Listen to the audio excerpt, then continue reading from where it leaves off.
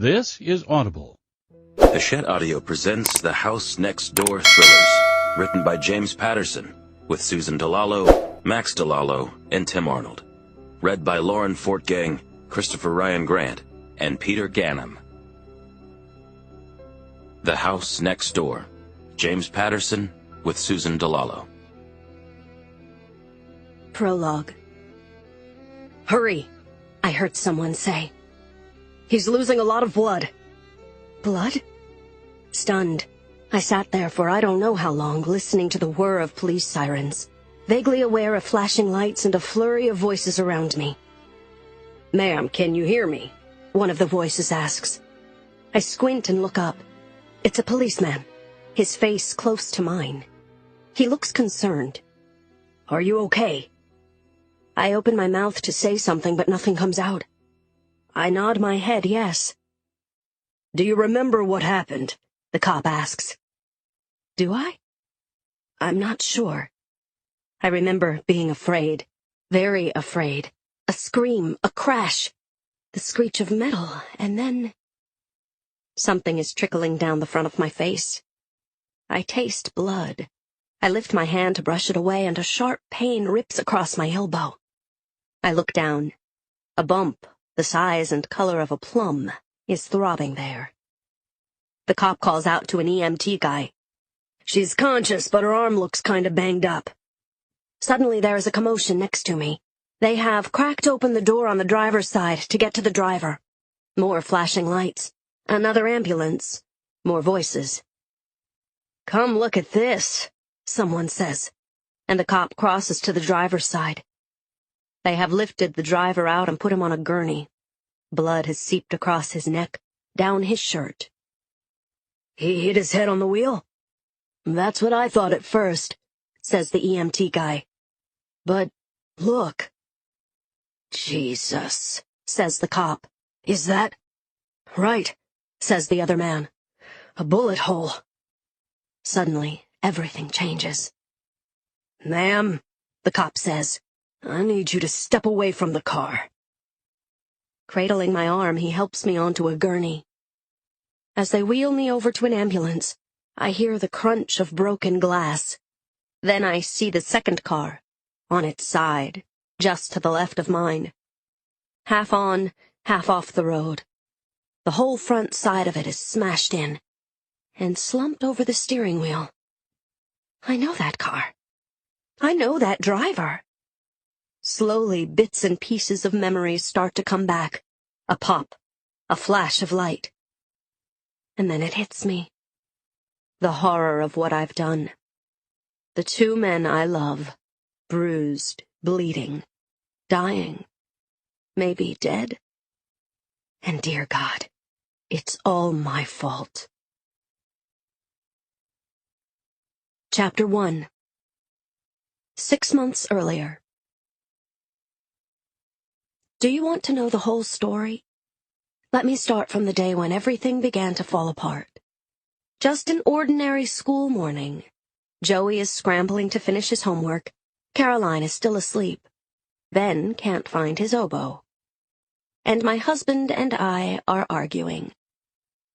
"This whole oboe thing is ridiculous," Ned says, gesturing with a piece of 7-grain toast.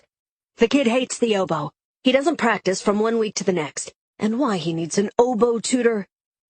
"So he can keep up with the other 4th graders," I call out from the bottom of the hall closet, on my knees, searching. "You're kidding, right?" Ned yells. But I know what he means. I've heard the school orchestra play. Even on a good day, it makes your teeth hurt. Ben stands there, Pop-Tart in hand, watching as I push aside various snow boots. "Would it kill you to help me look?" I say. "Me? Why do I have to help?" From the kitchen, Ned shouts, "Because it's your damn oboe. You're the one who lost it." "I left it right here on the hall table," Ben says. "Donna must have put it somewhere." Donna is the cleaning lady who shows up on Mondays, cleans her little heart out, and for the next 6 days is systematically blamed for everything that's lost or broken. Poor Donna has had more things pinned on her than our local supermarket bulletin board. I get up off my knees. Ned is standing next to me, still fuming. I know I have a choice. Let it go, as Maggie, our couple's therapist, has suggested, or push back gently. Look, he's finally learning to play the scales properly, I say, gently. And for that I pay $75 a week? $75, I add, still in my gentlest voice, is about half what you paid for the tie you're wearing, which incidentally seems to have a small butter stain on it. What? Oh, for God's sake! Ned checks his reflection in our hall mirror. I just got this tie. It's an Armani. Here, he says, carefully unknotting it from around his neck and draping it on the hall closet doorknob. Drop this at the dry cleaners, will you? He bolts up the stairs, 2 at a time, in search of another tie, then reappears and kisses me goodbye. His lips miss my cheek entirely. I wait to see if he notices that I have chopped 3 inches off my hair since yesterday, and I've gone from deep chestnut to honey brown. He doesn't. Be home late again, he says, checking his reflection one last time in the hall mirror. Asshole client meeting that doesn't start till 6. Then he grabs his car keys and leaves. We soon find the oboe, of course, in the one place I'm never allowed to look. Chapter 2. Welcome to Ben's bedroom. I'm a Navy SEAL, cautiously making my way through enemy territory. I step carefully to avoid minefields. No. Wait. I am actually your basic 44-year-old suburban mom, cautiously making my way through piles of clothing scattered on the floor. It all needs washing, but I am under strict orders never to pick up anything I find lying there. This as a result of accidentally laundering various dollar bills, student IDs, and cell phones left in pockets that I forgot to check. A foot from Ben's trundle bed, I spot the corner of something leathery and brown peeking out from under an Imagine Dragons t-shirt. Sure enough, it's the oboe case. I lift it up, shake off some cheese doodle dust, and carry it downstairs. Ben frowns and says, Dad said I didn't have to go. He said no such thing. Now go get your backpack. And where are your brother and sister? Joey? Caroline, it's 8:25.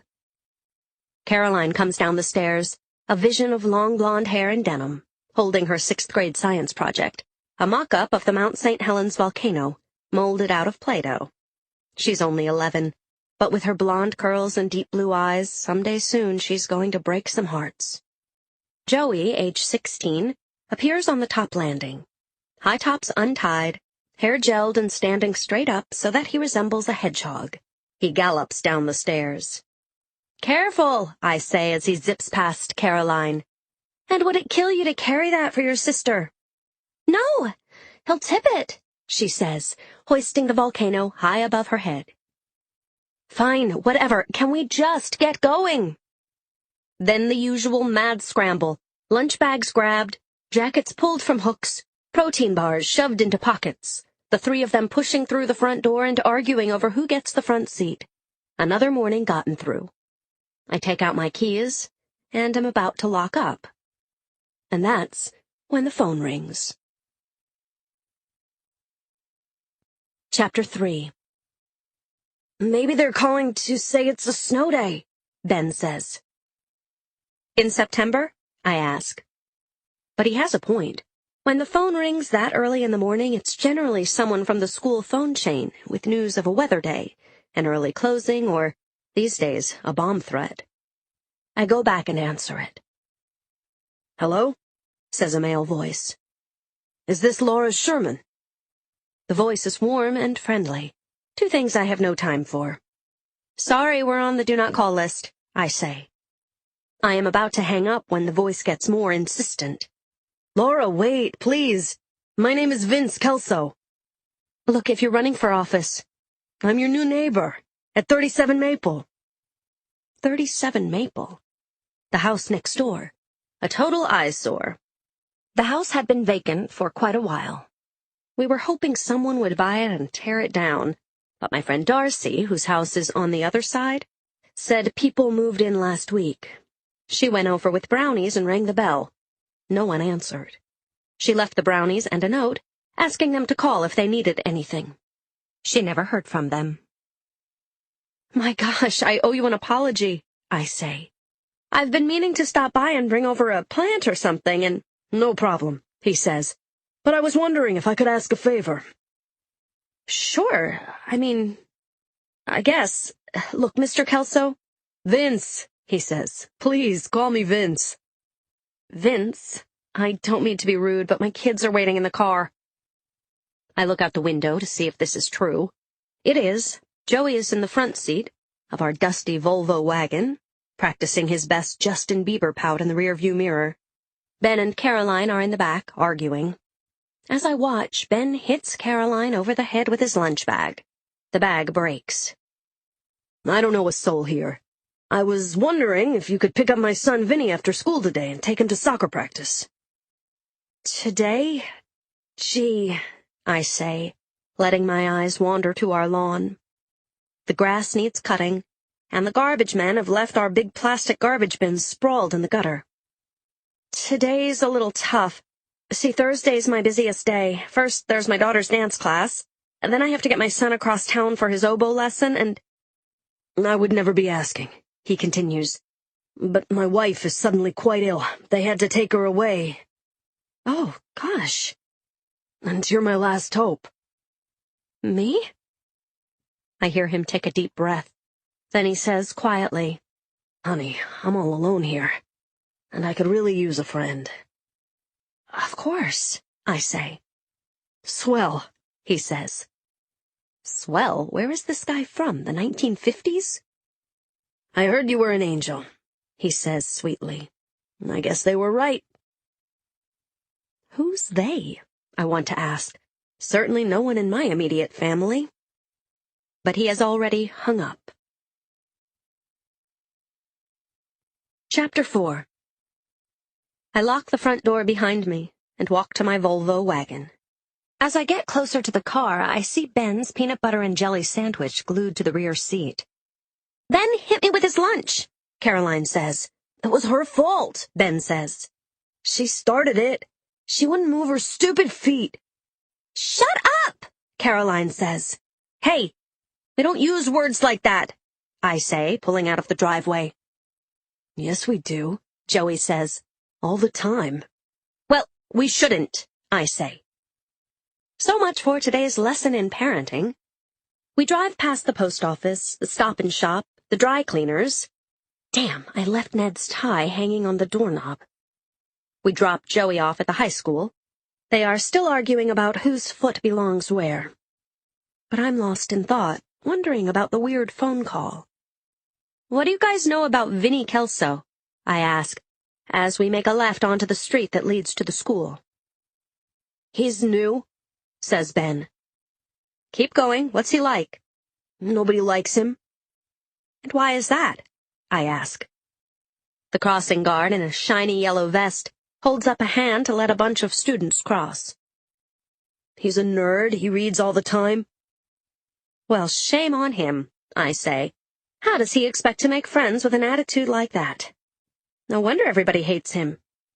But I bet you've been kind to him, right, Ben? Taken him under your wing, shown him the ropes?"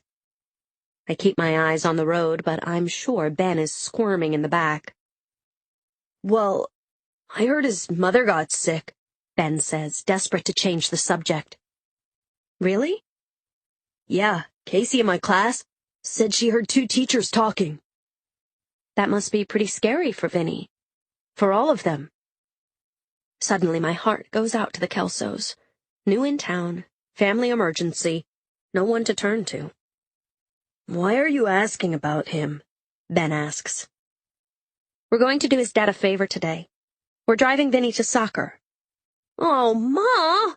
Please, no!" Ben says. A look of horror crosses his face. I get it. An unpopular, possibly uncool kid will be sitting next to him in our car. If anybody sees, Ben's a goner. We are almost at the school parking lot. I swing the car around and let them off in one mad rush of coats and science projects and lunch bags. The car gets very quiet all of a sudden. Then Ben, standing on the curb, taps on the window. "Don't expect me to pay for your lunch," I say. "That's what you get for hitting your sister with a sandwich." No, I was just thinking, why did they ask us? They didn't ask us, they asked me. Why didn't they ask Darcy? She lives next door to them, too. I don't know. Maybe they didn't like her brownies. He shrugs and runs up the steps just as the bell rings. The heavy metal door slams behind him. As I drive off, though, I realize the kid's got a point. Darcy left them a note with her phone number on it. So, why me? Chapter 5. When I go back home to pick up Ned's tie, the dust balls meet me at the door. I know they've missed me, because they follow me from room to room. To kill time, I vacuum the whole house. Then I write a few checks, then I empty the dishwasher. I can put it off no longer. I've got to deal with Harry. Harry, the H of H&M Cleaners, is standing behind the counter as I walk through the door. As always, he's frowning. He is a short, stubby man with deep lines in his face from intense scowling. Harry wears granny glasses that are always speckled with dirt.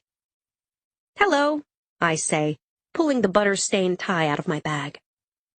"You'll have it Tuesday," he answers, curling the tie around his hand and dropping it on the counter.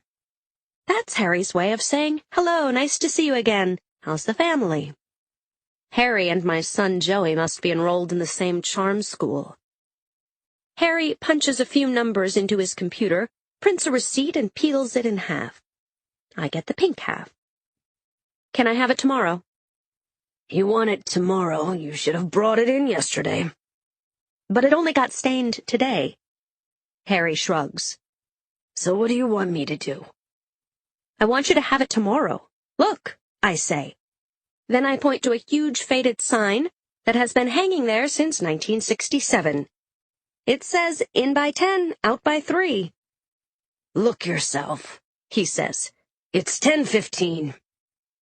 "But today's only Thursday. What if I brought it in tomorrow before 10? Would I have it tomorrow by 3? Harry shrugs. "I can't promise anything. Tomorrow is the weekend." I get back in the car and slam the door. I'm annoyed at Harry, but just as annoyed at Ned, who insists I go to H&M Cleaners. I don't understand a lot of things Ned insists on. Mouthwashes that burn, sitting in the first row of a movie theater. Then again, when we were dating and I accidentally got pregnant with Joey, another guy might have walked. But Ned insisted on marrying me. You've got to love a guy like that. And I do. Most of the time. Once Joey was born, Ned insisted we move to the suburbs. Overnight, I kissed my half-assed acting career goodbye. Okay, so my life isn't quite Shangri-La, but I can't complain. Although I do, all the time, in couples therapy. I have a lot of laughs with the kids. Ned is a pretty good father. Life could be a lot worse. And when I read all these stories about husbands who cheat and lie, and put their family in harm's way, I know Ned would never do anything like that. Chapter 6. "Welcome to Best Buy, sir," the young salesman with the red t-shirt says, smiling as he greets the customer at the door. "Can I help you find something?" "No, thanks," Vince Kelso tells him, waving him off with his hand. He heads deeper into the store, toward the cell phone aisle. Soon another salesman approaches, this one bald with a bad case of acne. "Just looking," Vince tells him. Vince wanders around until he sees exactly what he's looking for. A young salesgirl. She has long red hair and is standing by a cash register. "I wonder if you could help me," he asks her. "Sure, sir," she says. As he expected, she is sweet and perky, perhaps a trainee, determined to make a good impression. "So many cell phones. What's an old guy like me to do?" he says. He shrugs helplessly and looks at the plastic name tag on the young girl's shirt. "Amber?" he adds. Amber looks him over. He doesn't seem that old. Way younger than her father. She thinks he was probably cute as a teenager. She gestures to the aisle behind them and begins the sales pitch they taught her in orientation. Okay, so a lot depends on how you're going to use it. So, like, if you surf the internet or do a lot of texting. Now, honey, he says, looking right into her eyes, leaning in so he's a lot closer to her. Do I look like a guy who texts a lot? She blushes a little. It's sweet. No, sir, all I meant was... Actually, I'm looking for one of those prepaid ones. Her face lights up. Oh, like a disposable? Sure, those are at the end over there. They're pretty popular. The contract fees are much less, and you can... But he's already shaking his head. I'm a pretty simple guy, Amber. Don't even need a contract. I just want something I can use and then toss. Oh, Amber says. So, like a burner. Here's the one most people go with. She reaches for a black phone in a blister pack, hanging on a hook. I'll tell you how good a saleswoman you are, he says. I'm gonna take 6 of them. He pulls 5 more off the rack. Awesome, she says, all smiles. It's her biggest sale of the day. Maybe even her biggest sale ever. Vince turns one over to see the price. He reaches into his pocket and pulls out a wallet. He peels off 4 $50 bills. I knew I could count on you, Amber, he says. Why, I bet if I come back here in 10 years, you're gonna be running the place, am I right? Oh, I don't know about that, she says. She looks away shyly. One last thing, he says as he pockets the change. I don't know this brand. Where do I find the phone number? It's right inside, Amber says, cracking open one of the blister cases with the cash register key. Let me show you. She pulls out an instruction manual. Oh, look, you got a good one. 914-809-1414. 914-809-1414. I like that, Vince says. Easy to remember. Well, you take care now, he adds. And remember what I said, don't let me down. No, sir, she replies, smiling. Have a nice day. He winks, puts the phone and the instruction manual in his briefcase, and leaves without taking the receipt. Chapter 7. The time, 2:30 p.m. Outside Copan Woods School. And it's starting. A snake pit of road rage as the SUVs line up, each driven by an impatient mom or dad, jockeying for position. I like to think of myself as an A-team player at this. The minutes pass. Suddenly it's 3 o'clock. A bell rings. Doors open. Out spills a gaggle of students, grades 1 through 8. They scatter in all directions in search of a familiar car. Horns honk, drivers shout names. Caroline spots me quickly and waves, then appears behind her. I pull closer to the curb and they both jump in. Where's Vinny? I ask. My eyes search the crowd. Down at the end is a face I've never seen before. A boy leaning against the building. The kid wears a reddish-brown shirt the same color as the bricks. That's him, Ben says, pointing. Then he scoots down in his seat so none of the other middle school kids can see him. I pull closer to Vincent Kelso, Jr. and roll down the window. You must be Vinny, I say. I'm Mrs. Sherman. Hop in. Vinny walks slowly. Behind me the honking grows louder. A little faster, I say sweetly. He has some trouble opening the door. A nice kid, I think, but not too swift. Perhaps you two can help, I say. Ben, still crouched down, out of sight, groans. He opens the door handle with his foot. Vinny slides in and fastens his seatbelt. I begin to pull out of the circle of doom. Once we're safely away from the school, Ben sits up straight. So, how do you like Copan Woods? I ask Vinny. It's okay, I guess, he says. I turn around and look at him. He's a little guy, a few inches smaller than Ben. He has thick brown hair and a nose the size of a small turnip. Cute kid. What's your favorite subject? I ask. They're all okay. He shrugs and looks out the window. I bet you really like soccer. I kind of did in my old school. And where was that? I ask. Suddenly, he looks frightened. I don't know, pretty far from here. Oh, I say. We pull up in front of the high school to pick up Joey. He's standing at the curb, checking something on his cell phone. He looks up and gives me his usual warm greeting. Did you bring my racket? It's in the back, I say. Where are my ballet shoes? Asks Caroline. On the floor in front with me. Next to the backup sneakers, water, snacks, and oboe. Am I missing anything?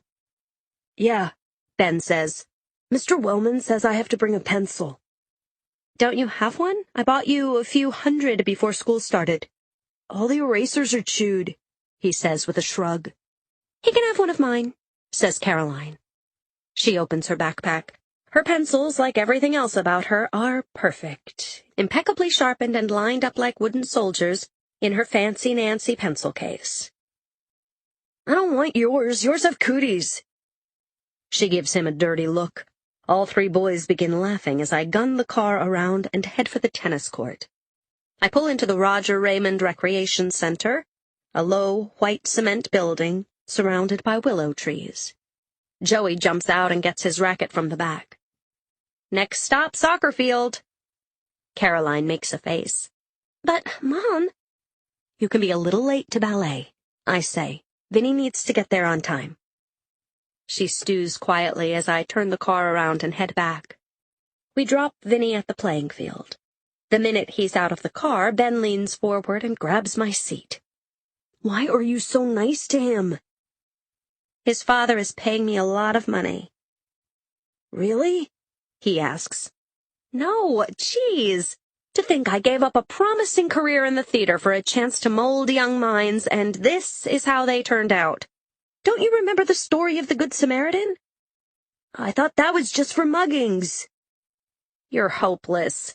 It's for anybody who's in trouble, who needs a helping hand, and that little boy... He's in trouble? Caroline asks. Well, I'm not sure, but something's not right. Who cares? Ben says. He crosses his arms and sulks silently as I make my way through the afternoon to ballet and oboe.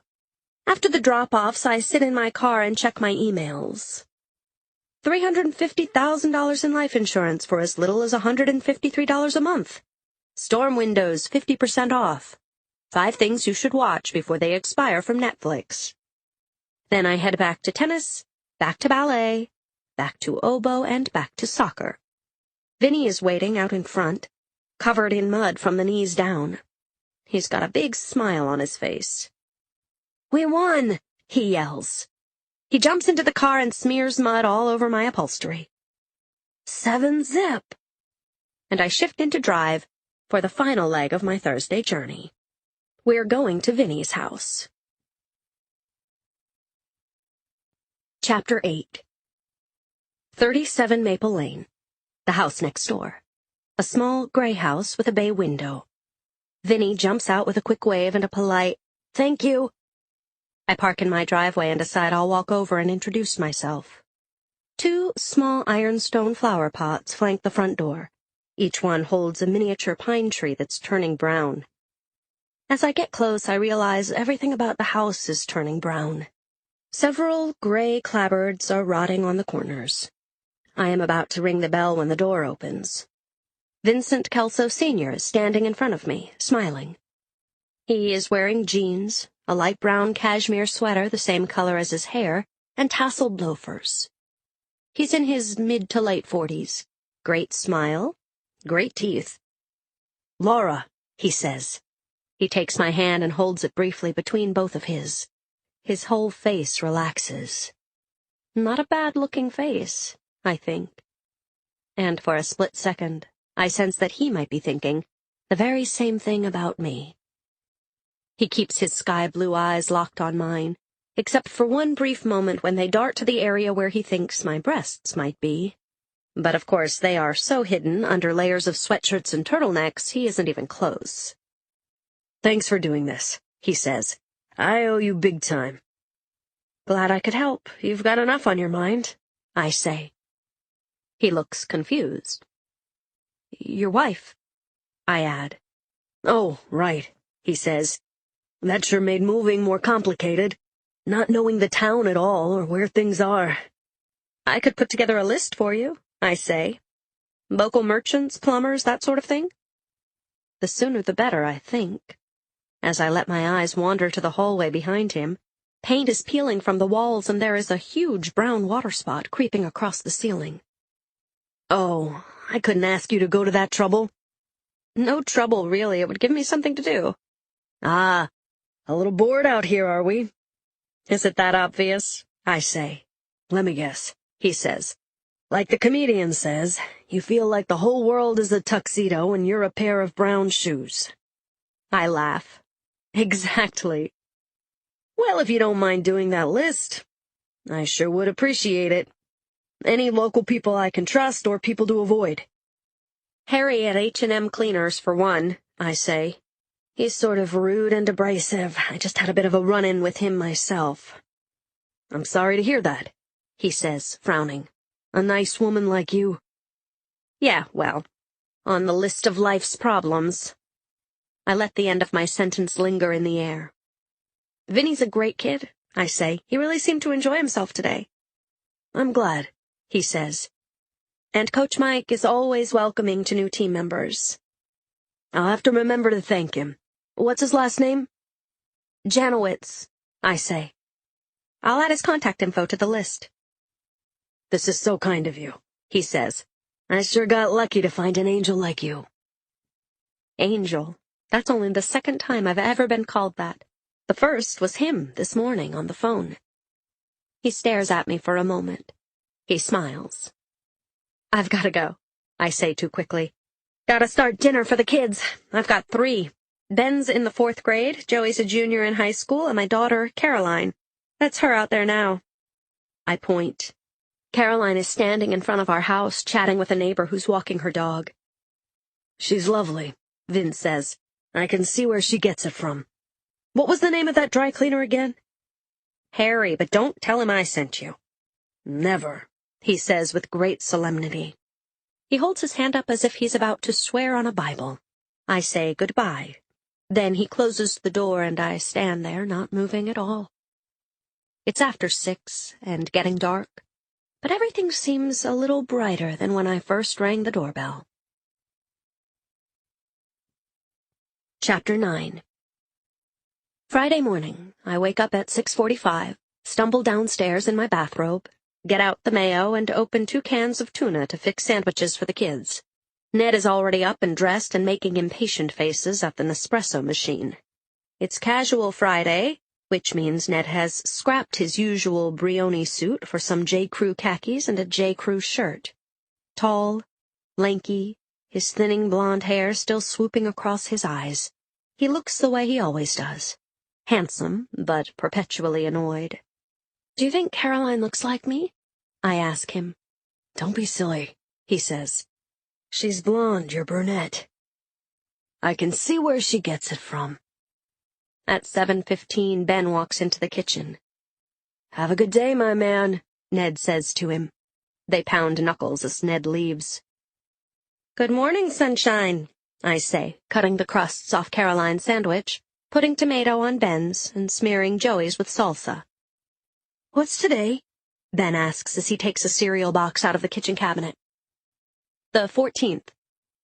Oh, no. He looks panicky. I thought you loved Fridays. Today's the day we're doing our famous artist's presentation. I need to bring my Van Gogh costume to school.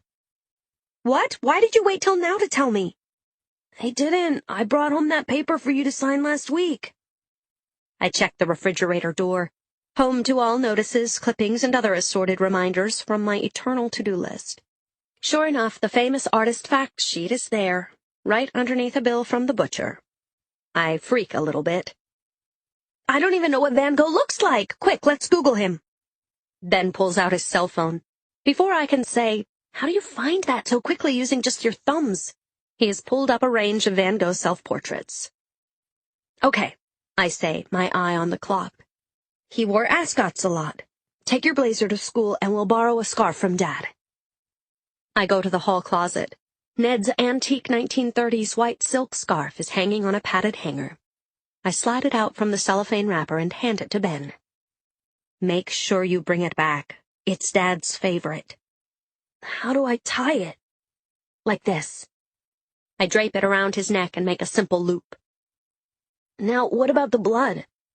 What blood? He rolls his eyes.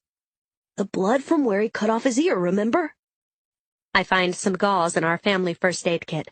Then I dribble some red food coloring on it and wrap it around Ben's forehead. How do I look? He asks. Like you've been in a train wreck, I say.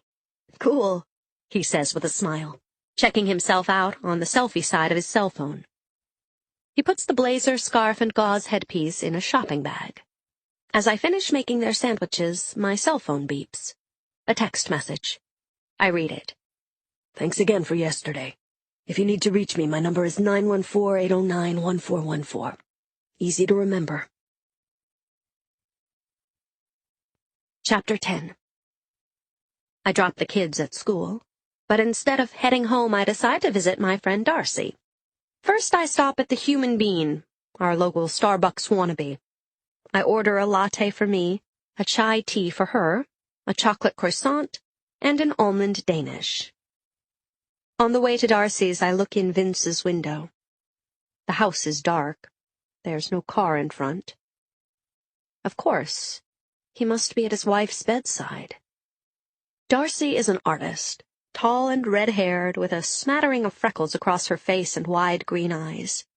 Darcy is quite beautiful, but she dresses like come-as-you-are day at Goodwill. So I'm not surprised when she opens the door, and I see her midsection is covered with hundreds of tiny blue dots. Let me guess, I say. You're making wine from grapes, and you've been stomping them with your breasts. Not even close, she says.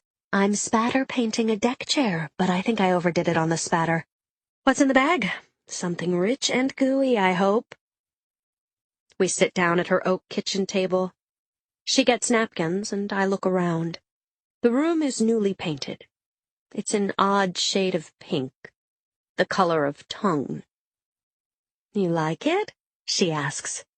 I lie and say I do. You certainly have a knack for this sort of thing, I say. Maybe you can help our new neighbors get their place in shape. The Kelsos? She asks. I would, but I still haven't met them, have you? Just him, I say.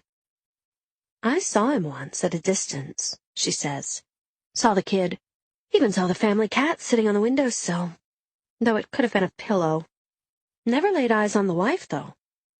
I tell her about Vince's phone call, and about meeting him yesterday. She looks concerned. The whole thing's a little creepy, she says. Creepy? How? The place is a dump, she says. What kind of family would move in there, especially with a kid? I've seen the inside. It's like lead paint central. Maybe they're short on cash, I say. She frowns. So, what's the father like? She asks. Nice guy. Not bad to look at. How not bad? All American, blue eyes. Interesting looking. Interesting like who? She asks. Channing Tatum?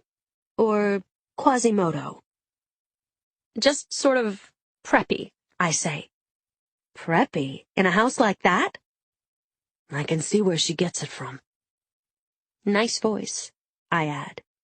I bet, she says. What does that mean? It means you're blushing. What? I am not, I say. Now don't go getting all huffy. This is me you're talking to. Tell the truth, she says, leaning forward, whispering as if we weren't alone. Do you have feelings for this guy? Darcy, I just met him yesterday. I've only seen him once. But obviously he's seen you, she says, licking chocolate off her fingertips. What do you mean? I mean, it's just very odd that he asked you to pick up the kid. Why you? And where has his wife been hiding? I tell her what Ben heard his teachers discussing. A sudden illness. A middle-of-the-night ambulance. When was this? She wants to know. Monday? Tuesday? My bedroom faces the front. I would have heard something. I don't know. All he said was they took her away. To United? United is our local hospital. It's where you go to have a sprained wrist bandaged, or a speck taken out of your eye. But for anything more serious, you go somewhere else. United's one claim to fame is that it's won the Hospital Gift Shop Award 3 years running. I don't know. He didn't say where she was. So for all you know, she says, tossing the human being bag into a recycling bin, she could be lying in a ditch somewhere. Oh, come on. No, listen. You don't think it's strange a new family in town keeps to themselves, meets no one, didn't even move in with any furniture, for God's sake? Is that true? No moving van. No U-Haul. Well, now that you mention it. One day the house is empty, then boom, it's got tenants. No one meets the wife, then suddenly she's being spirited away in the middle of the night. I'm getting a weird vibe from the whole thing. Hey, can you hand me the Splenda? What a wonderful imagination you have, I say. No, really, think about it, she says, as she taps a few packets against her cup and tears them open. And then, when they need a favor, do they ask the person who gave them her number and asked them to call? No, she continues, pouring the Splenda into her tea. This Vince guy goes out of his way to pick someone who didn't even know he was there. Hell, I am so sorry I ever mentioned this to her. So, what do you think? She asks. I think you've been watching too many X-Files, I say. Darcy smiles her beautiful Irish smile. Maybe so, she says, waving half an almond Danish for emphasis. But I don't think you've been watching enough of them. Chapter 11. It's 6 p.m. Ben walks in the door as I'm making the salad dressing. He has a big smile on his face. Hi, honey. How'd the presentation go? I ask. Great. Everybody loved the bandage. They thought the blood looked cool. Good for you, I say. Any mention of Mr. Van Gogh's other achievements? His still lifes? His water lilies? Oh, you mean his paintings? Yeah, I talked about them too, but everybody liked the ear story best. Except, Mom, you're gonna kill me. Why? He rummages through his backpack and pulls out Ned's scarf.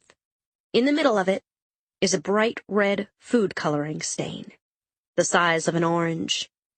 Oh no, your father's going to kill both of us. I purposely gave you a plastic bag to put that in. I forgot, he says. Well, let's not tell Dad, okay?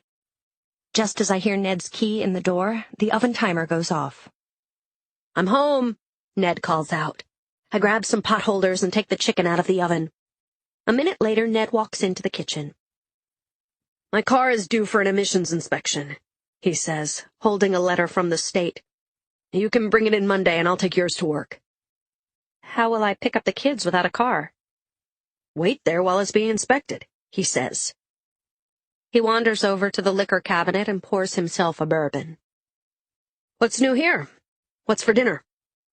Chicken, baked potatoes, string beans, and Caroline lost that ring we gave her for her birthday.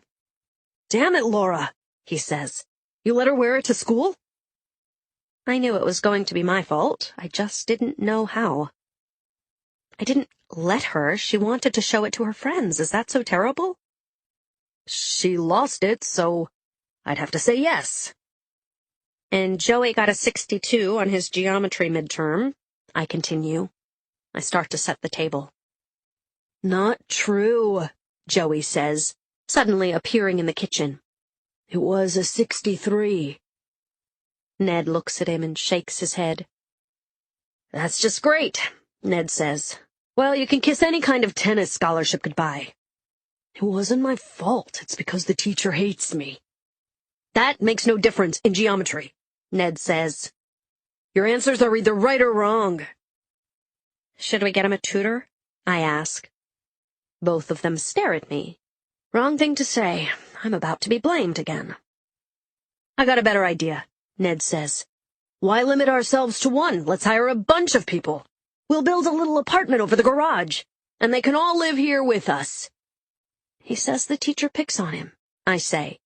And my boss picks on me. That's life. Get used to it, Ned says to him.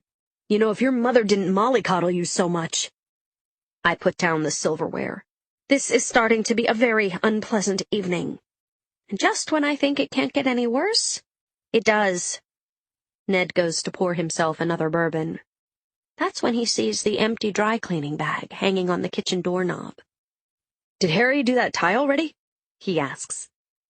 Ben and I look at each other. I don't want to lie, but I know what will happen when I tell the truth. Not exactly, I say. We had a little accident. That's when it all hits the fan. You used my antique silk scarf? Memo to self. Remember what your therapist said. You have control as long as you stay calm. Well, it was last minute, and— Damn it, Laura, he says, slamming the bourbon bottle on the counter. I ask so little of you, of all of you. Stay cool, I tell myself. He's been under a lot of pressure at work this week, this month, this year. I bust my ass all day, he continues yelling. And when I come home, it's always chaos. Well, I didn't think— No, you didn't, he says. What else do you have to do all day besides be on top of all this crap? What else? That's when I lose it. You mean besides making lunches and dinners and dealing with teachers and waiting all day for the cable guy like I did last week, who, by the way, never showed up? Huh, you want to know what kind of week I had? He says. No, I don't, I say, because whatever it wasn't as annoying as wasting hours on hold with tech support or picking out a birthday card for your mother, a woman you can't stand. And that took you what, all of 5 minutes? Okay, now I'm really getting angry. Who do you think makes out the checks around here and calls the insurance company and does all the garbage that you're too busy or important to do? I punctuate each of these by slamming a plate or a glass down on the table. The table shakes every time. Sure, I'll wait for your car on Monday. You pick up the kids. See how it feels to spend half your life in a crappy Volvo wagon that, by the way, is due for its 80,000-mile checkup. At some point, Ben and Caroline have heard us arguing and wandered into the kitchen to see what's going on. See what you've done? He asks, gesturing to the kids, who cower in a corner. Are you finished? I'm never finished, I say. It's called keeping life together. I am yelling at this point. Their life, and your life, and mine, if you can call what I have here a life. I pause, and then I do something I've never done before. I scrape the chicken off the serving platter and dump it into the garbage. All 5 of us stand there, stunned, me included. The kids go upstairs quietly. Ned wanders around with a hangdog look. Later, as I walk past him in the den, I see he's sprawled out on the sofa, watching a bunch of talking heads on TV and eating a bowl of Rice Krispies. I head upstairs and read for a while. As I get ready for bed, I hear, ping. I check my cell phone. It's a text from Vince. Linoleum buckling, ants taking over the kitchen, he writes. He adds a frowning emoticon. Crappy night here. You? Same, I write. Need to run a few errands on Monday, he texts back. I could use some company. Interested? I smile. At least one person thinks I'm worth spending time with. I do a couple of quick calculations in my head. I can drop the kids off, then bring Ned's car in and leave it there. Vince can pick me up at the emissions center. 2 birds, 1 stone. Sure, I write back. I smile. Things have a way of working out. Chapter 12. By Saturday morning, I have cooled down. The kids are busy with friends, sports, TV, computer games, and their iPhones. Even Ned seems a bit contrite when I tell him I am going to take his scarf in. He offers to drive me to Harry's. I say no. I'm still angry from last night. I park across from Harry's. As usual, Harry is alone behind the cash register. When he sees me, he does something he's never done before. He comes out from behind the counter and opens the door for me. Hi, Harry. Listen, I was wondering if you could... Mrs. Sherman, I have your tie ready, crisp and clean, like brand new. He reaches under the counter and pulls out Ned's tie, spot-free in a cellophane wrapper. You need it in a hurry, I do it in a hurry. Harry does his job, he says. You tell your friends. That's great, but I'm not here about the tie. I pull the stained scarf out of Ben's shopping bag and hold it up for him. He screams.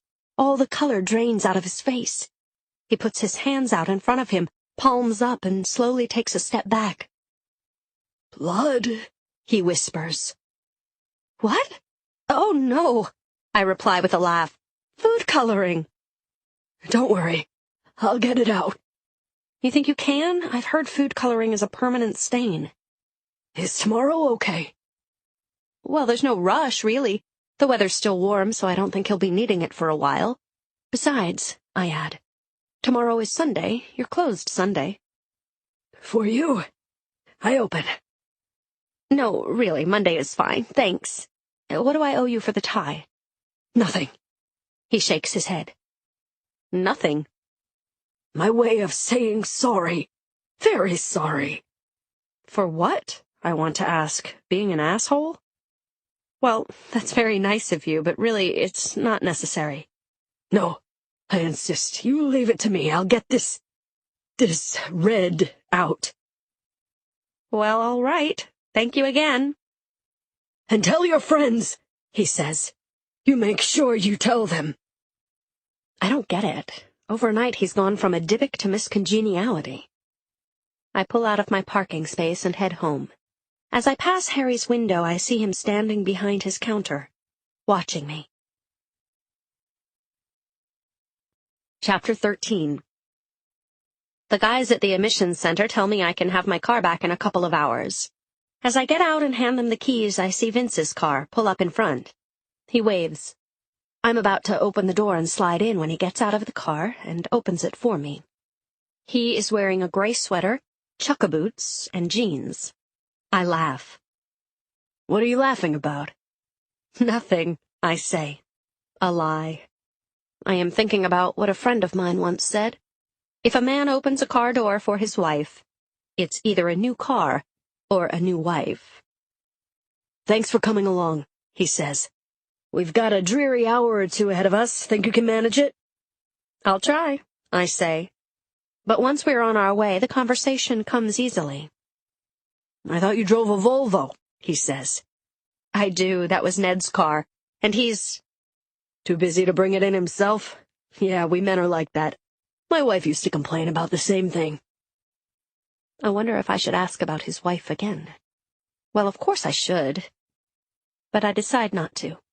Not yet. So what sort of errands are we running? I ask. I need to see a few clients.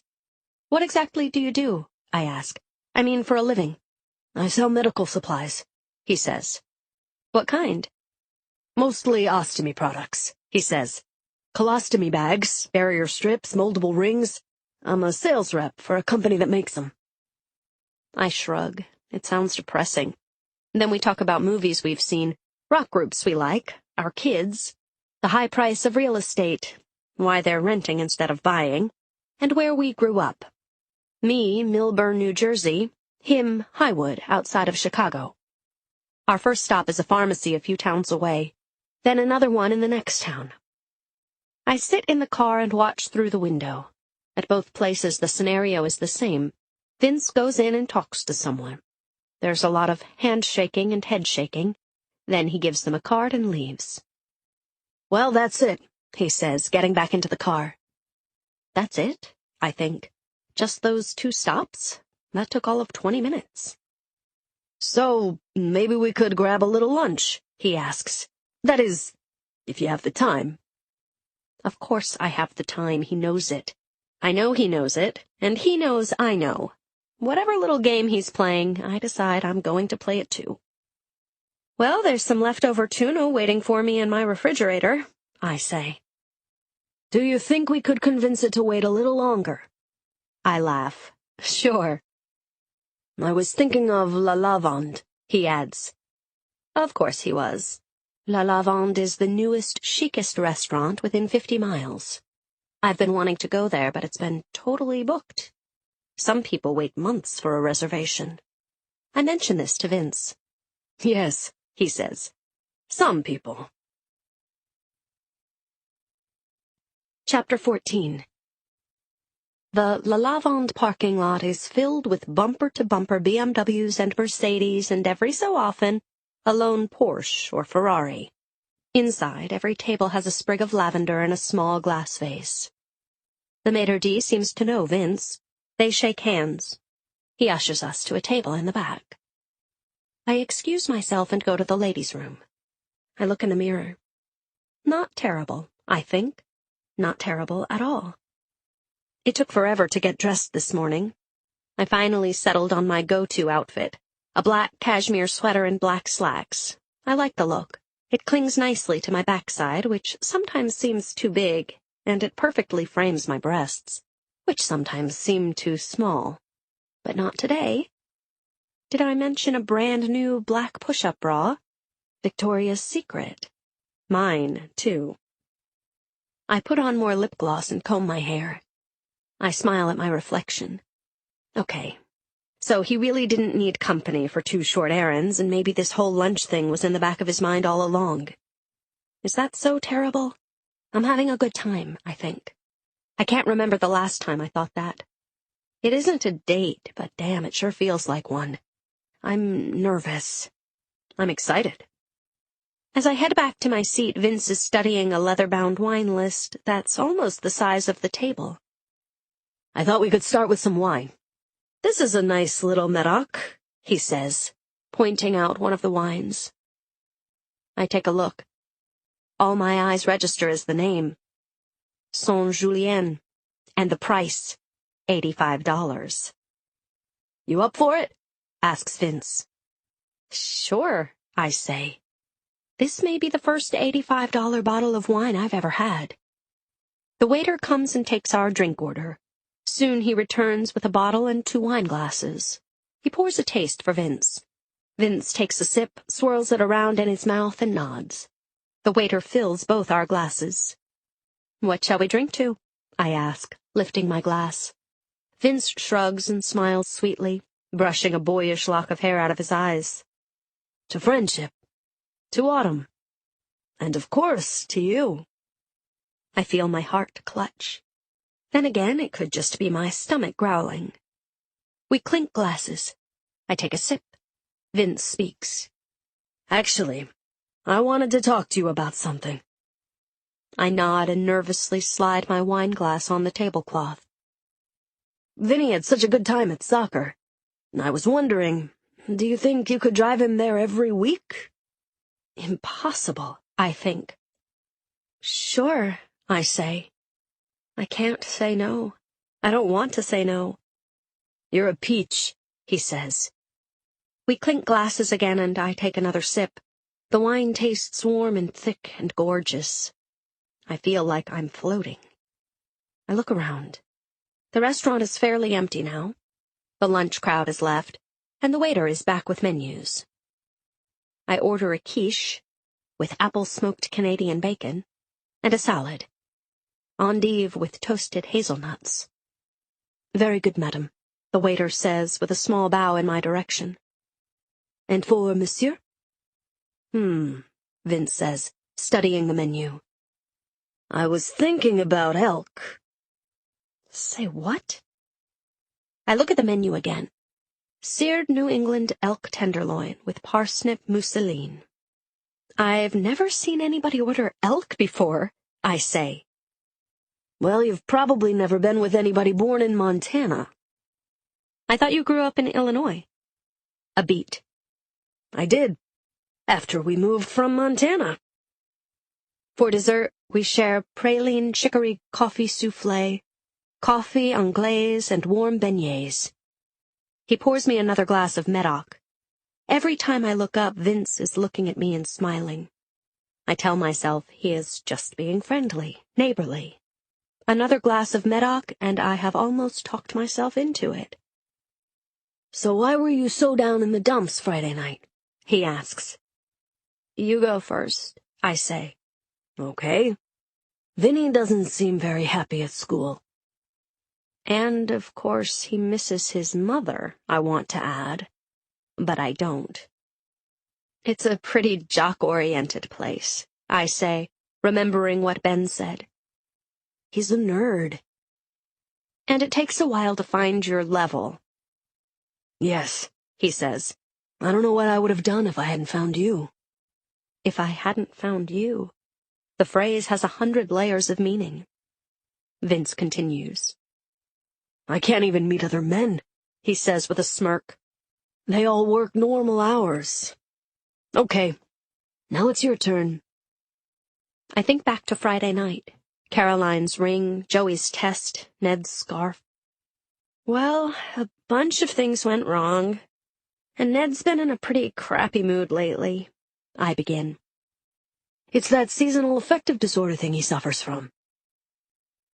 How does he know that? "A lot of men do," he adds quickly. "They miss the whole summer macho thing. You know, golfing, barbecues." "That's what we should do," I say. "Ned loves to barbecue, and you can meet a couple of the neighbors. What do you think?" "Well, if it's not a problem." "Not at all," I say, wondering if that's really true. The waiter comes by, bows, and drops off the check. Vince reaches in his pocket. He pulls out a stack of cash neatly folded with a sterling silver money clip around it. He peels off $200 bills. I must look surprised. "I don't use credit cards," he says and shrugs. "Cards are for people who don't have cash." The waiter takes the money. Vince says, "No change, please." And then what I really hoped might happen, but that I also hoped would not happen, happens. He moves his hand to my hand. He touches my fingertips with his fingertips. Then he turns one of my hands right side up and studies the lines on it. Slowly he traces them with his index finger. "This is your lifeline," he says, running his finger along a line on the fleshy part of my hand. "See how it curves around your thumb? Means you're a rock. People can count on you." "I can believe that," he says. He moves his finger up a bit. It tickles. I try not to giggle. "Now this one here," he says. "That's the headline. Yours splits in half. That says you're sensitive to others, willing to listen to both sides. Is that the case?" "I guess," I say. "Now this one, the heart line." I hold my breath as he traces it slowly, back and forth. "Yours starts high, ends low." "And that means?" He catches my eye and smiles. "A lot of feelings and emotions under the surface, waiting to break free." I try to think of something, anything, clever to say. I can't. "You are a lovely woman," he says. He lets go of my hands. "But now, I guess it's time to let you get back to your life." Chapter 15. Maggie's office is in a gray cement building. I take the elevator up to the 4th floor and enter. The brass nameplate on the door says it all. Maggie Trelevin, MSW, Adolescent and Family Therapy. I'm a few minutes early, and it looks as if Ned is going to be late. I sit there and look around at the artwork on Maggie's walls. It's all modern, vague, brightly colored, swoops and swirls that cry out for interpretation. Kind of like therapy itself, I think. Maggie opens her office door and sees that it's just me. "Why don't we give Ned a few more minutes?" she says. I am still angry at him for our big blowout last week, but she's probably right. We are here to make peace. I nod. 6 minutes later, Ned enters, looking frazzled. "A lot of traffic," he says. I nod again, and we enter Maggie's inner office. Maggie is in her late 30s, slim, pretty, with dark hair pulled back into a professional-looking bun. As usual, she is dressed simply but elegantly. A white silk blouse tucked into a navy-pleated skirt. Ned and I take our usual seats, on opposite ends of her aqua sofa. "So, how are things?" she asks, as if she's a neighbor who just happened to bump into us at the supermarket. I say nothing. Ned shrugs and says, "Fine." Typical. "We had a terrible fight last week." I start. "Tell me about it," she says. And I do. And then I tell her what happened just last night, when I suggested we invite a few friends over for a barbecue. "He practically bit my head off. He loves barbecuing," I say. "I thought he'd enjoy a chance to do it one more time while we still have the weather for grilling." But even as I say it, I'm wondering if it's true. Was I really doing it for Ned's benefit? Or was I just trying to be nice to Vince, the one person who's been nice to me? I keep this thought to myself. "It struck me as a dumb idea," he says.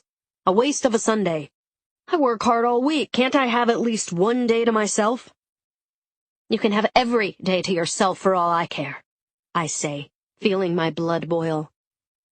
"Do you really mean that?" Maggie asks. "Yes. No. Sometimes," I say. It goes on like that for quite a while. Neither one of us thinks we get enough respect, enough understanding, enough attention. Maggie just listens. "The fight, the barbecue idea?" Maggie finally says, her eyes darting between the two of us. "I wonder if those are just symptoms of something else." Ned and I look at each other. Neither of us says anything. "What's bothering you the most, Laura?" I take a deep breath. Where to begin? "Well, I don't know why he—" "No," Maggie interrupts. "Don't tell me, tell him." I swivel on the couch to face him. "Okay, I don't know why you even bother coming home anymore, Ned. You're always in a bad mood."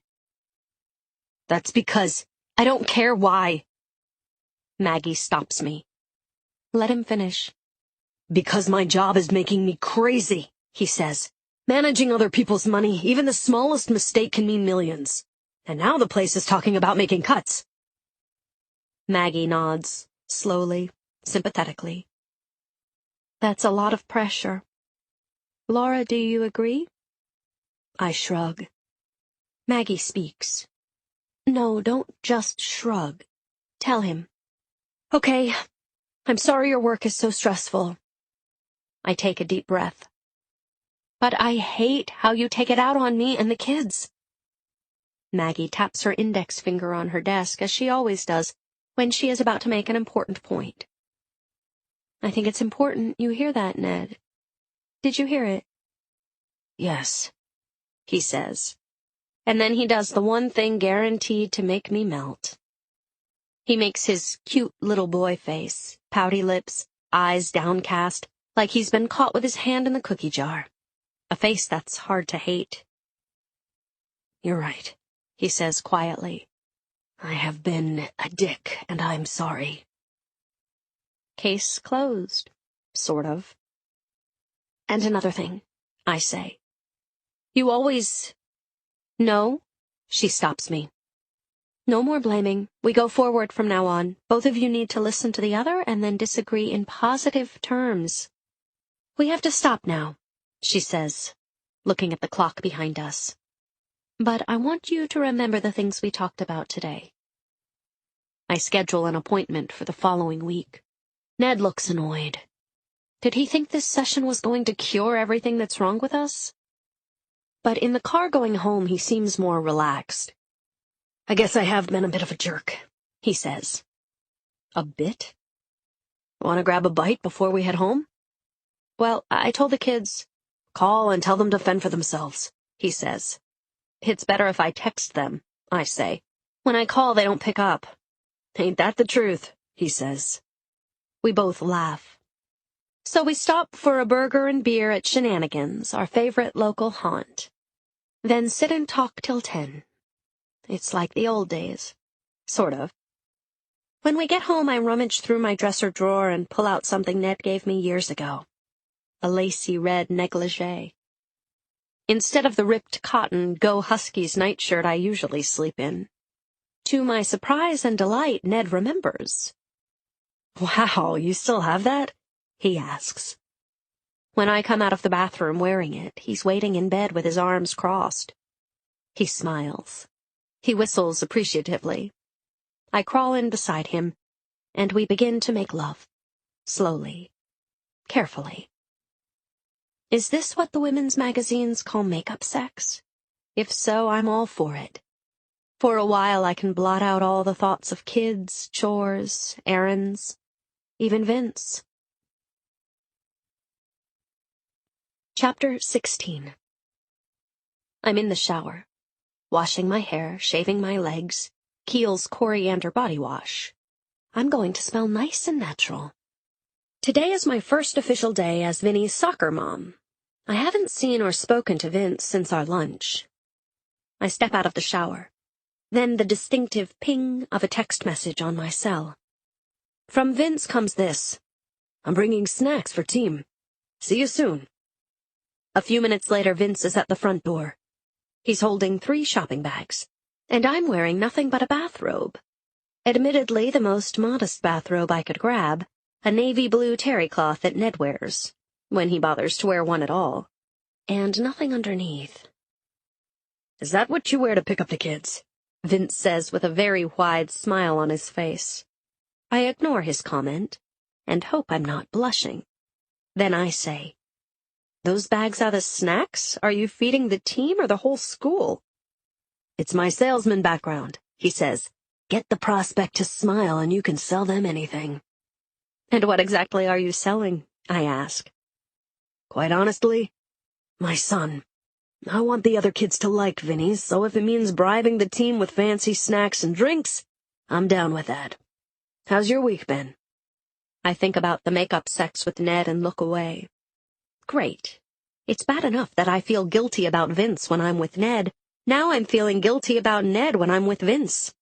The bathrobe doesn't help. My week was not terrible, I say. Vince says, "I'm going to put these bags in the trunk of your car." "And I'm going to go get dressed," I say. "Don't have to do that for me," Vince says, the same smile lighting his face. "I'll be down in a minute." When I return, I'm wearing fairly baggy jeans and a fairly baggy t-shirt. "I liked your other look better," Vince says. "Gotta go," I say, ignoring his comment. I don't want to make Vinny late. Vince holds out his hand to me as if to shake. But when his hand touches mine, his hold is gentle and there is no shaking. "Listen," he begins. And then it feels like he's changed his mind about whatever he planned on saying. He lets go of my hand and says, "We're really looking forward to the barbecue on Sunday. Anything I can bring?" "Nope, just yourself and Vinny." I pause. "We'll see you Sunday." Then Vince says, "I've missed you." I don't remember driving over the speed limit, but I make it to the school in record time. All 4 kids are waiting for me. "My dad bought me the shoes and everything else I need," Vinny says, jumping in and tossing a lumpy gym bag onto the seat. "Great," I say. "And your dad dropped off snacks for the team." "I know," Vinny says. Then he adds good-naturedly, "He's trying to get the other kids to like me." I drive my kids to oboe, ballet, and tennis. Then I swing around to the rec center. Coach Mike sees me pull in, waves, and comes running over. Mike is a sweetheart, craggy-faced, built like a fire plug. And he's a great coach. He's been doing it for 25 years. Tough and demanding, but patient. "Your dad called and says he's packed us up a feast," Mike says to Vinny. Vinny beams as Mike takes the 3 bags from the trunk and carries them over to the sidelines. It's a beautiful autumn day, and I've got some time to kill. So I park the car and head to the bleachers. Vinny sits on a bench, puts on his shoes, cleats, knee socks, and shin guards. He is high-fiving 2 other teammates. I can't wait to tell Vince that his son is fitting in perfectly. I whip out my cell phone and check my email. Every so often I glance up to see how Vinny is doing. He's trying hard to do the warm-up exercises, but he's always a beat or two behind. My heart goes out to him.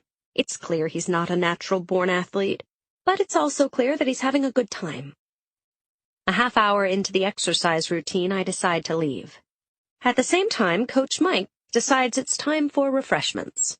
He blows a whistle, and the team runs over and starts rummaging around 2 bags.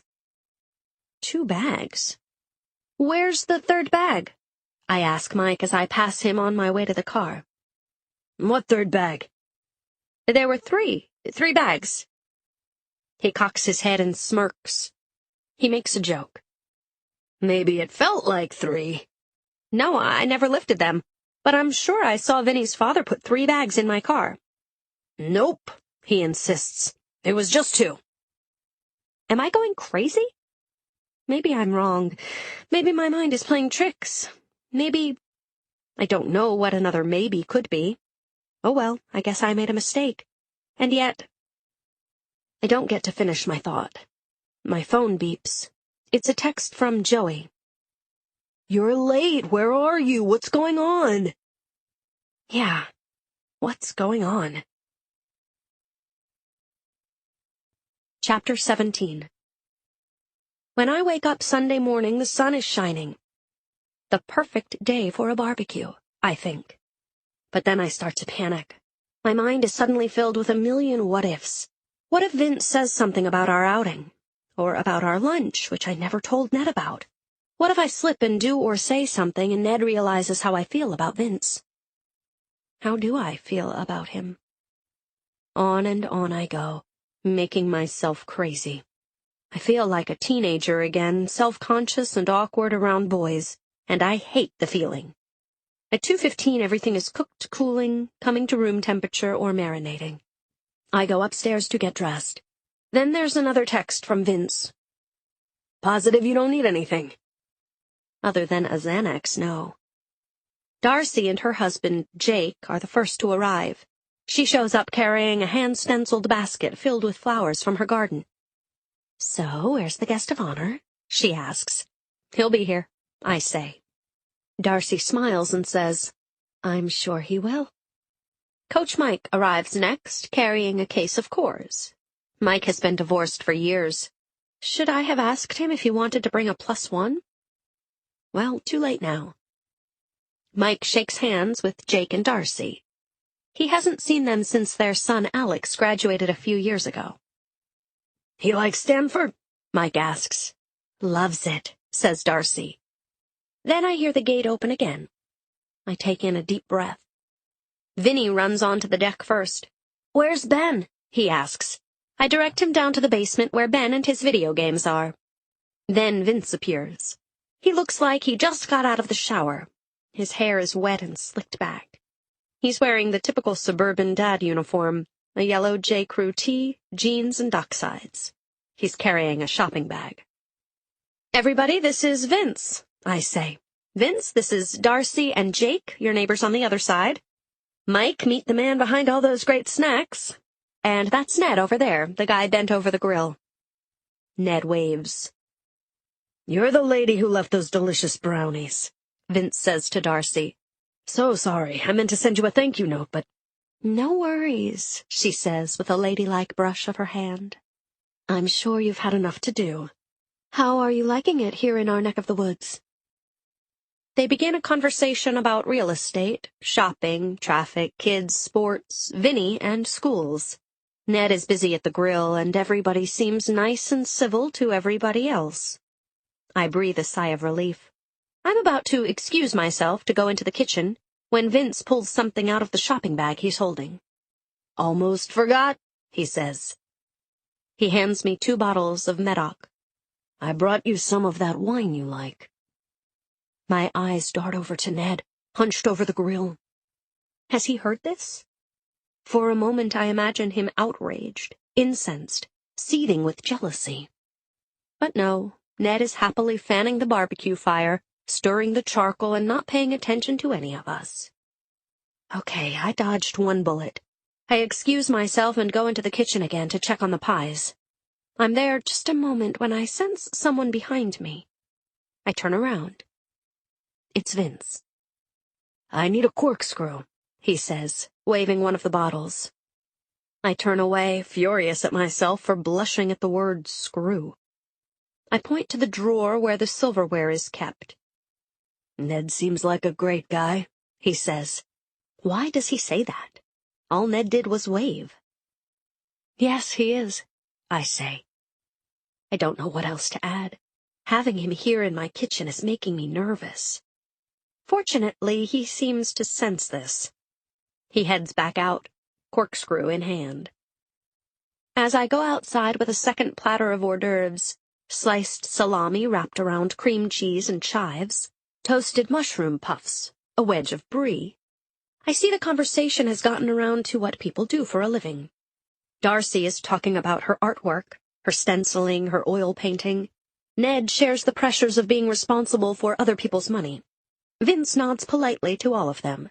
Then Jake mentions that he's a cardiologist. Suddenly, Vince leans forward in his chair, intrigued. "I've never been to a cardiologist," he says, "and I suppose I should. My dad died of a heart attack when he was barely 60. "How long ago was that?" Jake asks.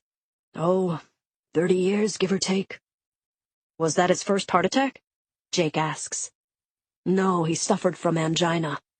What I remembered most is how he carried those little nitroglycerin tablets around with him and put one under his tongue any time he felt a tingle." "They don't use them much anymore," Jake says. "Do you think I should be, checked? Tested?" "That's always wise with your family history.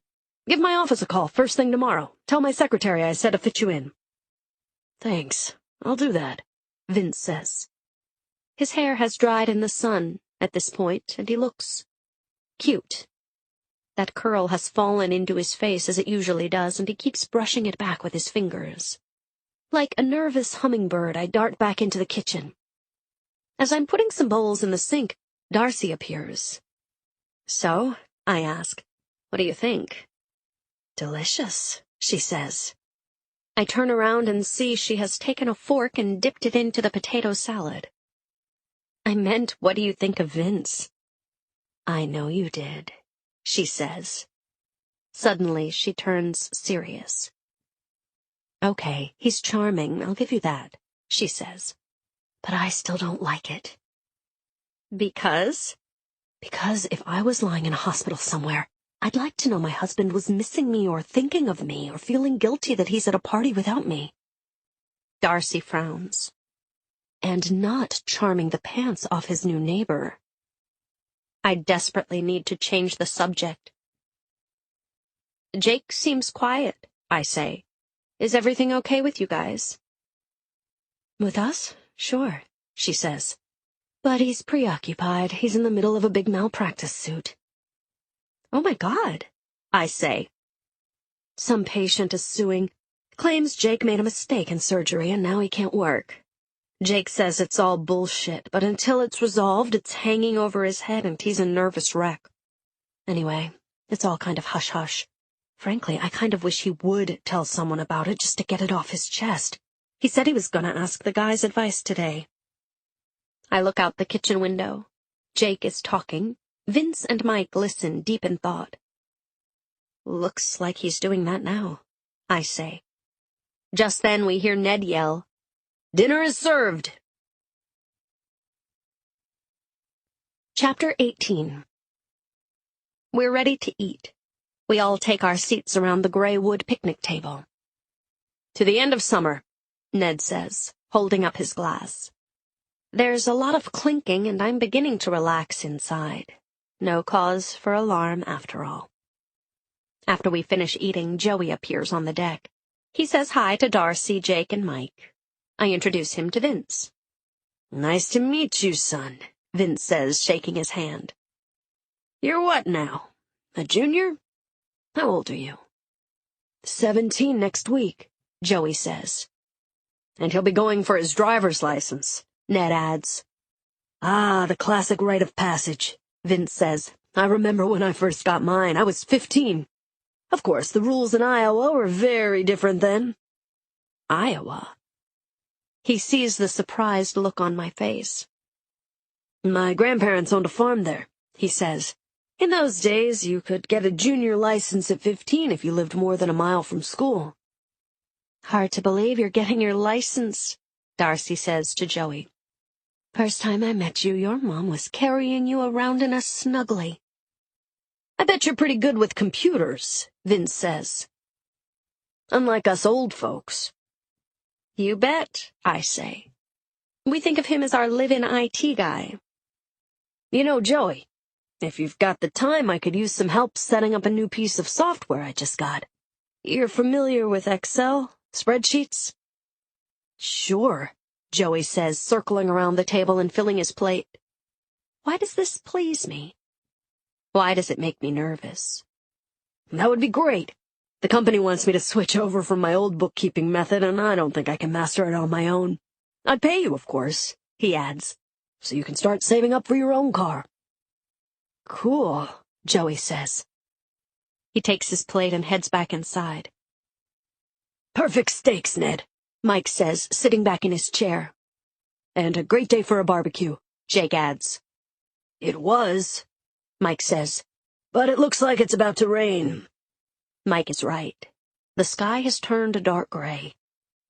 Maybe we should head inside for dessert, I say. Just then, there's a crack of thunder and a few drops of rain. Then, suddenly, it's pouring.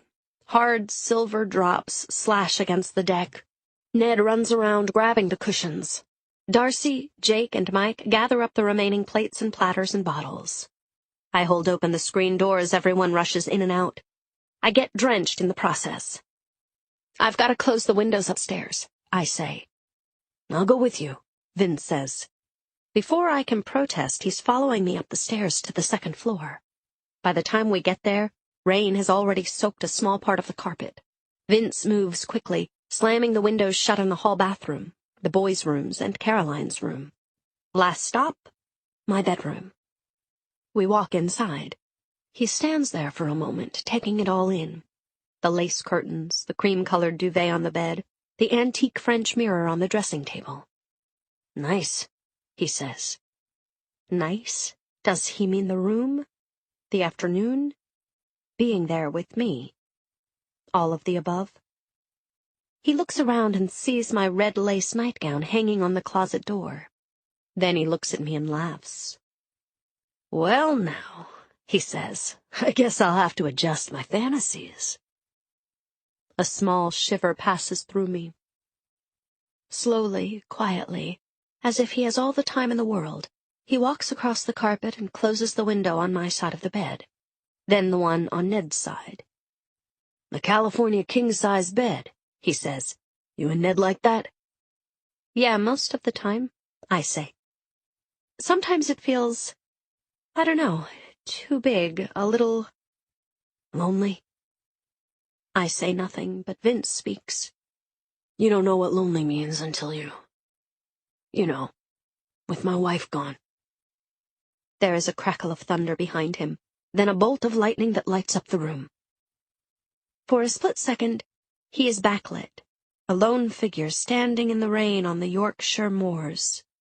He is Heathcliff, and I am his Catherine. He takes a step toward me. With a finger, he lifts my chin. Don't be afraid, he says, his eyes locked on mine. You never have to be afraid of me. He runs his hand through my hair, then down my ear and across my neck. He is tender. Oh, so very tender. I freeze. Time stops. The moment seems to go on forever. But then, with the back of his hand, he leans in and gently wipes a few raindrops off my cheek. I am relieved. Or heartbroken. Maybe a little of both. Then we both head downstairs as if nothing has happened. Chapter 19. The shop was called Gussied Up. That was the first thing that annoyed Marlene. Gussied up sounded cute and fun. But the gowns they sold there were elegant and expensive, ridiculously expensive. Way more than what Marlene and her husband paid in rent. The women who came in and tried them on and admired themselves in the store mirror rarely looked at the price tags. That annoyed Marlene, too. But she was in no position to say anything. She needed a job. They needed the money. When a man came into the store, Marlene and the other salesgirls were instructed to fawn over him, offer a glass of champagne, direct him to a chair where he could sit and watch his wife, girlfriend, mistress, try on gowns and twirl for his amusement. Women with men always spent more, she was told. And men alone spent the most. So when Marlene sees the man walk in, she rushes to his side, picturing a big, juicy commission. He is nice-looking, early 40s, she guesses, nice smile. He eyes a rack of fancy cocktail dresses. "May I help you find something?" she asks. "I'm looking for a gift for a lovely lady," he says. "I want her to know just how lovely, by getting her something special." He is such a gentleman. Marlene sparks to him immediately. "Were you thinking of a gown?" she asks. "Probably not the best idea. I don't know her size." "We have some lovely handbags and scarves," Marlene says, gesturing to a display against the wall. "Does she have a favorite designer?" But the man is shaking his head. "I don't know her that well." He thinks for a moment. "I have an idea," he says. "Why don't you show me the thing you like most in the store?" Marlene smiles. She knows exactly what she should show him. She uses her key to open a glass counter and pulls out a gold metal belt, studded with green and blue emerald-cut rhinestones, and decorated with sterling and gold filigree. "It's a one-of-a-kind Art Deco piece," she says. She stretches it out on the counter. "It was custom-made for a very wealthy woman," she says, holding it up so he can get a closer look at the French pavé settings. "Is it gold?" he asks. "Pinchbeck," she says. "A kind of gold alloy, invented in the 18th century. But the buckle part is 18 karat. Magnificent, isn't it?" "Yes," the man says. He looks at the price tag. Marlene assumes he will flinch or decline graciously. He does neither. "This is perfect," he says. "Very good, sir." "Please," he says. "Call me Vince." "All right, then, Vince," Marlene says. She clips the price tag off, then gently rolls the belt into a circle and wraps it in silver tissue paper. To her shock, he reaches into his pocket and pays with cash. She has never seen that much cash before. "Have you been working here long?" he asks as she puts the belt in a large gold box. She cuts off a long piece of gold and silver ribbon and begins to make a bow. "No, just a few months." "I get it. Looking for something to do with your downtime?" She laughs. "Not quite. I needed—" She stops mid-sentence. She doesn't know how much to tell this man, but he seems so kind. "My husband has been ill for a while." "Nothing serious, I hope." He frowns. "Well, he's on disability, but—" She stops herself again. If the shop owner knew she was talking to a customer about herself, she wouldn't like it. "Does he intend to go back to work?" "Yes, eventually," she says. "But not until the lawsuit is settled." Marlene snaps her head around. Suddenly she feels very afraid. "What?" "I mean, that's what this is all about, isn't it, Marlene?" Vince continues. "How does he know her name?" "Your husband is a deadbeat. Always was, even before the surgery. Missing days, calling in sick a lot. One of those guys who's always looking for a free ride, am I right?" A chill goes through her. Who is this man? What does he want from her? "You know," the man continues, "insurance companies are on to people like you, filing false claims, making false accusations. It really isn't right how you can ruin a good doctor's life with just one little lie." "No," Marlene says, her voice starting to crack. "It's not like that. The surgeon made a mistake. My lawyer says—" "Marlene, please." Vince holds up his hand. Do not insult my intelligence by referring to that ambulance-chasing brother-in-law of yours as an attorney when both of us know the truth. She has finished wrapping the belt. She hands it to him. She is close to tears. "What do you want?" she asks. She can barely get the words out. "I want you to tell your husband to withdraw his case," he says. "I don't think I—" He leans in and grabs her wrist. She winces. "Go home. Tell him a man came into the store and gave you a deal. A simple trade. He drops the case, and he gets to keep the thing he loves most." He is still holding on to her wrist. "That seems fair, doesn't it? I think you understand what I'm saying." Marlene can hardly speak. She is shaking so much. She nods. He lets go of her wrist and turns to go. "By the way," he says, turning back, "you can keep this too." He hands her the wrapped package. "Consider it your very generous settlement." He laughs. Then he walks out the door. Chapter 20. It's been over a week since the barbecue. Vince has written me several texts and emails. "Laura, I miss you. Where are you? Come on, girl, we have to talk." Do we? Not until I figure out what I want to say. Yet I can't help checking my messages 20 times a day to see how desperate he's getting, how much he misses me, how much he wants to see me again. I'm like a lovesick schoolgirl with her first crush, and it feels, well, exciting. Before Vince, most of my messages said things like, "Teacher needs to see you," or "Working late tonight, asshole client." Suddenly I hear honking outside my door. It starts out slowly, but then gets more insistent. Someone is leaning on a horn, full blast. What the hell? I go to the door, determined to yell at whoever is creating such a racket. I should have known. I see Vince's car.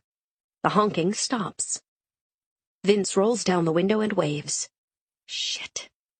I walk to his car, unsure of how to play this. "Hey," I say. "What's up?" He is not smiling. "You know," he says quietly, "I don't like to be ignored." Something doesn't feel right. But then he laughs, and he's the old Vince again. The angry voice is just a tease. "You're a tough lady to reach," he says, turning on the charm. "Didn't you get my messages?" "Yes, but—" "Look, I was a little out of line on Sunday, scurrying up the stairs like that. So if I said or did anything to upset you—" "No, really, it's fine. I've just been so busy," I say. Both of us know this is a lie. Busy with what? Broiling lamb chops and folding boxer shorts? "I want to make it up to you," he says. "Get in." What? Now? I am leaning on his car. I take a step back.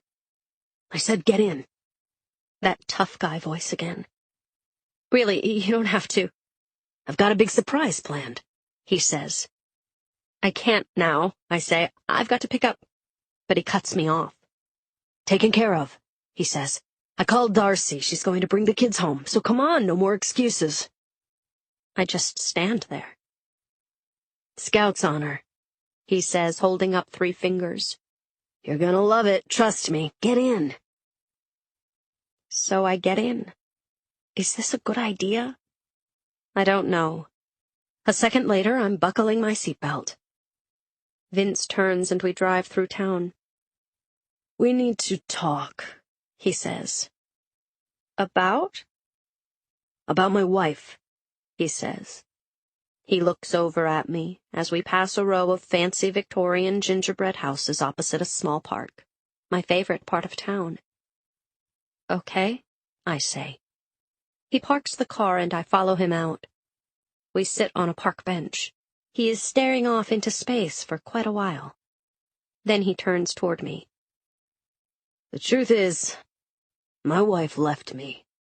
Walked out on Vinny and me over a year ago. Decided she just didn't want to be with us anymore." He turns away and I see him wipe his eyes with the back of his hand. I am stunned. I don't know what to say. She's living, I don't know, somewhere in Florida, I think. We haven't heard from her since. It's been terrible for me and Vinny. I still have a hard time even talking about it. So she's not sick? In a rest home somewhere? No, he says sadly. That's what I tell people, but I wanted you to know the truth. My heart is breaking for him. He's lonelier than I could ever imagine. A minute ago I thought I was being kidnapped. Now I just want to throw my arms around him and tell him it's all going to be okay. So I do. We sit there like that for a while, hugging each other, cheek to cheek. I smell his aftershave. Something spicy. Patchouli, maybe? Or musk? He runs his hand across my back, then up along the back of my neck. He whispers my name over and over again. Oh, Laura. I want this moment to last forever. Is that all I want? I'm ashamed of what I am thinking, but he seems so very unhappy. Then he pulls away. Well now, he says, taking a deep breath. Now that that's out of the way, do you want to know where we're going? You mean there's more to this car ride? You think I spirited you away just to tell you that? We're going into the city, he says. We go back to the car and he makes a left turn onto the highway. New York City? I ask. Unless you'd rather go to Cleveland. We both laugh. What's in New York? I ask. Look in the glove compartment. I pop it open. Next to the registration and manual is an envelope. I open it. It's 2 center orchestra seats to Hamilton. Today's matinee, starting at 2. I know you love acting, music, all that stuff, he says. So I thought maybe this was something you might want to see. Might? The show of the century? Is he kidding? Last month I asked Ned about getting tickets. His response? At $500 a pop, I'd rather watch Netflix. The show is thrilling and gorgeous and full of wonderful moments, and Vince seems to really enjoy it. He applauds loudly.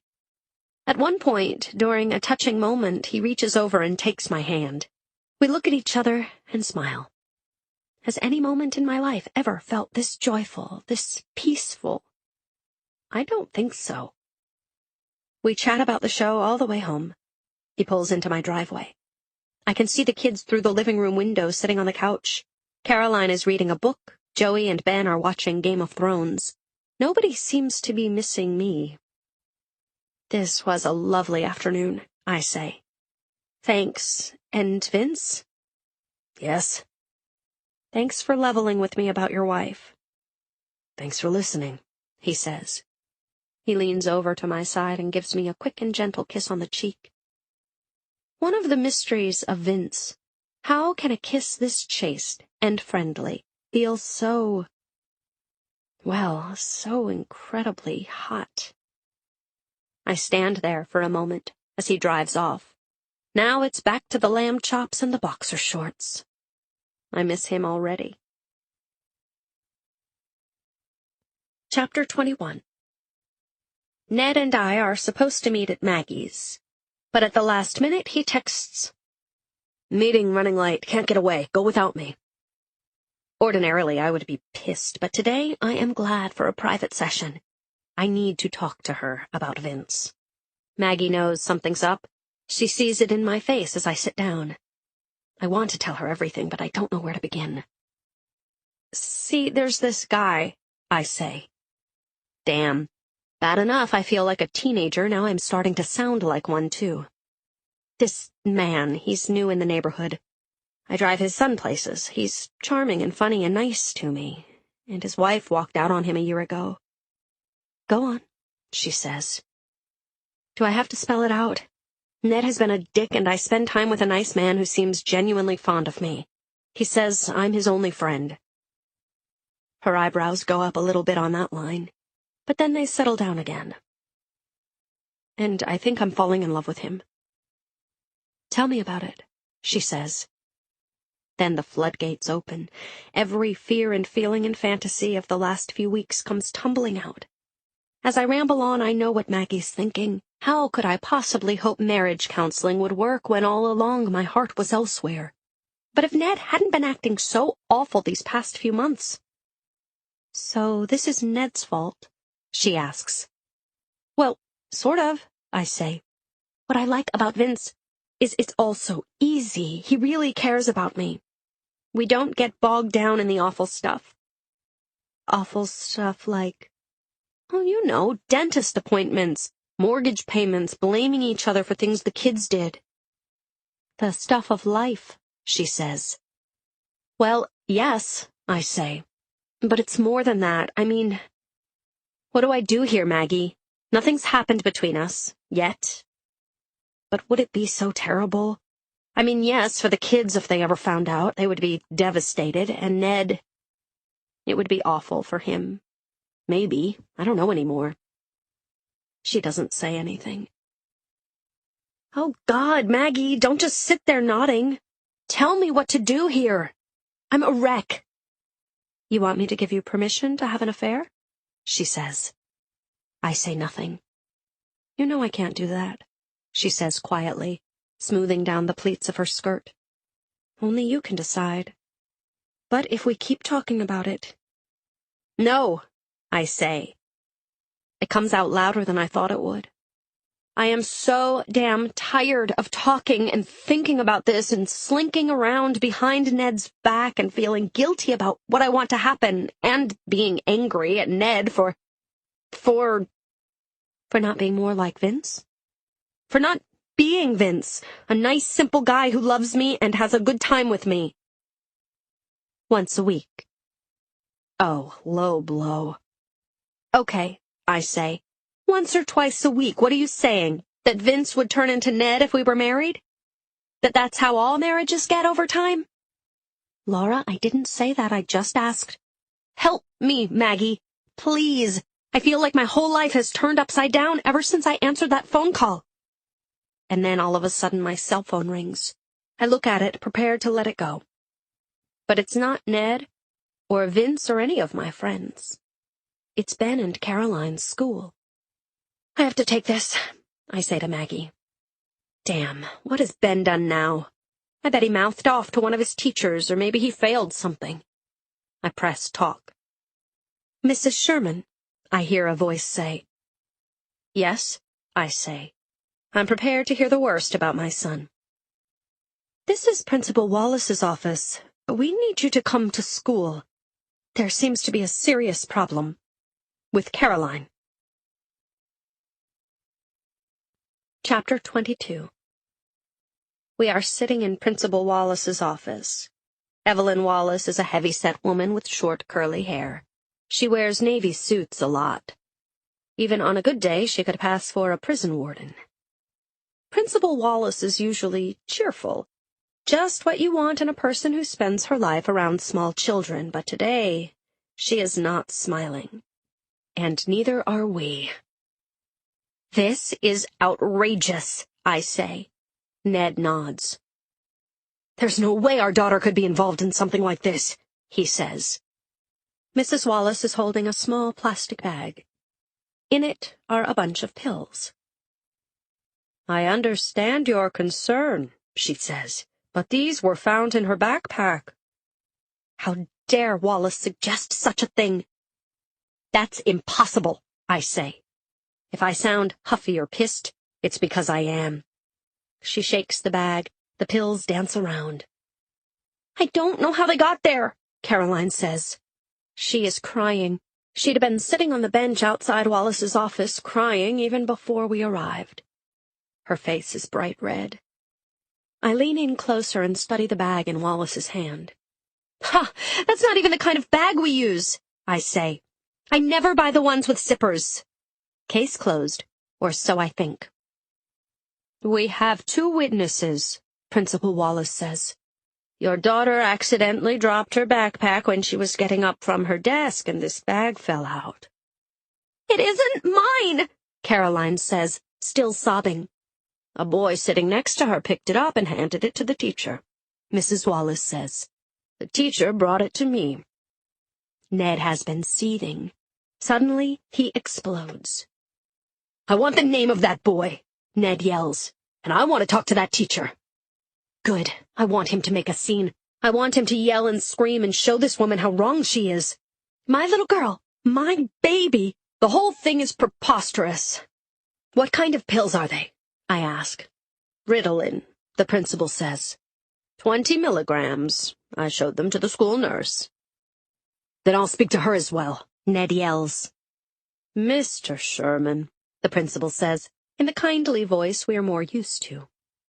I know children these days are under a lot of pressure to do well, and your Caroline has always been a perfectionist, so it's easy to understand. Let's get one thing straight, Ned says. My daughter does not take drugs.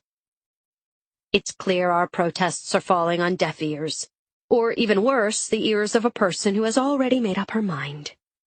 There are many children in the school who require medication, she says, but the protocol is for a parent to give the prescription bottle to the nurse, who then doles it out.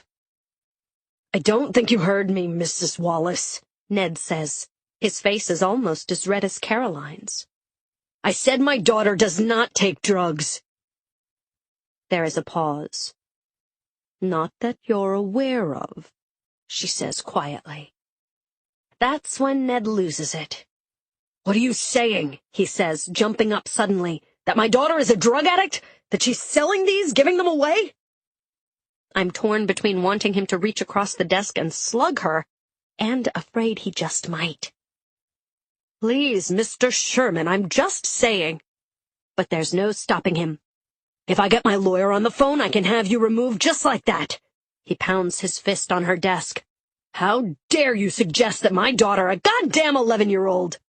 Mr. Sherman, there are children around, Mrs. Wallace says. She stands up. Now they are eye to eye.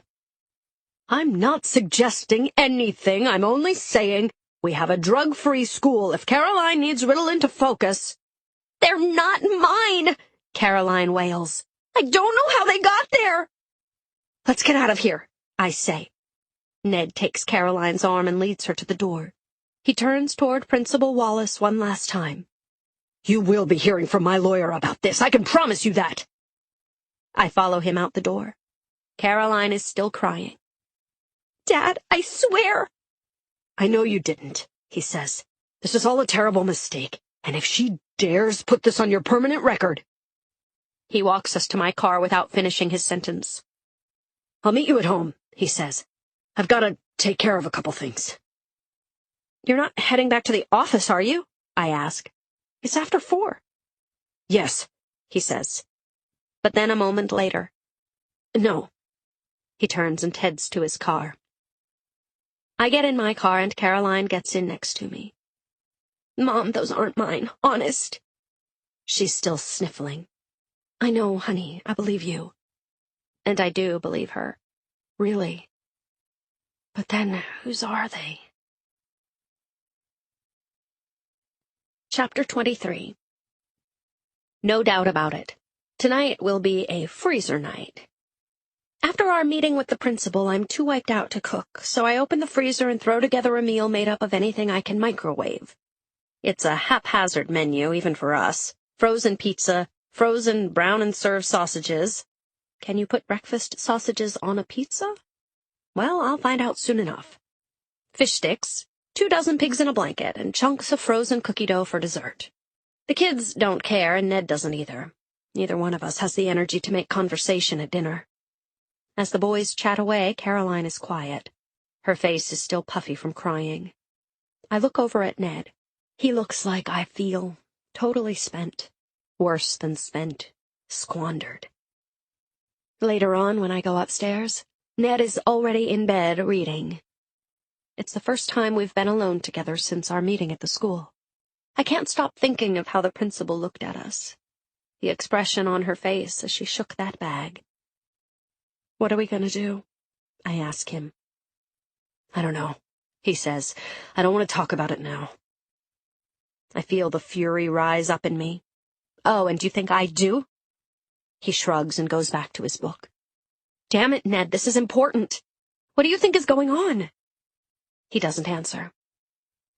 I mean, do you think there's any chance that she... No, he says. He slams the book shut and turns to face me. Jesus, Laura, she's practically a baby. No way she would have those pills in her backpack.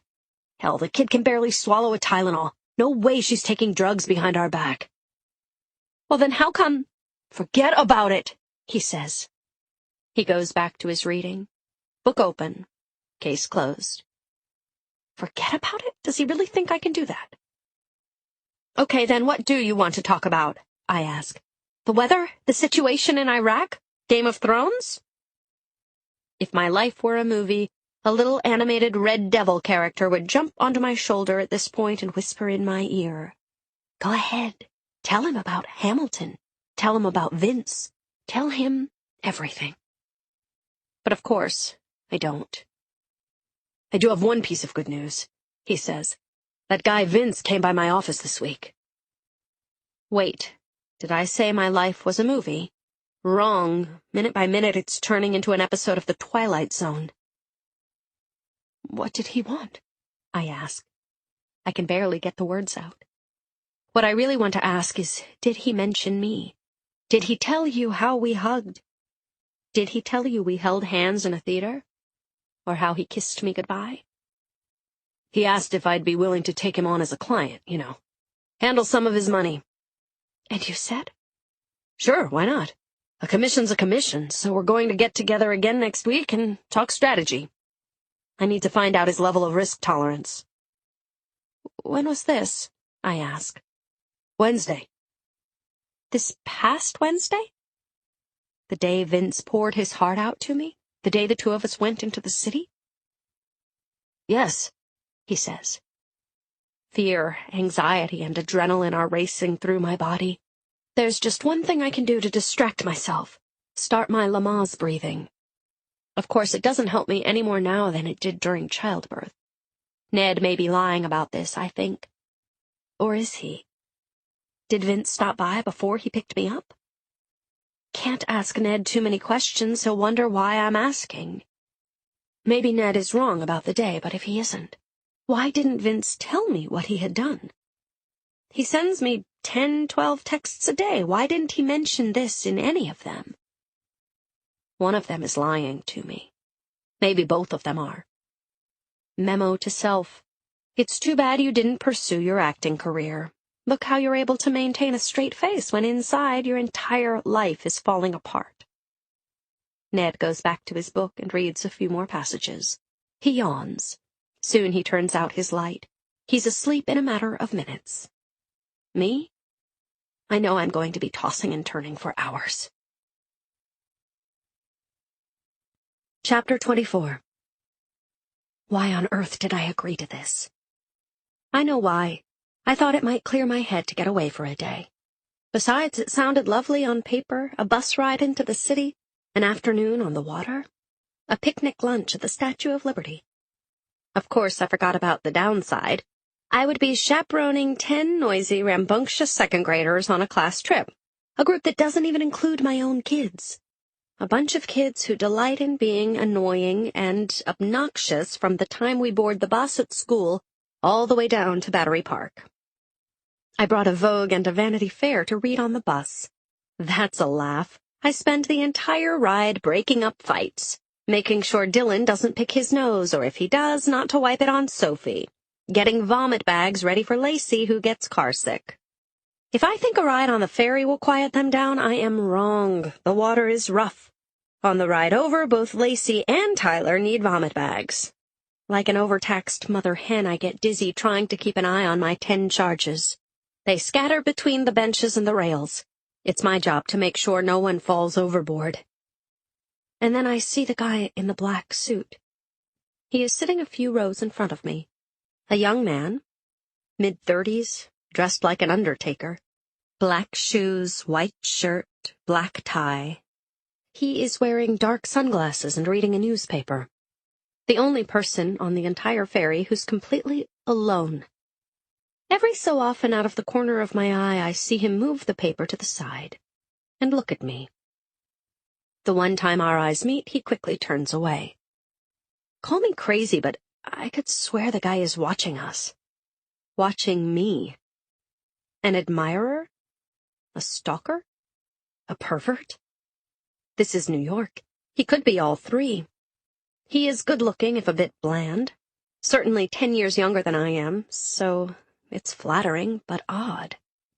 Once the ferry docks at Liberty Island, he disappears in the crowd. I help my group of kids off the boat and stand guard as they make bathroom visits. Mrs. Bolton, the teacher, announces that tickets to the top of the torch have been sold out for months. So we're only climbing as high as the pedestal. This meets with a lot of groans, but I'm delighted. I'm carrying all their lunches. 2 shopping bags filled with sandwiches, juice boxes, chips, and fruit to lug up all the stairs.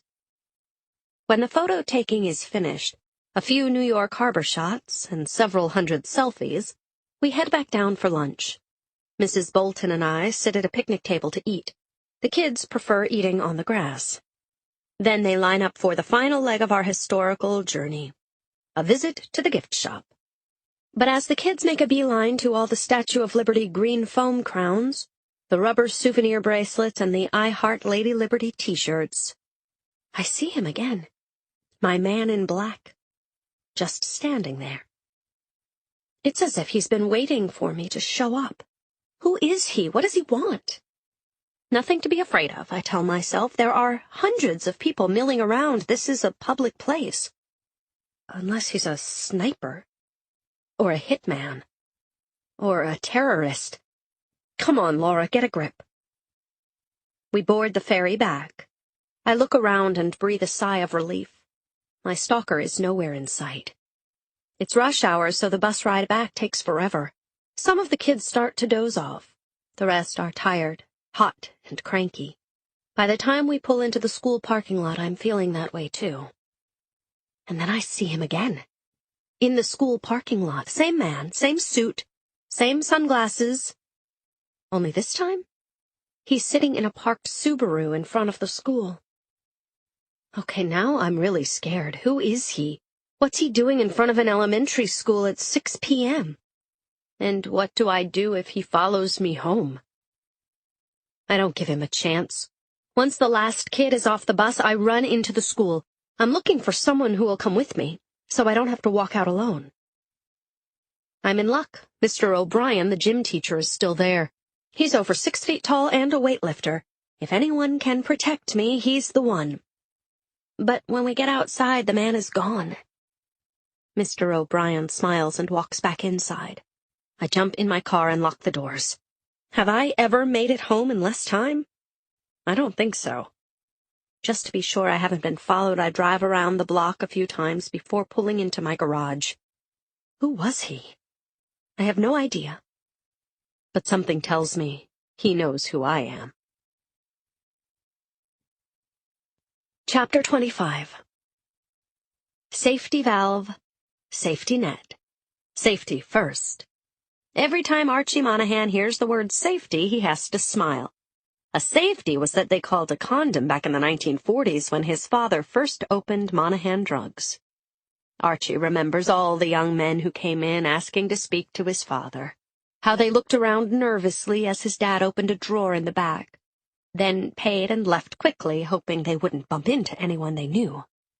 How shocked his dad would be, Archie thinks, if he could see how things have changed.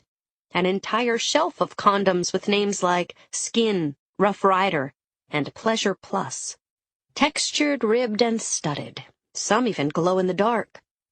And right next to them, lubricants, ovulation kits, home sperm tests, contraceptives, vibrators. Archie hears the front bell ring. That means a customer. He's prepared to give his usual welcome. When he sees who it is, he frowns. "Hello again, Archie," says the man. "Hello, Vince," Archie says. The man extends his hand to shake. Archie ignores it. "I was wondering if you had a chance to think about the offer I made the last time we talked," Vince says. Archie makes a face. "I thought about it. The answer is still no." Perhaps I didn't explain it well, says Vince. What I'm promising is... I know what you're promising, Archie says, and I don't want any part of it. Vince shrugs and wanders around the store. Archie stands and watches him. Vince picks up a tube of toothpaste and a bottle of avocado-scented shampoo. Then he circles back to the pharmacy counter to pay. You see, the thing is, I would understand your reluctance under ordinary circumstances, Vince says to him. Except as of last month, your circumstances are anything but ordinary, am I right? Stunned, Archie looks at him for a moment. Then he turns away. Sorry to hear about your boy, Vince says solemnly. Damn shame after all those commendation medals. A real hero he was, too. Where did it happen? Afghanistan? Iraq, Archie says. He practically spits out the word. Your son, God rest his soul, isn't around anymore to take over the store. And those two lovely grandchildren of yours, Luke and Justy, they're gonna need you, Archie, now more than ever. Archie says nothing. He just stands and stares. His eyes and his mind are somewhere far away. Still, I can't handle them alone, certainly not financially. And let's face it, business isn't what it used to be. Those big chain stores are killing guys like you. Archie has heard all this before. Slowly, he walks over to the phone. Forgive me, but you're not a young man anymore, Archie, Vince adds. What's going to happen to all of them when you're gone? I want you out of here, Archie says quietly. I'm gonna count to 3. If you're not out, I'm calling the police. And tell them what? Vince laughs. That a man came in and offered you a deal that'll put you on Easy Street, so you and Millie can travel, buy things for the grandkids, save for their college? Go ahead, Archie. Call them, and put the phone on speaker so I can hear them laugh.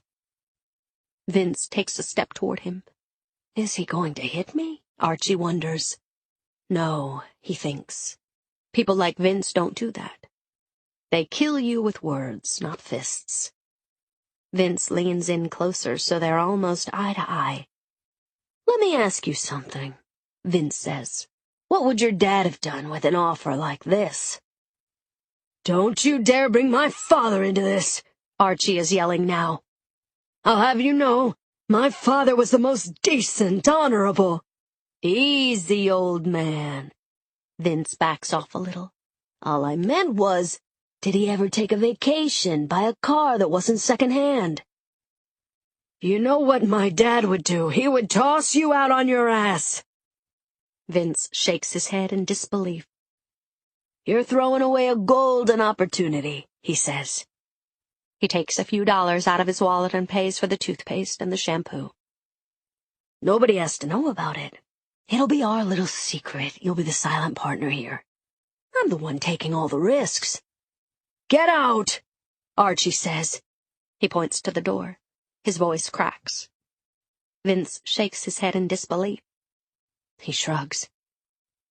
I thought we could do this the easy way, Vince says. He heads to the door. But if you're determined to make it hard for me... He leaves before he finishes the sentence. Chapter 26.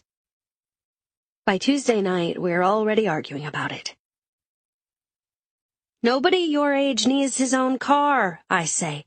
They won't even let you have one at school till you're a senior, so what's the big rush? What will I drive when I go out with my friends? He asks. Not your crappy Volvo. I resist the urge to tell him that he and his siblings are the ones who made it crappy. Sticky car seats, potato chip crumbs, muddy shoes. And Dad won't let me drive his new BMW, he says. I am in the middle of sweeping. I stop. I put the broom down. I lean against a wall.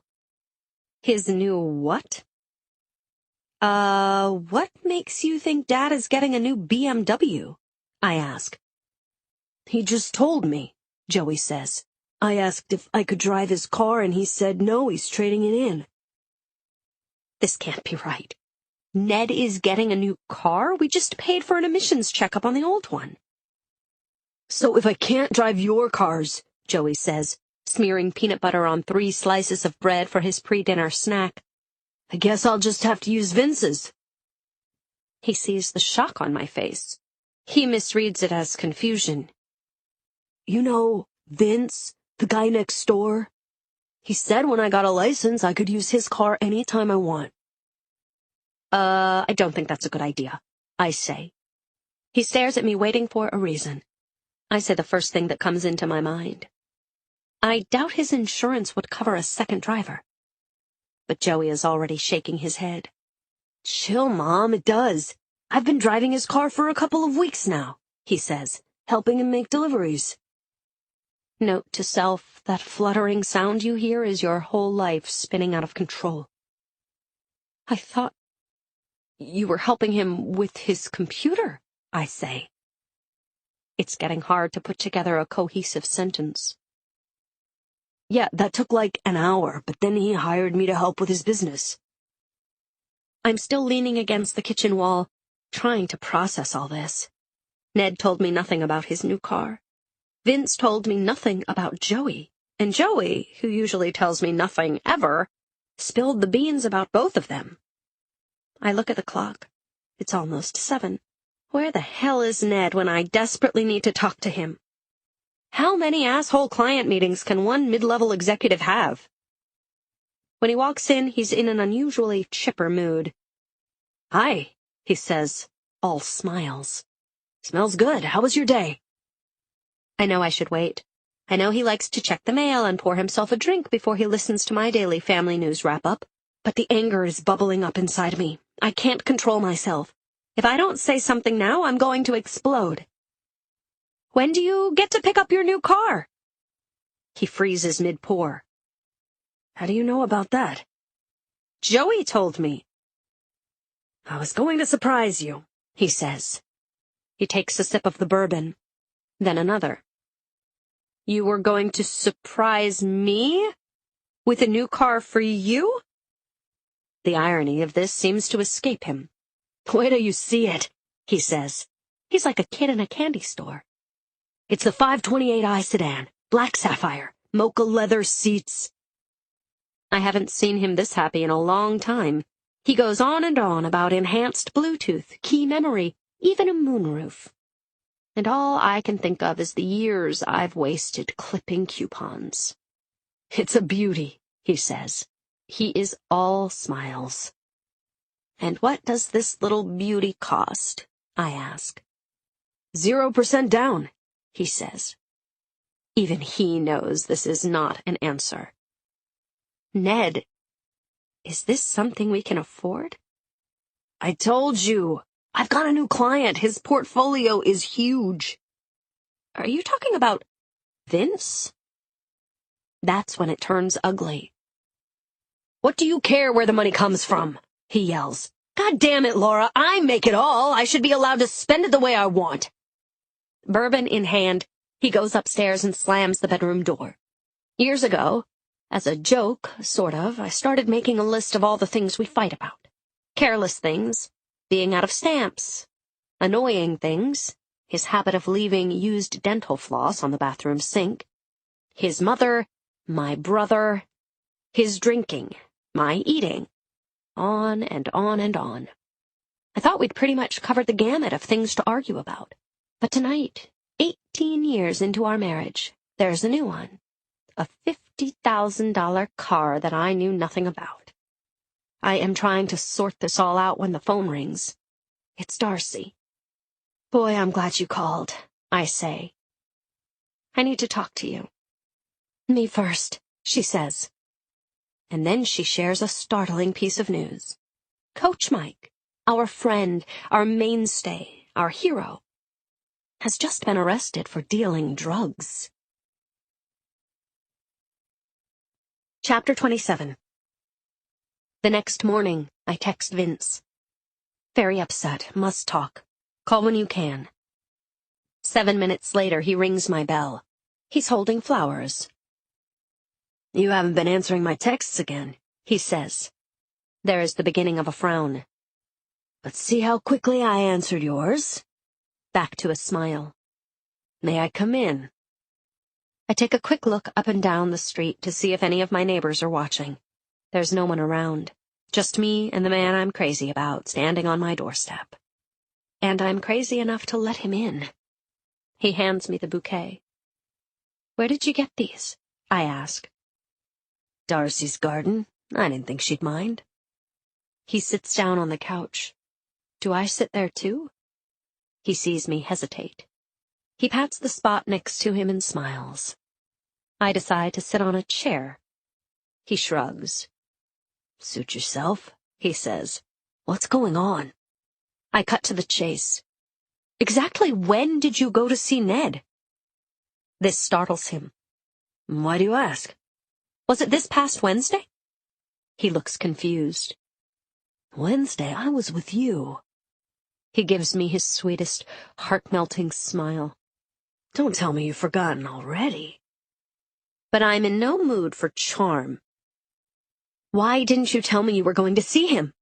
And what's with you and Joey? Why are you driving my kid around, sneaking behind my back? Whoa, he says, holding his hands up in front of him. One thing at a time. About Joey, he wants to buy his own car, and I know you're not crazy about that idea, so yeah, he's working for me, but we decided not to mention anything about it for a while. That makes sense, but I still don't like it. The Ned thing, look, I know it hasn't been great between you two lately. You heard us arguing last night? Honey, the truth? I hear you arguing a lot, he says.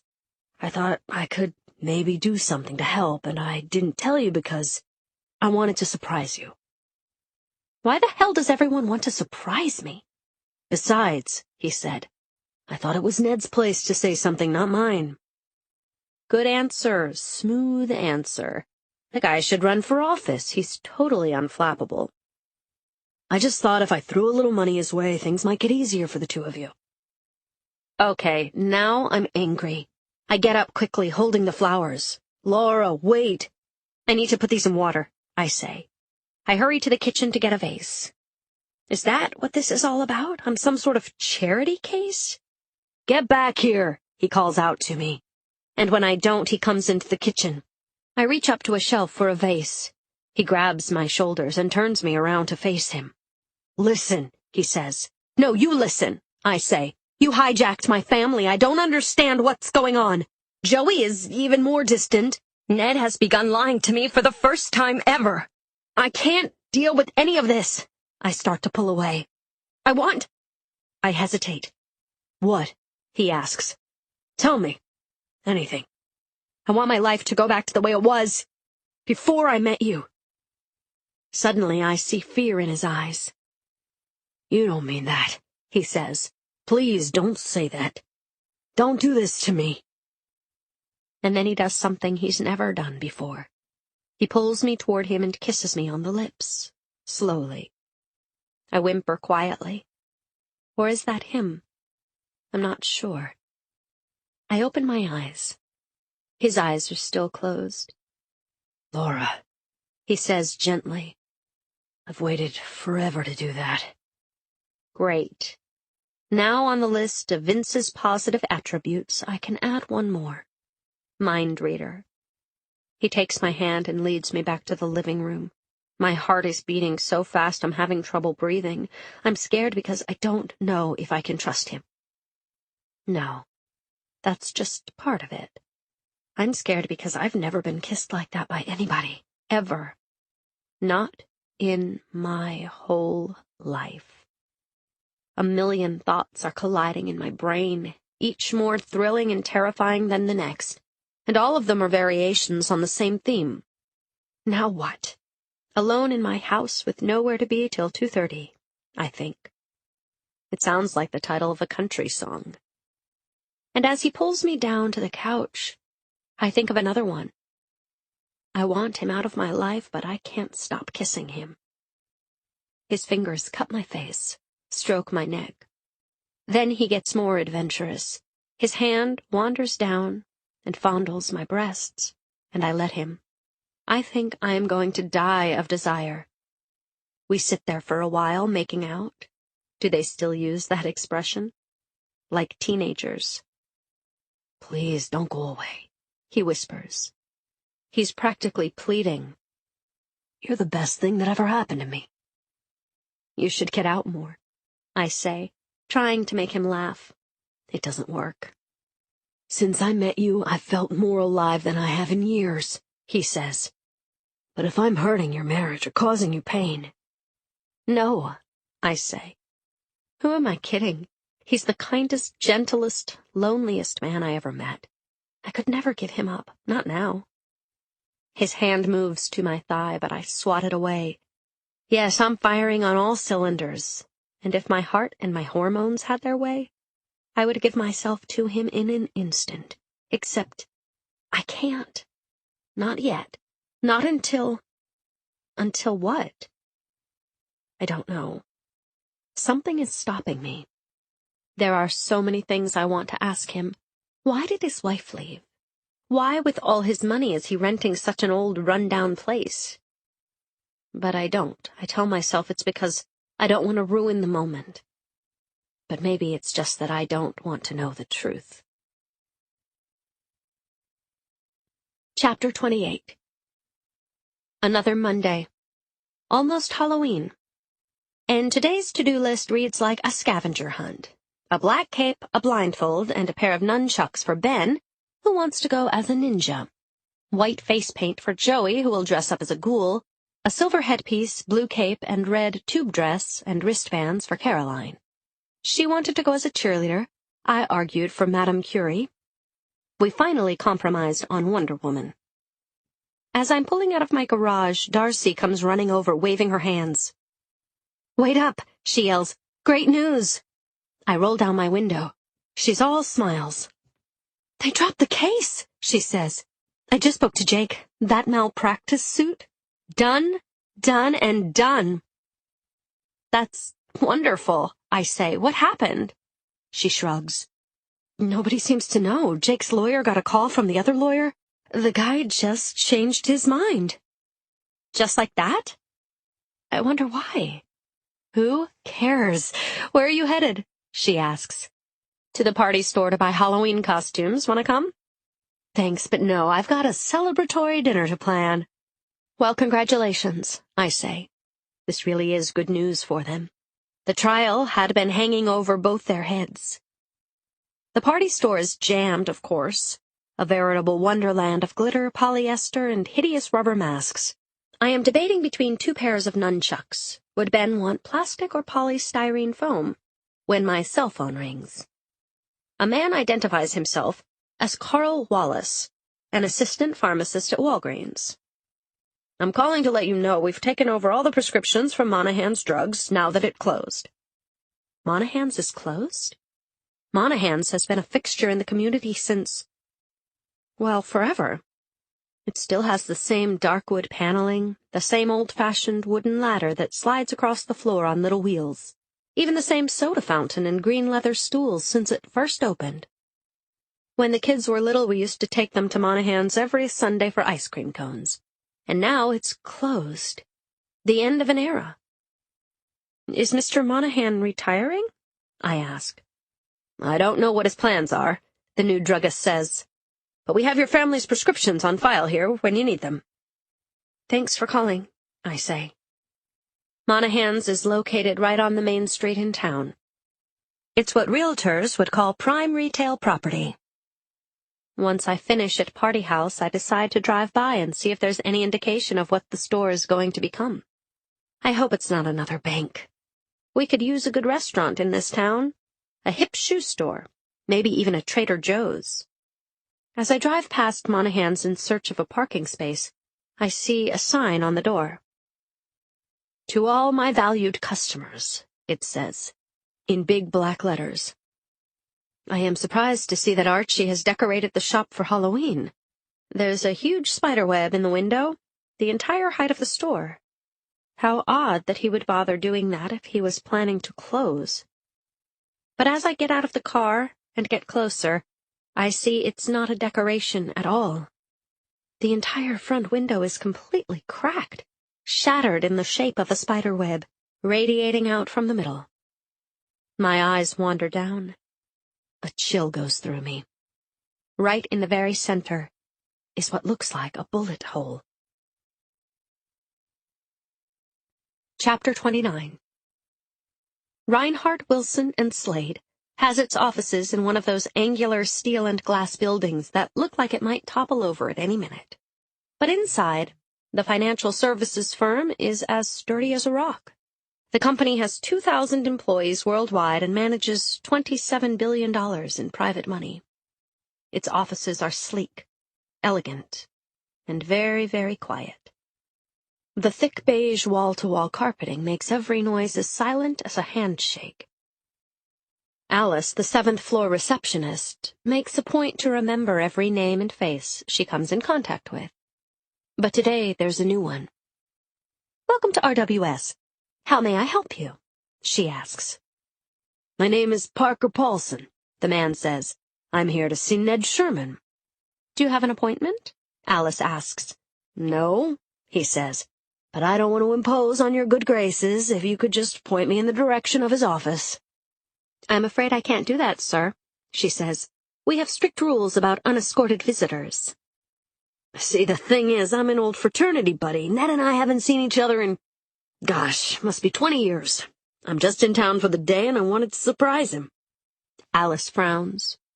Cold calling is against company policy, but this man looks, well, like a potential client. Nicely dressed, Oxford button-down shirt, Brooks Brothers tie and jacket. She's waffling. "Take a look at this," he says. He pulls out an old photo of himself in his college days. The photo is dog-eared and worn. "That's me on the left, and there's Nettie," he says. He points to another young man in the picture. Is that Ned with his hair down to his shoulders? He's wearing a baseball cap that says Chicago Cubs, and she knows Ned went to Northwestern. Well, all right. Whom shall I tell him is calling? Just say it's an old fraternity brother from Phi Ep. She rings Ned, who picks up on the second ring. "Mr. Sherman, one of your old fraternity brothers is here. He says he wants to surprise you." Ned is intrigued. He knows a lot of his frat brothers have done very well over the years. Better than he's done. Could it be Corky Ballantyne? Nico Ross? Or that Parker guy? What was his last name again? All Ned remembers about him is that he was independently wealthy. "I'll be right out," he says. You just never know where a new client might come from these days. As Ned gets to reception, he sees the man has his back to the door. As he gets closer, the man turns and comes rushing at him. He swallows Ned up in a bear hug. "Ned Sherman," he says, "you old son of a gun. Why, you haven't aged a day." Ned freezes. He turns pale. The man sees the shock registering on Ned's face. He looks at Alice. "You see, I told you you'd be surprised. Well, come on, man," he says to Ned. "Let's not just stand here. Take me to your office. We've got a lot of catching up to do." Ned looks around. The security guard is nowhere in sight, but even if he was... They walk down the hall to Ned's office. Ned is sweating. What is Vince doing here? What does he want? Up until now, he's been able to keep his dealings with Vince separate from his professional life, but now... Ned walks into his office. Vince follows and shuts the door behind them. "Listen," Ned says in a loud whisper. "You can't just waltz in here like this." "Oh, no?" Vince asks. "I already did." He lunges at Ned and grabs him by the throat, spinning him around till he has him in a powerful chokehold. Ned begins gasping for air. He can't breathe and he can't scream, but even if he could, should he? That would bring people in, asking questions, and that's the last thing he needs. "I got your message," Vince tells him, tightening his grip on Ned's neck. "But I gotta tell you, it's too late. Nobody walks away from me. You got that?" Ned tries to answer him. He can't. His head is wedged tight between Vince's arm and his body. "You're in too deep, my friend, and there's no going back. Understand?" Ned starts to nod yes, but Vince is closing off his windpipe. Ned feels himself start to faint. Then, just as quickly Vince lets go, Ned begins to sputter. Is he going to throw up?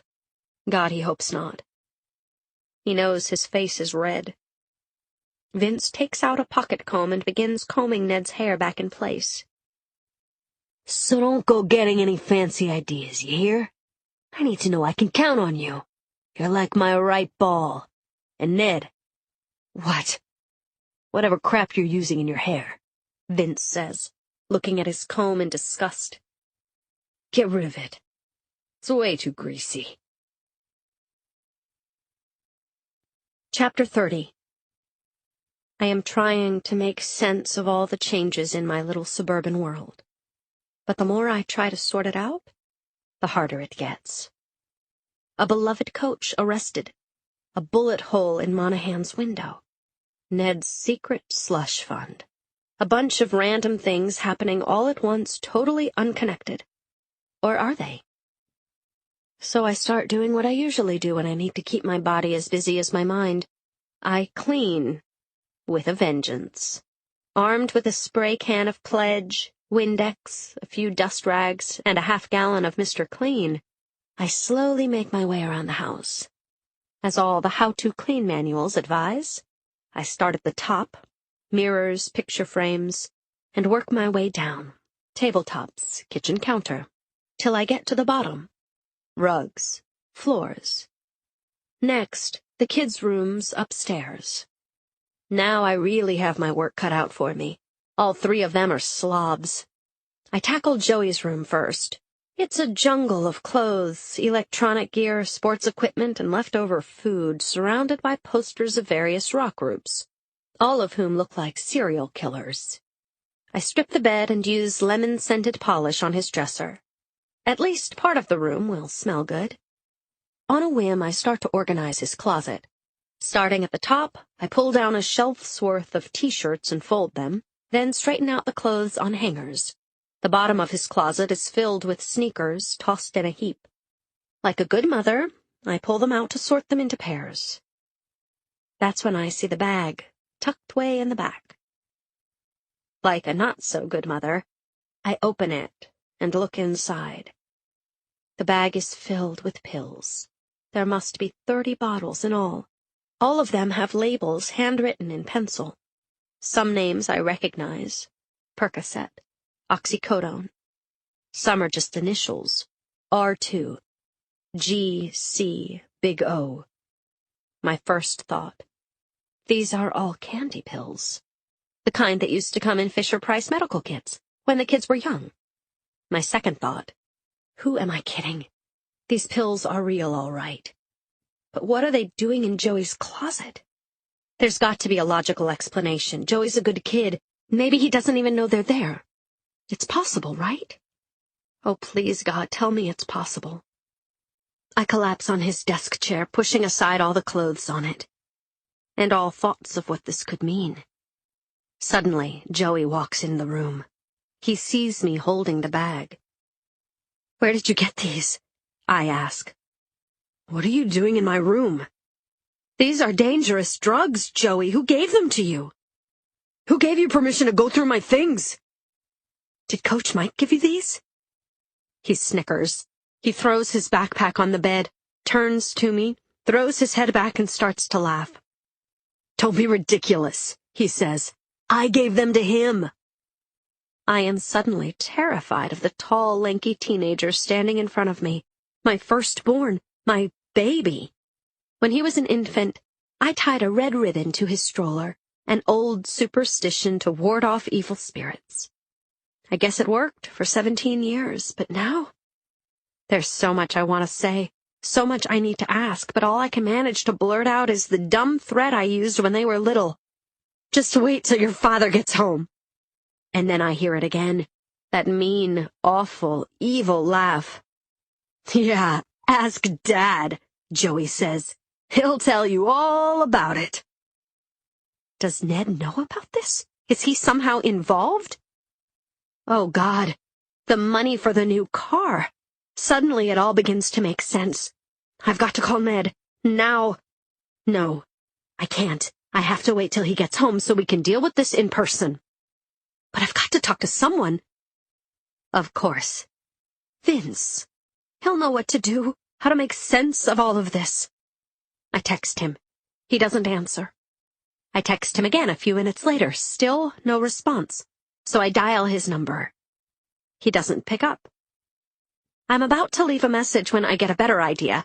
Go to him. Sit on his doorstep until he gets home. This time, I don't care how many neighbors might be watching. Chapter 31. I run to Vince's house and ring the bell. Nobody answers. Maybe he's in the back, I think. Or in his garden. Not gardening, of course. Pulling up weeds? Well, it's possible. I go to the back. He's not there either, and I can't tell if his car is in the garage. I peer in his windows to see if I can spot him. No luck. I even yell his name. Nothing. I'm desperate. I've got to talk to someone, so I cut across Vince's backyard to Darcy's.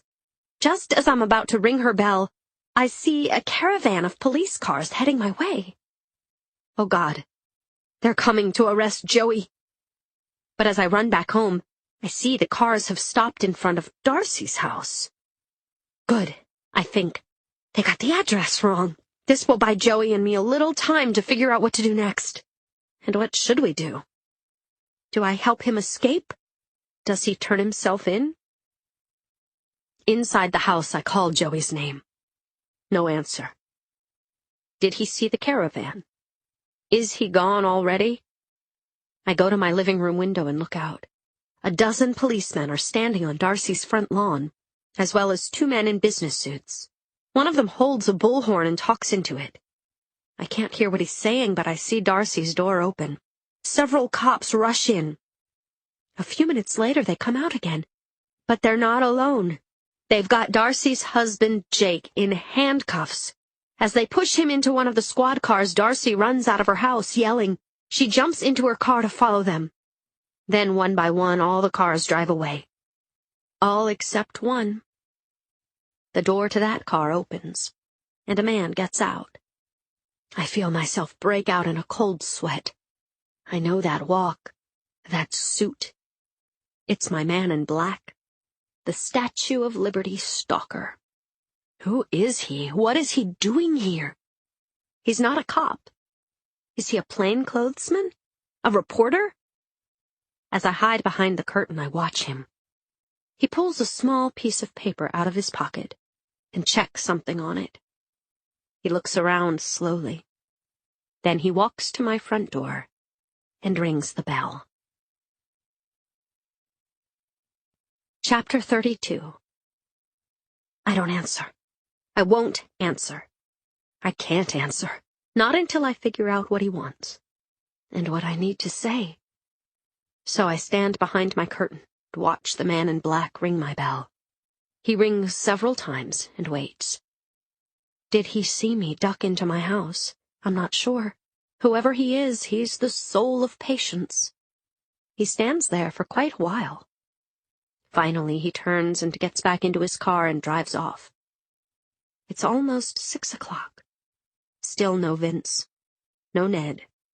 No Joey. I go into the kitchen. On an ordinary day, I would be getting dinner ready right about now. But today has been anything but ordinary. As I pass the refrigerator door, I see something scrawled on the calendar. I get closer. It says, PTA meeting, 6:30. I have to smile. Months ago, when life was normal, I signed up to chair the annual kiddie carnival at the kids' school. And tonight is the kickoff meeting. Great. A couple of hours to argue the merits of face painting versus dunk tanks. And try not to think about your whole family in jail. I pull into the school parking lot. But just as I am about to walk up the steps to the school, I hear a voice say, Mrs. Sherman.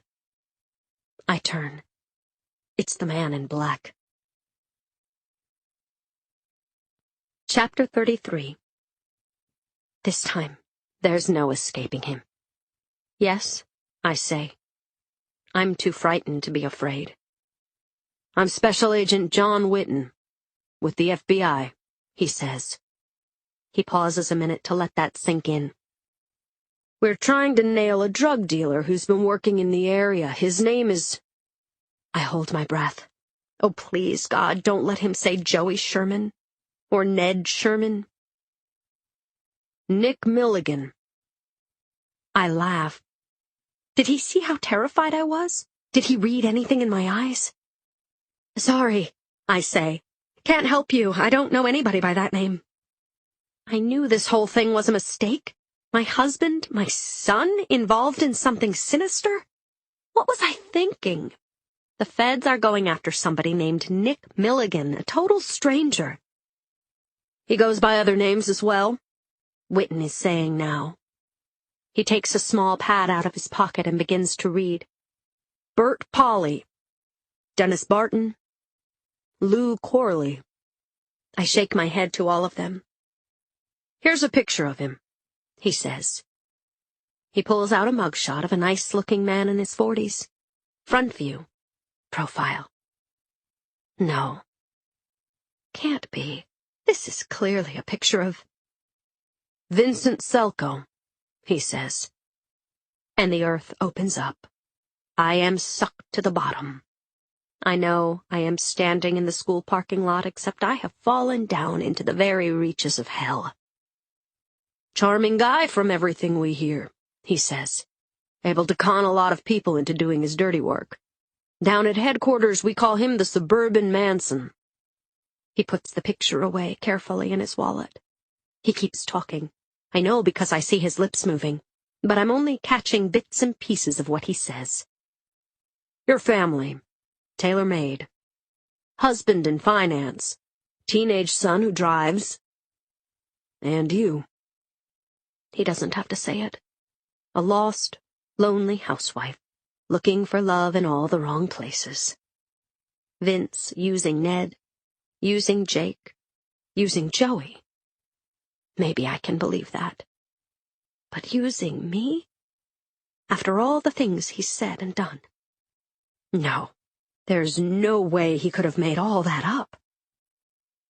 Why are you telling me all this? I ask. Because we need your help.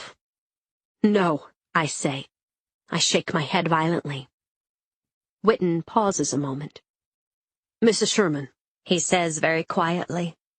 We have your son on tape making deliveries with Vince in the car.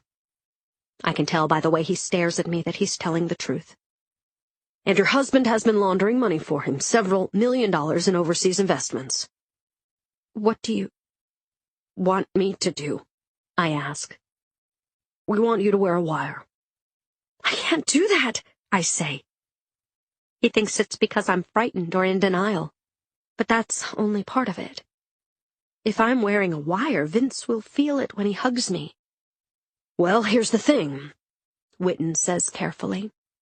If you work with us, that'll go a long way toward helping your son and your husband. They're looking at jail time. Serious jail time. But if you agree to help us reel this guy in, what you're asking me to... This is just to... I can't. I need to talk to... Think about... I say. It's more of a sputter than a sentence. Of course, Witten says. This is all too much for me. I want to sit down, but there is no place to sit. Instead, I lean against a car and put my head in my hands. I start to sob. I know this is hard to hear, Witten says. His tone is so gentle I expect him to put his arm around me, but he doesn't. You need to know. The guy is dangerous. He's destroyed a lot of people who got in his way. Destroyed? Does he mean blackmailed? Killed? Or just broke their hearts? And he may know we're on to him.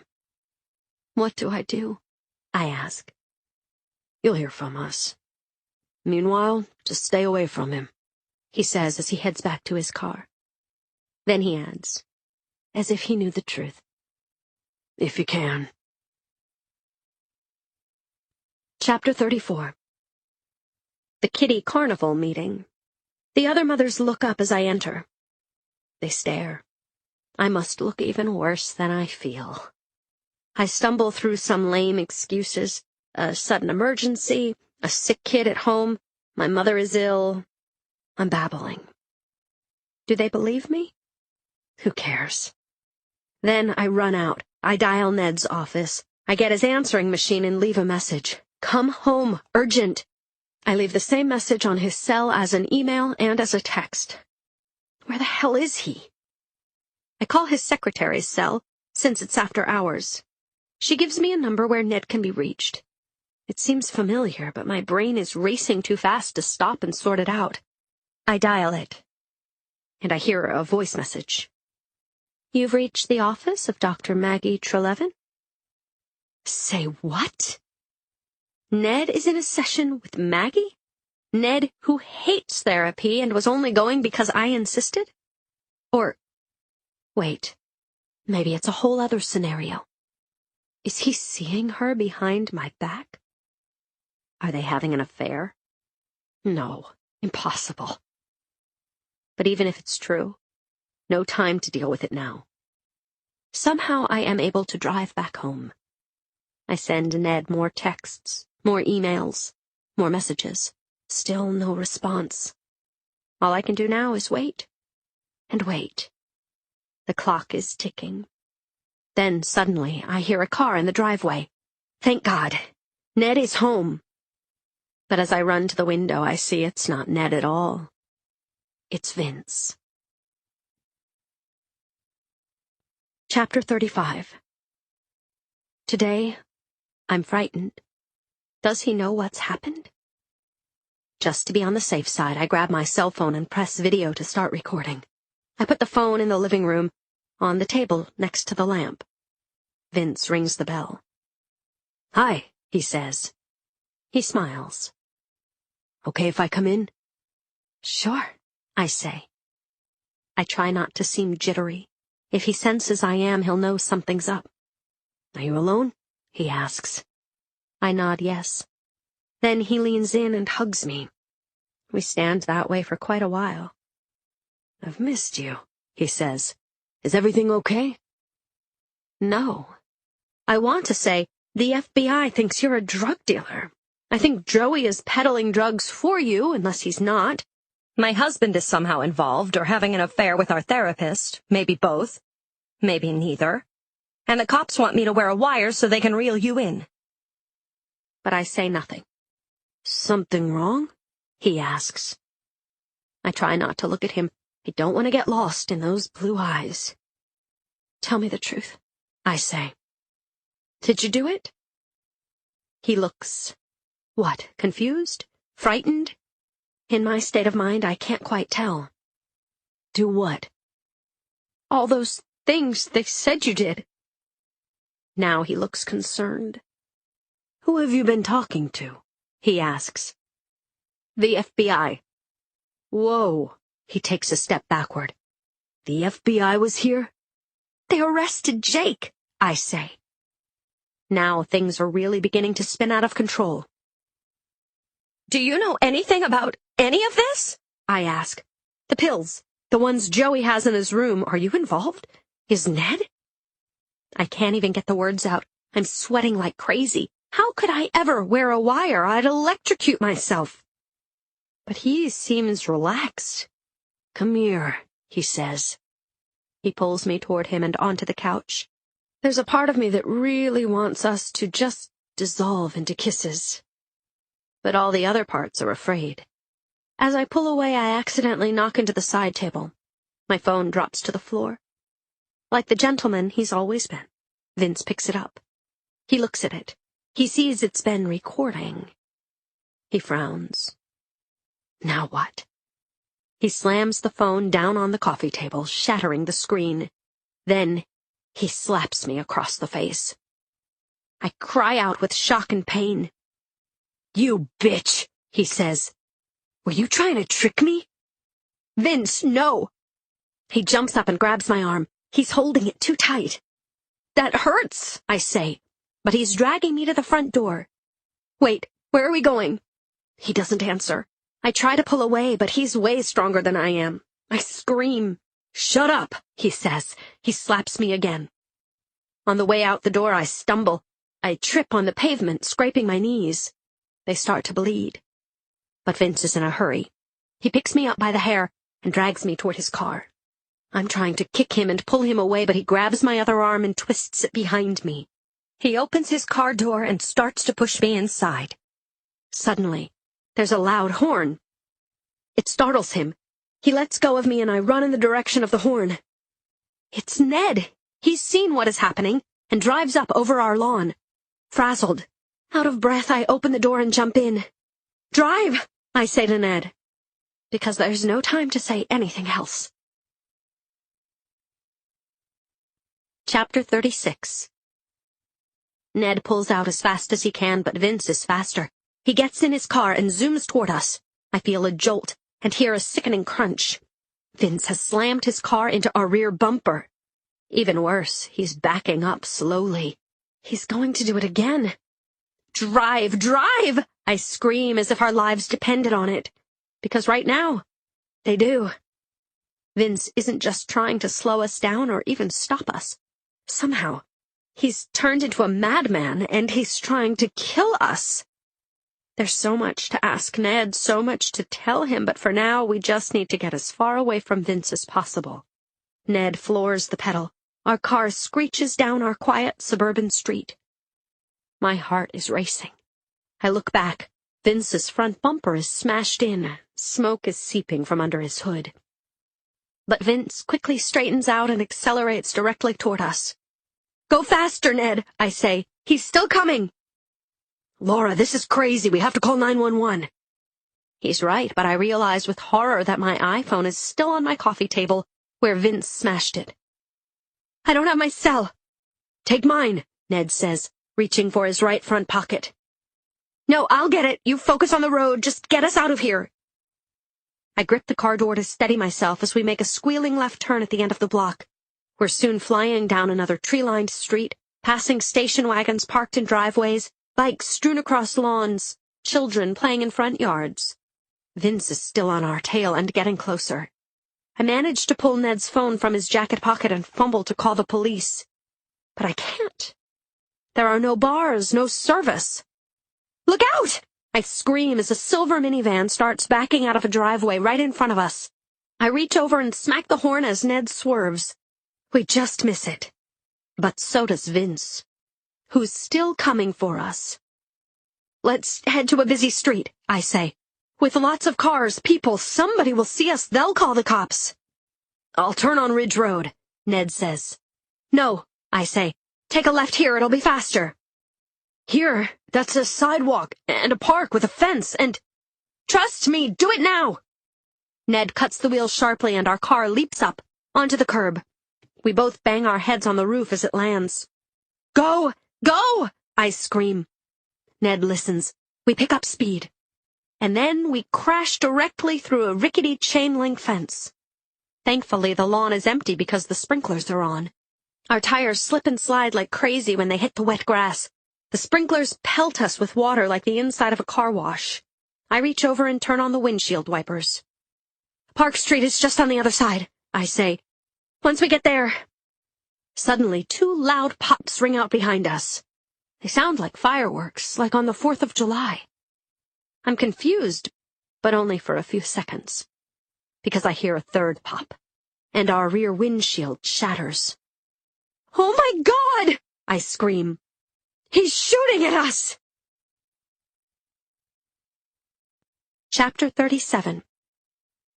I duck low in my seat. Bang! Another shot. This one ricochets off our trunk. I look in my side view mirror. Objects in mirror are closer than they appear. Vince's arm is sticking out the window, aiming a gun right at us. Oh God, how close is he? Ned zigzags back and forth, trying to dodge the bullets. We're like human targets in one of Ben's video games. I scream as Vince shoots twice more. Both shots miss us. Then we reach the end of the park. There's another chain-link fence ahead of us. "Hang on," Ned yells. We crash through it and take a sharp right onto busy Park Street. Cars honk and veer out of our way. Bang! Another shot hits us, this one on the side somewhere. Ned swerves across both lanes to avoid the next one, and into oncoming traffic. This is crazy. I've been stopped on this street for a dangling license plate. Where are the traffic cops now when we need them? We smash into someone's mailbox. It goes flying, sending letters fluttering through the air like snow. Just keep going, I plead. We have to lose him. We have to. And then, suddenly, I hear it. Ah! An animal cry, a sound filled with pain and fear, half wail, half scream. An inhuman sound, except it's coming from Ned. There's a giant red spot on his right shoulder, getting bigger and bigger. It looks like a large red corsage, but it's far worse. He's been hit. Ned, are you okay? Ned, answer me! Chapter 38. I can tell he's in incredible pain. He's moaning in agony, maybe going into shock. Every instinct tells me to stop the car and help my husband before he bleeds to death. But I know if I do, we'll both die. It's okay, Ned. It's going to be okay. I lean over and grip the wheel so we don't crash. Vince's car pulls up next to us on the driver's side. He rolls down his right window and aims his gun at us. Drenched in my husband's blood, my heart racing, I get one final crazy idea. I pray to God it works. I let Vince's car get a little closer. Then I jerk the steering wheel to the left, as hard as I can. We crash into each other and we both go spinning like tops. I hear metal crunching, tires squealing, glass shattering. Ned and I are tossed around until finally our car comes to a stop. I feel dizzy and dazed. My whole body aches, head to toe. But I'm alive. Is Ned? I reach over and take my husband's bloody hand. I give it a squeeze. A few seconds go by, the longest in my life. Then, weakly, Ned squeezes back. Thank God. I hear police sirens in the distance. I look out through my shattered window. Vince's car has rolled onto its side, and Vince himself is slumped in the driver's seat, not moving. Am I in shock? I must be, because I am about to do something crazy. I push open my mashed car door and stagger out. Slowly, I start walking toward Vince, because there is something I need to ask him. Chapter 39. A half-hour later, Ned is on a gurney. He is connected to tubes with a mask over his face. Heavy bandages are wrapped around his shoulder. He is still bleeding, slipping in and out of consciousness, but alive. I am on a gurney as well, lying quietly, a little woozy. They have given me a shot of something to stop the pain in my arm. My injuries are not life-threatening, they say. So for the moment, all the available EMTs are surrounding Vince's Honda. It barely resembles a car at this point. They have been using a crowbar and a blowtorch to crack it open and get him out. I hear voices, noises, the whir of machines. Vince is hanging upside down in his seat, still unconscious, the way he was when I first wandered over. He hasn't moved since his car rolled over onto its side. Finally, the last piece of his car door crashes to the ground. They lift him out, put him on a third gurney. There is blood in his hair, on his face. Blood is seeping from his ear. But then I see his lips move. That means he's alive. Am I glad? Am I sorry? No need to think about that now. I will have a long time, the rest of my life, to decide. As I lie there, bits and pieces of the past few months with Vince float by me. The fancy French restaurant. Our first kiss. I can see where she gets it from. Darcy's early warning. I think about that old parable of the man eating the apple. It is delicious, the best apple he's ever had. But just as he reaches the center, he finds a worm. Does this mean the apple wasn't wonderful? Does it negate every delicious bite that brought him joy up till then? My family life is shattered. The two men I cared most about in the world lie broken and bleeding. My life with Vince in it tasted wonderful. But there is something I still need to ask him, something I need to know before I can ever move on. Chapter 40. Agent Witten was right. The surveillance tapes clearly showed Joey delivering drugs. So he agreed to testify against Vince. As a minor with a clean record and no priors, Joey was given 6 months probation and was required to do community service for a year. The good news, he seemed to enjoy it. I wouldn't be surprised if he winds up being a social worker someday. Well, maybe. Jake never wrote fake prescriptions. He gave Vince blank pads, so his sentence was reduced to a misdemeanor. He lost his license for 3 years, and there's no guarantee the hospital will take him back. Darcy hasn't talked to me for quite a while. She still blames me for everything that happened with Vince. We're trying to ease our way back into some semblance of a friendship, but it will take time. Vinny was sent to live with his mother. It turns out Vince had abducted the boy on one of his alternate custody weekends. The heartbroken mother had been searching for him all that time. Ned was tried and convicted of laundering the proceeds from controlled substances, a Class B felony. He got 2 years in prison, plus a huge fine that wiped out most of our Roth IRA. Vince's old house, the house next door, was sold to a young venture capital couple who tore it down and are building a McMansion. I would be pleased by this, and what it does to real estate values, except I don't live there anymore. Once Ned was indicted, he lost his job at Reinhardt. We sold the house soon after. No regrets there. Well, maybe one. I would have wanted to move back into the city, but I promised the kids we'd stay in the suburbs till they all finished high school. I figure I owe them that. Will I ever get over the guilt I feel, bringing Vince into our lives? I'm not sure. And I'm not sure what will happen once Ned gets out. It's clear to me now that our marriage had problems long before Vince entered the scene. Ned says he's willing to work on it. But I don't know if there's anything left anymore. It's like that line from The Gambler. You gotta know when to hold 'em, know when to fold 'em. So, that kind of brings you up to speed on everybody involved. Oh, except for Vince. Epilogue. From the outside, the McDougal-Walker Correctional Institution could pass for a Holiday Inn. But once you push your way through the heavy glass doors and walk through a metal detector, you know it isn't. I put my pocketbook through an X-ray machine and submit to a serious body frisk. Then I fill out a bunch of papers, sign the visitor's log, and am sent to a waiting room.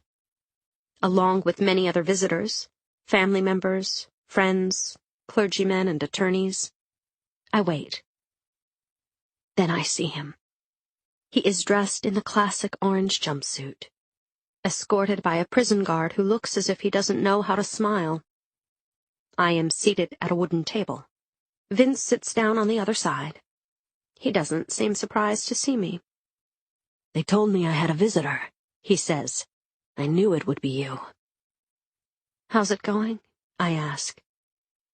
I remember what I had read in the local papers. In law and order terms, they threw the book at him.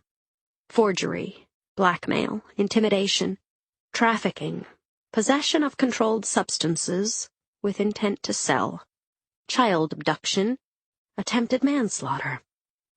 I think of the lovely afternoon he and I had on that park bench, 1,000,000 years ago. He won't be seeing one of those anytime soon.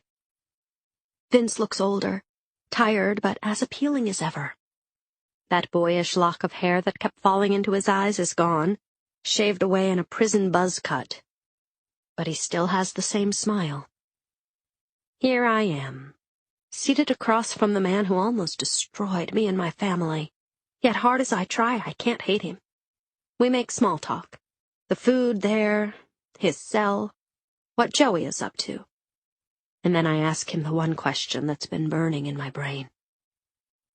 Did you ever care for me at all? Or was I just part of the plan? He throws his head back and laughs. My God, he says, all you women are the same. All you women? A guy says a couple of nice things to a broad and she's ready to follow him anywhere. You gotta learn to toughen up, Laura, or else the next guy who comes along. But I don't let him finish. Guard, I call out. The guard comes over as I get up to leave. Laura, wait, Vince calls out. But I'm already out the door. The visit lasted 6 minutes. Just long enough to learn what a fool I've been these last several months. And now, these days with Ned not there, I have a lot more time for myself. Time to figure out what makes me happy. Maggie will be a help with that. And no, she and Ned weren't having an affair. He needed to come clean to someone. She was the perfect choice. I joined a support group. That should help, too. Maybe I'll go back to acting, like I always wanted. Or maybe I'll write a play about everything that happened. I think it would make a hell of a story. The Killer's Wife, James Patterson, with Max DiLallo. Prologue. Detective Andrew McGrath stands in front of his open liquor cabinet, shaking. Inside are just a few old bottles, most of them covered with a fine layer of dust. McGrath may have his share of vices, but booze has never been one of them. Tonight, however, he's desperate to have a drink. Partly it's to settle his nerves, but also because it's tradition.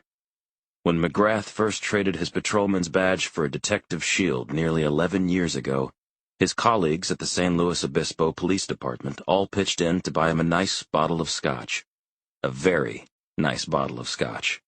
A Macallan 25-year-old sherry oak, which retails for about $1,000. The catch? He was only ever allowed to drink it after he'd solved a murder. Since then, McGrath has popped it open roughly once or twice a year. San Luis Obispo, a scenic town of about 45,000, tucked along California's hilly central coast, rarely sees serious crimes.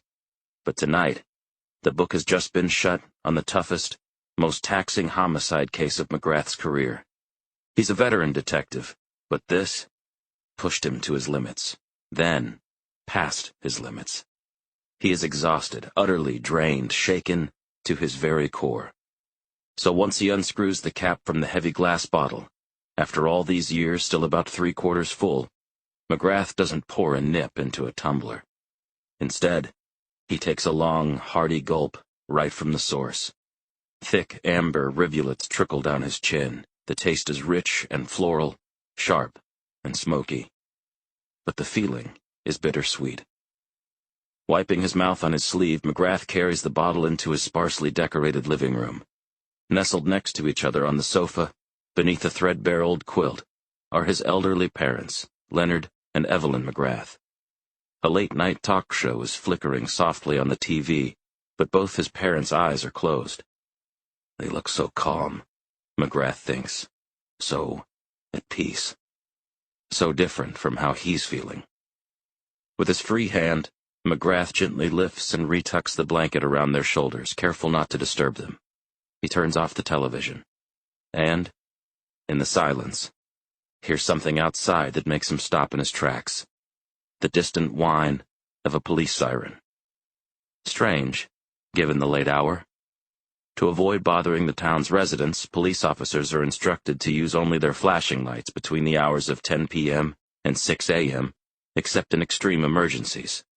So McGrath's curiosity is piqued. But as he hears the siren getting louder, getting closer, he understands. It's a professional courtesy, a friendly warning. The cops are on their way for him. But he's been expecting them all night. McGrath steps into his front hallway now. Without putting down the bottle of scotch, he unholsters his sidearm, a jet black Glock 22. He ejects the bullet cartridge and places it, and his gun side by side on the entry table. Then, he steels himself and opens the door. An unmarked white Chevy Impala and 2 squad cars are pulling into his driveway. 4 uniformed male officers and a female plainclothes one.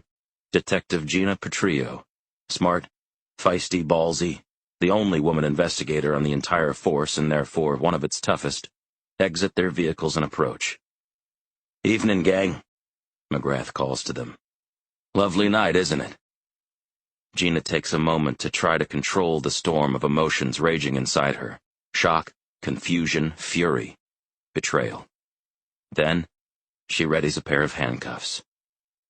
"Detective Andrew J. McGrath," she says stiffly, "you have the right to remain silent. Anything you say can and will be used against you and— Oh, Jesus, Gina, stop it." McGrath holds up the palm of his empty hand like a crossing guard. "Just tell me straight. What am I being arrested for?" Gina responds with a vicious scowl. This was a colleague she once believed in, a man she once trusted, once loved like a brother.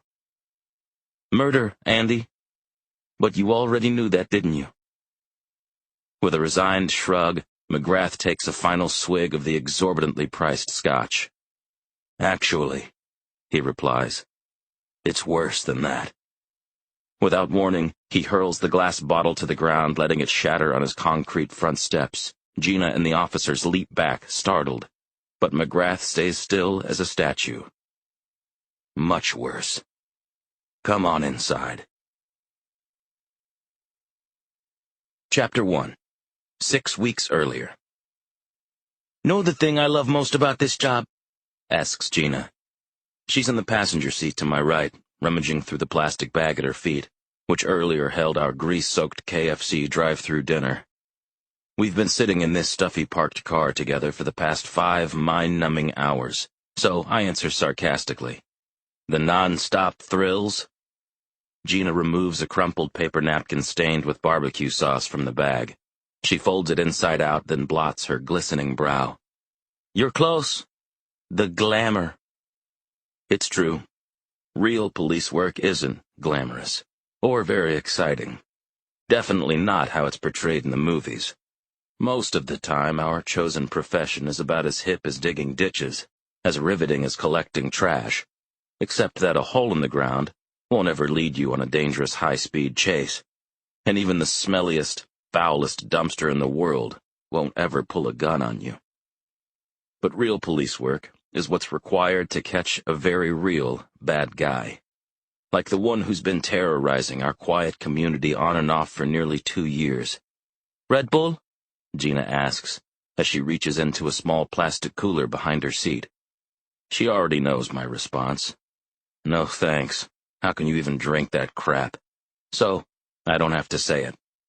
Taking just one skinny, sugar-free can for herself, Gina holds it against her face for a few seconds, then cracks it open and gulps it down. I admit, I could use a little pick-me-up too. After tailing and staking out our current person of interest for 19 days straight, no breaks, no days off, I'm definitely feeling worse for the wear. I can only imagine how Gina's holding up, my loyal partner of almost 7 years, and my best friend for decades. We went to San Luis Obispo High together, if you can believe it, less than a mile down the road. Gina's a trooper. She and her girlfriend are raising 2 stinking cute twin toddlers at home, and I don't know how she does it. Sure, I've got my aging folks I help take care of, but at least they can change their own diapers. "Looks like another wild and crazy night in the Patterson household," she says. Gina is peering through a pair of binoculars. I raise my own to look for myself. Through the second-floor window of a modest, Spanish-style bungalow down the block, we watch as Michael Patterson and his wife, Ellen, get ready for bed. They change into almost matching pajamas. They brush their teeth side by side at the bathroom sink in chilly silence. They exchange a chaste peck on the cheek. Then, they slip under the covers and shut off the lights. "That right there is why me and Zoe are never getting married," Gina says. "And they don't even have kids. I get depressed just watching." Well, your relationship's a little different, I say. Neither of you is a serial killer. At least as far as I know. You really think he's our guy, huh? Gina lowers her voice, adding somberly. And you really think those poor girls are dead? I do. On both counts. There's been only circumstantial evidence so far linking Pearson to the ongoing string of abductions, but after I interviewed him twice at the station, he just felt off to me. I can't say why, but something deep in my gut tells me he's behind them. For one, he's vice principal of San Luis Obispo High School, where all the young female victims were students, and he knew them fairly well. 2 witnesses also put Pearson near Santa Rosa Park, where the most recent missing girl was last seen, out for a jog, on the night she disappeared, 22 days ago. Like the 3 young women before her, she vanished without a trace. But God damn it, I'm going to prove Pearson is guilty. That son of a bitch is going to pay, no matter what it takes. And if by some miracle those girls are alive, I'll find them too. It's getting late and I'm starting to feel a little foggy. I shut my eyes and rub my face, trying to fight it. Maybe I'll take a quick power nap. Maybe I'll have a Red Bull after all. Maybe I'll— Shit, Andy! Gina exclaims, punching me hard in the shoulder. Look! Chapter 2. Gina and I watch with surprise as Michael Pearson exits his front door. That might not seem like anything special, but over the past 19 days we've spent surveilling this guy. His behavior has been so predictable, you could set your watch by it, as long as you didn't fall asleep first. Pretty much all Gina and I have seen him do is drive to and from school, drive to and from the supermarket, pick up some dry cleaning, do some yard work, and go to bed early.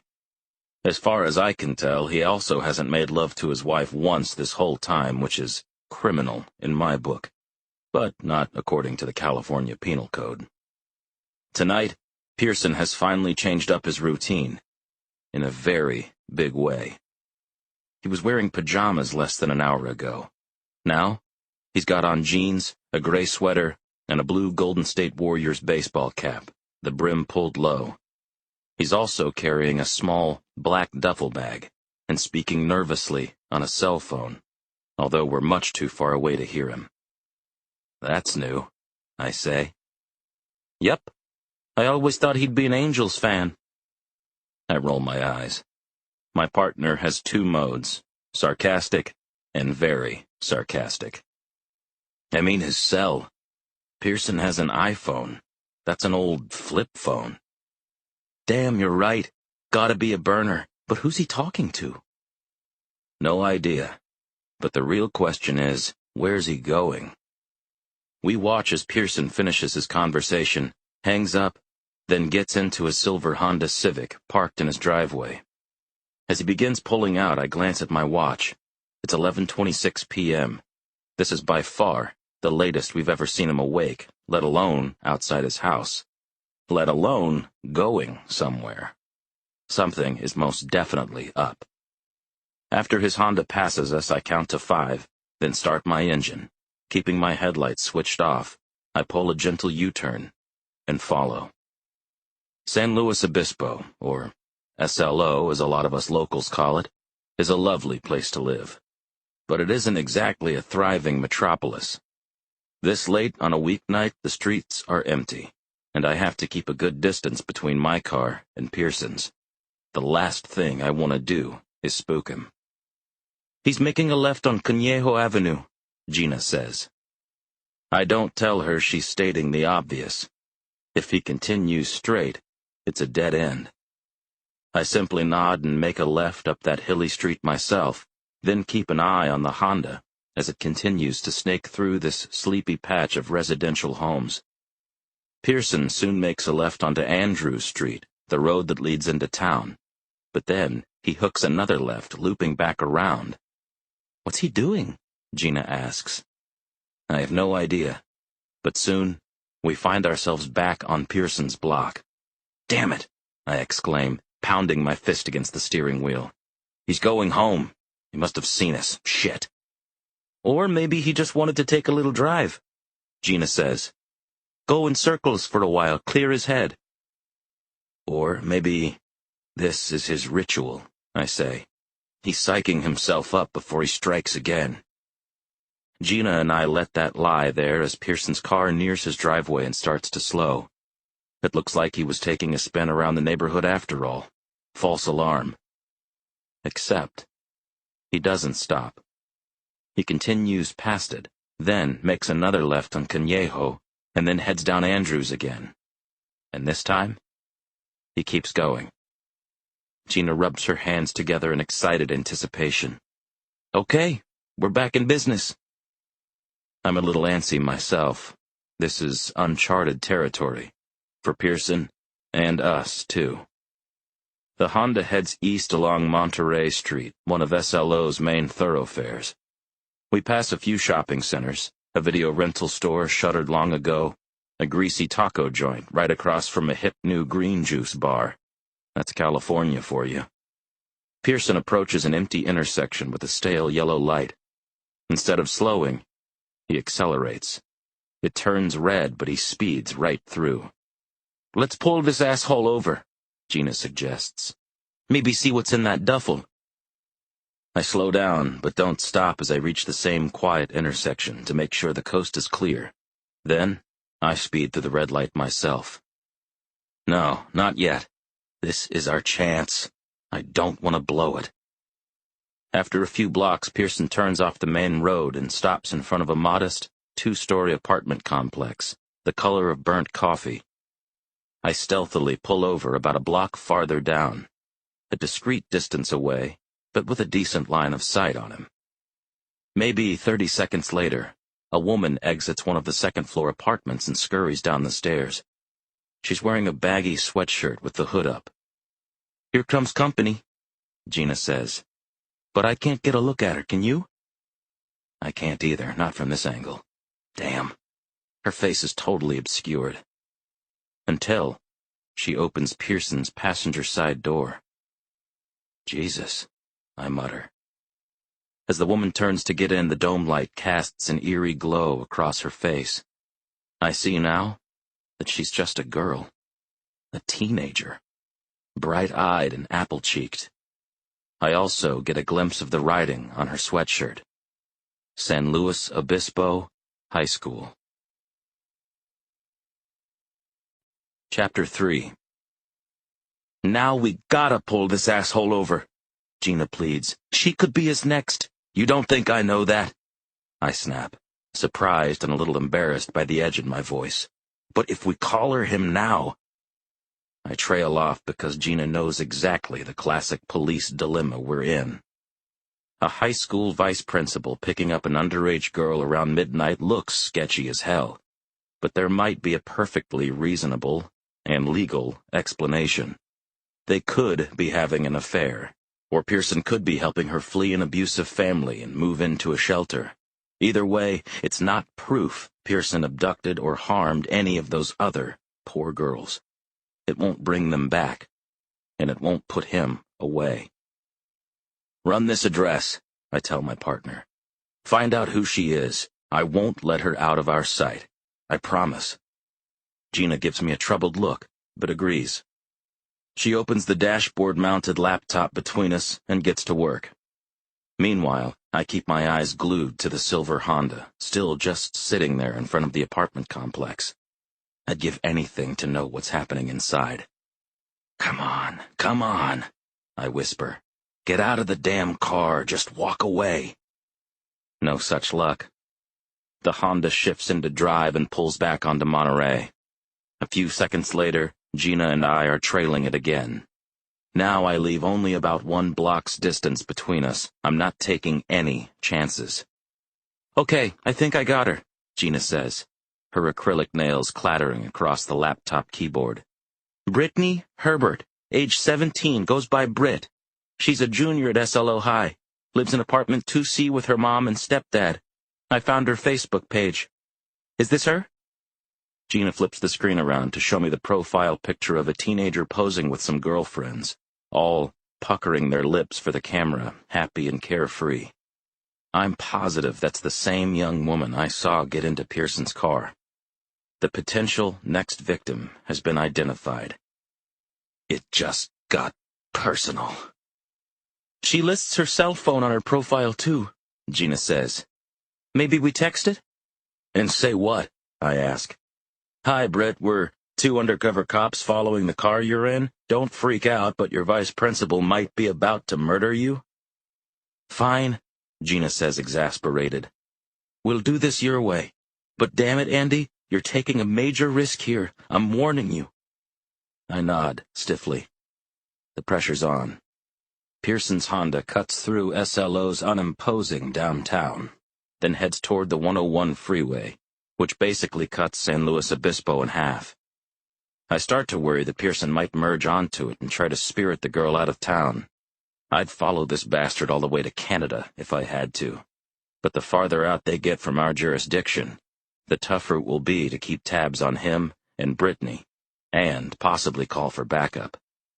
Thankfully, the Honda cruises below the underpass and stays within the city limits. For now. But it keeps going, heading northwest, toward the town's hilly outskirts. Soon, I can start to make out some tree-lined ridges off in the distance, which makes my stomach drop. I know exactly where they're going. Chapter 4. Bishop's Peak. At over 1,500 feet, it's the highest point in the region by far. With its stunning views of the city, it's a popular draw for hikers, picnickers, and birdwatchers alike. It's also a nightmare for law enforcement. The surrounding hillsides are rugged and treacherous.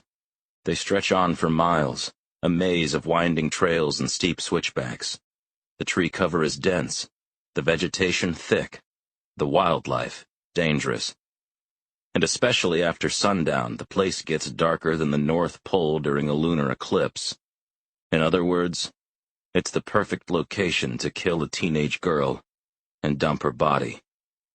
Relax, man, Gina says, touching my arm. After so many years of working together, she can practically read my mind. This isn't his spot.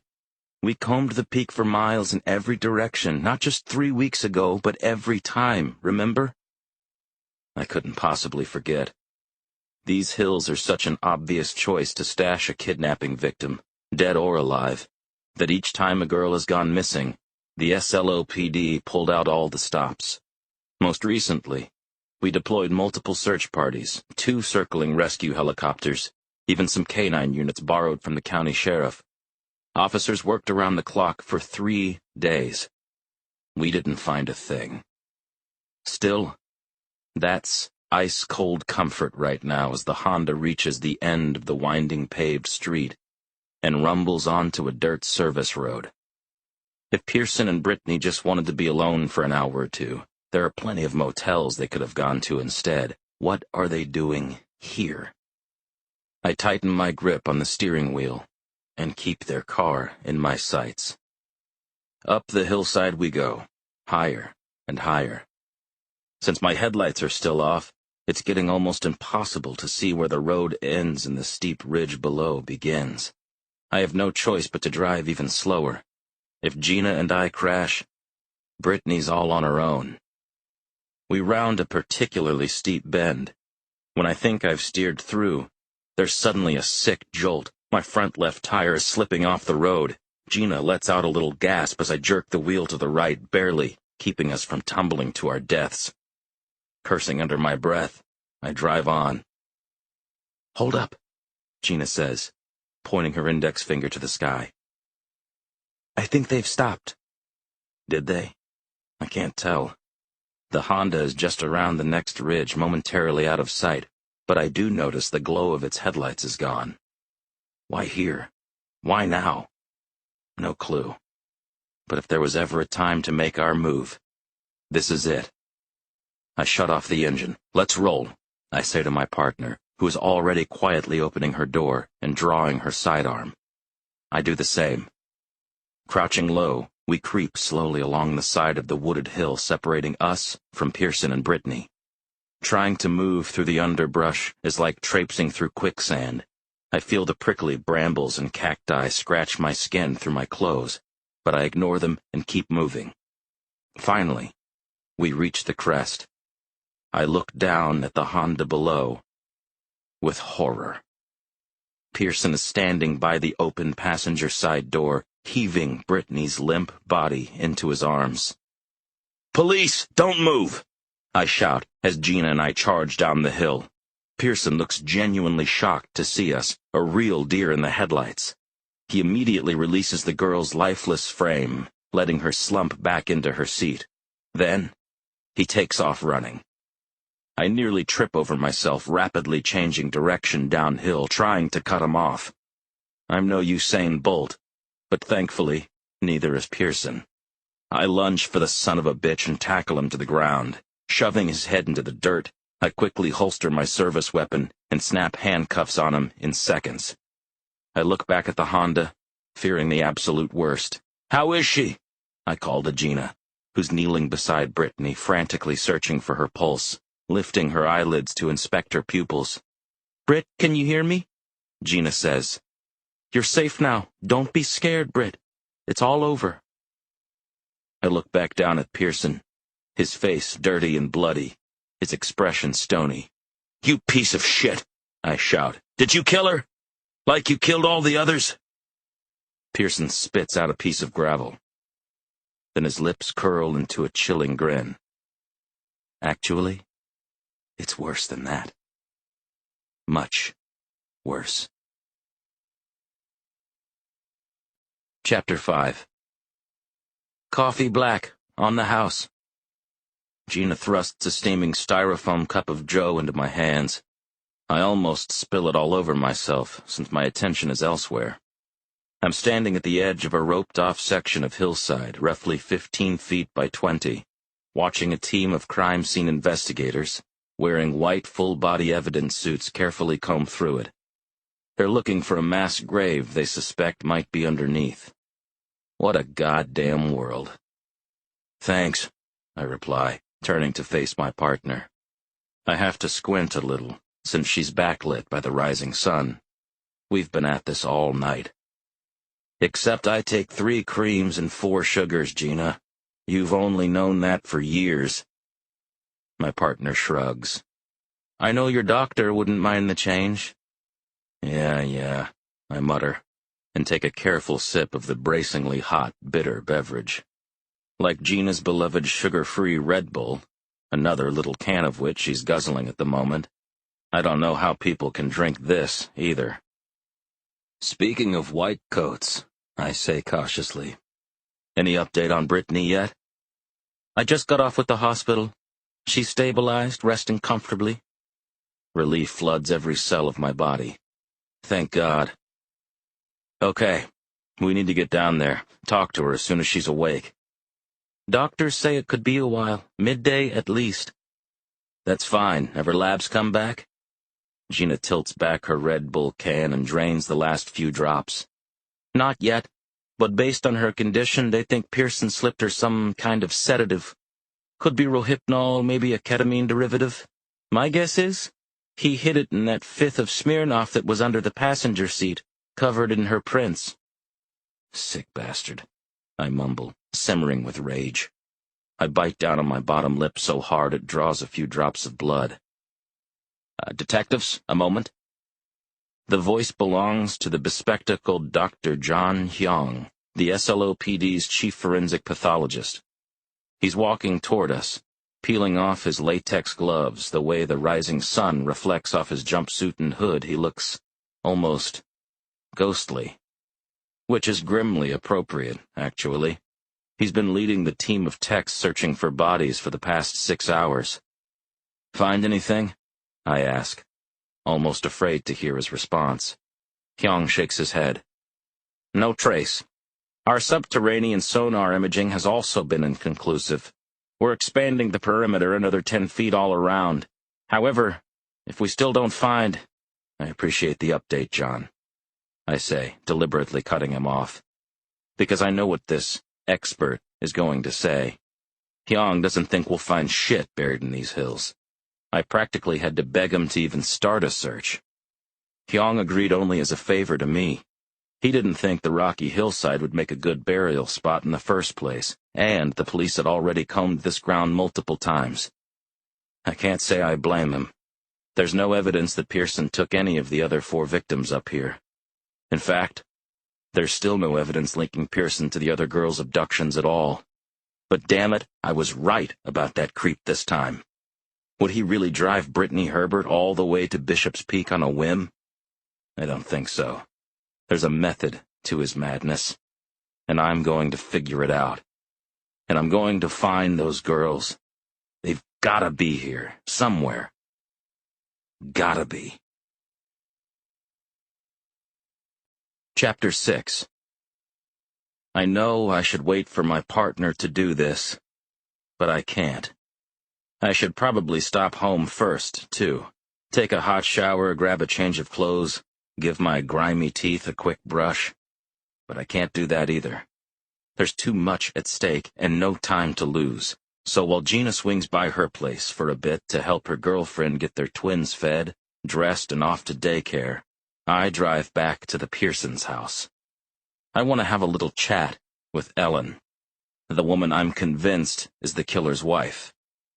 From our weeks of surveillance, I know Ellen usually gets up around 6:30. She goes for a quick jog around the neighborhood, has a light breakfast with her husband, then around 8 heads to school. Not San Luis High, where Pearson works, but Hawthorne Elementary, where she's the school nurse. Sure enough, when I pull into the driveway a few minutes before 7, the kitchen light is on. I spot Ellen inside, wearing workout clothes. She's holding a cordless phone to her ear and pacing anxiously. Probably because she has no idea where her husband is. On my way over, I spoke to the desk sergeant back at the station, who told me Pearson turned down the chance to make his one call. He hasn't spoken to his wife, to the high school, to a lawyer, anybody. He's just been sitting in his cell all night. Does that sound like an innocent man to you? Or a guilty one? Fine, I said to the sergeant. His choice, let him rot. It feels a little strange to walk right up to the Pearsons' front door and ring the bell. I'm so used to sitting in my car with Gina down the block, watching it from the shadows.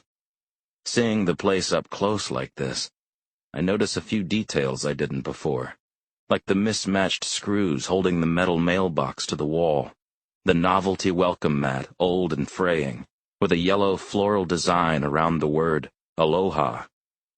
The door opens, and Ellen stands there for a few seconds in stunned silence.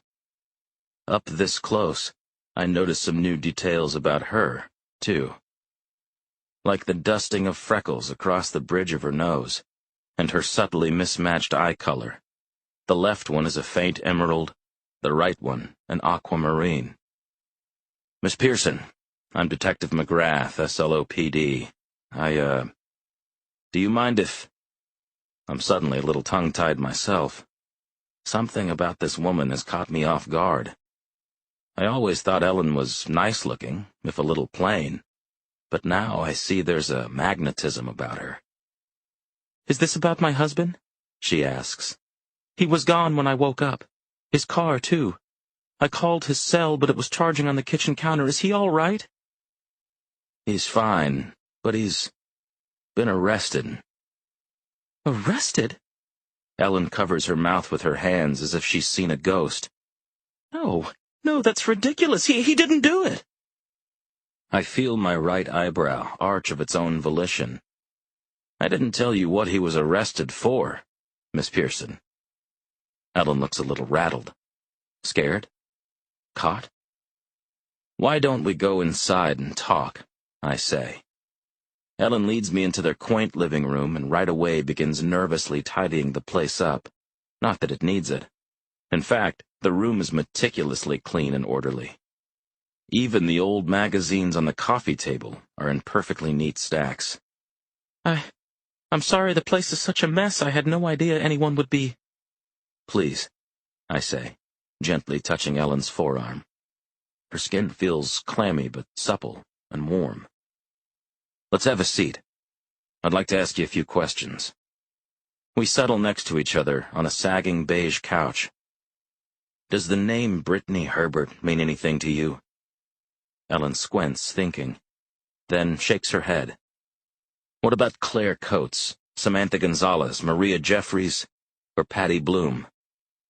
Now Ellen shuts her eyes tight. Those names mean something to everyone in this town, she says. They're the 4 girls who... Ellen can't finish the sentence, so I do it for her. Who all disappeared over the past 22 months, presumed dead. Patty went missing just 3 weeks ago. I know, my God, it's so awful. Those poor girls. But what does this have to do with me and Michael? We need your help finding the bodies, Mrs. Pearson. My help? What are you talking about? Ellen isn't making this easy. I have a feeling she knows a lot more than she's letting on, but I have to play this carefully. You and your husband have been married for 6 years. But tell me, how well do you really know him? Do you think he'd ever be capable of— Absolutely not! Ellen exclaims, springing to her feet. You think he? This is crazy. Whatever you think Michael did, he's a good man. He's innocent. Ellen glares at me with her bi-colored eyes, now wet with tears. Her emotion is so real, so raw, I almost want to believe her. Almost. Chapter 7. I quickly backpedal and try to calm Ellen down. I assure her our investigation is ongoing and that no charges have been filed yet against her husband in connection with the 4 girls' disappearances. But then, I tell her about his arrest last night, about the underage student he picked up around midnight, how he drove her to a deserted patch of woods and drugged her to near cardiac arrest. Whether Michael Pearson is involved in those other 4 abductions or not, he sure ain't a Boy Scout. Ellen, her shoulders trembling, her voice cracking, sits back down on the couch and agrees to answer my questions. We start with what she remembers about last night, which isn't anything out of the ordinary. She's just about done telling me what little she recalls about the nights the 4 other teens went missing, when I hear 2 vehicles pull up in front of the house.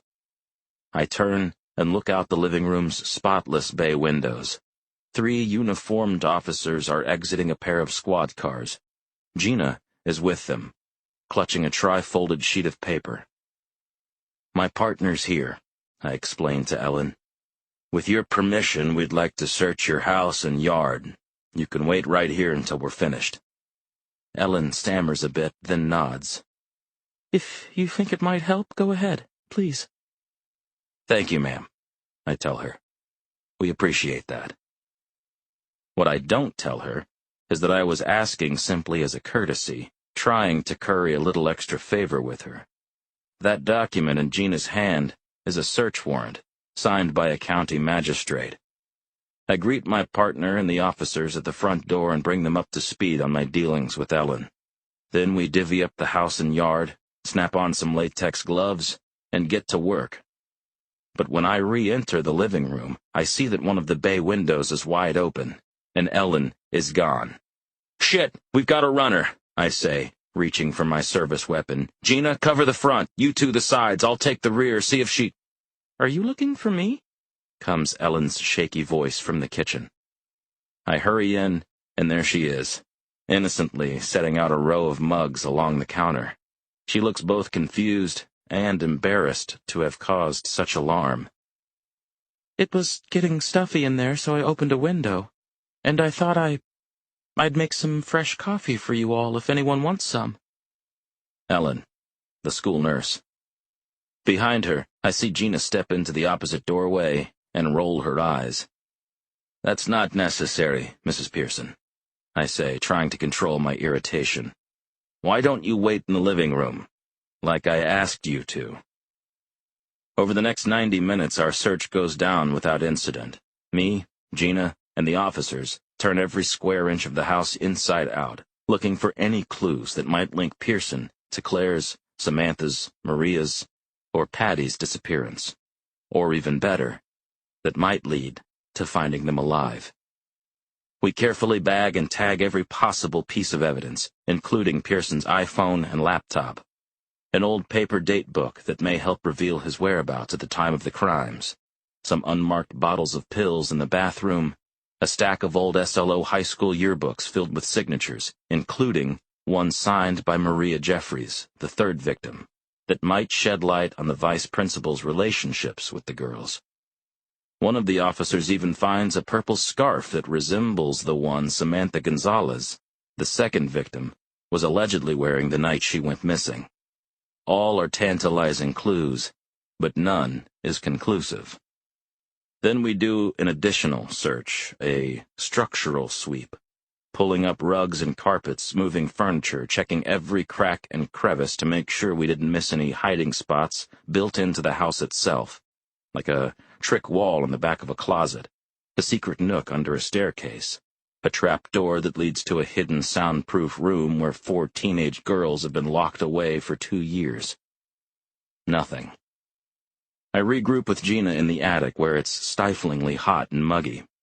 My partner's just finished inspecting the roof and rafters and has come up empty-handed. "I don't know whether to be relieved or pissed off," Gina says. "What a waste of time. We didn't find a damn thing." "We still have to search the backyard," I say. "Could get lucky." But Gina frowns.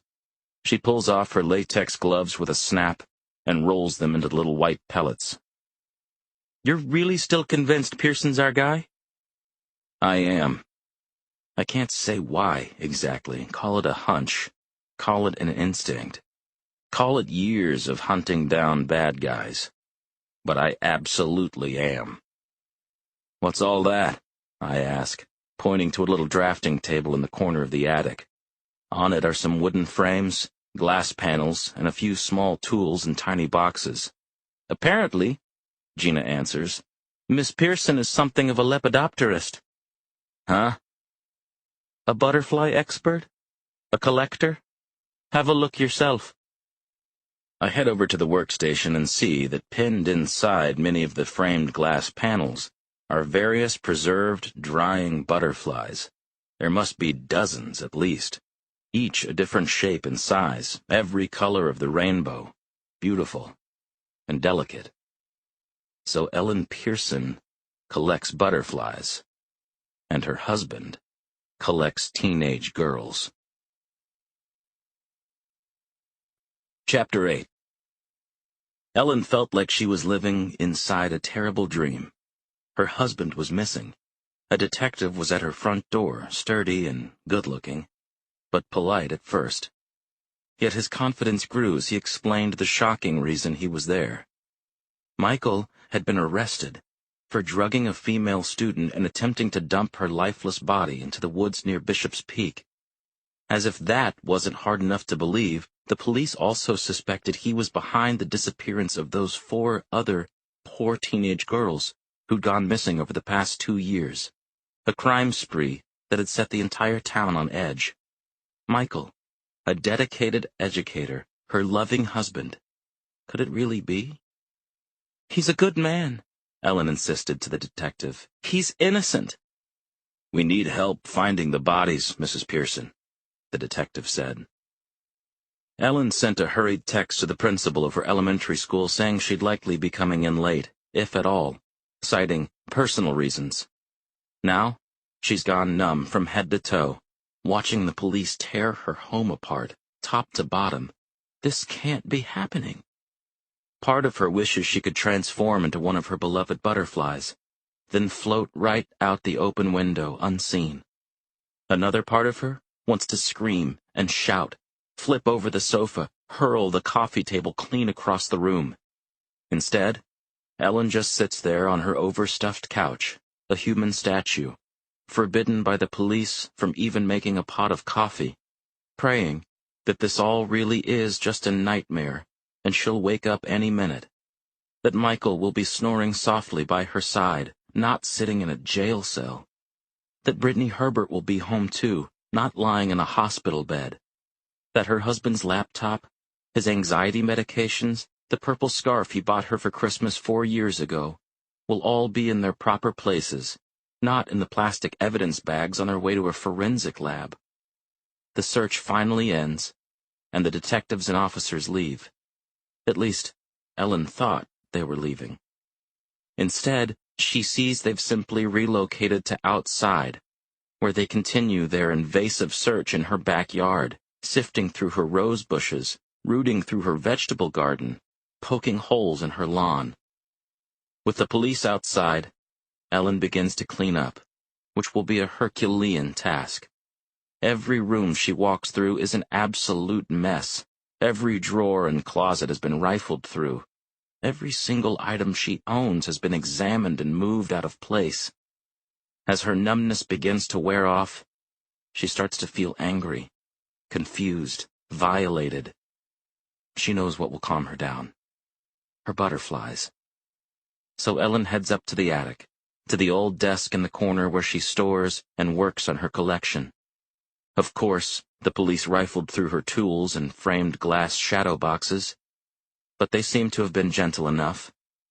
Ellen notices a few of her colorful winged specimens have come unpenned, but thankfully none looks damaged. Taking a deep breath, she selects a pair of tweezers and begins carefully restoring the butterflies to their proper places. She figures if she can reinstate some semblance of order to this tiny slice of her life, maybe the rest will follow. She's wrong. Barely 5 minutes have passed when she hears some kind of commotion out in her front yard. She peers through a tiny window overlooking her lawn and sees the 2 detectives and other officers buzzing around like bees on honey. One of them is also yelling, barking orders. The words are faint and muffled, but Ellen can just barely make them out. And they fill her with dread. "We found something!" Chapter 9. Bones. Loosely packed topsoil, the putrid smell of rotting flesh. I know right away we've just stumbled on a shallow grave, right in the middle of the killer's backyard. As Gina and the other uniformed officers start cordoning off the Pearsons' backyard with yellow crime scene tape, I'm already on my cell dialing Dr. Hyong. "Hello, Detective, we're just wrapping up at Bishop's Peak," he says as soon as he picks up. "I'm afraid we didn't find anything, so I'm officially ending the search. I was going to call you this afternoon to tell you, after I grabbed a few hours of sleep." "Sorry, Doc," I reply, "but no rest for the weary. I'm gonna need your team to pull a double shift, because here at the Pearson place, we definitely just found something." Within the hour, Hyong and a half-dozen fellow white-suited crime scene techs arrive and set to work. They carefully mark off the gravesite, then begin to excavate, photograph, and catalog the brittle, buried remains. Standing on the periphery of the property with Gina, I'm simmering with a mix of emotions. I'm glad my instincts were right. We finally have the proof we need to connect the other girls' disappearances to Michael Pearson. We can nail the bastard. But seeing Hyong and his colleagues sift through the soil, I feel a well of deep empathy for the victims all over again, and fury that those poor young girls had their precious lives cut short. "We're gonna have some new questions for Pearson after this," Gina says. She offers me a pack of chewing gum, which I decline. She shrugs and folds a stick into her mouth, and the faint smell of hot cinnamon is soon tickling my nostrils. Anything to replace the smell of death. As we continue watching the forensic team, I get an odd sensation, like someone is watching me. I turn and look back at the house, and what do you know? Ellen is staring down at us from an attic window. Her expression is cold, blank, like a mannequin's. "I'm going to have a few more questions for Mrs. Pearson, too," I say. "Detectives?" Hyong suddenly calls to us. He's heading our way, removing his face mask and shaking his head. With concern, Gina and I hurry over to meet him. "John, what's wrong?" I demand. "Those bones don't belong to any of our victims." "What? But how do you—" "So you're saying—" "No," he interjects. They're just the remains of a dog. Chapter 10. I'm back on the old beige couch again, sitting next to Ellen, who's twirling a fresh Kleenex in her hands. A tiny mountain of them is accumulated beside her. He told me Ruby ran away, she whimpers. And how long ago was that? I ask. 4 months, 2 weeks, and 5 days. I remember it perfectly. I'd just spent the weekend in Fresno. It was my nephew's 3rd birthday. Michael had to stay here, catch up on some work. When I came home, he sat me down right on this very couch and broke the awful news. I nod. Her story checks out.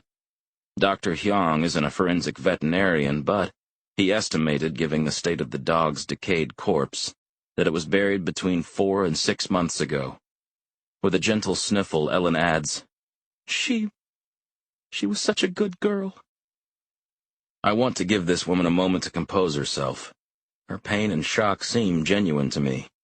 But Gina, perched on a love seat nearby, interjects, harshly. Wish you remembered the nights those real girls went missing half as well.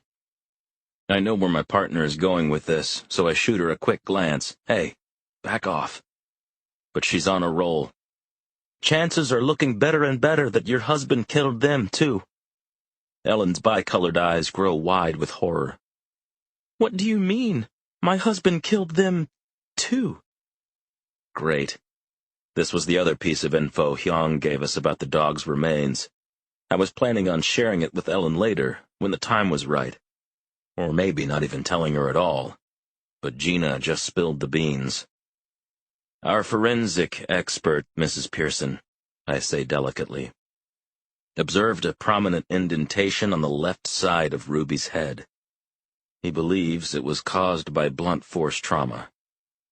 Hard enough to crush Ruby's little skull, Gina says, not helping.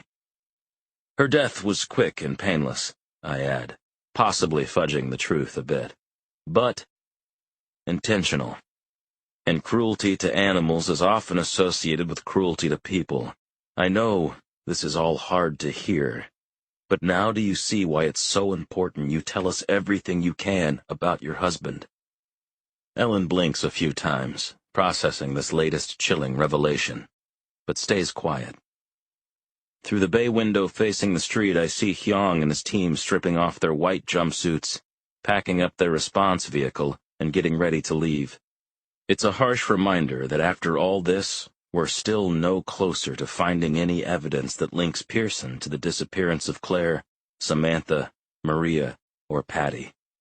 And we're no closer to finding those girls, dead or alive. Damn it! Mrs. Pearson, I snap, starting to succumb to my frustration. We need your help. You're married to that man. Think. Hard. Talk to us, please. Ellen stares right at me. Her lips part slightly as if she's going to speak, as if she's finally going to give us something we can work with. I lean forward in anticipation. Then Ellen leans forward too, and bursts into heaving, ugly sobs. Chapter 11. Precisely 23 minutes ago, Ellen pulled her Camry into the Hawthorne Elementary School faculty parking lot. She's been sitting in it ever since, willing herself to simply open the car door, get out, and head into the school that she loves so much, just as if it were any other day. Of course, it's not any other day, not even close. It's her first day back since that handsome detective knocked on her door last week and turned her whole life upside down. Since then, Michael has been formally arraigned, but he's still refusing to speak to the police, to his court-appointed lawyer, or even to his own wife. Detective McGrath is the opposite. He can't seem to talk to Ellen enough. He's been calling her every other day to check in, hoping she might remember some new detail that could help his investigation. But so far, she hasn't. Reporters, too, won't leave Ellen alone. They've been knocking on her door at all hours, trailing her everywhere she goes, begging her to break her silence and give an interview. which she has steadfastly refused to do. But the damn press won't give up. Just this morning, to get to school unseen, Ellen slipped out the back door before dawn, hopped the fence on the far side of the yard, then sped off in her car, which she had deliberately parked a few blocks away from her home. And yet, Ellen could have sworn she saw one of them following her today. No, I'm just being paranoid, she told herself. Or maybe all this stress is starting to play tricks on my mind. Ellen had wanted to come back to work to feel some semblance of normalcy in her life again. Just sitting around at home, helpless, was driving her nuts. But now, she just feels foolish and overwhelmed. She rubs her tired, bloodshot eyes. Maybe this was a mistake, she thinks. Maybe I came back too soon. Maybe— "Good morning, Nurse Pearson," comes a chorus of children's voices. Ellen sees a gaggle of kids walking past. They're giggling and waving, tickled to see the school nurse outside the building and not wearing her trademark white coat. Their laughter and innocence tug on Ellen's heart. Hard. It's an adorable reminder of why she became a school nurse in the first place. To keep these precious kids healthy. They need you, Ellen tells herself. So quit wallowing and get moving. At last, Ellen does. She exits her car, approaches the building, and enters. Walking through the halls to her office, however, is an unsettling experience. Most of the students she passes greet her happily, like the ones outside, but the glares she gets from her fellow faculty members are fierce and unrelenting. Certainly, they've all read the local papers and have been gossiping in the teacher's lounge for days. They all know Ellen's husband has been accused of some truly heinous crimes. But far from showing sympathy for their colleague, their expressions range from shock to judgment to horror. Ellen shifts her eyes to the ground until she finally reaches the nurse's office. She hurriedly unlocks the door, then slams it shut.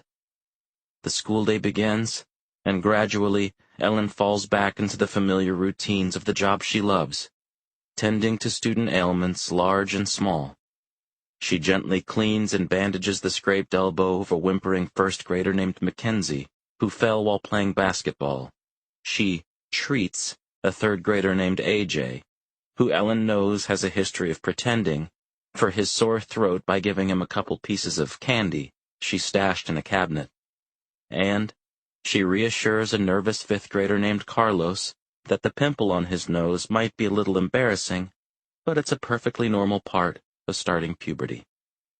Ellen is a few hours into her morning, reorganizing the first aid closet, when her cell phone buzzes. She's gotten a text. "Please see me ASAP." Ellen's heart skips a beat. It's an unusual request, especially at this time of day.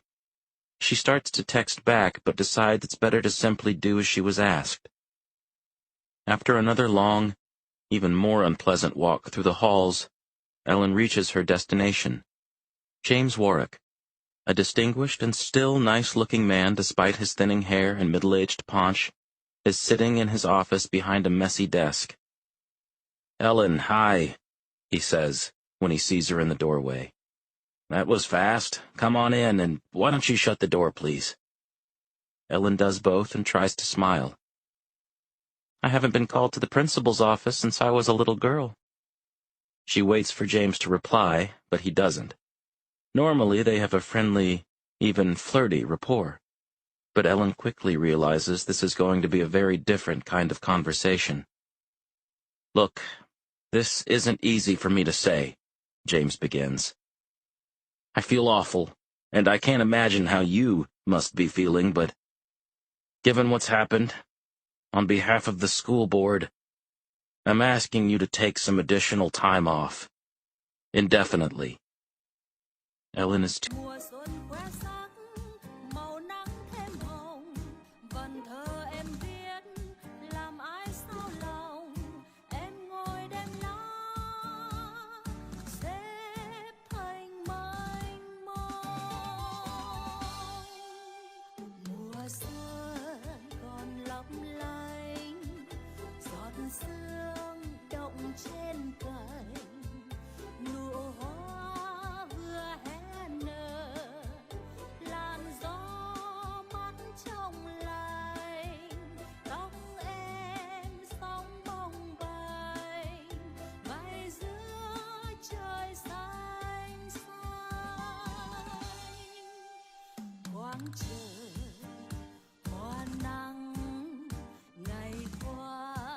too stunned for a few seconds to speak.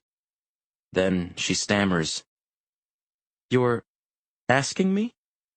Or you're telling me?" "Parents have been calling me all week. Teachers are worried, too." "Worried about what?" Ellen demands, struggling to tamp down her rising anger. "Ellen, be serious.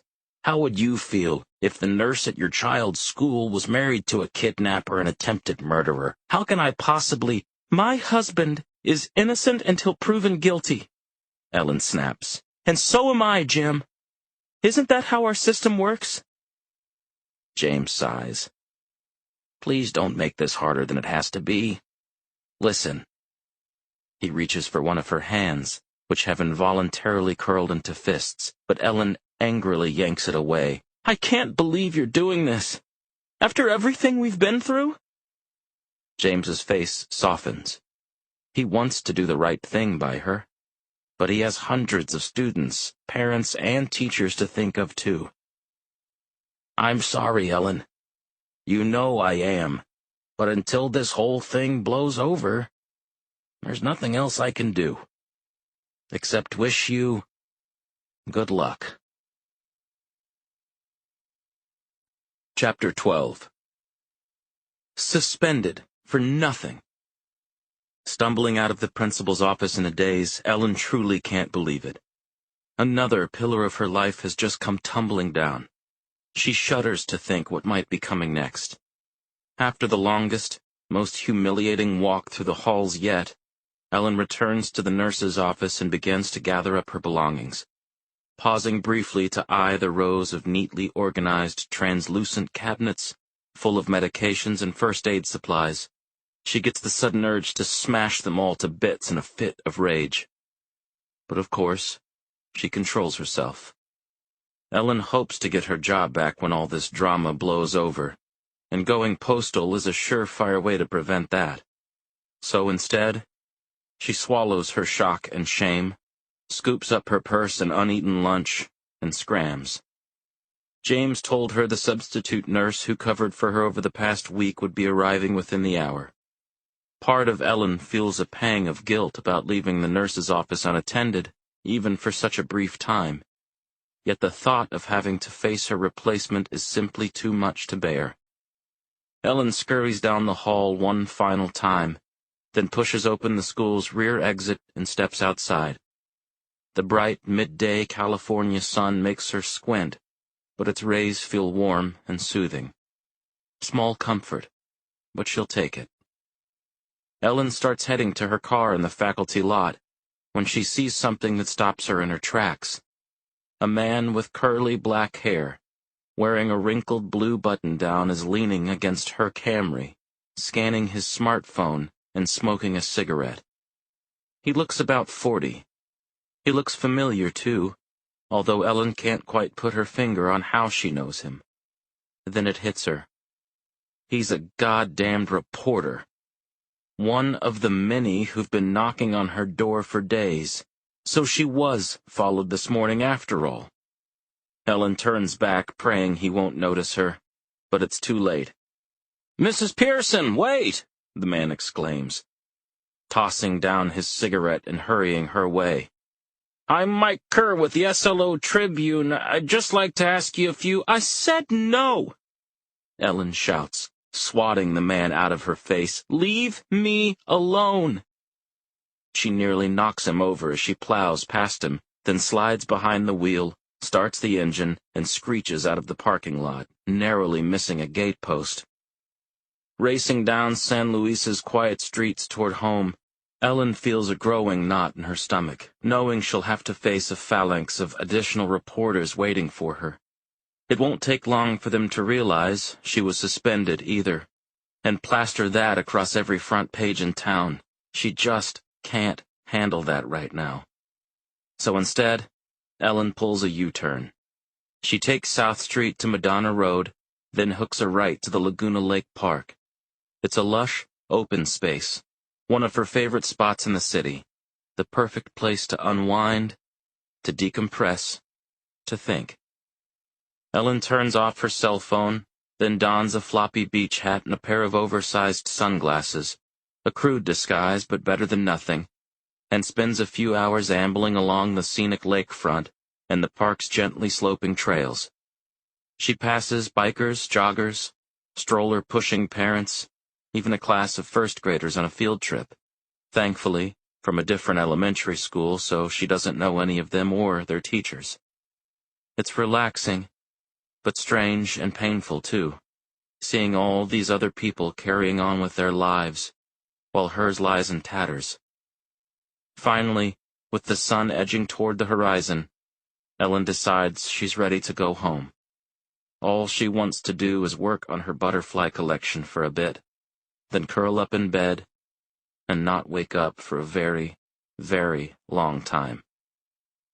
As she nears her home, in addition to the cluster of reporters still camped out in front, she sees an official-looking white Chevy Impala parked in her driveway, and as soon as she pulls beside it, Detectives McGrath and Petrillo step out. McGrath has been calling her fairly regularly since last week, but he hasn't paid a house visit since the police searched her home and dug up her backyard, so Ellen immediately knows something is afoot. She watches them order the press to back off, which she appreciates. Then she steels herself as they approach her. "Good evening, Mrs. Pearson," McGrath says, with a rakish but polite smile. Ellen struggles to keep her composure. "Hello again? Is something wrong?" Realizing the absurdity of her words, she backtracks. "I mean, something new?" "No, ma'am," McGrath answers. "We just have a few more questions for you. I was going to ask you to come down to the station, but I figured you'd be more comfortable in your own home." Comfortable. That's not something Ellen has felt all week, and she probably never will again. "Let me ask you something, detectives," she says. "Do I have to answer these new questions? What would happen if I refused?" McGrath sighs and runs his calloused hand through his thick mane of hair. "And here I thought we were becoming friends." "Friends?" Ellen scoffs. She can't hold back anymore. She lets him have it. "You think my husband is a killer, and you think I'm involved.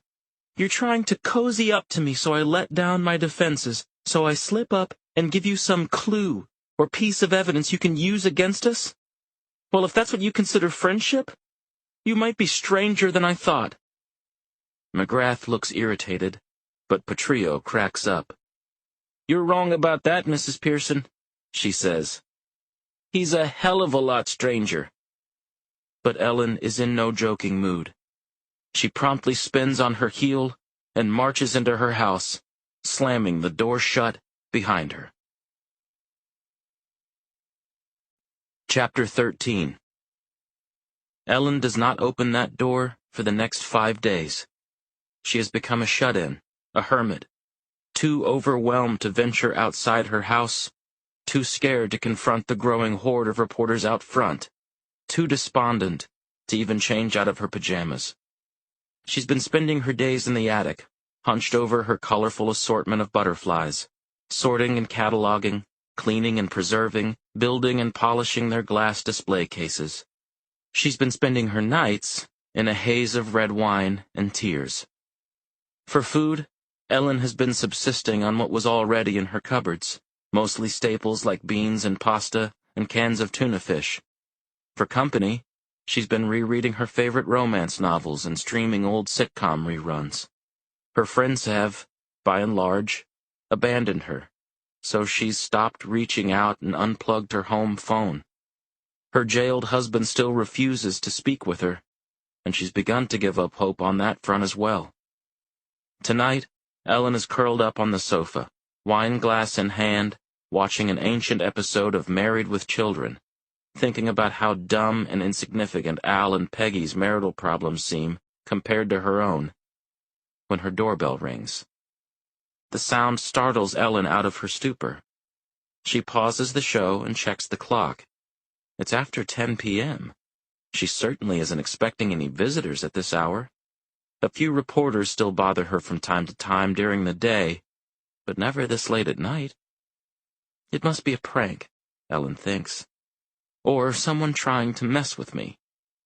So, Ellen ignores it. She's about to restart the show when the doorbell rings again.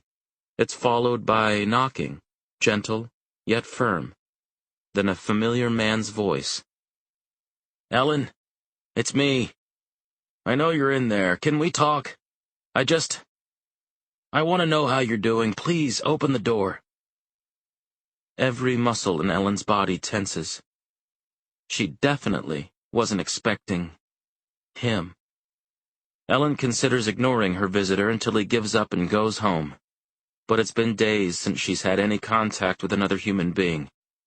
And she's moved that he thought to stop by and check on her, even if it's mostly out of guilt. She decides seeing a semi-friendly face can't hurt. Right? Hi, Jim, Ellen says, opening the door for the same person who just days earlier had summoned her to his office via text message and suspended her for something her husband had done. Tonight, James's tie is loosened. His shoulders are slumped forward, and his eyes betray a concern for her that was absent earlier in the week. This is quite the surprise, Ellen continues. Then suddenly embarrassed by her makeup-free face and unwashed hair, she adds, Clearly, I wasn't expecting anyone. James offers a tender smile. Could have fooled me. I think you look lovely. He's a terrible liar, but Ellen appreciates the sentiment. I just stopped by to see how you were doing, how you were handling it all. I tried calling, but there was never any answer. Your cell, too. Ellen remembers that her phone died a few days ago, and she never bothered recharging it. She shrugs. I'm fine, Jim. Considering. Listen, I feel awful about your job. I want you to know, if you really felt that bad, you wouldn't have suspended me, Ellen says, deliberately putting him on the spot. That's not fair, James answers.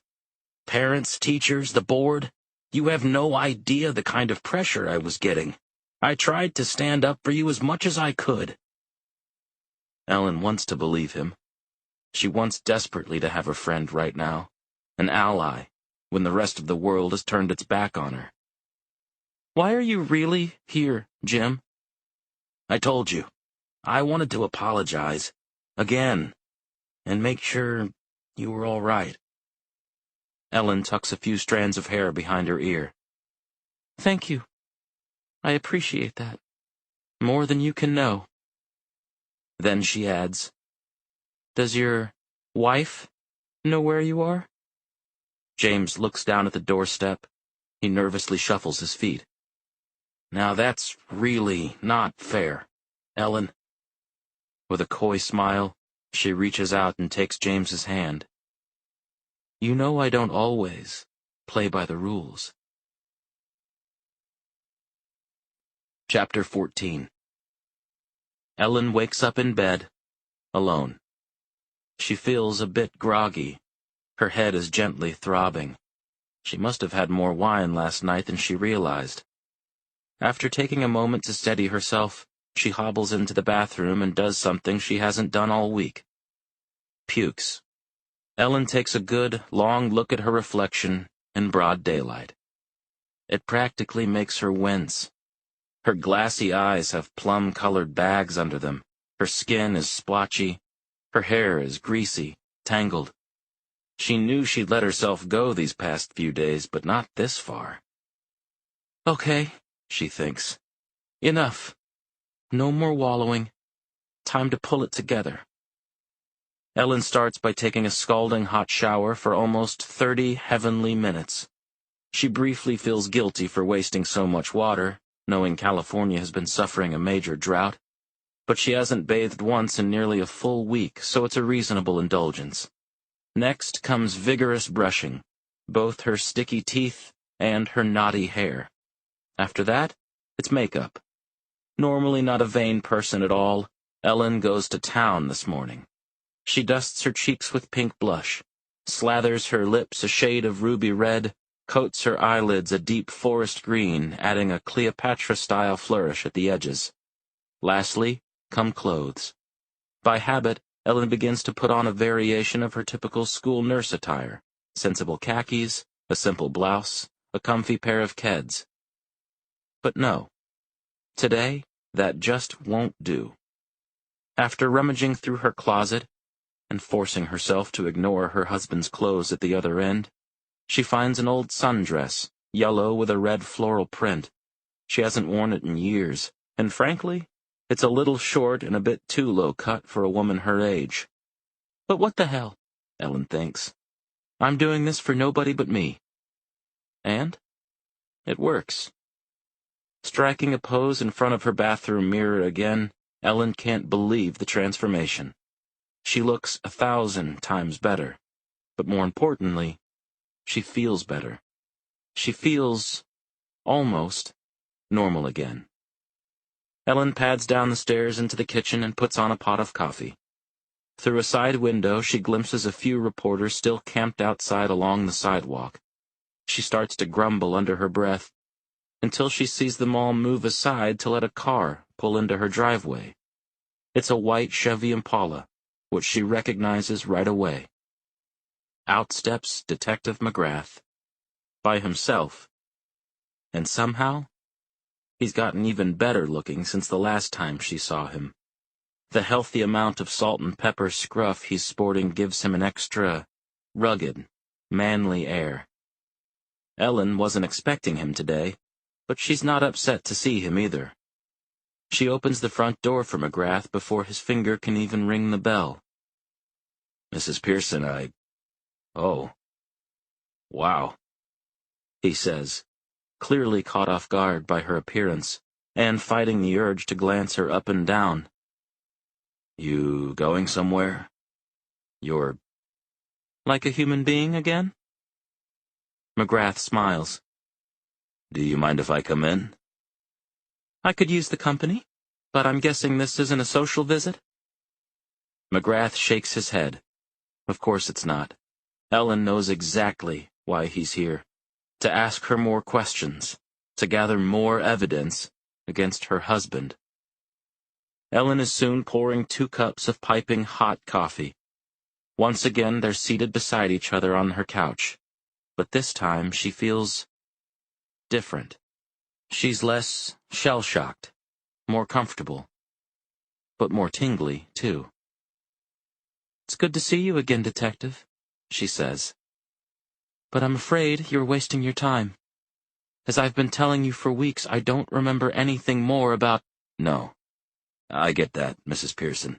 And the details you have been able to remember about the nights of the disappearances. They've been very helpful. But today—" McGrath takes a careful sip of his coffee, then gently sets it back down.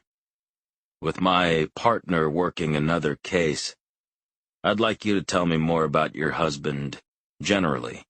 The kind of man he is, how you met, the state of your marriage, that kind of thing." "How we met? Our marriage? I don't quite see how that—" "I don't mean to pry. I'm just trying to get a fuller picture of our suspect. Because to be frank with you, ma'am—" McGrath leans in a bit and gives Ellen a smoldering gaze.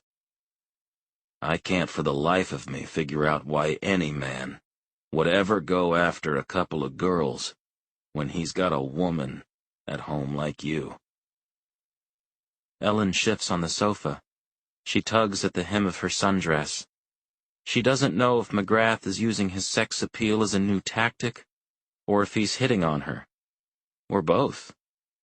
Part of her is offended by this approach, but part of her, fine, much of her, is flattered. "Well, to be honest," she says, "Michael is a lot like you, Detective. Not on the outside, but he's very loyal, focused, and determined. We met about 7 years ago at a California State Teachers Conference in Sacramento. We couldn't believe we had both been living in San Luis Obispo and working in education for so long and hadn't met. He asked me out that night, but I said no. I had just gotten out of a rocky relationship and I wasn't interested in dating yet. But Michael persisted.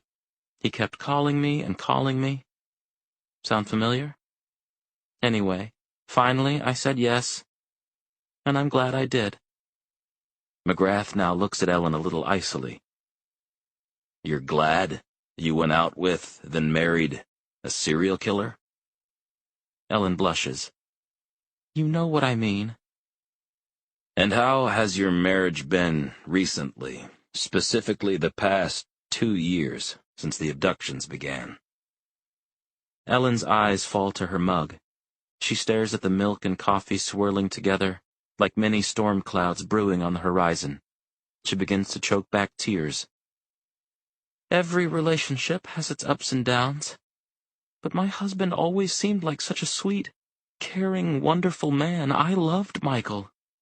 Even now, a tiny piece of me still does, and maybe always will. McGrath rubs a calloused hand over his scruffy beard, thinking. Has he still not talked to you since he was arrested? Ellen nods, almost embarrassed. In that case, I have some news about him you might want to hear. Chapter 15. I wonder sometimes what's really going on in their heads. What they're really thinking about when they look up at me with those puppy dog eyes but are so clearly talking nonsense that I can see through it a mile away. The turkey is birding! My mother, Evelyn, is exclaiming. She's rocking her 95-pound, 86-year-old frame back and forth in her easy chair, flailing her arms and struggling to get up. Ma, shh, relax, I coo as gently and sweetly as I can. And the stuffing, too, and the sweet potatoes, and oh, Andy, Thanksgiving is ruined, and it's all my fault. I place my hands on her shoulders and guide her back into her chair. I do so as delicately as if she were an antique porcelain doll. It's all gonna be fine, Mom. I'll take care of it, I promise. Don't worry. This seems to settle her. It usually does. As she and my dad have both gotten worse over the last couple of years, I've found that responding to them with facts or logic or reason doesn't work. The actual words I say basically don't matter at all when either one of them gets like this. As long as my tone is tender and my energy is calm, I could recite the Gettysburg Address to my parents, and it would chill them out and bring them back to reality. I've just about gotten my mom soothed when I hear the toilet flush in the bathroom down the hall. Then comes my father's booming voice. Snap out of it, Evie! He barks, shuffling into the living room, still rebuttoning his pants. Thanksgiving. It's March. Do you hear me? It's springtime.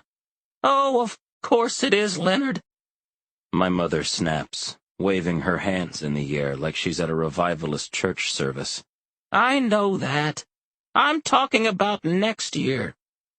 I let out a long sigh, my patience wearing thin. Let's all stop with the yelling, huh? I love my parents. I really do. But dealing with them isn't always easy. They refuse to move to an assisted living home, so I'm the one who has to do the assisting in their home.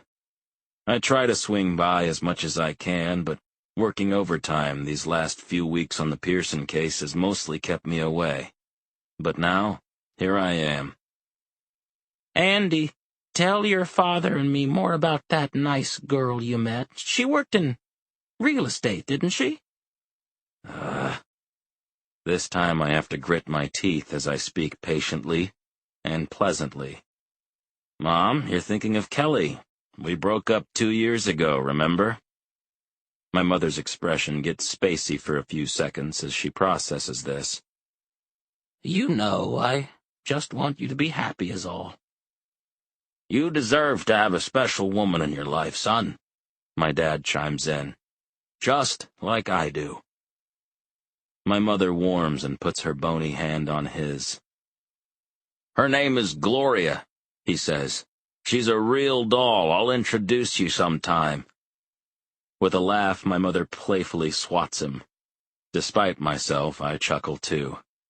But the thing is, lately, I have been thinking about a special new woman in my life. A hell of a lot more than I thought I would be. Her name is Ellen Ann Pearson.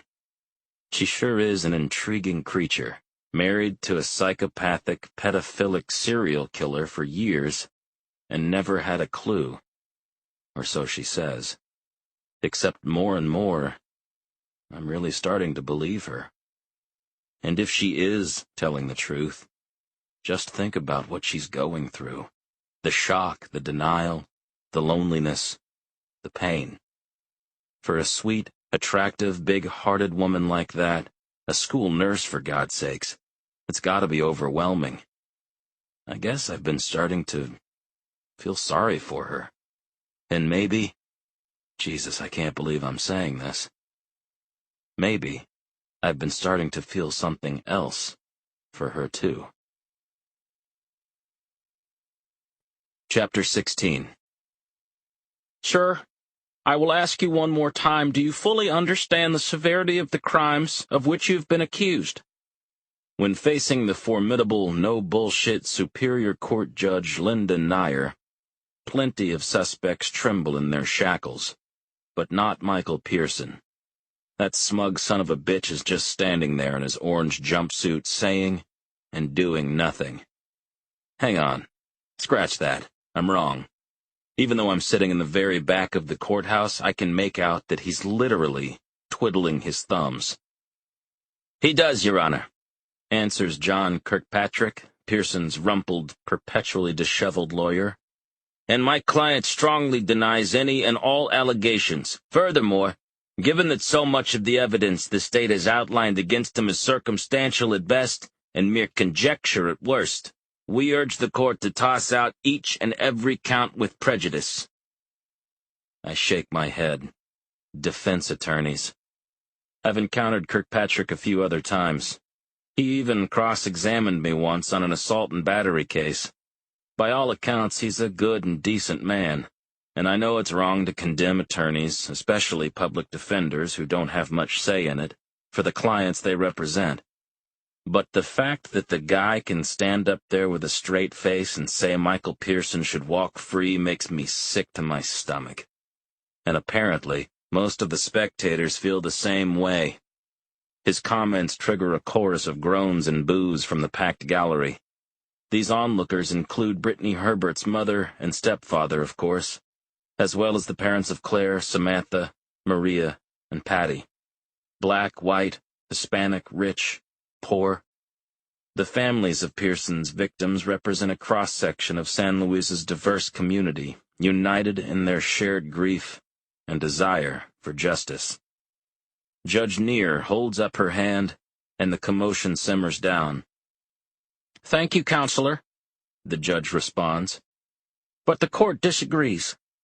I will take under advisement your motion to dismiss the ancillary counts against your client, but the primary charges against him very much still stand. A jury of Mr. Pearson's peers will decide his guilt.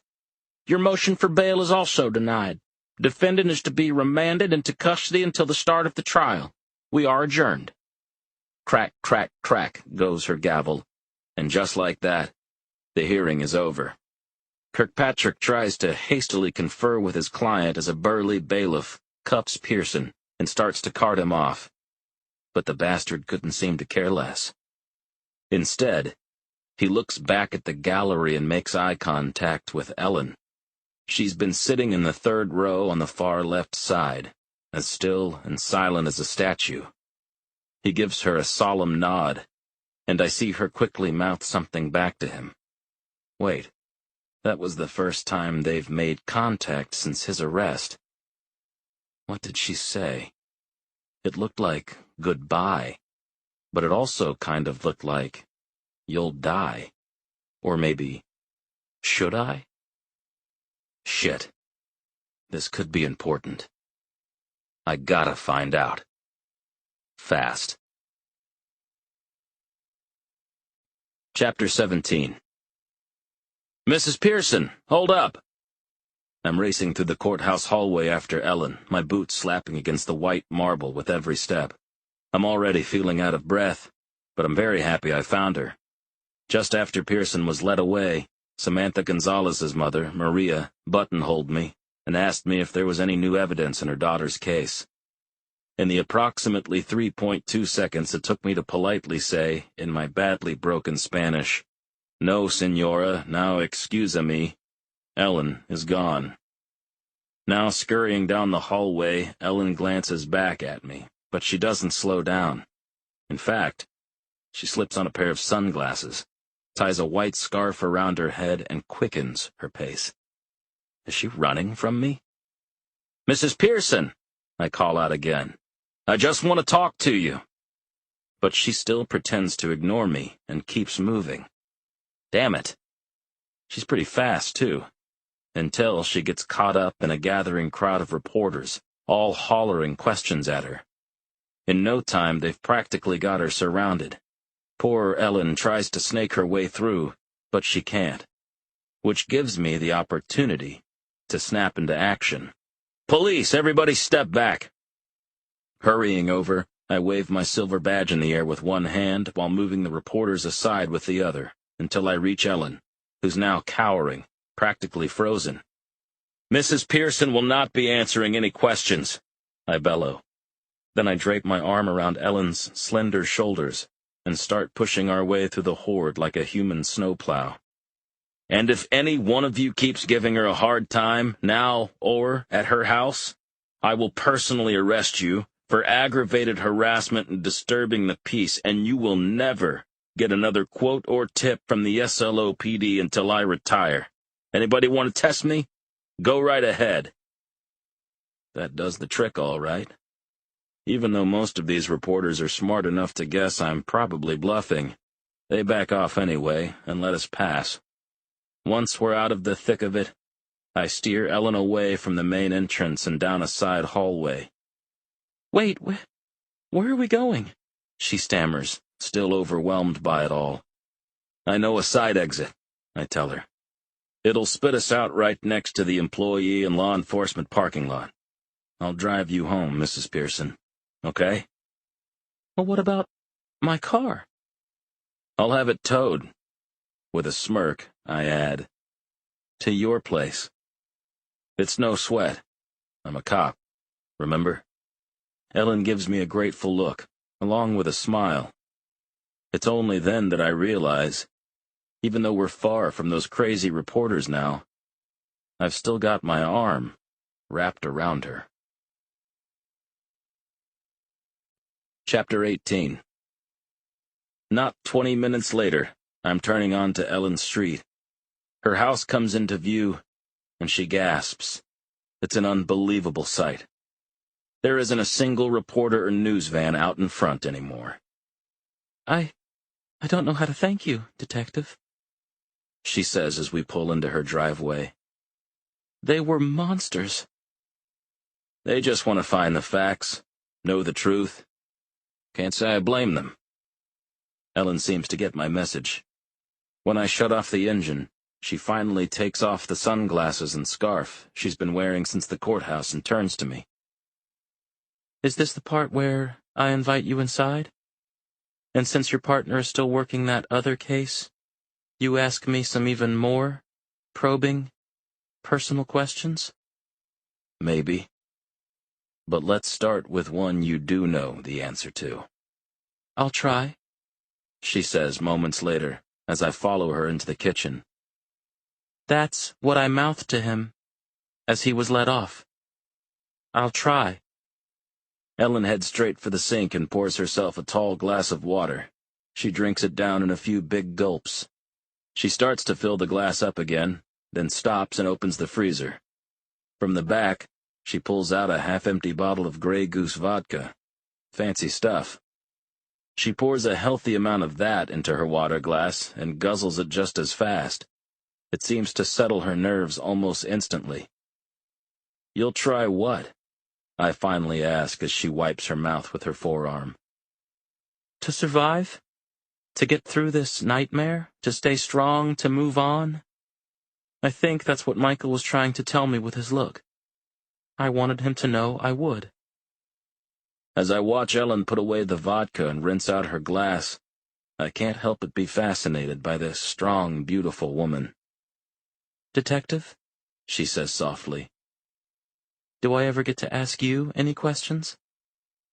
"You can ask me anything," I answer. "If there's something you want to know about the investigation or police procedure or—" "That's not what I'm talking about. I mean questions like, with so much crime and hate and ugliness in the world, how do you get up every morning and still do your job? Or, is there any line you wouldn't cross if it meant solving a crime?" Ever so slightly, Ellen pouts her lips. Or, is there someone special in your life? This woman. If she's trying to throw me off, I will not let her succeed. Breaking the tension, I say, "Your butterfly collection, I presume." I've just spotted a couple of items sitting on the table on the back porch. They look like frames of some sort, beside a few bottles of paint and brushes. Without letting Ellen answer, I head out to get a better look. "After I've cataloged and filled a new shadow box with specimens," she explains as she follows me, "I like to stay in the frame. I use different colors for different woods. It's too stuffy to paint up in the attic, all the fumes, so I do it out here." I glance out at the backyard now and see all the uneven mounds of dirt, where Dr. Hyong and his team dug up the dog grave we stumbled on. It was just a few weeks ago, but it feels like ages. Then I look back at all the colorful butterflies in their freshly stained frames. It really is a wonderful collection, Mrs. Pearson. I turn to face her and look directly into her sad, tired, but still entrancing bi-colored eyes. What kind of woman, I wonder, takes pleasure in collecting dead things? Chapter 19. Sometimes, I wish I was one of those cops who drink. Watching Ellen chug that vodka the other night, and seeing her flooded with such instant relief, actually made me a little jealous. Sure, I'll have a beer or two, or 4, with some pals once in a while, but the hard stuff just isn't my style. Which is why my liquor cabinet looks so pathetic. Rifling through the couple of dusty bottles in it from God knows when, none of them really appeals to me. Except that Macallan 25-year-old Sherry Oak. It's the gift all the guys in the department got me years ago, right after I got my detective shield. It's the extra good shit I'm only allowed to pour after I've solved a murder case. That's the drink I'm dying to have right now. After almost 5 weeks since Pearson's arrest, I'm more convinced of his guilt than ever. But I'm still no closer to finding those other girls. I know I should be focusing more on the case. Me and Gina should be out there hunting down more leads, scouring the town and woodlands for more clues. But instead, all I can think about is Ellen, the goddamn killer's wife. She's such an enigma. The more time I spend with her, the less I get her. Most of the time she seems like an open book, but every once in a while I feel like she's hiding something, even though I can't put my finger on it. I can't tell if she's as steely as she seems, or as delicate as one of her butterflies. But either way, there's something about her that's simply intoxicating. Jesus, McGrath, stop it. You're talking crazy. I finally cave and grab a grimy old bottle of Jack Daniels that's probably been sitting in my cabinet since the first George Bush administration. I slosh a bit into a tumbler and shoot it back, and nearly gag. Can hard alcohol go bad? Can an innocent woman go bad? Chapter 20. After her scuffle with that horde of reporters outside the courtroom, which ended only thanks to her white knight, Detective McGrath, Ellen thought her war against the press was over. She had no idea it was about to get worse. By the following morning, even more members of the media appeared in front of her home. The courthouse episode seemed to energize them, not discourage them. They took to knocking on Ellen's door at all hours of the day and night, preventing her from getting any decent sleep. Maybe this was a deliberate tactic to wear her down. Even just opening the blinds to peek outside for a few seconds subjected her to a hail of screams and taunts. If Ellen was afraid to leave her house before, now she was terrified. On more than one occasion she thought about calling McGrath. She assumed he hadn't been serious about his threat, but she figured he would at least keep an eye on her place. Come to think of it, she hadn't heard from him since that day. Had he gotten too busy? Had he lost interest in her as a source of information? Or had the unexpected intimacy of their last conversation spooked him and pushed him away? It doesn't matter. With or without him, Ellen knows she can't keep living this way, a prisoner in her own home. And as the start date of her husband's trial draws closer, this hell will only get worse unless she puts an end to it now, herself. Standing in her kitchen, so bone-tired that she's brewing a rare pot of midday coffee, Ellen knows what she has to do. A simple act of defiance to show the press who's boss. She flips off the gas, opens her freezer, and downs the remaining few gulps of Grey Goose straight from the bottle. A little liquid courage that she very much needs. Then she unlocks her front door and steps outside. "Mrs. Pearson, any comment on your husband's charges? Will you ever apologize to the families of his victims? Do you plan to stand by that monster's side at trial or divorce the bastard?" The questions come fast and hard, hurled like rocks and glass bottles by an angry mob. Ellen's instinct is to duck and hurry back inside, but she resists it with every ounce of her strength. "Will your husband be mounting an insanity defense, Mrs. Pearson? Can you confirm reports he's been put on suicide watch? How could you live with him for so long and have no idea who he really was?" Ellen still refuses to take the bait. I can do this, she thinks. Keeping her head held high, she walks calmly down her driveway, past her car, then steps onto the sidewalk. Now that she's on public property, the reporters swarm around her like vultures, surrounding her on all sides. Still, she forges on, moving slowly and steadily down the block. But then, the questions begin to get even worse. The reporters are growing frustrated by her silence and are desperate to get a rise out of her. "How do you respond to claims that you knew about your husband's crimes and kept quiet? If you're really innocent, why won't the police leave you alone? Is it true you helped him pick his victims out of the yearbook and were there when he killed them?" Ellen feels her lips start to quiver now. Her hands ball into fists. The notion that she had anything to do with what happened to those young women is sickening, humiliating, and infuriating. She feels the urge to start screaming at those vicious reporters to be quiet, to leave her alone, to show a little human decency. But making a scene when a dozen cameras are rolling is the last thing she needs. Ellen walks faster now, keeping her eyes straight ahead. Let me just make it once around the block, she thinks. Just give me that tiny victory, please. But the reporters smell blood in the water. "Did you and your husband get off on hearing those poor girls scream?" "Where the hell are the bodies, Mrs. Pearson? Where did you bury them?" And that's it. All Ellen can take. The final straw. But instead of having a meltdown in the middle of the street, she turns and starts to run. Shoving the reporters out of her way, she races back home. Once back inside, she slams her front door, locking and bolting it. Then she collapses in a heap of tears right there in her entryway. McGrath. He's the only one who might even begin to understand what she's going through. He's the only one who'd listen if she called him. Ellen crawls toward her kitchen, toward her cell phone resting on the counter. All she has to do is pick it up and dial to hear a friendly voice, to see a friendly face, No. She can't. She won't. At least, not yet.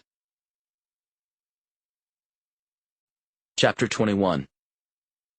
Nightfall in the hills of San Luis Obispo is a quiet, peaceful time. It's one of the things Ellen has always loved most about living here. But tonight, she finds the silence outside her home deafening. She's been tossing and turning for hours. The 2 tall tumblers of scotch she had made her fuzzy, but not sleepy. The old sitcom reruns she tried watching were agitating, not distracting. And now, a few minutes before 3 a.m., Ellen feels the walls of her little home closing in on her. She can't breathe. She needs to get out, get some oxygen, this instant. Those damn reporters camped outside can go to hell. Ellen bolts out of bed. She throws on a pair of jeans and a black sweater. She ties her wild mane of hair in a sloppy bun. Then she grabs her car keys, and before she has time to change her mind, bursts out her front door toward her Camry. This unexpected development clearly catches the sleepy press off guard, which was exactly Ellen's intent. "Hey, she's going somewhere!" one of them shouts, as Ellen starts her engine and peels out, the squeal of her tires piercing the quiet night. Free at last. Ellen tears down her street, blowing past the homes of all her dozing neighbors, who have long since shunned her. She rolls down all of her car's windows and lets the cool air hit her face from every side. It's exactly the kind of refreshment she needs. Ellen applies the brakes as she approaches a yellow light at the intersection of Andrews Street and Monterey. She flips on her turn signal to make a left, even though she doesn't know exactly where she's going. For now, she just wants to drive and enjoy the freedom of the open road. After a few seconds stopped at the red light, however, that freedom disappears. In her rear-view mirror, Ellen spots a small caravan of cars and news vans speeding toward her. Those goddamn reporters are following her. Ellen furiously pounds her steering wheel. Come on! But no. This time, she is not going to give in to them. Not a chance. Making sure the intersection is clear, Ellen blows right through the stoplight, crossing Monterey and heading on to Grand Avenue. Most of the press is still stopped at the red, but damn it, a few run the light too, and keep following. Gotta get away, Ellen thinks as she barrels along this 4-lane thoroughfare. Gotta shake them. But how? Up ahead, Ellen sees signs for on-ramps to the 101, which gives her an idea. She knows it's crazy, but she also knows that at 3 a.m. on a weeknight, the freeway should be practically empty. And if she happens to get pulled over, well, she's been growing chummy lately with a certain SLOPD detective who could probably help her get off with just a warning. Ellen takes another look behind her and sees 2 local news vans and 3 other cars on Grand Avenue coming up fast. So, she decides it's worth a shot. Making a wildly sharp left to head southbound, via the off-ramp, Ellen is soon racing down the freeway in the wrong direction. Honk, honk, honk! Horns blare and tires screech as the few cars that are on the freeway at this hour brake and swerve like crazy to avoid plowing into her. Ellen quickly gets over to the shoulder. She flashes her brights and honks her own horn as a warning to the other oncoming vehicles, but she doesn't slow down one bit. Soon, she's pushing 45 miles per hour, which is about as fast as she feels safe driving in this insane condition. But she knows it will only be a matter of minutes before one of the stunned drivers she passes calls 911, so she'll have to get off the freeway as soon as possible. The hard part, though, is over. She checks her rear-view mirror. Not a single news van or reporter's car is following her. None of them had the balls, which fills Ellen with a burst of pride. She keeps driving, the wind roaring through her Camry, the cacophony of horn honking never stopping. Up ahead, finally, Ellen sees an exit. The sign is facing the other direction, of course, but she knows it's for California Boulevard. The off-ramp gets closer, but Ellen steers clear of it. It would spit her out too close to the Grand Avenue off-ramp she used, and the press might be expecting her to do that. They might very well be there waiting for her. Definitely not worth the risk. So Ellen continues speeding along, Her sweaty hands stay glued to the wheel, her steely gaze stays fixed straight ahead. Her icy resolve stays as strong as ever. She passes another exit, Santa Rosa Street, then a third, Osos Street. Ellen considers driving even farther this way, possibly out of town. But then, she hears a distant police siren. Shit! Okay, no more time to mess around. The next exit is for Broad Street, and Ellen decides she has no choice but to take it. Pumping the brakes as she nears it, she pulls a wide, insanely dangerous U-turn across the two right lanes, scraping the side of her Camry against the guardrail. She accelerates down the off-ramp and onto this sleepy residential street. Ellen heads a few blocks down, then finally pulls over, stopping under the cover of a giant oak tree. She shuts off her engine, she leans her head back, and she lets out a long, guttural scream. Adrenaline is surging through her body, tears are leaking from her eyes. How the hell did this happen to her life? But for right now, what the hell does she do next? Chapter 22. Sleep. Blessed sleep. That's what Ellen needs most right now. As if she weren't exhausted enough from the stressful hell of the past few weeks, her pulse-pounding drive the wrong way down the 101 has left her drained, both physically and emotionally.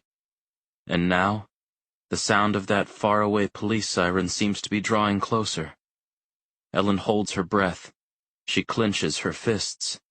She says a silent prayer. Finally, the siren passes, fading into the quiet night. Ellen exhales in relief, then starts to consider her next move. She could get back on the freeway, heading in the right direction this time, and keep going, out of SLO. But where, and what would that accomplish? If anything, it would look like she was running away, and that would give the press even more reason to hound her. Those blood-sucking creeps! Ellen screams out loud inside her car. A small army of them are certainly still camped outside her house, waiting to pounce. If she dared go home now, especially at this ungodly hour, after leading them on that high-speed chase, the scene would be sheer chaos, not very conducive to a good night's sleep. So if Ellen can't skip town, but can't go home yet either, what now? She gets an idea and shifts her Camry back into drive. A few turns later, she's cruising in the direction of the freeway again, more or less retracing her path, but on surface streets. Eventually, she starts driving through a residential neighborhood, nestled in the foothills where there isn't another car or person on the road at all. The solitude is calming, but also eerie, unsettling. Ellen glances down at her dashboard clock, 3:51 a.m. With a shake of her head, she tries to remember the last time she was out and about this late. Even when she and Michael used to celebrate New Year's Eve together at the old Moonbeam Lounge downtown, their one big night a year to let loose and drink and dance and act like kids again, they were always back home and in bed by 1 o'clock at the very latest. Tonight, Ellen has been run out of her home, and Michael's bed is a cot in the county jail. How quickly life can change. After passing a block of modest adobe-style houses, Ellen pulls into the driveway of an old-fashioned motor inn, the El Toro Motel. The building, small and quaint, and painted a light cantaloupe. Seeing a flickering neon sign out front advertising vacancy, Ellen parks her car in one of the many open spaces and heaves her tired body out. She pushes open the lobby door. As it swings shut, a set of old sleigh bells attached to the knob jangles. Inside, the air is air-conditioned cool, but smells faintly of marijuana. Ellen immediately spots the likely source, a young man slouching behind the front desk, his nose buried in a smartphone, his eyes at half-mast and bloodshot. Ellen has a hunch this 20-something stoner, Carson C., according to his name tag, isn't about to give her a world-class customer service experience. But that's just fine by her. Better than fine, actually. Between his youth, his slovenliness, and his likely altered state, the chances of him recognizing her are slim to none, which is something Ellen definitely doesn't want right now. "Excuse me, Carson?" she asks, after standing there unseen by the man for nearly 30 whole seconds. "Oh, sorry. Can I, help you?" he finally mumbles. Ellen requests a room for the night. Carson tells her that checkout is 10 a.m., meaning she'd have it for only about 5.5 hours. Ellen thinks about that and changes her request. "2 nights, then, please, under the name Judith Hayes." Using an alias gives Ellen a quick shiver of excitement, as if she were a spy or an undercover agent. But that was the name of her maternal grandmother, a woman she loved dearly, and using it now also provides her a tiny bit of comfort. "Sure thing, ma'am. I just, need a credit card?" Ellen opens her purse and removes a thick wad of bills instead. "How about cash?" Key in hand, Ellen shuffles down the walkway to room 4. 4. Oh, great, Ellen thinks. That's the number of girls who have gone missing, the number her husband stands accused of kidnapping and murdering.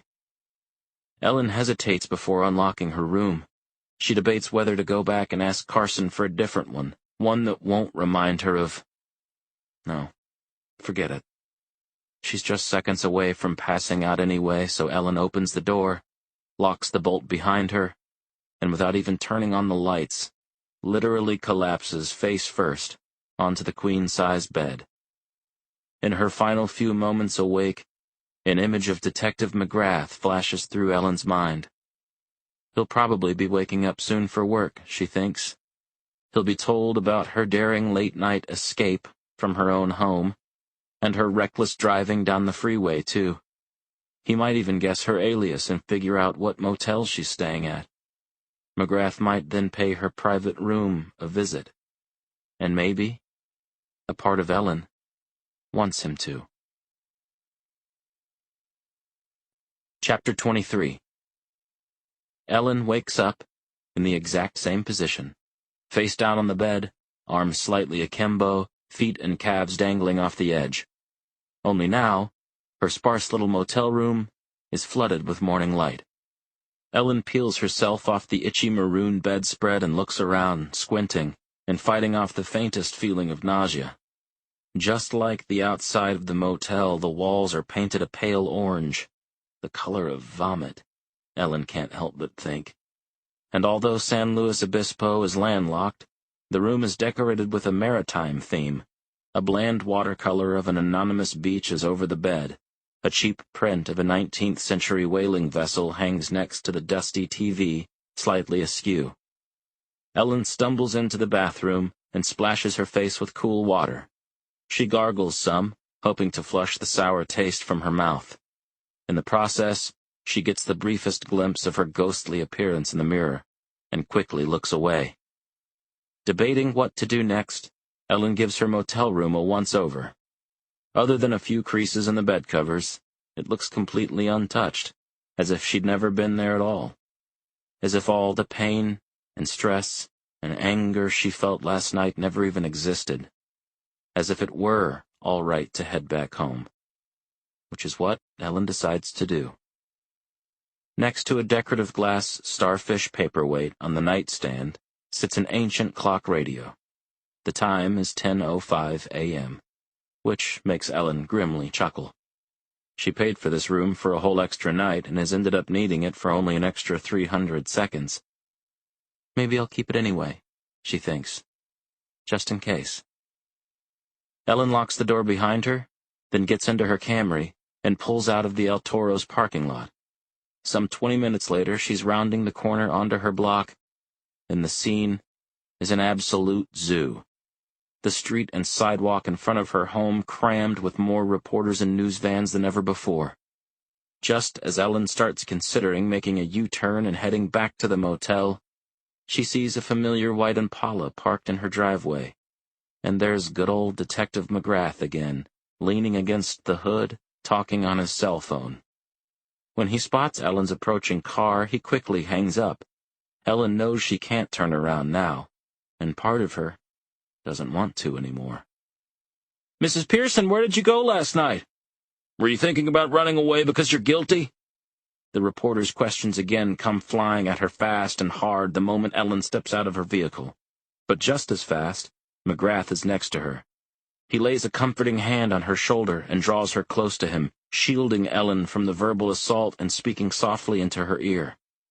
"Hey, you doing okay?" he asks. "Yes, I suppose. I've been running errands all morning, just trying to—" "Because I was having trouble sleeping last night. Not an uncommon problem for me, either. When I heard a call come over the radio. A car was spotted driving wildly down the 101 the wrong way. Female driver. The descriptions of both sounded familiar, but she somehow slipped away. Crazy, huh?" Ellen nods solemnly, realizing now why McGrath is there. She braces herself for what will be coming next. Handcuffs, and further humiliation in front of the rabid press. "If you're here to arrest me, Detective, just go ahead and—" "Arrest you?" McGrath asks, the faintest twinkle in his deep-set eyes. "For what? I just swung by to make sure you're okay." Ellen flushes with relief, and decides to extricate herself as quickly as possible. "I'm fine, Detective, thank you. No need to worry. Now, if you'll excuse me—" Ellen shrugs off McGrath's touch and starts to hurry inside, averting her gaze. She doesn't want the detective to know how she really feels. Chapter 24. "Wait!" I call out to Ellen as she rushes past me toward her front door. "Just promise me you won't ever do anything that stupid again." Ellen stops and spins around to face me, but still won't look me in the eye. "Why? Are you afraid I might die, and you'll lose all that precious evidence in here?" She taps the side of her head a little tauntingly. Despite the crowd of reporters at the end of the driveway, their cameras watching our every move, I feel the sudden urge to grab Ellen's shoulders and give them a violent shake. Of course that's what I'm afraid of. I want to shout, "What the hell are you hiding from me?" But instead I say gently, "I want you safe, Mrs. Pearson. For a lot of reasons. Is that so hard to understand?" Ellen nods and finally looks me in the eye. "I do understand," she says. "I'm just not sure if I believe you, or if I trust you." She pauses, then asks, "I want to trust you, Detective McGrath, but should I?" I've had similar doubts about Ellen's honesty since the moment we met. I'm usually damn good at reading people, too. But these past few weeks, the more I've gotten to know the intriguing, alluring Ellen Pearson, the low-key wife of one of the most despicable killers I've ever put away, the more mysterious she's become. "For someone with those kind of doubts," I say, "you seem pretty willing to keep talking to me. Even though you never actually say a damn thing, I think." Ellen smiles and tucks a few errant strands of hair behind her left ear. Maybe that's because I like talking to you." I look back at all the reporters crowded up and down the sidewalk, jostling to get the best position, their cameras and microphones pointed at us like weapons. "There's another pre-trial hearing today in your husband's case. Starts in less than an hour, actually. I guess you're not going." Ellen bites her lip and shakes her head. "Just take care of yourself, Mrs. Pearson, okay? No more late-night joyrides on the freeway. No more disappearing on me. I need you to be—" Ellen takes a sudden step toward me, getting right up in my face. I flinch, caught off guard, and reach for my sidearm, but Ellen is too fast. She leans in and plants a kiss on my cheek. I'm too startled to pull away, but I hear the reporters going wild, hurling questions at us, their cameras clicking like a swarm of angry cicadas. I'm sorry, Detective," Ellen says, backing away now. "I don't know what came over me." I'm feeling equally flustered, maybe more so. Bye, Mrs. Pearson, I mutter, and get back in my car as quick as I can.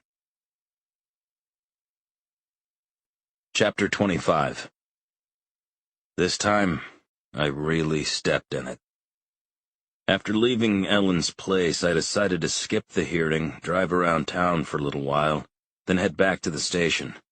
I was feeling so thrown by the whole episode, so confused.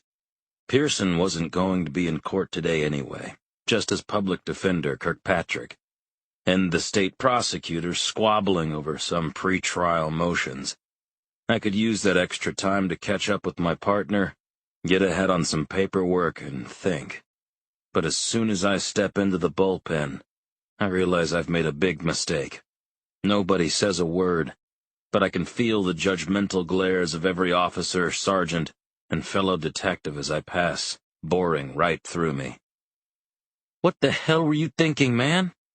Gina demands before I even sit down at my desk. "You see the Tribune yet?" With dread, I fire up the website of the San Luis Obispo's local paper. Sure enough, the home page's lead headline reads, "SLO cop locks up suspect, locks lips with suspect's wife." And below it, in full color, is a giant picture of me and Ellen caught in the act. She kissed me, okay? I insist to my partner, who's more pissed off than I've ever seen her. Not that I can blame her. And it was on the cheek, for God's sakes. You can see it right there in the photo. "Tell me why, Andy," Gina says. "Is there something going on between you two? Something I gotta know about? Are you sleeping with this woman?" "Christ, no," I answer. "She's lonely is all, scared, confused, and I'm the only one in this town who's still willing to talk to her. Maybe Ellen's developing a little thing for me, I don't know. I can't help the powerful effect I have on women sometimes." Gina smirks and tosses one of her empty Red Bulls into the trash. "This could actually be a blessing in disguise," I continue. "Think about it. The more she trusts me, the more she might tell me. Might be the only chance of finding those girls alive that we've got." Gina is about to respond when her cell phone rings. She checks the ID. It's my guy at the courthouse. Hold that depressing thought." Gina picks up. She listens. She shakes her head with quiet fury. She hangs up. Then she shares the terrible news she's just learned. Son of a bitch. Now it's my turn to place a call to Ellen Pearson. The line rings and rings. It goes to her voicemail, which an electronic voice informs me is completely full. I angrily hang up and dial again. This time she answers. "Detective McGrath, I'm glad you called. What happened earlier, That's not what this is about," I snap, struggling to control my simmering rage. I don't want to push Ellen away. I need her on my side right now more than ever. "They just threw out all 4 murder charges against your husband." "Wait. What?" "Without a murder weapon, without any eyewits, without the girls' bodies, Judge Neer ruled that there's not enough evidence. Michael's only going to be tried for Brittany Herbert's abduction and attempted murder. That's it." I pause for a moment to let that sink in, and to hear Ellen's response. "Well, at least he'll go to prison for something. That's good, right?" "No, Mrs. Pearson, it's not good," I explode. "He's a cold-blooded killer. I want justice for Claire, Samantha, Maria, and Patty. I want your husband to pay." There's an even longer pause on the line now. I use it to try to slow my sharp breathing and lower my soaring blood pressure. After what feels like an eternity, Ellen finally speaks again. "Come over again tonight," she says. "Anytime after sunset, use the back door, not the front. There's something I want to give you." Chapter 26. Ellen would be hard-pressed to name her favorite butterfly. She admires every species and type, but there are some in her vast collection that she particularly cherishes. Like her rare Kaiser Eye hind, native to India and Nepal, with its brilliant green and gold coloring, or her South American glasswing, whose delicate wings are literally translucent, like tiny panes of glass. But it's her European peacock that Ellen has always felt a special kinship with. Seen from below, its wings look as boring as tree bark, speckled, rusty brown. Yet viewed from above, they are a stunning pattern of red, yellow, and blue. Which side is the real one? They both are, which is what Ellen likes so much. It's all a matter of perspective. The butterfly possesses some strange contradictions, just like she does. Ellen is currently using a pair of tweezers and a magnifying loupe to inspect this beloved specimen. Outside, the sun is going down. It's starting to get dark, so with her free hand, she flips on the lamp beside her attic workstation to get a better view. And suddenly, she hears a faint knocking. It's coming from downstairs, and not from the front door, but the back. A shiver of anticipation buzzes through Ellen's body. She carefully sets down her European peacock and shuts its glass case. Then she goes to greet her visitor. Detective McGrath is standing on the rear patio, fidgeting slightly, backlit by the setting sun. The sky behind him is a blend of lavender purple and bubblegum pink. Ellen takes a moment to compose herself. She smooths down her hair and flattens the imaginary wrinkles in her simple blouse. Then, she opens the door. "Well, I'm here," he says. "Want to tell me what this is all about? I really don't like surprises." "Good evening, Detective," she says. "Thank you for coming. Would you like to come inside?" "I don't know, Ellen," he huffs.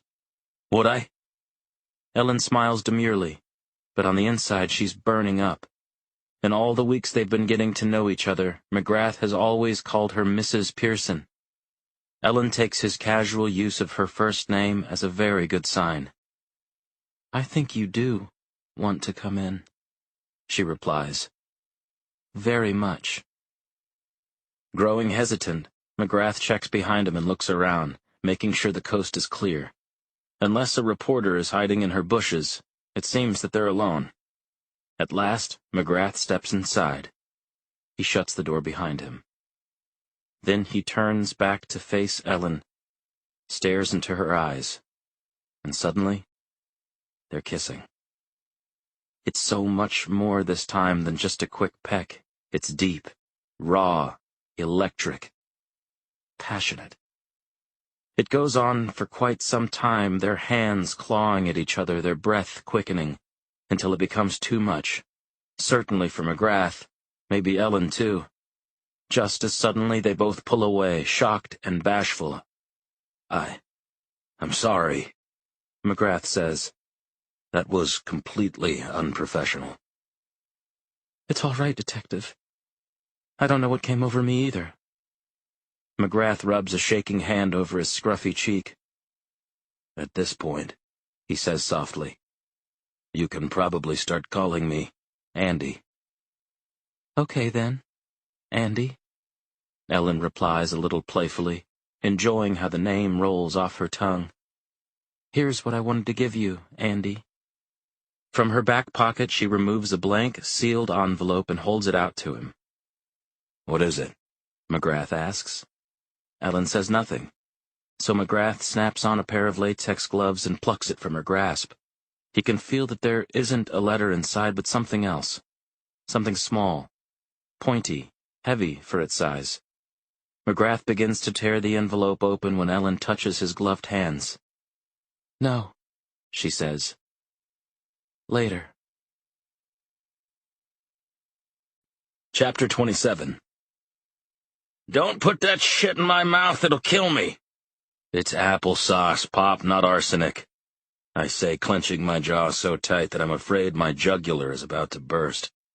"And I'm a homicide detective, remember? If and when the day comes that I decide to put you and Ma out of your misery, I know about 100 better ways to do it than hiding poison in your dessert. Okay? My father's flash of anger slowly disappears and turns into dark laughter. He gives me a good-natured jab to the shoulder as I finish spooning the yellow mush into his toothless mouth. Now let's get you ready for bed, huh? I lead my old man up the stairs and into the bathroom. I help him change into his pajamas, wash his face, moisturize his skin, and take his evening pills. Then I lead him into his bedroom, where my mother, always much more of a morning person than my night owl dad, has already been asleep for over an hour. I pull back the covers on my father's side and start to guide his frail frame into bed, when he suddenly reaches out and grabs my arm. "Thank you, son," he whispers. "Andy, what would we do without you?" Pop, let's hope we never have to find out, for both our sakes. Good night. I pad softly back down the stairs. In the kitchen, I load my parents' dinner plates into the dishwasher. In the living room, I straighten up the throw pillows on the couch. In the entryway, I reach into my pocket and pull out the envelope Ellen gave me, which I tore open the second I got back to my car. Inside was a single metal key, attached to a fob with the words, El Toro, Room 4, printed on it, in faded old-fashioned lettering. First I make out with her, then she slips me the key to her motel room. Jesus, what the hell am I doing? I hold the key in my hand, feeling the cold hard metal against my palm, and remembering Ellen's warm, soft lips against my own. There's a chance I'm misreading this whole situation. A small one, but still. Ellen could be trying to tell me that the El Toro played some role in Pearson's crimes. Maybe Room 4 is where he took those girls and killed them. Maybe their bodies are buried under the floorboards. Maybe Pearson had an accomplice, and the guy is holed up there right now, waiting, armed and dangerous. Oh, come on. Who the hell am I kidding? This has nothing to do with the murders at all. It's strictly personal. If I were smart, and if this were a more typical case, I'd ask the San Luis County SWAT team to set up a perimeter and breach the El Toro just to be safe. At the very least, I'd tell my partner about the key, log it into evidence. What I wouldn't be doing is going to the motel alone and actually using it. Which is what I'm seriously considering. I know I shouldn't, but should I? My cell phone suddenly rings, startling me out of my deliberations. I check the ID. Great. I can't dodge this call any longer. I have to take it, so I do. "Well, shit, man. Forget you have a partner?" Gina says. I can hear her sarcasm has a slight edge to it tonight. "I've been calling you for the past 3 hours." "Yeah, right, sorry," I say. "My phone died, and then I had to give my folks dinner, and then Whatever, it's fine." "Your visit with Pearson's wife? Don't leave me hanging. What did she want to give you? And I just ate, so if it was some kind of freaky sex act, keep it G-rated, please." "Funny," I say, with a gulp. I look down again at the old key in my hand. In all the years I've known my partner, I've never lied to her, not once. Honestly, I trust this woman with my life. But can I trust her with this? "Nothing," I finally say. "Ellen was full of it. Maybe the charges being dropped against her husband rattled her, I don't know. She just wanted somebody to talk to." "Hey, Andy, are you okay? You sound distracted or something." "Me? I'm good, Gina. Just tired. Thanks. Let's talk in the morning." I hang up, feeling like a total piece of shit. But I've made my decision. Now, I gotta live with the consequences. Chapter 28. My Impala's headlights illuminate the El Toro's peach-orange facade as I pull into the parking lot. I take a spot on the far end of it, cut my engine, and pause to think. I still have a chance here to back out, to go home, to not sleep with the goddamn killer's wife. Instead, As if my body is on autopilot, I get out of my car and march up to 4. I knock, then wait for a reply which never comes. So, I try to turn the key, but the lock sticks. Shit. Is this the right place? The right door? The right move? I try the key again. This time, the lock clicks open. Stepping into the dark little room, I can sense it's empty before I flip on the lights. It's cozy in here, but creepy, too. The nautical artwork on the walls is plenty tacky, and the maroon bedspread is plenty ugly, and the color of dried blood. As I wait for Ellen, my mind starts trying to work backward, posing way more questions than I can answer. When did she book this place? Last night when she went for that crazy drive down the freeway? Or earlier? And at what point did she decide to give me the key? I called the motel from the car, but the guy at the front desk told me no one by the name of Ellen Pearson had checked in recently at all. Makes sense she'd want to use a pseudonym. But what else is she hiding from me? And where the hell is she, anyway? What kind of one-sided rendezvous is this? I pull my cell from my pocket and start to dial Ellen's number, when I stop myself. Come on. It's not like she forgot. If she's coming tonight, she'll be here. I wander around the room a bit, looking for any tiny details that could prove helpful, treating it like a possible crime scene, not a love nest. At least for now. This also helps occupy my mind and ease the butterflies in my stomach. But the room looks so untouched, I wonder if Ellen has even stepped foot in here before. I adjust the crooked whaling ship painting near the TV. Then, I check my watch. It's nearly 11. I've been waiting for almost half an hour, and I'm starting to get a little sleepy. So I sit down on the bed. Ellen could walk in at any minute, and will probably end up on the bed anyway. Jesus, this is so wrong. A few more minutes pass. I lean back against the headboard, propping myself up with a few pillows. My eyelids are getting heavier, so I rest them for just a moment.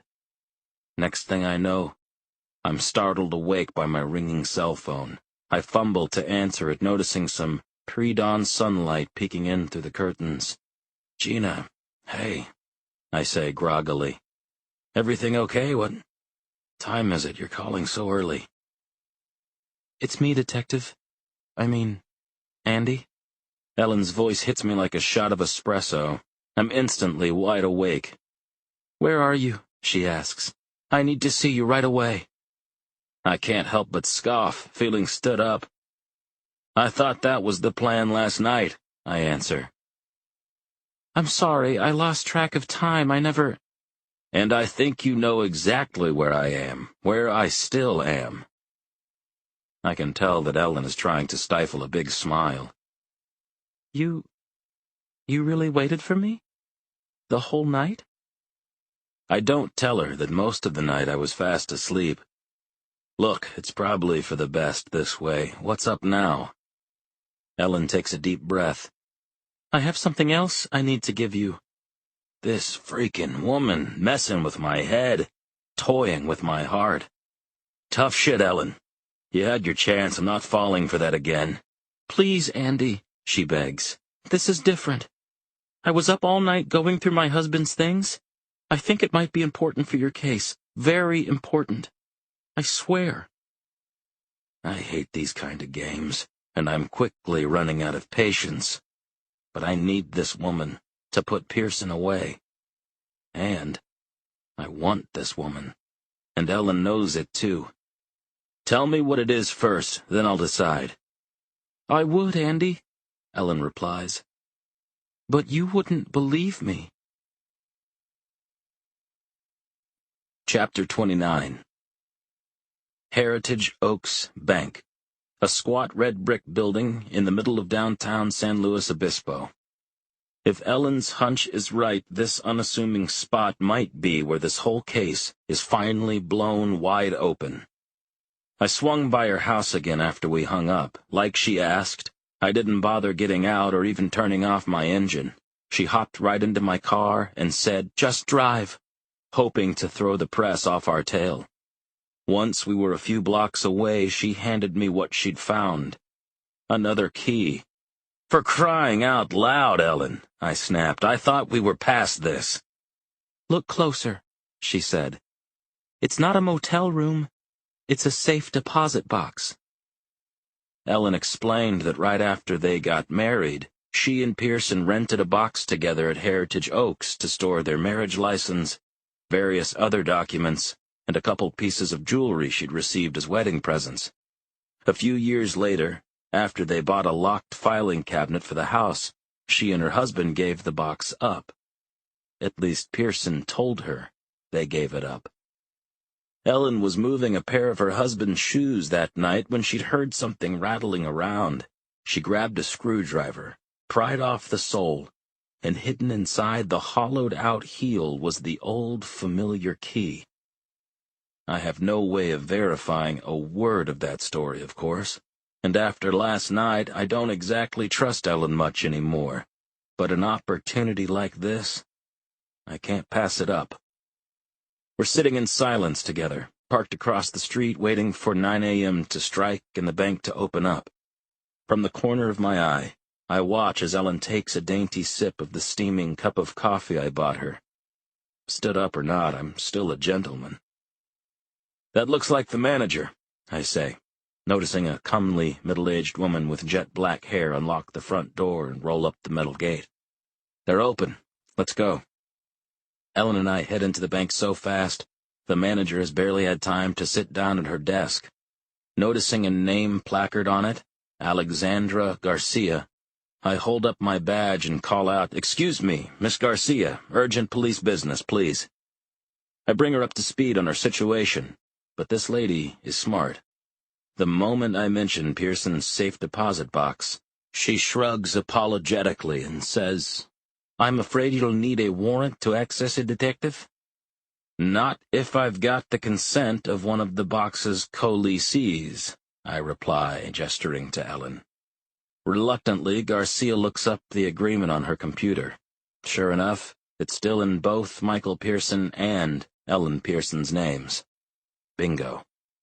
Garcia leads us into the main vault room, a claustrophobic space lined with metal boxes from floor to ceiling. She inserts her manager's key into one slot, I put Ellen's into the other, and the shoebox-sized steel container slides right out. "I'll leave you two alone," she says, and does just that.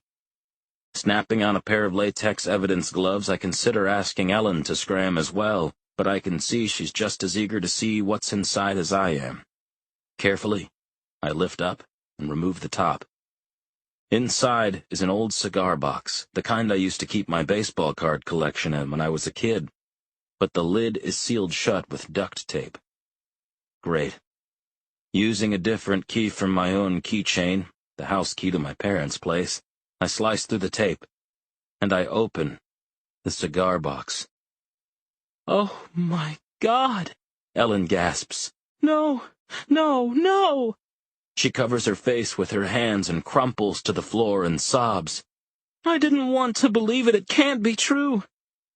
My reaction is far more controlled, but I'm just as stunned as she is.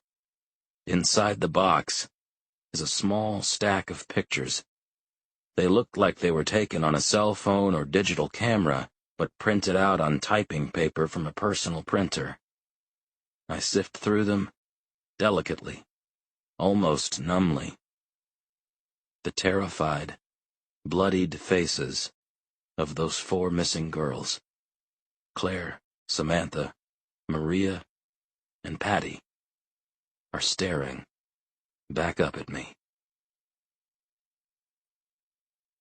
Chapter 30. "Keep it. Maybe I'll take another drive tonight." Those are the words Ellen leaned over and sensually whispered to me as I dropped her at home and tried to give her back her motel room key a few hours after the bombshell discovery at the bank. As Gina and I continue dealing with the pictures fallout all afternoon, they're the words that keep echoing inside my head. "Hey, Andy, focus here." My partner snaps at me as we comb through old security footage in the bank manager's office. Eventually, we find a tape showing Pearson entering the vault and presumably accessing his safe deposit box just 2 days after Patty Bloom, the most recent victim, went missing. Oh, Ellen, how could you not have known you were sharing your bed with a monster? And are you really inviting me to share it again? Are you actually going to show up tonight? Am I? I swore I wouldn't go near this mess a second time, but... Sorry, say that last part again? I have to ask Dr. Hyong as he shares his lab's analysis of the photos of Patty and the other 4 young women. I want nothing more in the world than to find these girls and punish the bastard who did this. But all I can think about right now is the bastard's irresistible wife. Hyong clears his throat. What I said was, it's impossible from a few grainy photographs to know any of the victim's past or present conditions for certain. The images could have been altered.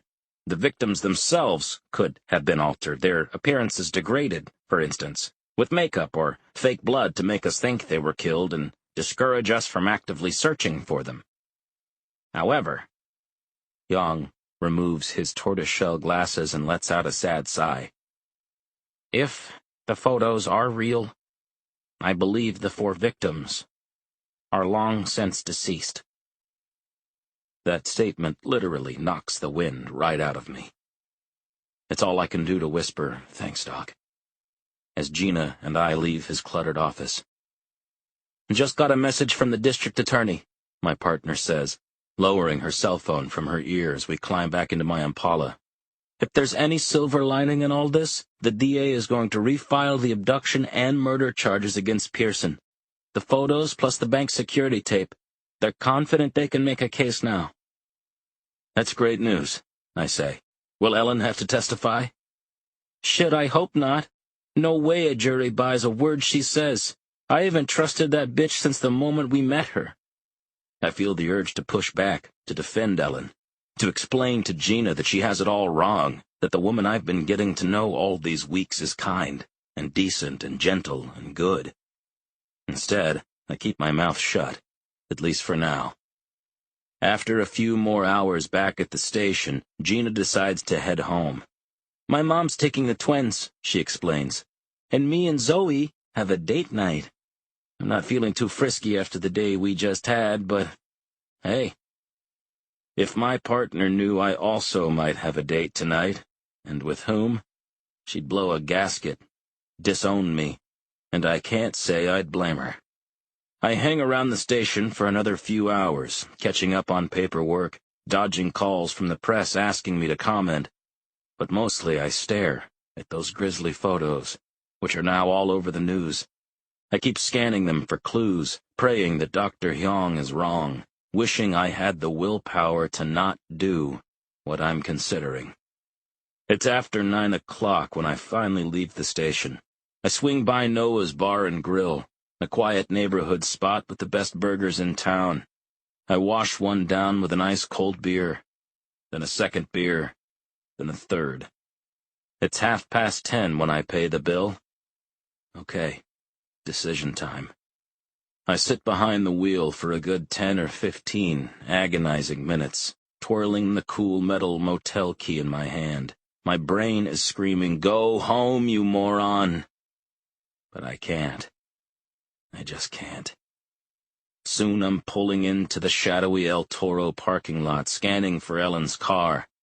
But I don't see it. I shut off my engine, get out, and approach room 4.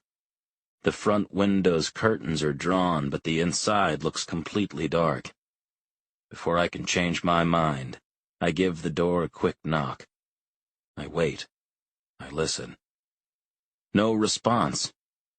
I guess Ellen must not be here yet. It's only 11, still fairly early. After glancing around to make sure the coast is clear, I unlock the door and enter, shutting it quickly behind me. I flip on the lights, and there she is. Ellen is lying on the bed, wearing nothing but a sheer black bra and red lace panties. The sight stops me in my tracks. I open my mouth to speak, but no words come out. "Hello, Andy," She says. "I'm glad you came." You look a little nervous. Why? Gee, maybe it's because I'm alone in a motel room with the killer's half-naked wife. To be honest, I'm nervous too, she continues. Because the truth is, I'm falling in love with you, Andy. But I'm afraid that you're just using me, the way my husband did. Ellen looks so vulnerable right now, so innocent and yes, so unbelievably sexy. Her pouty lips, her porcelain skin, her firm breasts. It's all making my head spin. Of course, I'm not using you, I answer. I would never. That's not who I am. I really care about you, Ellen. I think I'm falling in love with you too. Ellen smiles and slowly sits up. Then what are you waiting for?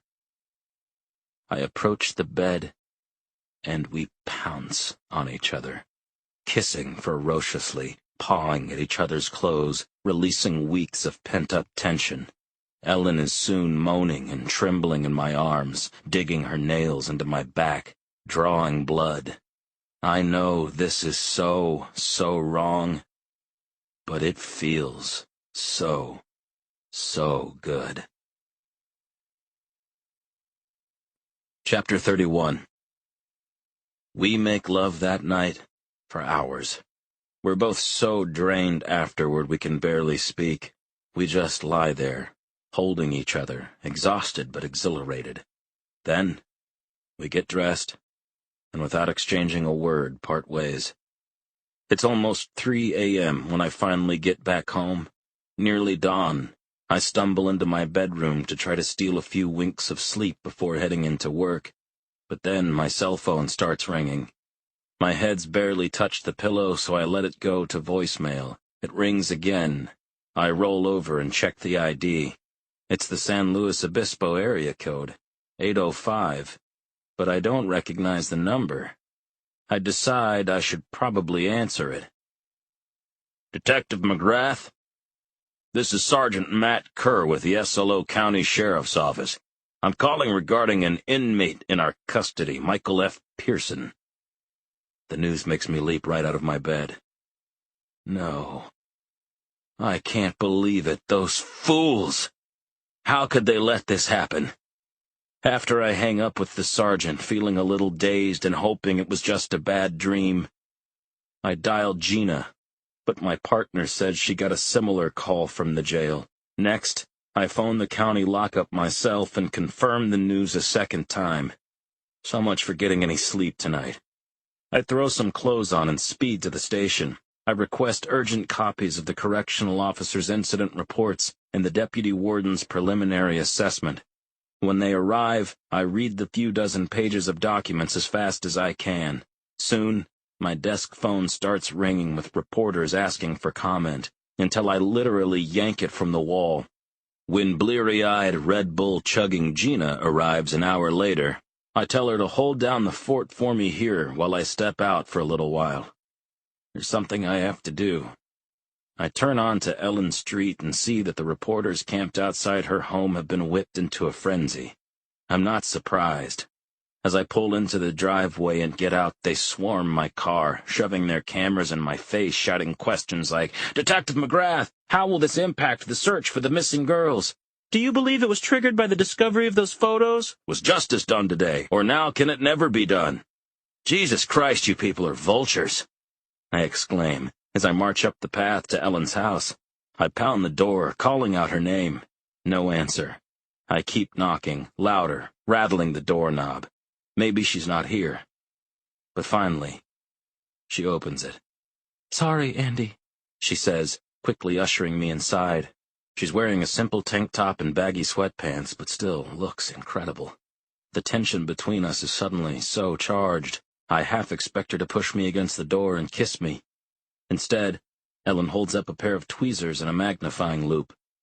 "I was in the attic, working on my butterfly collection." I wish I had a hobby like that to distract me at times like this, I answer. I'm not sure if you heard the news, but... Of course I did. In the middle of the night while you and I were at that motel together. while I was cheating on him. Michael hanged himself inside his cell. Ellen's bottom lip begins to quiver and she starts fighting off tears. I know you used to love him, I say tenderly.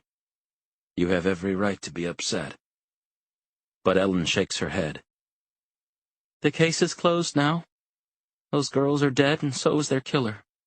You don't need me anymore. Then she adds, softer. I lost 2 men I cared about today, didn't I? It's breaking my heart how sad and helpless Ellen looks. I know the decent thing to do would be to take her in my arms and try to comfort her. Tell her it will all be okay, that maybe we can still be together. But we both know that's a big, fat lie. Chapter 32. Ellen turns away from McGrath. She has to. It's simply too painful to look him in the eye. She's hoping against hope that he'll step up and embrace her, or fight with her, fight for her. But she isn't surprised when all he says weakly is, "Oh, Ellen." She hears him place something small and metallic on the entry table as he leaves. Her motel room key, no doubt. And just like that, the dreamy detective is gone. From her house, from her life, forever, Ellen thinks. She listens to the legion of reporters outside shout another round of questions at McGrath as he exits and heads to his car. But once he drives away and the journalists stop yelling, Ellen's home falls instantly, eerily quiet.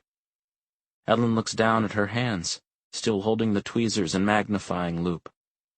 Her husband is dead, and she has a million things to take care of, forms to fill out, calls to place, arrangements to make.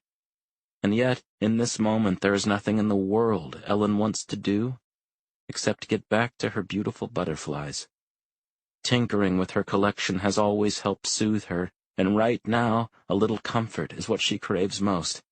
So she heads back up to the attic to get to work.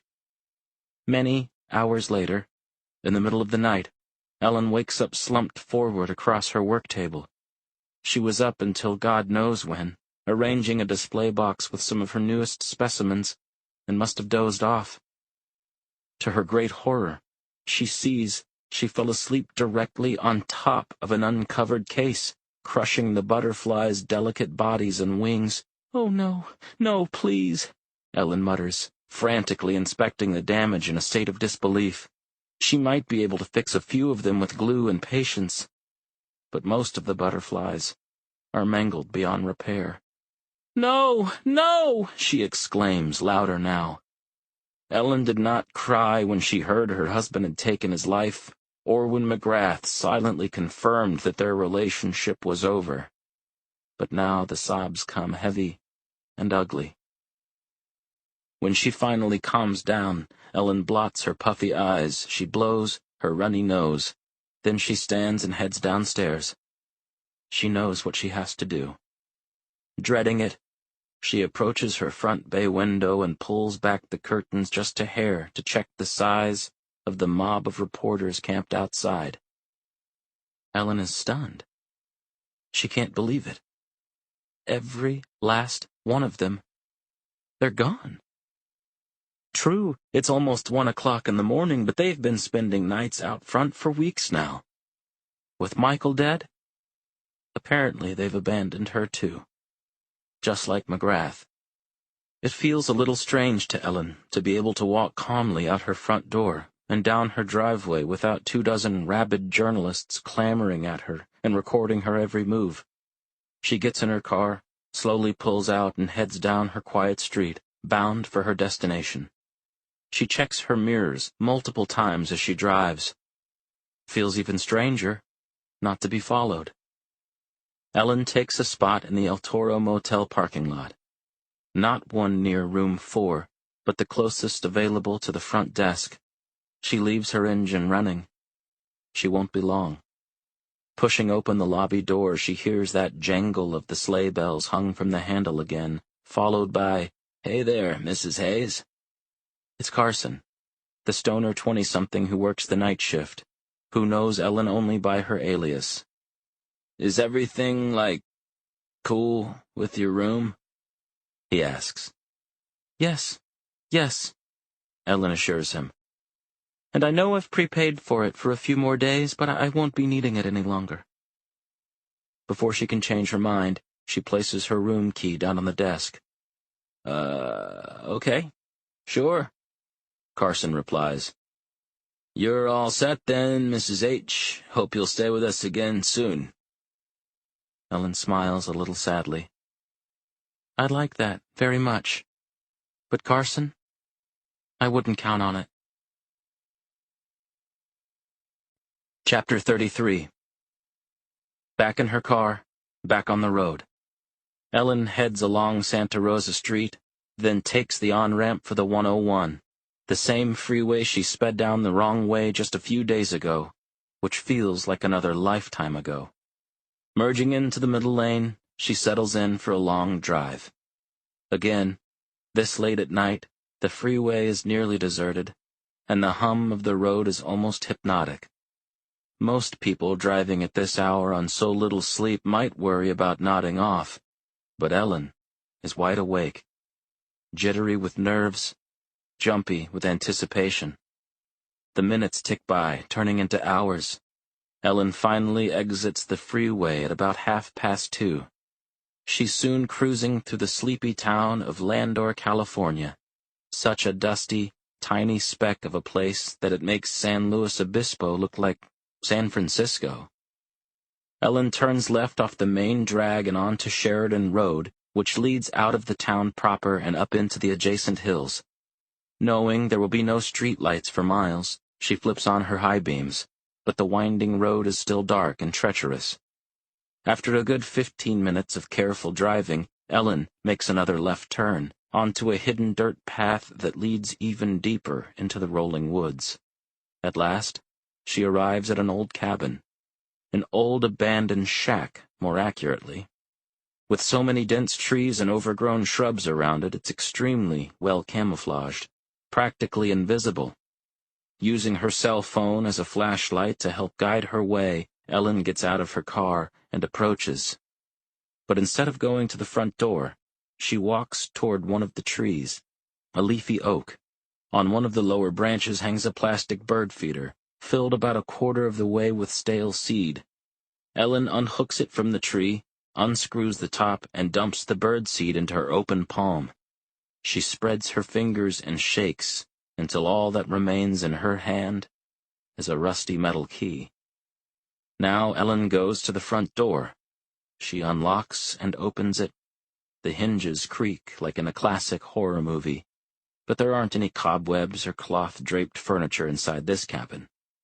The outside might look decrepit, but its interior is clean and cozy, if small and sparsely furnished. Ellen turns on the lights, illuminating display case after display case of colorful butterflies, hung on virtually every square inch of wall. There are hundreds of specimens in total, outnumbering her home collection many times over. And in the corner sits a small drafting desk, identical to the workstation in Ellen's attic. On it rests a glass display case that's still a work in progress, only partially filled with freshly pinned butterflies, all in perfect condition. Ellen walks over and takes a seat, excited to get to work, when she hears something outside. Chapter 34. The crunching of tires, the slamming of a car door. Someone's here, now? Ellen thinks. Impossible. She's in the middle of nowhere, 100 miles from home. At 3 o'clock in the morning, she came here to be alone, to escape. And now she has a visitor? Ellen returns to the front door and looks through the peephole. Parked beside her Camry is a vehicle she's seen dozens of times. A white Impala. And walking toward the cabin, slowly, cautiously, is Detective McGrath. Ellen's eyes widen in disbelief. She feels a flurry of conflicting emotions: shock, confusion, anticipation, arousal. Flustered, Ellen hastily smooths the front of her blouse and runs some fingers through her hair, trying to make herself as presentable as possible, while she waits for McGrath to knock. But he doesn't. Instead, McGrath suddenly kicks the door open and bursts inside, his Glock 22 service weapon aimed and ready. "Andy!" Ellen exclaims with an almost giddy laugh. "My God, you scared me! What are you doing here?" McGrath is just as surprised to see her standing there. He lowers his gun, but doesn't yet put it away. "What are you doing, Ellen? What the hell is this place?" "It's an old hunting cabin. It's been in my family for generations." "Who owns it?" McGrath asks. "Your house is the only property listed under your or your husband's name. We checked." "Of course you did," Ellen says with a rueful smile. "Legally, it belonged to my grandfather. After he died, it just kind of sat here. Michael and I rediscovered it a few years ago. We started coming up here sometimes to get away.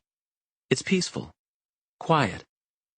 McGrath looks around at the cramped interior and floor-to-ceiling butterfly displays with apprehension. "Yeah," he says. "Feels real relaxing." "How did you find me?" Ellen asks. "I could have sworn I wasn't followed." McGrath finally reholsters his sidearm and takes from his pocket a small electronic device about the size of a deck of playing cards. "Last week, before our night at the motel, but after your crazy 3 a.m. wrong-way drag race down the 101, I came by your place and stuck a GPS tracker under the rear bumper of your car. I knew I couldn't risk losing you, Ellen." Ellen absorbs that for a moment, trying to decide whether McGrath means it romantically as well as literally. He does. "You were able to get a warrant to monitor the comings and goings of a suspect's spouse?" McGrath slips the tracking device back in his pocket and dodges the question. "I don't regret anything I've done on this case, Ellen. Especially anything I've done with you. You're not like any woman I've ever met. If we'd crossed paths at a different time, different circumstances, maybe it would have been us, spending weekends in this cabin." Ellen nods, wistfully. It's a sweet sentiment, but painful too. "You're welcome to spend the night," Ellen offers. "On the couch, I mean. Unless—" "That's all right," McGrath says, waving her off. "I want to start heading back down the hill. Lousy cell service up here. I'm going to ask forensics to take a fine-tooth comb to this place, inside and out, first thing in the morning." "You really think Michael might have brought those girls here?" Ellen asks with a shiver. "Honestly? Not a chance. It was smarter than that. But maybe we'll find a print, a hair, a fiber, anything we can use to find them. It's worth a shot." With a resigned shrug, McGrath starts heading for the door. Ellen, overwhelmed, takes a few steps backward toward her desk, bracing herself against it for support.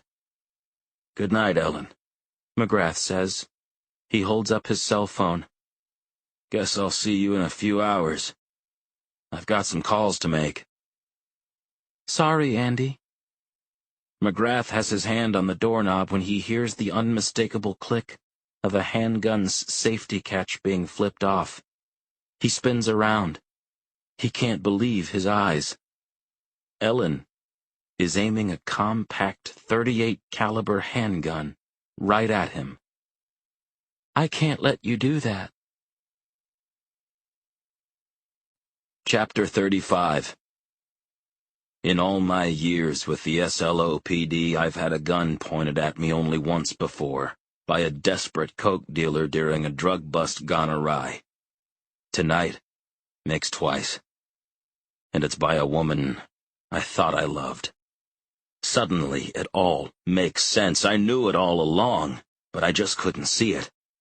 Ellen is a hell of a lot more than just the killer's wife. But there's no more time for that now. My heart is thundering. Adrenaline is coursing through my veins.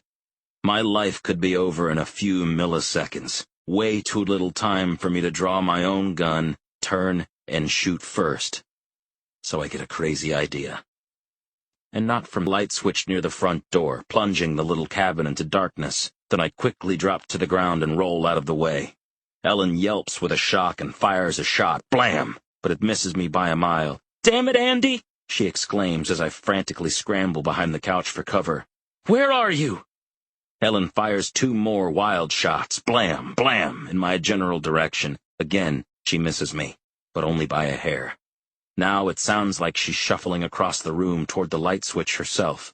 So I use those precious few seconds to quickly crawl around the couch and behind her. As soon as Ellen turns the lights back on, I leap up and pounce. I clasp my hands around the hot metal gun, squeezing Ellen's fingers tightly so she can't pull the trigger. Then we tumble to the floor together, our limbs intertwined. "No, no, no!" she screams again and again, kicking and flailing wildly as I wrestle with her for control of the weapon. Damn, she sure is feisty. And strong. At last I manage to yank the pistol from Ellen's grip. Then I smack the hard steel clean across the side of her head. Ellen grunts in pain and goes limp. I crab walk backward a bit, then stand up, tucking her little pistol into my belt and drawing my own Glock. "Don't move!" I shout. I keep my gun trained on Ellen as she groans and writhes. God only knows what this woman might do next, so I'm not taking any chances. "What the hell did you do to those girls?" I demand, practically foaming at the mouth with fury. Ellen doesn't respond. Then she starts to laugh. Chapter 36. "You damn fool, Andy," she hisses, wiping a dollop of blood off her lip. "You know exactly what I did. What we did." "You mean?" "That's right. Michael and I were partners. We picked those girls out together like we were ordering artwork from a catalog." Ellen gestures to the hundreds of dead butterflies on the walls. "I guess you could say we both liked collecting all kinds of beautiful things. This cabin is exactly where we kept them. Claire, Samantha, Maria, Patty. We did what we wanted to them. We took a few pictures. Then we buried them out back in the woods." I'm too stunned to speak. My hands begin to tremble so much that I can barely hold my gun steady. "Look at you," Ellen says, laughing even harder now. "You had it all wrong from the start. You thought you'd get close to me, use me, extract evidence from me, then dump me by the curb, didn't you?" I don't answer, but what Ellen is saying, of course, is true. At least, it was. Until I started getting to know her, until I started falling for her. "But I was the one using you, detective," she snarls. "I loved my husband. We understood each other. That night he picked up Brittany. He knew you were following him. He let himself get caught to protect me."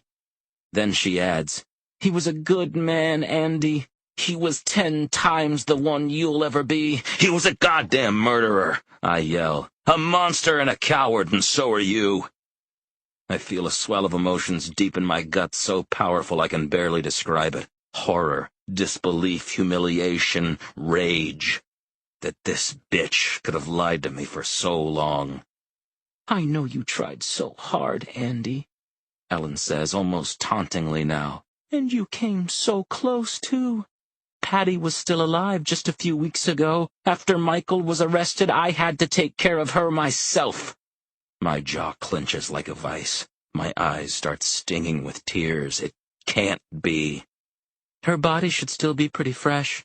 As for the other girls, they've probably all decomposed so much by now. Not even their parents would be able to recognize—" Blam!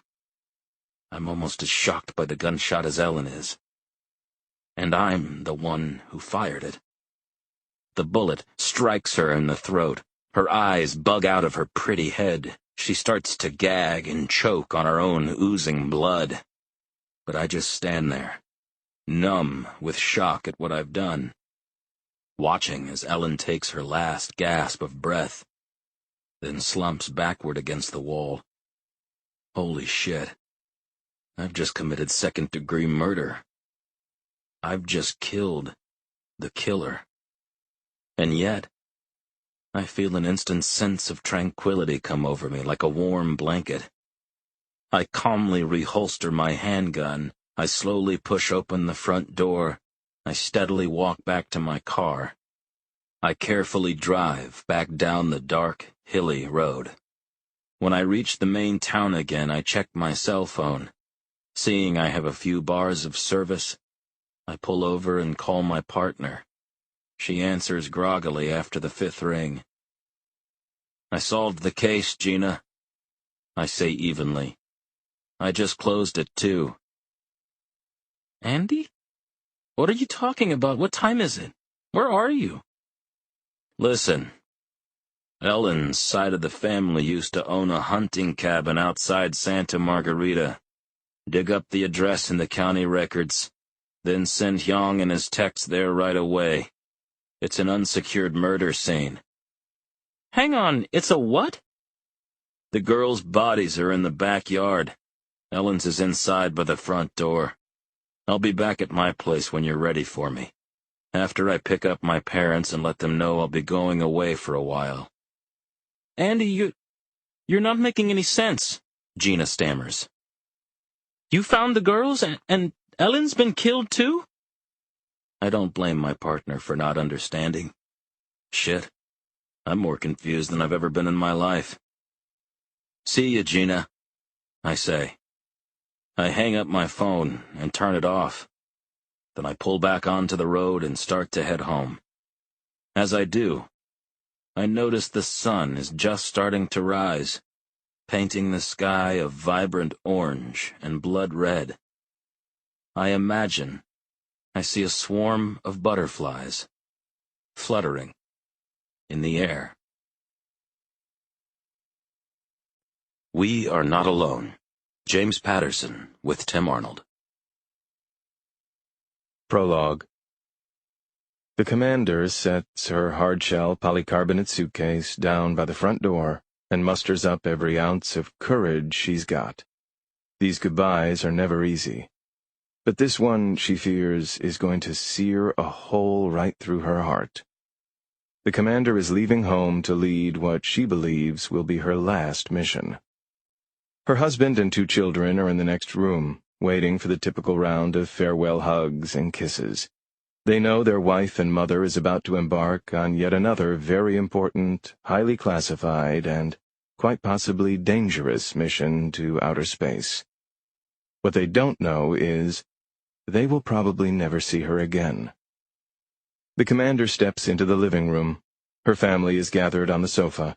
They've said nearly a dozen goodbyes like this over the years, but right away her kids and husband seem to sense that something's different. Their worry is palpable, written all over their faces, hanging in the air like it has all week. At first, the commander can't look her loved ones in the eye. Her gaze falls instead on the aluminum-sheathed smart walls of their home. Then the silver, achromatic furniture. Then the concave digital holographic monitor projecting a montage of family photographs in 3D. Like baby pictures of her 2 children, snapshots from family vacations, even wedding photos taken 16 years ago under a spectacular celestial sky, glowing from the night's depth and intensity as if to embrace the bride and groom below. Her husband's idea, a tribute to her passion for space, and a symbol of their infinite love. All of which momentarily brings the commander up short. All these images from a rich, rewarding life, each of them touching her as especially poignant, smiling down on her husband and 2 children sitting there on the couch, waiting. Through the living room's giant double-paned bay window, the commander notices something outside. A sleek, black government SUV pulling up to the curb. Her ride. The silence is deafening. She knows she doesn't have much time. She pulls her son up off the couch and into her arms for an embrace that for once this teenager accepts fully, returning it in kind. He knows something, she's thinking. Listen. You are so special to me, this young man of mine, experiencing life. None of it's easy, this growing up business, I understand. But stay with it. Live life. You must know how much I love you. You need to, and I always will. Promise me that you'll keep on being yourself, no matter what else is out there. And remember what you promised too, Mom. You'll start teaching me to drive as soon as you get back. Right? His words catch the commander off guard and sting her heart. Before she has to reply, her younger daughter leaps into her arms and squeezes her around the neck in an emphatic hug.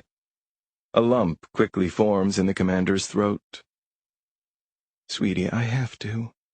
But just look at you, my special little girl, growing up into such a smart, strong, beautiful young woman. Never forget, anything you set your mind to, you can achieve, okay? Her daughter sniffles and nods. What I want to be is an astronaut, like you. Outwardly, the commander smiles, but inside, her heart is breaking. She had long suspected her daughter might share her love of the cosmos, especially once the girl began showing an aptitude in school for math and science. But this is the first time her daughter has voiced it herself, and the news is bittersweet. Will the girl's interest in space grow? The commander wonders, if her mission is a success and she never comes back. Or will her dreams be dashed forever? Pushing those painful thoughts from her mind, the commander turns at last to her husband, her tall, handsome man with strong hands and soft eyes, her rock for the better part of 2 decades. She hasn't told him the truth about her mission, but she's afraid he's figured it out. He could always read her like a book ever since they first met. A last-minute blind date she had almost skipped. After all, they seemed such an unlikely match. She was writing her dissertation in quantum engineering. He was a construction site foreman who even showed up to the restaurants still sprinkled with cement dust. But he got her like no one else ever had. He could make her laugh or cry, often at the same time. They fell for each other fast and hard. Before long, they had created a beautiful family, a beautiful life. Her husband pulls the commander into an embrace. Goodbye for now, he says simply. Goodbye for now. That's been their typical send-off, their little tradition, each time she's left for a mission. At this point, it's practically a superstition. The words and tone are intentionally light, almost glib, deliberately far too casual to be their final farewell. Until today. Startled to see tears welling in his eyes, the commander kisses her husband deeply, then explains almost pleadingly, This mission, it's something I have to do. They picked me because they think I'm the very best one for the job. I've trained for it my whole life. I wish I could tell you more, but I can't. What I can say is, I love you, all of you. No matter what happens, you 3 will be in my heart forever. And with that, the commander heads to the front door. On her way, she slides a favorite family photo, a rare printed one, not a digital holograph, out of its frame and tucks it into her pocket. Her 2 children, infants, sitting on her husband's lap. Her daughter is hugging a favorite toy, a stuffed rocket ship. The commander steps outside. She hands her suitcase to the uniformed driver standing next to the SUV. Then she looks up at the rich, crystal-clear night sky, flush with twinkling stars. Beautiful. Infinite. She still finds it breathtaking every time. Less than an hour later, the commander arrives at the highly secure Cancri 55 interplanetary complex, suits up, and is ushered, helmet in hand, through a maze of underground passageways to her waiting shuttle. There she joins the rest of her crew, already inside the cockpit. Their spacecraft is moments away from departure. Chapter 1. Feep, feep, feep, feep, feep. Am I dreaming? Feep, feep, feep, feep.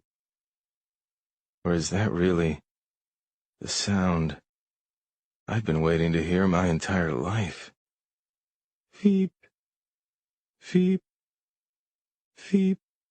Holy shit! I scream and bolt upright in my desk chair, knocking a pile of empty takeout containers and coffee cups to the floor. I'm instantly awake and already hyperventilating. I rub the sleep from my eyes in total disbelief of what's in front of me. The bank of giant monitors on my desk have taken on a life of their own. They're beeping wildly, flashing an endless stream of numbers and symbols. Feep, feep, feep, feep. Holy shit! I shout again, even louder. Holy shit, squawks Alien, my 22-year-old pet parrot, from his cage in the corner of the room. I'm blinking rapidly, my eyes glued to my screens. Could it really be? After so many years of thankless, hard-headed, pain-in-the-ass persistence, could all my hard work and determination be about to pay off? Am I really intercepting a transmission from deep space? Could this really be a message from another world? Feep, feep, feep, feep. What a glorious sound, which I was beginning to worry I'd never hear. For years now, using my home-built supercomputer, I've been scanning the night skies, tapping into satellite feeds, listening to the farthest reaches of the most distant galaxies, searching, hoping, praying that my long-held theory about the existence of extraterrestrial life might one day be proven true. I've also been regularly sending outbound messages of my own. Digital photographs, to be exact. Communication is a two-way street, after all, even with aliens.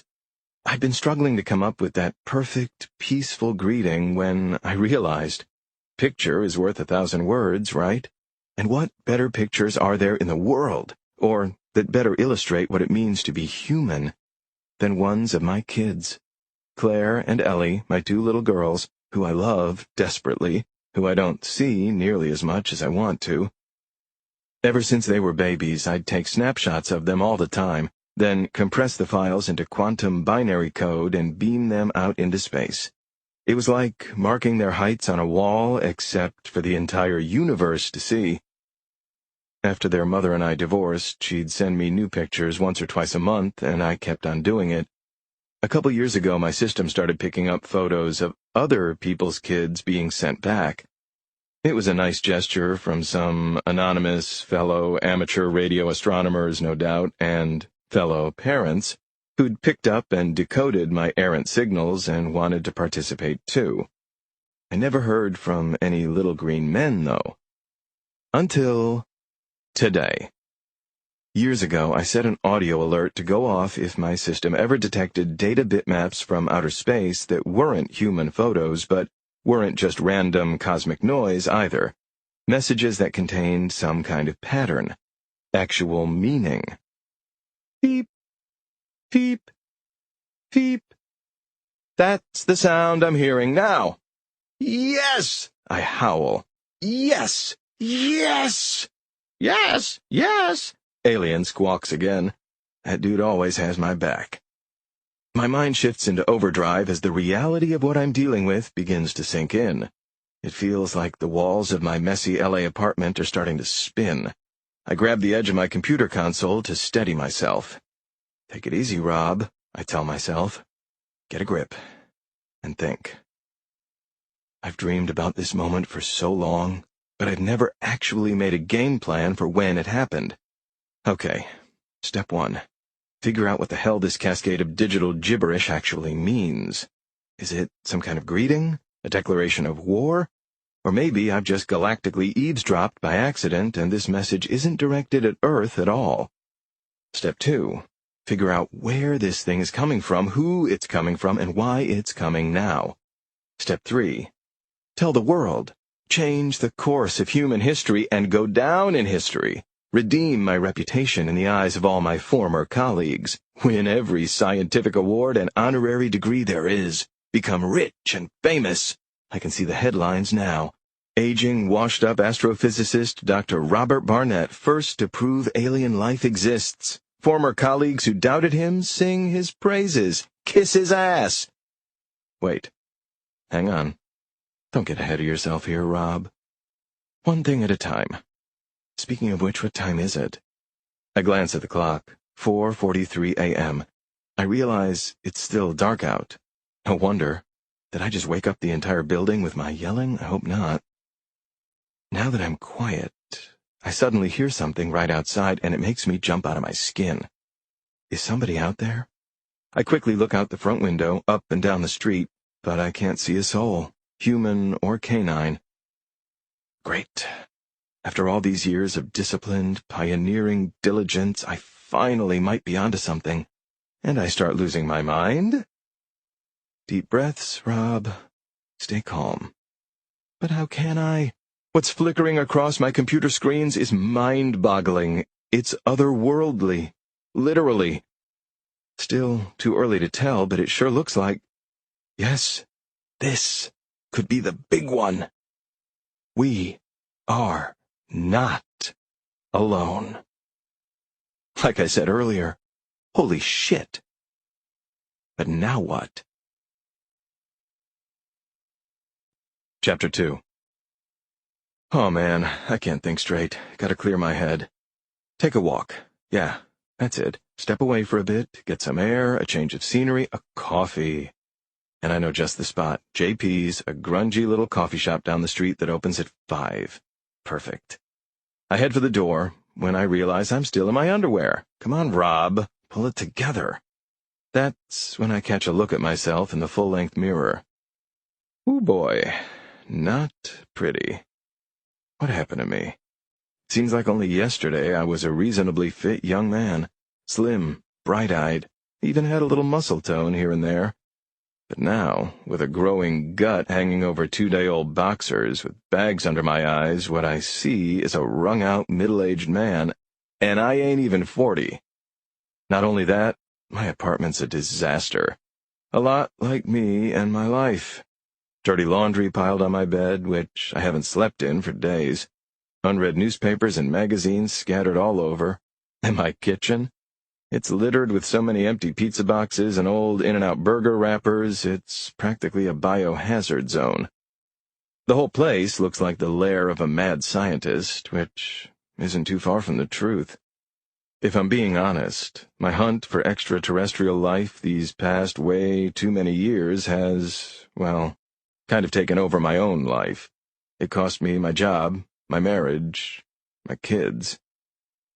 I tug on a pair of old jeans and a wrinkled t-shirt I pull from a mountain of clothes on the floor and stuff my wallet and keys into my pocket. I change my computer access password to a new 20-digit random code, then I go, deadbolting the apartment door behind me with a pair of brand-new, guaranteed impenetrable smart locks.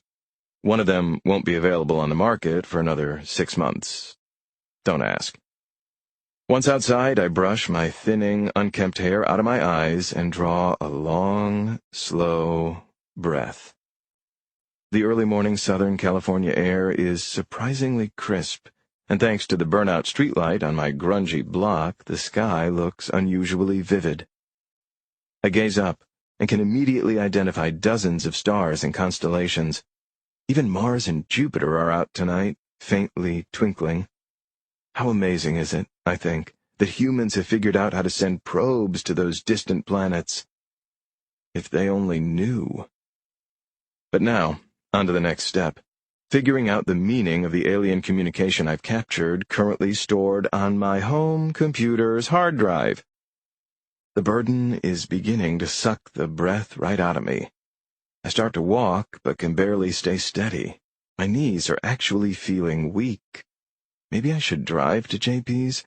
My car is just parked at the end of the block. But, no. Wobbly as my legs are, I think I'll stay on foot. At least, for now.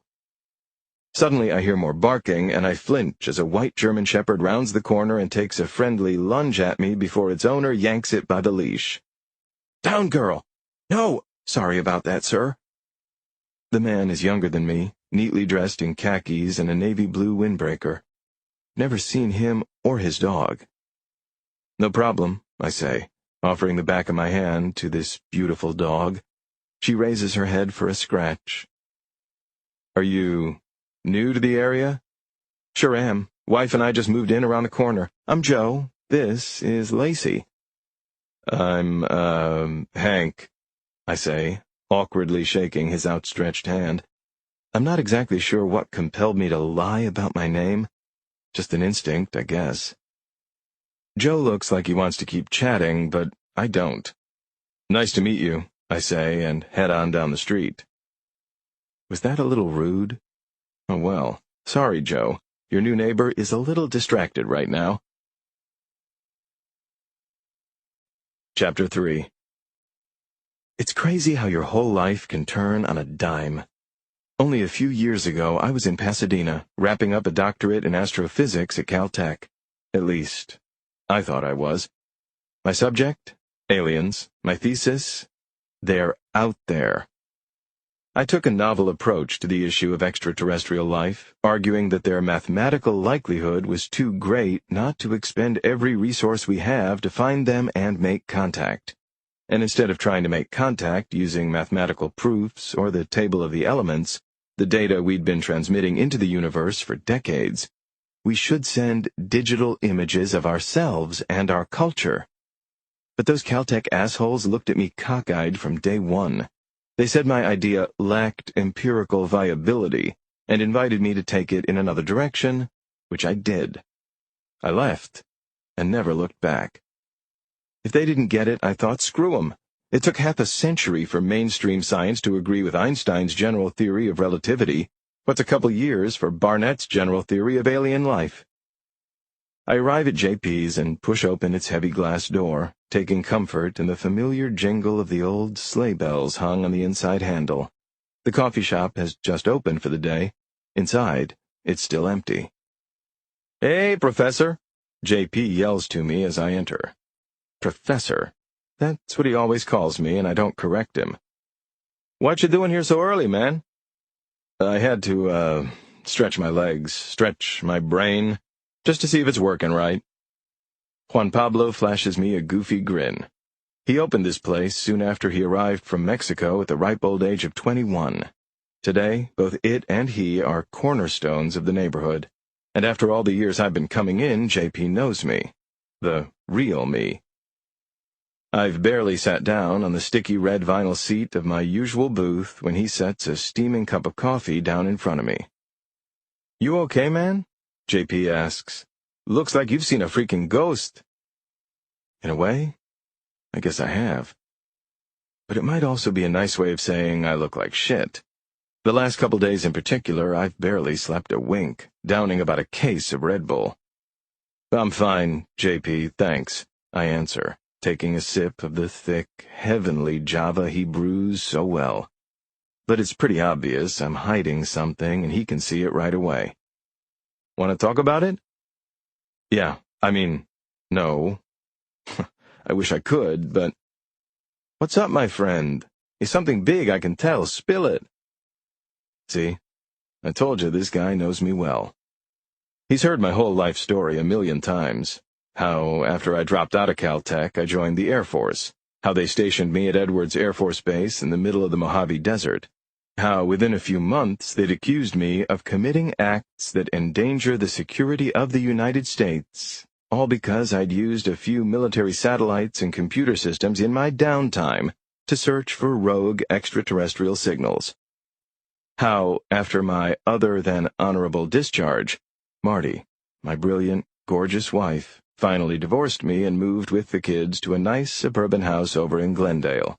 How I'd been holed up ever since in my suck-ass little apartment in East Hollywood, glued to my many computer screens. No job, no friends, no women, no life. Just me and my workstation and my search for ETs. Well, it's hard to explain, I tell JP. I know you think I'm a little crazy. "You are wrong, Professor. I think you are really crazy," he says with a laugh. I nod. Maybe I am.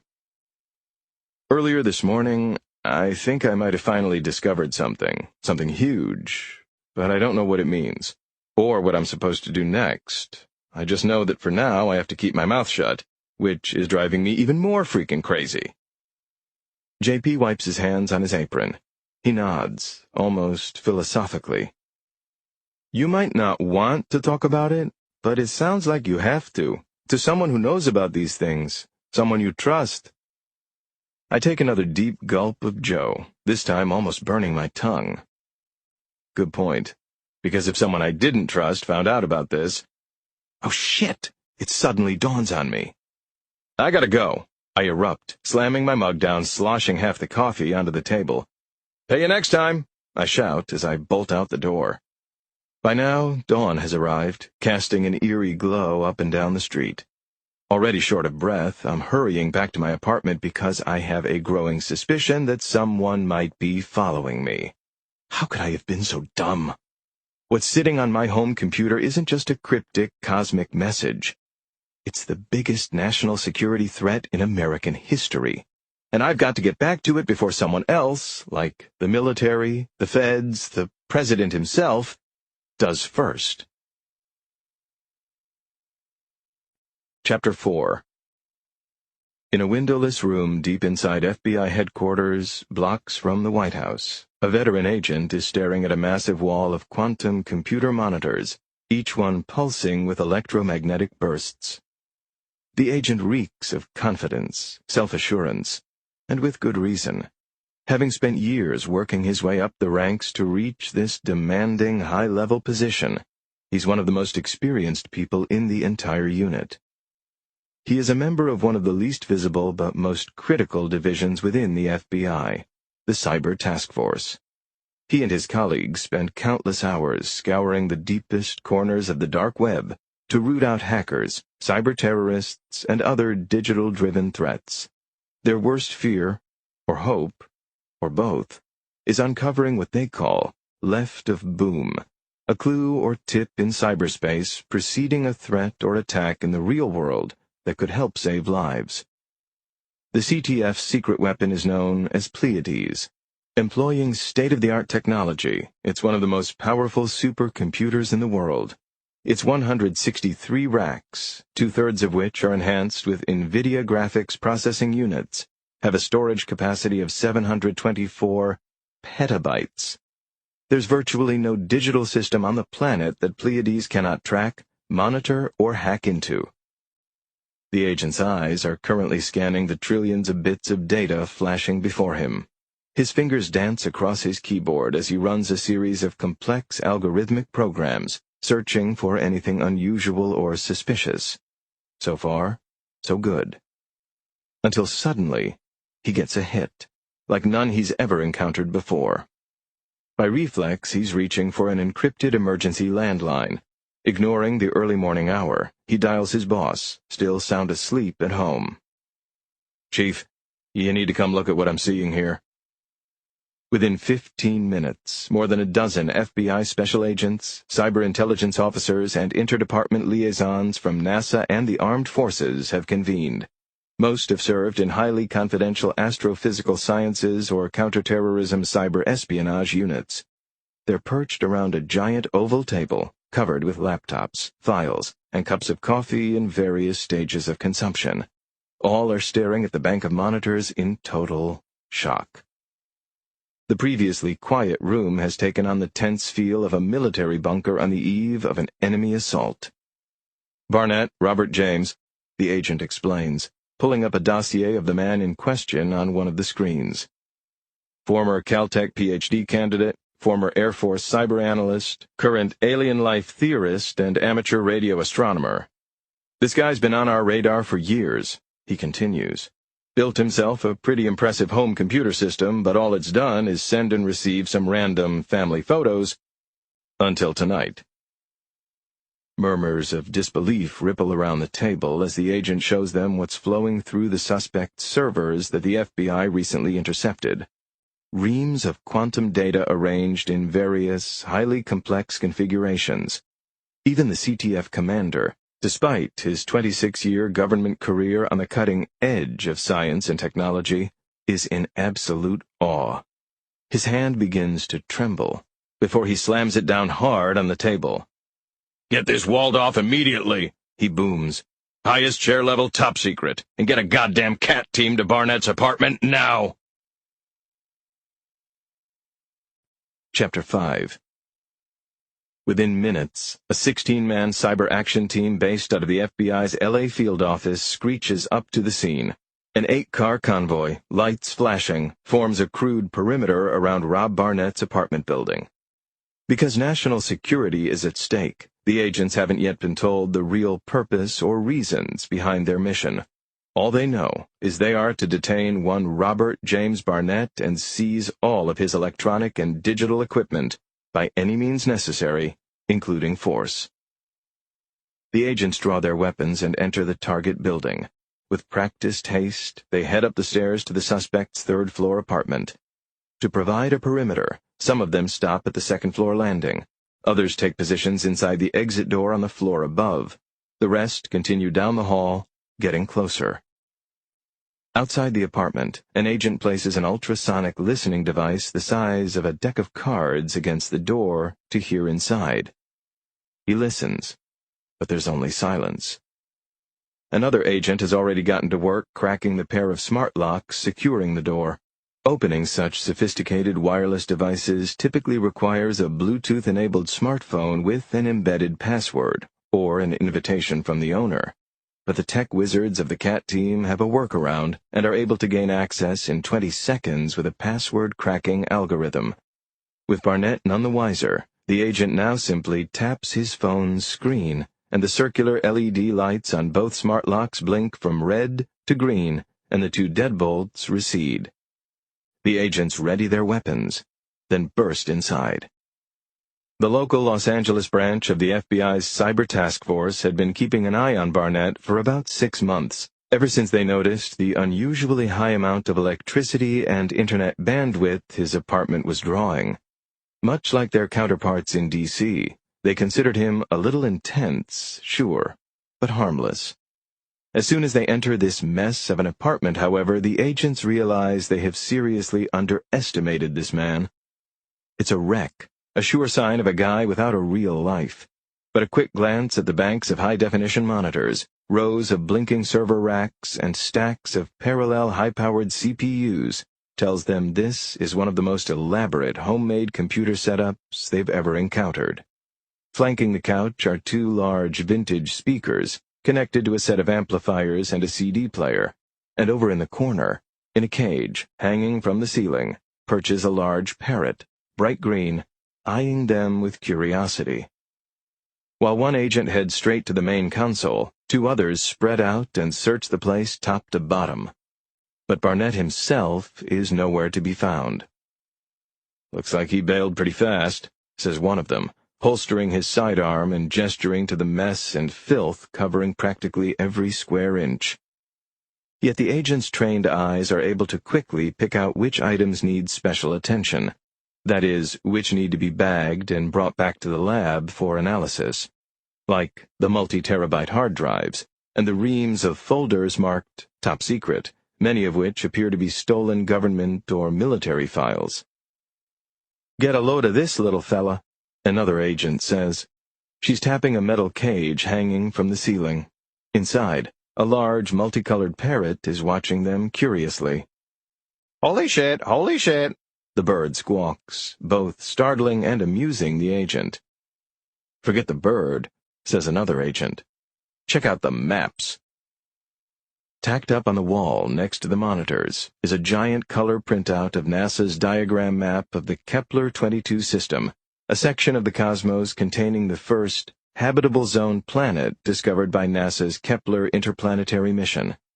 Interestingly, one of the planets has been circled in red marker, with a series of question marks scrawled next to it. But the agent seated at the computer console keeps his focus squarely on the monitors in front of him. He's rebooted the system, but can't yet crack the password. Feep, feep, feep, feep. It's going haywire or something, he tells his colleagues. They aren't used to hearing such non-technical words come from his mouth, which they take as a sign their fellow agent is frustrated and frazzled, which must mean he's dealing with something serious. So serious, the entire contents of the computer's central drive, still encrypted, will be archived, uploaded and transmitted to Washington within minutes. Chapter 6. Sealed inside the cockpit, the commander and her crew are beginning the meticulous final steps that will prepare their sophisticated spacecraft for takeoff and carry them to their destination. To her right sits the pilot. Behind him, the flight engineer. Farther back are the mission specialist and payload chief. All around, covering almost every possible centimeter of wall and console space, are decks of flickering controls. The commander knows she's responsible for the most advanced spacecraft in existence, the Epsilon Eridani. It's structured from carbon nanotube composites, equipped with flexible alloy smart wings, and outfitted with advanced M-drives and onboard nuclear power, which would have gotten NASA's Mars rover to the Red Planet in 75 days instead of 9 months. It's vastly stronger, lighter, and faster than any ship currently in operation. The most capable spacecraft the commander has ever captained, and having access to it ensures that this mission is going to be successful. A cruel oxymoron, she's thinking. Her team's equipment is just as top of the line. Each crew member wears a bright orange custom-fit spacesuit and helmet made of aluminized mylar, urethane-coated nylon, and other ultra-high-strength materials. Pressurized with oxygen, each suit is designed to protect the wearer against micrometeoroid bombardment and insulated against the extreme temperature variations the team is likely to encounter during their mission. At T-minus 20 minutes, the commander is comm-linked to the Launch Control Center to initiate the pre-flight checklist. Epsilon Eridani to Mission Control, we are standing by. Roger, Epsilon. This is Mission Control. Do you read me? I read you. Good luck, Commander. Prepare for pre-launch protocols. Commence pre-launch protocols. The commander finally replies. As Mission Control begins rattling off a long list of system tests and safety checks, the commander exchanges a knowing glance with her pilot. A look that goes well beyond this mission, way back to when they were in flight school together. Both were recently married. Both had been away from their spouses for 6 intense months, and the loneliness had begun to take its toll. It was during a final training exercise, just the two of them inside a zero-gravity chamber, blissfully adrift in little more than their underwear. Before they knew what was happening, their athletic young bodies became entangled, slowly turning, floating. Laughter at first, until their lips locked in a brief but passionate kiss, a sign of the bond forged during their training. A desperately needed release after so many hundreds of grueling hours. But a mistake nonetheless, one that neither has spoken about since, but neither has forgotten. Once the pre-flight checklist is completed, Mission Control intones, Epsilon Eridani, you are clear for takeoff. The ground launch sequencer is turned on and the terminal countdown begins. From here, operations will be controlled automatically by the launch director inside Mission Control. The clock is ticking on so many levels, but for now, the commander knows. Things are out of her control. In the final moments they remain on the ground, the commander removes from her spacesuit a tiny item of contraband she smuggled aboard. It's a major violation of security protocols, but that hardly matters now. She carefully affixes it to the corner of the side cockpit window. She smiles at it, her heart bursting with so many emotions. It's the family photo she brought with her, of her husband and 2 children, her daughter tightly hugging her plush, toy rocket ship. The commander is taking them with her. Now, just seconds away from liftoff, the commander watches the rest of her crew, the pilot, the flight engineer, the mission specialist, the payload chief, all hard at work, tapping buttons, twisting knobs, making their final flight preparations. All are so deeply dedicated to their mission, though they're prohibited by security regulations from knowing the specifics. Even if none of them knows the truth. The commander is briefly tempted to violate security protocols and tell them the true nature of this mission. "Commencing final countdown," comes the voice from Mission Control. "Launch in 10, 9, 8, 7. No, she decides. She won't. She can't. Chapter 7. I'm around the corner and quick-stepping it back up the street to my apartment. I gotta get back to my computer, give it a fresh look, see if I can figure out what, if anything, is real, if that's even possible, before somebody beats me to it, especially if that somebody works for the United States government. I think back to that new neighbor I met, Joe with his white German shepherd. He couldn't have been one of them, could he? Feeling me out, trailing me? Bullshit, right? Or is it?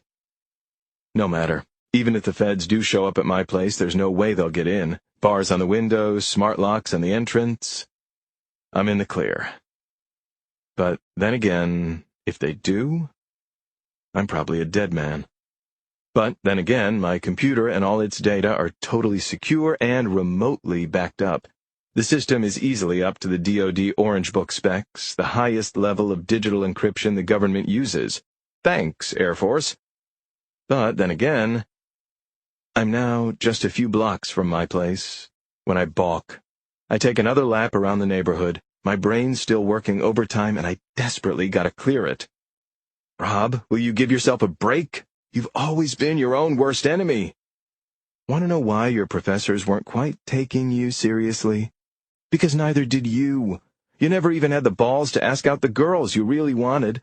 If Marty hadn't initiated things, you probably wouldn't have ever connected with her.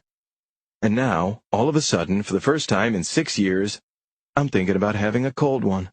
At 5 o'clock in the morning. Insane. And of course, I know I can't. But man, it's tempting.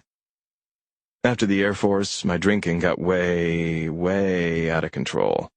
I started getting drunk at bars alone, coming home after the kids were already in bed, and Marty started losing patience with me. Soon I started drinking in the afternoons, right at my computer, trying to get a handle on the data I was seeing, thinking I could function even better with a bit of a buzz. But of course, the more I drank, the harder it was to focus, which made me want to drink even more, which, well, you can see where it was going.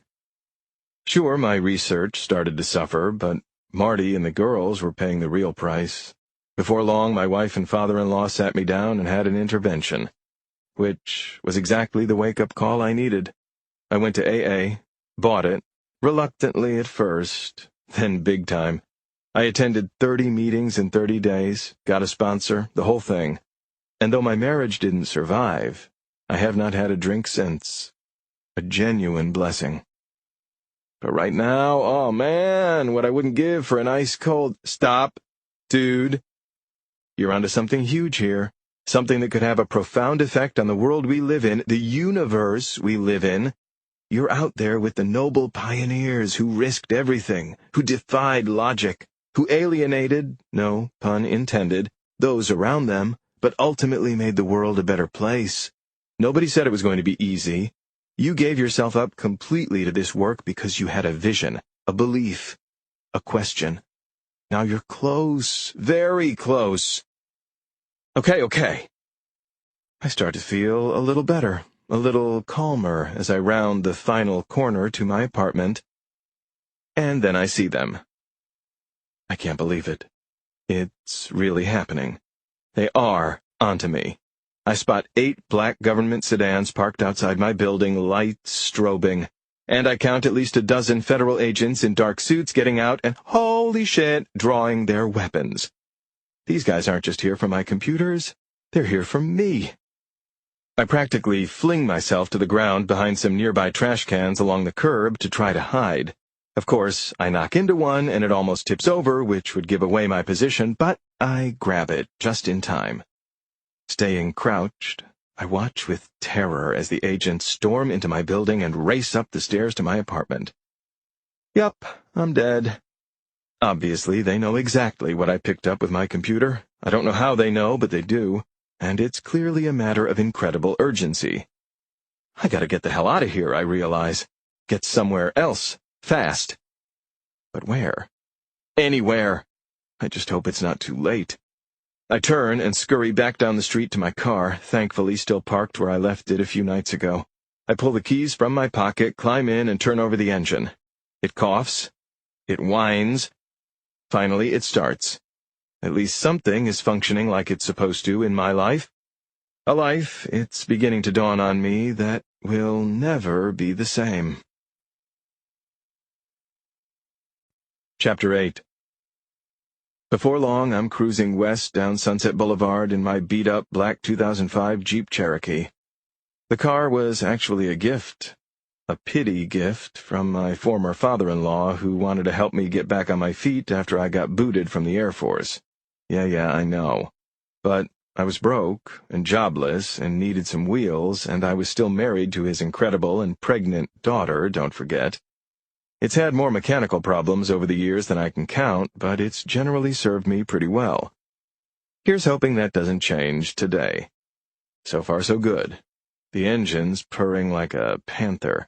The CD player's blaring some kick-ass Stevie Ray Vaughan, and the windows are wide open. The cool September air is streaming in, and it's finally calming me some. At least, that's what I'm telling myself. I glance in my rear-view mirror, making sure I'm not being followed. I press down harder on the gas anyway. The janky old SUV grumbles and picks up a bit of speed. I don't know where I'm going yet, but I know I'm in one hell of a hurry to get there.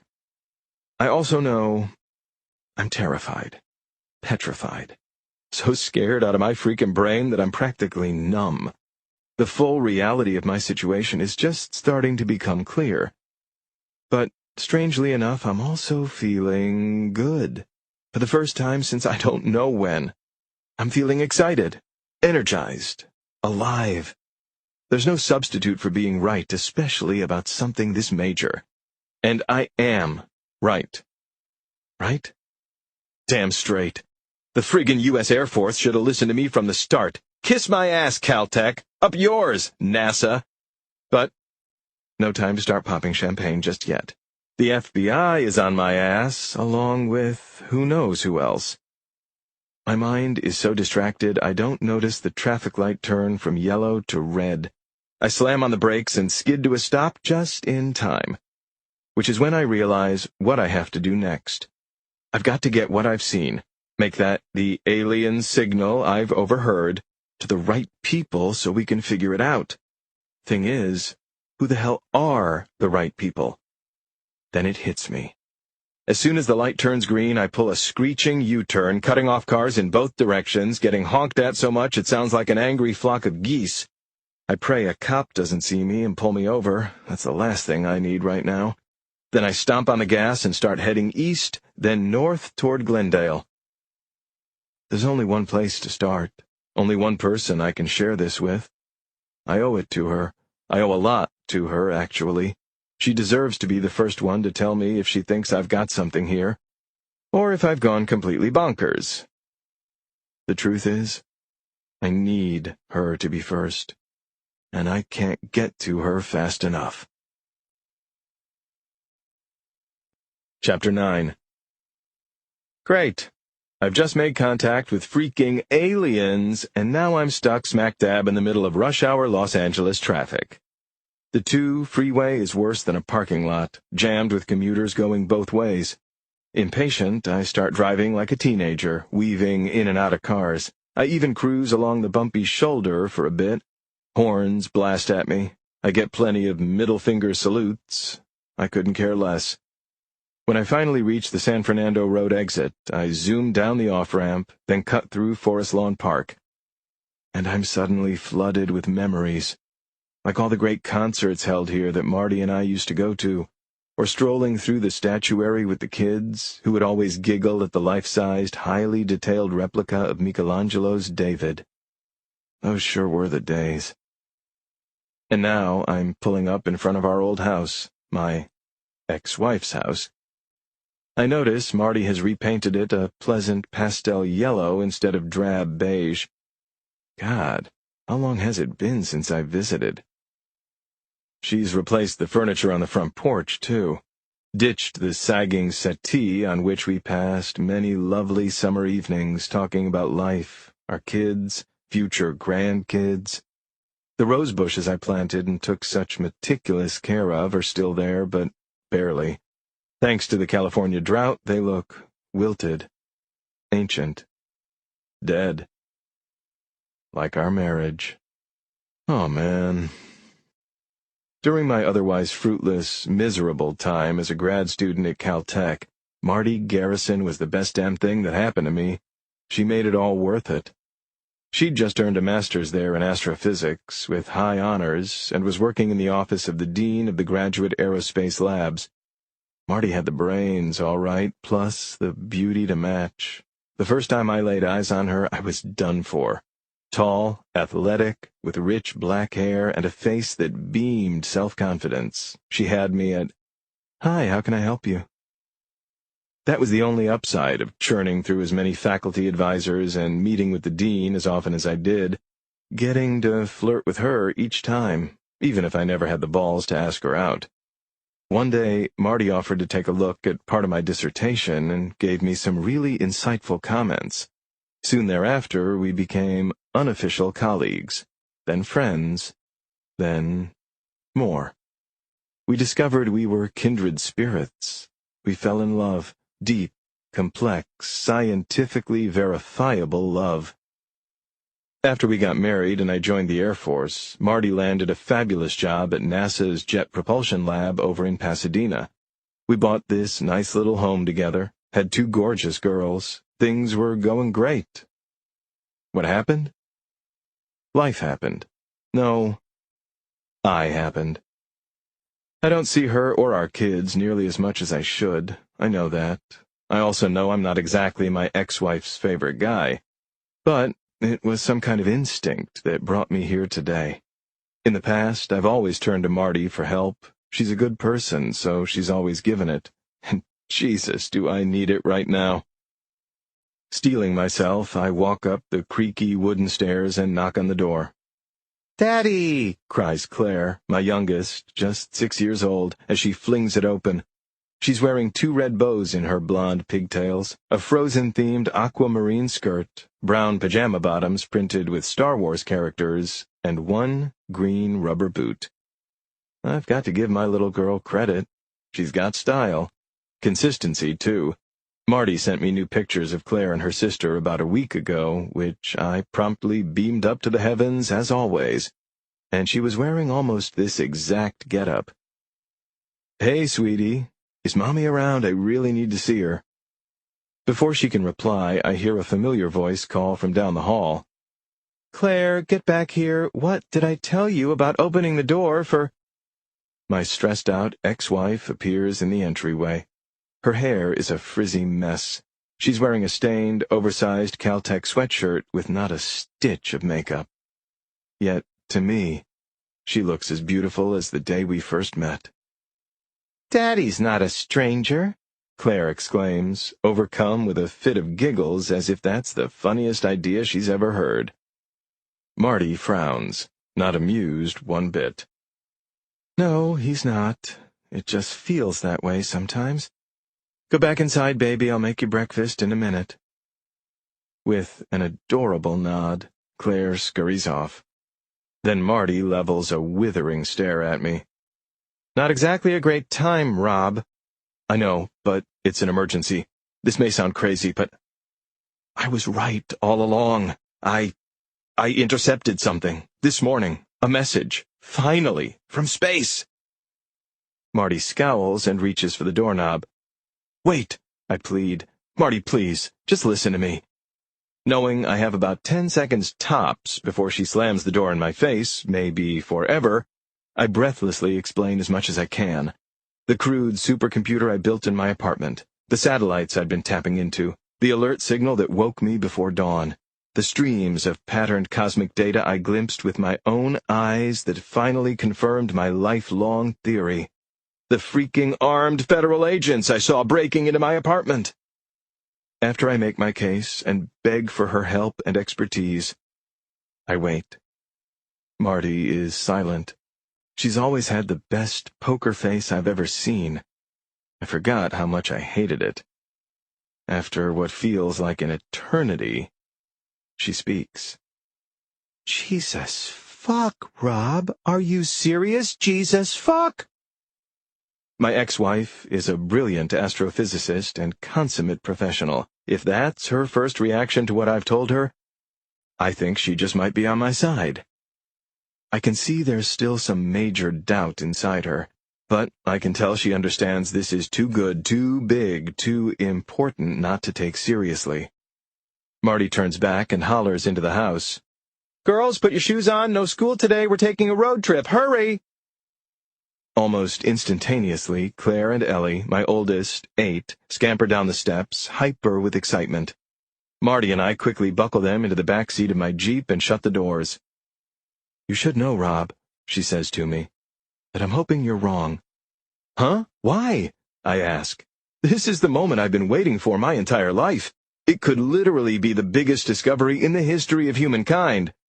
"Exactly," she replies, lowering her voice. "If you're right, you're a dead man."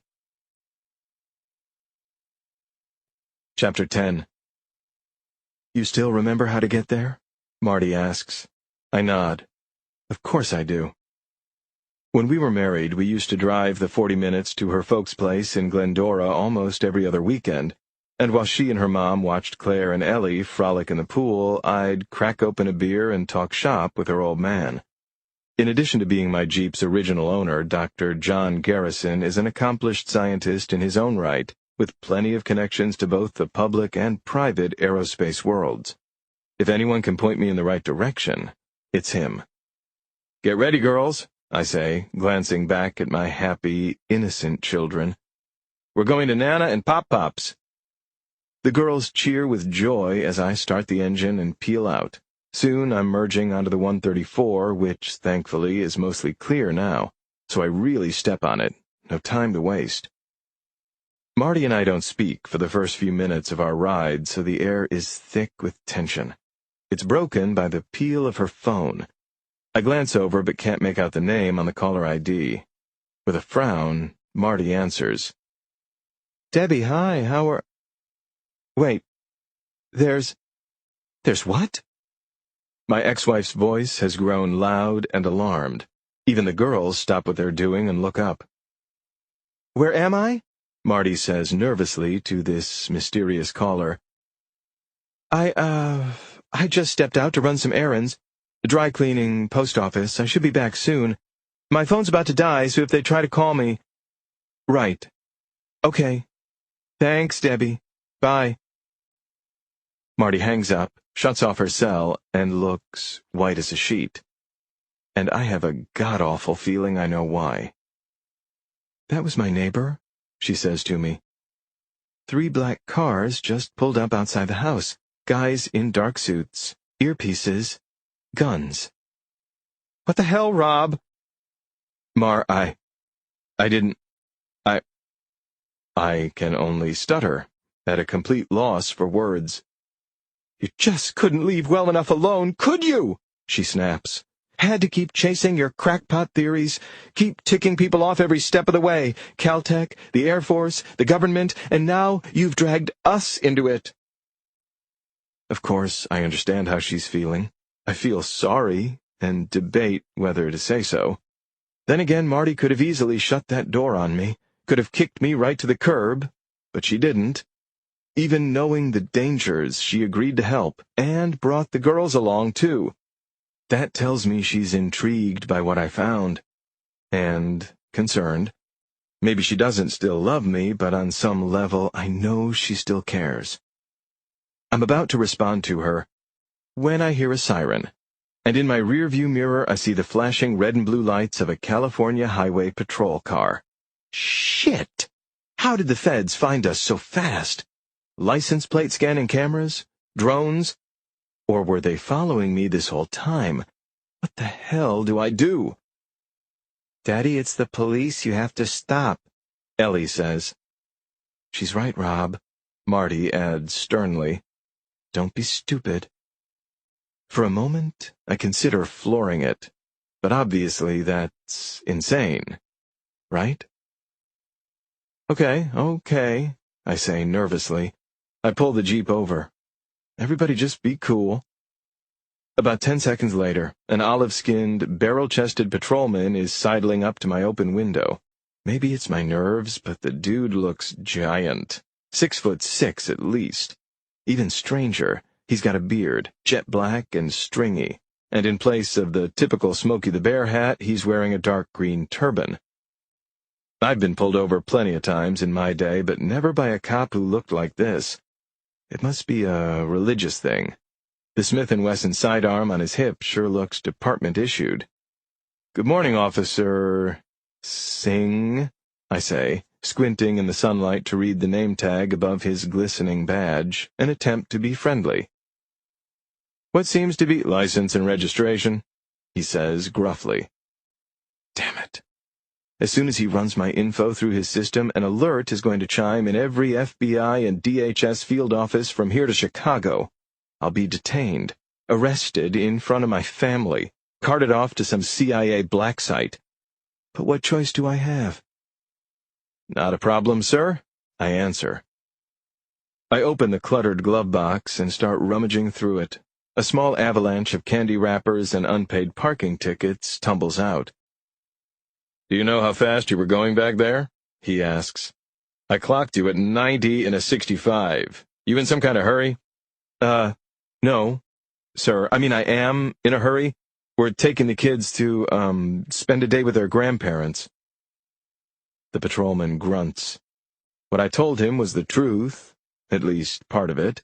He can see my two girls whispering and giggling in the back seat, but will he buy it? I find the Jeep's registration. Think of something, Rob. But I can't, and I'm all out of time. Knowing I'm sealing my fate, I hand it over, along with my license. The officer turns to head back to his car when little Claire points to him and blurts out, "Hey, mister, did anyone ever tell you you look like Chewbacca?" The patrolman stops in his tracks and looks deeply offended. Just when this couldn't get any worse. Claire and Ellie buckle over in hysterics, but Marty and I are mortified. "Girls," Marty snaps, "don't be rude. Tell the officer you don't mean that." "But he does, Mommy, look," Ellie says, pointing to the image of the character printed on her little sister's Star Wars coloring book. "He's so tall and big, and his beard—" "Officer, I'm sorry," I stammer, trying to smooth things over. "They're just being silly." "Oh, are they?" the officer asks, his face still tight. But then, a huge smile spreads across his face. "Do I sound like him, too?" Incredibly, the cop lets loose a deep, nasally roar, a darn good Chewbacca impression if I do say so myself. Ellie and Claire go nuts. The officer beams. He does it again, even louder. A highway patrolman doing voices during a traffic stop? Seriously? And here I thought discovering alien life would be the strangest thing that happened to me today. "I've got two of my own, about the same age," he says to me, leaning into my window, dad to dad. "Look, I know you can't wait to hand them off to Grandma and Grandpa and have some alone time, but slow down and drive safe, okay?" I can barely hide my absolute shock as the patrolman hands my license and registration back to me. "Yes, sir," I say, a little too enthusiastically. "Absolutely, thank you. You all have a good day." I watch the officer get back into his squad car and drive away. No arrest, no ticket, no feds swooping in, nothing. Marty and I share a look of shock and relief. Maybe the universe is even crazier than I thought. Chapter 11. Initiating gravitational booster sequence. Roger. Mission Control responds. Epsilon Eridani, you are clear to proceed. The commander turns to the flight engineer. who is rapidly executing a string of mind-numbingly complex calculations on her holographic touchscreen control panel, and asks, "Current orbital positioning?" "We're looking good, ma'am," the flight engineer responds. "I'm finishing the final telemetry projections now, then we'll be ready to separate." "Very well." Next, the commander's attention turns to the pilot. "Heading and flight vector?" "Modifying to 26905, Commander. Fly-by-wire coming offline." "Aye," the commander responds, as the gloved fingers of the pilot's left hand dance across his translucent panel, while his right hand gently tilts the control stick.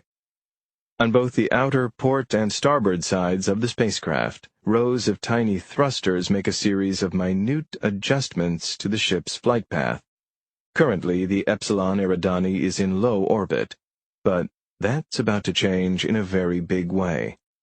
By firing, then jettisoning their booster rockets at the right moment, the crew intends to harness the power of Earth's gravity to slingshot their craft more efficiently and thus deeper into space than they could otherwise travel. It's a tried-and-true technique, but one that requires extraordinary planning and the utmost precision. It's also the crew's point of no return. Once they leave orbit, there will be no second chances, no room for error, no turning back. If the commander is going to be fully honest with her team, if she is going to reveal what she and she alone knows about their mission, if she is going to offer her crew members the opportunity to back out, now is her absolute final opportunity. To abort the mission at this junction would be incredibly costly. It would also be career-ending, perhaps, for everyone on board. Yet, it would be doable. After booster separation, it becomes all but impossible. Only now does the weight of this dilemma fully sink in for the commander, when she and her crew are literally weightless. Her face remains calm and professional, but inside, her mind is on fire. Then, she gets an idea. A cowardly one, but still.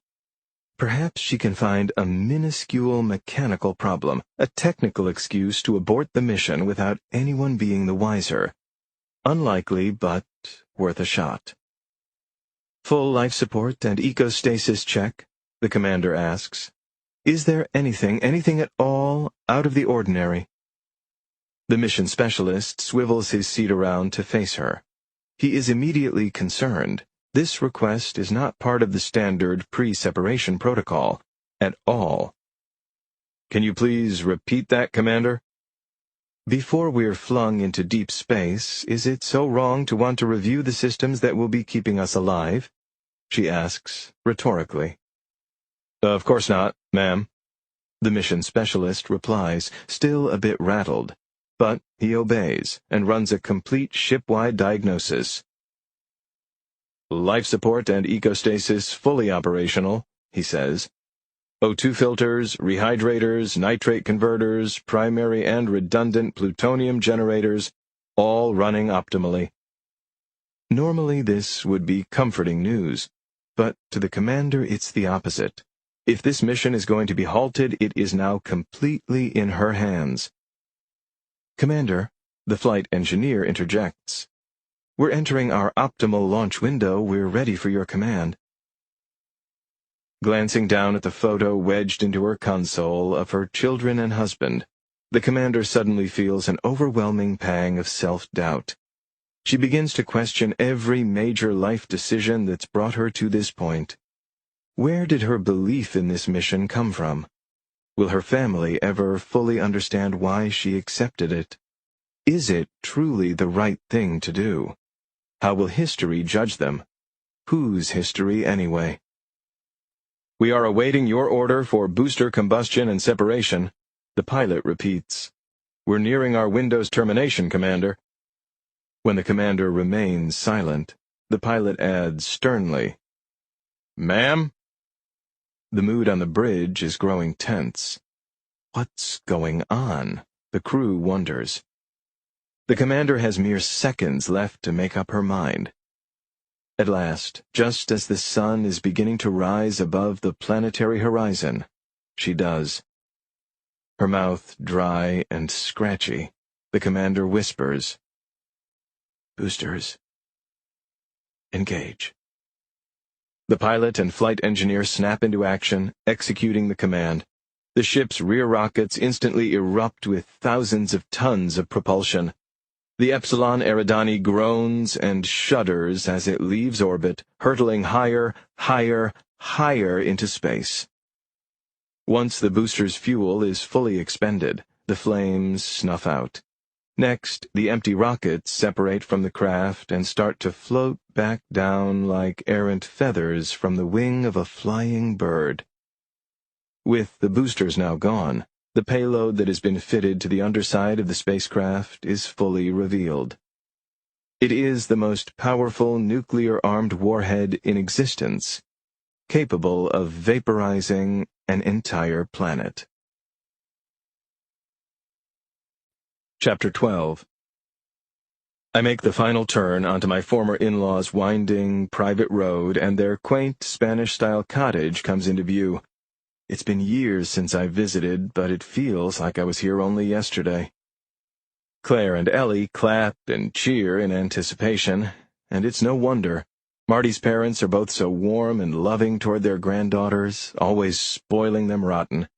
What kids don't like getting to skip school, to frolic in a swimming pool, play with a cute dog, and eat ice cream sandwiches? I drive through the property's wide-open iron gate. I'd told Marty's father 1,000 times to keep it locked, but he always ignored my advice, chalking up my concerns to paranoia. I pull the Jeep up in front of the house and toot the horn. As Marty and I get out and start unloading the girls, Karen and John, trailed by Newton, their yappy schnauzer, emerge from the front door to greet us, with a mixture of joy and confusion. They're delighted to see their daughter and grandkids, but are clearly not so thrilled to see their former son-in-law, the guy who basically abandoned the family years ago to drink and chase a cosmic fantasy. "What a wonderful surprise!" Karen exclaims, wrapping Claire and Ellie in a tight embrace. She seems to sense my and Marty's unease immediately. "How about we get you girls inside and into your swimsuits?" she says. "Come." When the three of us are alone, John moves to Marty and gives her a long hug. "It's wonderful to see you," he says. "But don't the girls have school? What are you doing here?" "It's a long story, Dad," my ex says. Then she gestures to yours truly. I start to go in for a man hug, but John extends a chilly hand instead. I don't exactly blame him. It's actually more than I deserve. Humbly, I shake it. "Hello, Rob," he says. "It's been quite a while." "I know," I reply. "It's good to see you, John, considering the circumstances." "And what would those circumstances be, exactly?" "Why don't we, head inside?" I suggest. "I need to talk to you. I need your help. With something important, something that could change our entire understanding of the universe as we know it." John shakes his head in disgust. "Son, you listen to me. If this is another of your ramblings about sending aliens photos, about intergalactic radio transmissions, you—" "Please, Dad?" Marty interjects. "Just hear him out. For me." God, what a woman. How did I ever let her slip away? John is clearly still unhappy about the situation, but he can't say no to his little girl. With a huff, he turns and heads back into the house. I give Marty's shoulder a grateful squeeze, and the two of us follow him inside. But before I shut the door, I hear a faint whirring noise high overhead. It's distant, but getting closer. It starts growing louder and louder. Before long, it's nearly deafening. I look up and gasp. A helicopter, police, government, military, is soaring high in the sky above. It flies directly over the house, then keeps going, finally disappearing behind the crest of a nearby hill. It takes me a solid few seconds to catch my breath. Was it just an L.A. Sheriff's Department chopper on a routine patrol of this neck of the San Gabriel Mountains? Or was it someone else, tracking me, watching me? I tell myself I'm just being paranoid. But am I? Chapter 13. Marty and I follow her father down the hall and into his private study, which is lined with mahogany bookshelves. On the walls hang a collection of framed, antique sketches of early airplanes, an original blueprint of NASA's 1961 Saturn I module, and John's many impressive degrees and awards, including his Ph.D. in astrophysics from Stanford, and the National Medal of Science bestowed on him by President Clinton. I should probably mention that brilliance runs deep in Marty's family. About a decade ago, my father-in-law retired from a long and distinguished career as head of Boeing's Advanced Space Access Team in nearby Torrance. He and Karen purchased this cozy cottage in the hills, where they've lived ever since. But John still does some consulting here and there on various top-secret aerospace projects for the government and private sector, which has kept him up to date on all the latest technological developments in the field, both domestic and foreign. Sure, the guy might hate my guts, but there's nothing I can tell him about my research or discovery that John won't at least know something about. "Now what the hell is going on?" he demands, slamming his office door. "Let me show you," I say. "I just need remote access to my home system." John flips open the MacBook on his desk and spins it to face me. "Go ahead." I smile awkwardly. Actually, that's not going to work. Whether the FBI confiscated my supercomputer's hard drives this morning or not, I thankfully had the foresight a few months ago to set up a real-time, thrice-encrypted multivalent phantom server encoded across a randomized network of dark web server farms all around the world. In layman's terms, I backed up all my files to a very top-secret cloud. Problem is, I'll need an equally robust computer system to open them. Luckily, I know I've come to the right place. John understands exactly what I'm asking for. Grumbling under his breath, he heaves a movable bookshelf to the side to reveal a hidden titanium-reinforced wall. He taps a code into a digital keypad and the wall slides open, exposing a small inner chamber lined with slim monitors, blinking server towers, and quantum processors. This is one of the few things my father-in-law and I have in common. His might be a little fancier than mine, but we've both built makeshift, homemade supercomputers. I hurry over to a console and get to work, logging into my remote portal with a series of 36-digit alphanumeric passcodes I've committed to memory. Before long, I've pulled up the streams of data qubits I first saw early this morning. The repeating pattern is right there, clear as day. But the meaning is still an absolute mystery. "Have a look," I say to my ex-wife's father. "See for yourself." John squints at his computer monitors, at first with extreme skepticism, but the anger creasing his face slowly turns to confusion. Then, astonishment.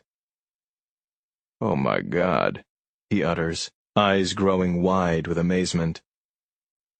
This is... He's so flabbergasted he can't even string together a complete sentence. Marty leans over his shoulder to see the pulsing data herself. She sits down, her eyes never moving from the screen. She's even more incredulous than her father. "Where are you getting this from?" she asks. "What's the source?" "It's actually a synthesis of two different feeds," I explain, typing rapidly and pulling up a spinning map of the globe on screen showing a pair of blinking dots, one in central Russia, the other in South America. A classified former Soviet listening station and a radio telescope within the Atacama Large Millimeter Array in northern Chile. That's what makes this so unique. John is still reeling. Do you understand what this means?" Not a damn clue, I say. That's what I was hoping you could help tell me. But I do know it means something. No way in hell this is just some random cosmic noise. It's a string of repeating signals aimed directly at us from deep space, from a part of the infinite night sky we haven't fully probed. And that means... I can barely contain myself as I finish the sentence. My theory was correct all along. Someone or something is out there, sending us a message, trying to make contact. I look to John, who has turned white as a ghost. He puts a shaky hand to his head and sits down, struggling to process it all. Okay, let's just think this through, says Marty. Obviously, the government is going to want to keep a lid on this, and that means they're going to want to keep a lid on you, Rob, if you catch my drift. The only way to protect yourself that I can think of is to translate the message. Figure out what it's actually saying, to give yourself some leverage, which, of course, is easier said than done. I nod gravely. I'm fully aware of the incredible danger I'm in, we're all in, and the many challenges that lie ahead. The question is, how? I say. We barely have the computing power to visualize these data qubits, let alone interpret them. If only there was some way— There is. John slowly stands again and looks me square in the eye. Northrop Grumman. They have a facility up in Antelope Valley. They call it Tejon Ranch. Sure, I know it, I say. Not far from Edwards Air Force Base, where I used to be stationed. I've seen sat feeds of the place. Looks like nothing but an abandoned airstrip and a couple empty hangars. Right? John frowns and shakes his head. Wrong. That's just what they want you to think. Chapter 14. If you really push the folks at Northrop, John continues, they'll admit the place is an old research facility, but they'll tell you it's basically abandoned. In reality... I lean forward, anxious to learn whatever tidbit he's about to spill. It is, at least on the surface, but underground? It's a massive system of buried tunnels, some a mile deep. They contain 22 levels of intergalactic communication and data analysis capabilities like you wouldn't believe. For a moment, I'm too startled to say anything. Truth be told, I don't believe it. And apparently my former father-in-law can read that skepticism all over my face. I know it sounds improbable, he says, but it's true. Dad, Marty says, how do you know? It must be just a rumor. John shakes his head. About a year ago, I consulted on an aerospace project for Northrop. I've been to Tejon Ranch. I've seen what it really is. The technology that place has is on the cutting edge of interstellar communication capabilities. He gestures to the computer screens, still blinking with the patterned data message.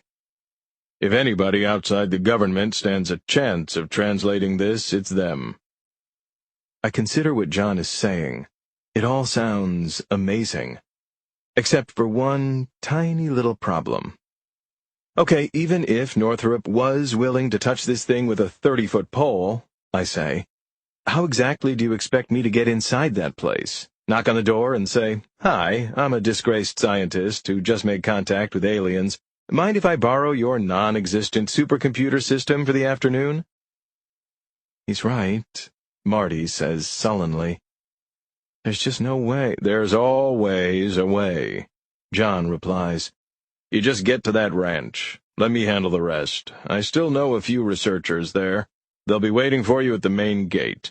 Once they recognize what you've discovered, they'll help you, just like I did. I'm overwhelmed with conflicting emotions. This man I admire so much, who was once family, whose daughter I used to love, and on some level still do, is not only showing me the professional respect I've always craved, he's willing to go to bat for me, risk everything, because he believes in me, because he believes in my discovery. I don't know what to say, I stammer. say goodbye to Marty and the girls. They'll stay here with us, where it's hopefully safer. I nod. With federal agencies looking for me, of course, that's the wisest option. Still, the idea of being away from them again makes me feel awful, because being with them this morning has made me feel so wonderful. I'm overwhelmed with conflicting emotions from all sides. Marty and the kids. Being with them again reminds me of how much I love them, how important they are to me. What the hell was I thinking? I wasn't. I buried myself in this crazy project that looks like it's about to pay big dividends, good, bad, or otherwise. And the only way to justify my selfish isolation, my addiction to it, is to honor Marty and the kids, and my work by seeing it through. Whatever it takes. It's also about my professional integrity, if there's any left to be had. While John remains in his office to start making some calls, Marty and I head to the backyard. There we find Claire, Ellie, and Newton all splashing happily together in the pool. Karen is sitting on a chaise lounge, watching her granddaughters and their dog. "Girls," Marty calls to them, "come say goodbye to your father, quickly." Claire and Ellie hop out of the water and scurry over to me. I kneel down and wrap their little wet bodies in a giant hug. "So listen," I say, fighting the giant lump growing in my throat. "I just found out I've got to take care of some very important work stuff. I'm sorry I have to go, but—" "Will you visit us again?" Claire asks, her face bright with hope. "Of course," I insist, "before you even know it. It's been so much fun being with you guys today. Listen to Mommy and Nana and Pop-Pop, okay? And always remember how much I think about you, too. And how much I love you." "We love you too, Daddy," Ellie says, and both she and her sister tighten their embrace around my neck. God, I would give anything to freeze this moment in time forever. The photos Marty sends me, and I send into space, are nice, but nothing beats the real thing. It takes everything I've got to tear myself away from them. I promise myself I'll see my girls again soon, that I'll be a bigger presence in their lives, a better father. And this time, I really mean it. After I hug Karen goodbye, Marty and I step out alone onto the front porch. "You're sure you can handle this, Rob?" she asks, gazing up at me with those beautiful green eyes. "How the hell did you let this incredible woman go?" "Honestly, I'm not, I admit. Mar, I'm terrified. I've got a message from outer space, and it's up to me to decode it. But I have to handle this, for you and the girls, for myself, for the future of the human race." Then I add with a little smile, "No pressure, right?" Marty chuckles, happy for this shred of comic relief. Then very tentatively, she leans in and gives me a quick kiss on the lips. I feel my whole body tingle like it was our first kiss all over again. Then we both pull away, just as John steps out onto the porch as well. "Ready to hit the road?" he asks. "Ready as I'll ever be," I answer, holding up my key to his old Jeep. "I don't think so," John says, snatching it right out of my hand. "Follow me." Chapter 15. John marches down the porch stairs and heads for the garage around the side. I hustle along after him, confused as ever. "You're going to be racing across the desert," he tells me, "then up some rocky foothills, winding roads, treacherous switchbacks." "Right," I reply as he yanks open the garage door. "All the more reason for me to take the 4x4, no?" The inside of the garage looks like a tornado swept through. Tools, car parts, wires, old furniture, and boxes of computer equipment, floor to ceiling. Except in the back left corner. There, something is covered with a wrinkled gray tarp. The Jeep is what they think you'll be driving, John says, heading for this covered object that stands about 3 feet tall. They've got your plates. I'm sure they've put out an APB. You need speed and agility, but most of all, anonymity. With a bit of a flourish, he pulls off the tarp to reveal a motorcycle so sleek and aerodynamic it might as well be a mini spaceship. It's a Ducati 899, a bike that was clearly designed to go fast. Wow! I can't help but exclaim. I feel like a little kid on Christmas morning. The motorcycle is absolutely stunning. How long have you had this thing? I bought it 2 years ago, John answers.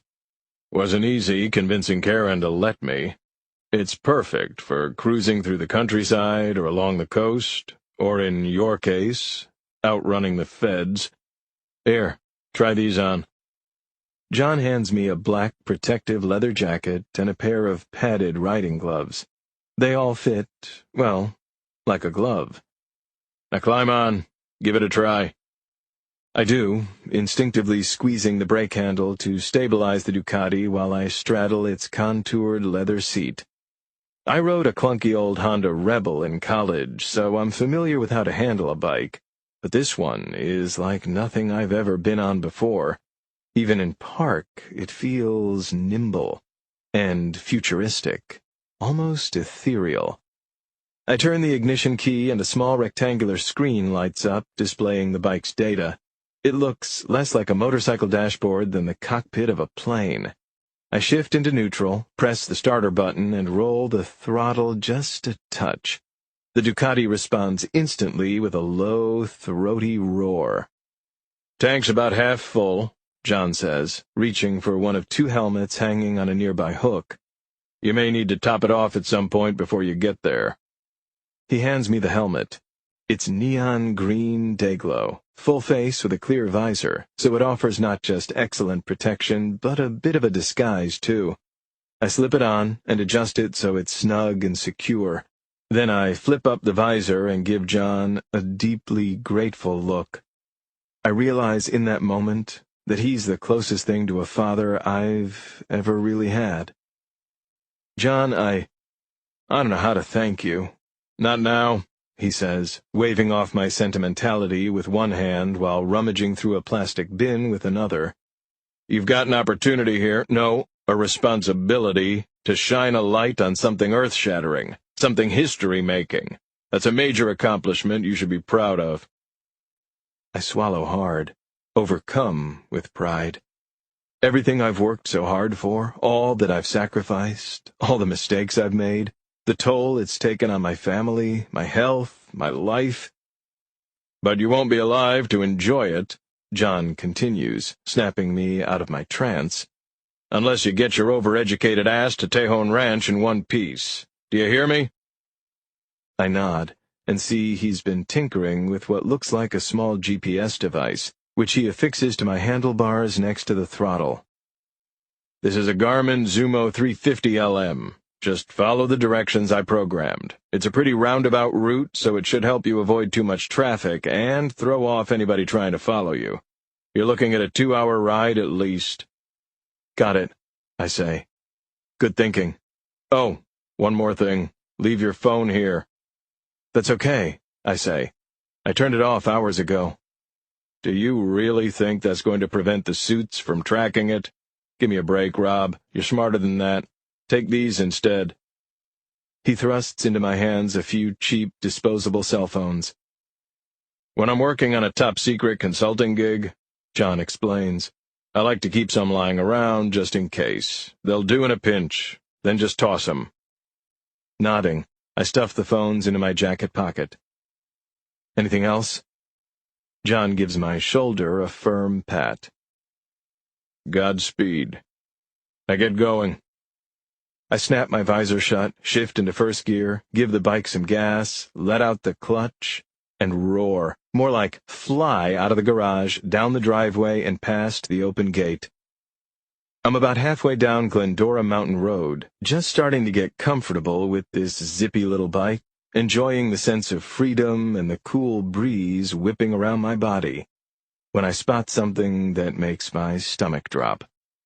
Tearing across Foothill Road about a half-mile down the hill is a convoy of 3 black SUVs. Their sirens are off, but their blue lights are flashing. And they're headed right for me. No way it's just a coincidence. It's gotta be the FBI.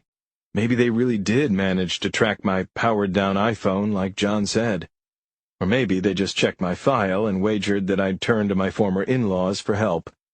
Maybe that helicopter that flew overhead 20 minutes ago spotted me. Or maybe... Snap out of it! I scold myself. It doesn't matter. I can't let them catch me. Thinking fast, I apply the brake, then steer my bike off the road and down a slight embankment. I spot a dense grove of trees and maneuver my motorcycle and myself behind them. As soon as I'm in position, I kill the engine. Seconds before the SUVs whiz past my hiding spot. They continue flying up the road toward the family I left behind. Once again, have I lost my mind? No. I know I'm right and that I'm doing the right thing. I also know I just dodged a bullet. I pray my luck lasts just a little bit longer. Chapter 16. Dr. John Garrison is standing on his front porch. He's been watching his former son-in-law, a decent man, a flawed man, a man obsessed, a man who might be mere hours away from changing the course of human history, speeding away on a high-performance motorcycle toward a top-secret corporate research facility deep underground. John is hopeful that Rob will be safe and successful, but he also has grave concerns. He waits for the sound of Rob's bike to completely fade away into the distance. Then he waits for the cloud of dirt it kicked up to dissipate as well. The trillions of dust particles swirling through the air under the California sun have created a kind of mysterious haze, which feels like an eerie metaphor for what's happening. Iced tea, honey? Karen, John's loving wife of more than 40 years, is standing in the open doorway, beckoning her rattled husband inside. He can see, already seated at the kitchen table, his daughter and 2 beautiful granddaughters waiting for him. How could he resist? After locking the front door behind him, John takes a seat on the cushioned wicker settee next to Marty. He gives her hand a tight squeeze, and they exchange a look that speaks volumes. Despite Rob's many imperfections, they both still care about him deeply. They're both extremely proud of him. And they're both scared to death for him. Karen sets out some glasses and begins to pour the cold, amber liquid from a giant pitcher, when a sudden pounding at the front door startles her, causing her to spill it everywhere. FBI, open up! Oh my God, says Marty, clapping her hand over her mouth. Her girls whimper with fright and cling to her desperately. It's all right, John says to his family, his voice low and reassuring. I'll handle it. As the knocking and yelling outside grow even louder, John calmly opens the front door. More than a dozen government agents in dark suits and sunglasses, looking straight out of Men in Black, are standing before him. 3 black SUVs are parked in his driveway, boxing in Rob's empty Jeep. John Garrison, we're here to search the premises, one of them announces. I'd like to see your search warrant first, if you don't mind. John replies calmly. But, just as the doctor expected, the agents ignore his request and blow right past him, shoving him out of their way, nearly knocking the older fellow to the ground. They have also drawn their sidearms, keeping them aimed low but ready. John struggles to hide his fear. Whoever these guys work for, apparently the rule of law doesn't apply to them. At least, not at the moment. Maybe never. The agents quickly spread out all across the house and property, checking every floor, every room, every closet, every nook and cranny. Marty, Karen, and the girls stay huddled in scared silence at the kitchen table, where John rejoins them. Now listen here, he says to the agent who seems to be in command. Charging into my home, guns blazing, terrifying my family. What the hell is this about? Of course, John already knows the answer, but playing dumb is part of his act. The lead agent steps right up to John and glares at him in a show of intimidation. "An issue of national security?" is the gruff reply. "We're looking for a dangerous fugitive, currently the most wanted man in America, so do not give me any shit." "I see," John says. "Well, if it's Barnett you're looking for, he's long gone." This really gets the lead agent's attention. "So you admit he was recently here?" "Of course. His phone is sitting right there on the counter, and his car is parked outside. Feel free to look around all you want, but you won't find him." "Where did he go? When?" "My wife, was going to make some brownies for my granddaughters," John answers. "But we were out of flour, so Rob took a walk to the market at the bottom of the hill. You probably passed it driving up. He should be back within the hour. At least I hope so. You're welcome to wait here for him. Care for some iced tea?" The agent eyes John with deep suspicion. The old man appears to be telling the truth, but the agent is smart and seasoned. He's about to order a team to head back down the hill and verify John's story when he hears some critical news via his earpiece. "Copy that," the agent says into his wrist mic. Then to John, "Don't move." He leaves the house and jogs over to the detached garage. 2 agents are already inside. One is on his knees, inspecting what appears to be a few drops of shiny motor oil on the concrete. "Check this out, boss," the junior agent says. "Looks fresh, but the space is too tiny for a car. Maybe it's a lawnmower or something, but I thought you'd want to see." The lead agent nods, already snapping on a latex glove to inspect it. He gently touches the oil spot. Sure enough, it's still wet and warm. "That lying SOB, he says under his breath. "Run Garrison's DMV records. He owns a motorcycle. Find out its make and plates." The agent stands, his expression grim with determination. "Barnett didn't go to the damn supermarket. He went on the run. I want to know where, and goddammit, I want to find him." Chapter 17. The commander is on the flight deck, floating gently, peacefully. She has been staring out through a porthole at the trillions of stars all around her for the better part of an hour. Racked with growing guilt and misery, she has been trying desperately to find some shred of solace in the infinity of outer space. But she has failed. Her incredible burden continues to weigh upon her. It feels heavier than the force of 10 Gs. With the Epsilon Eridani's final destination fast approaching, she knows she cannot keep the true nature of their mission a secret for much longer.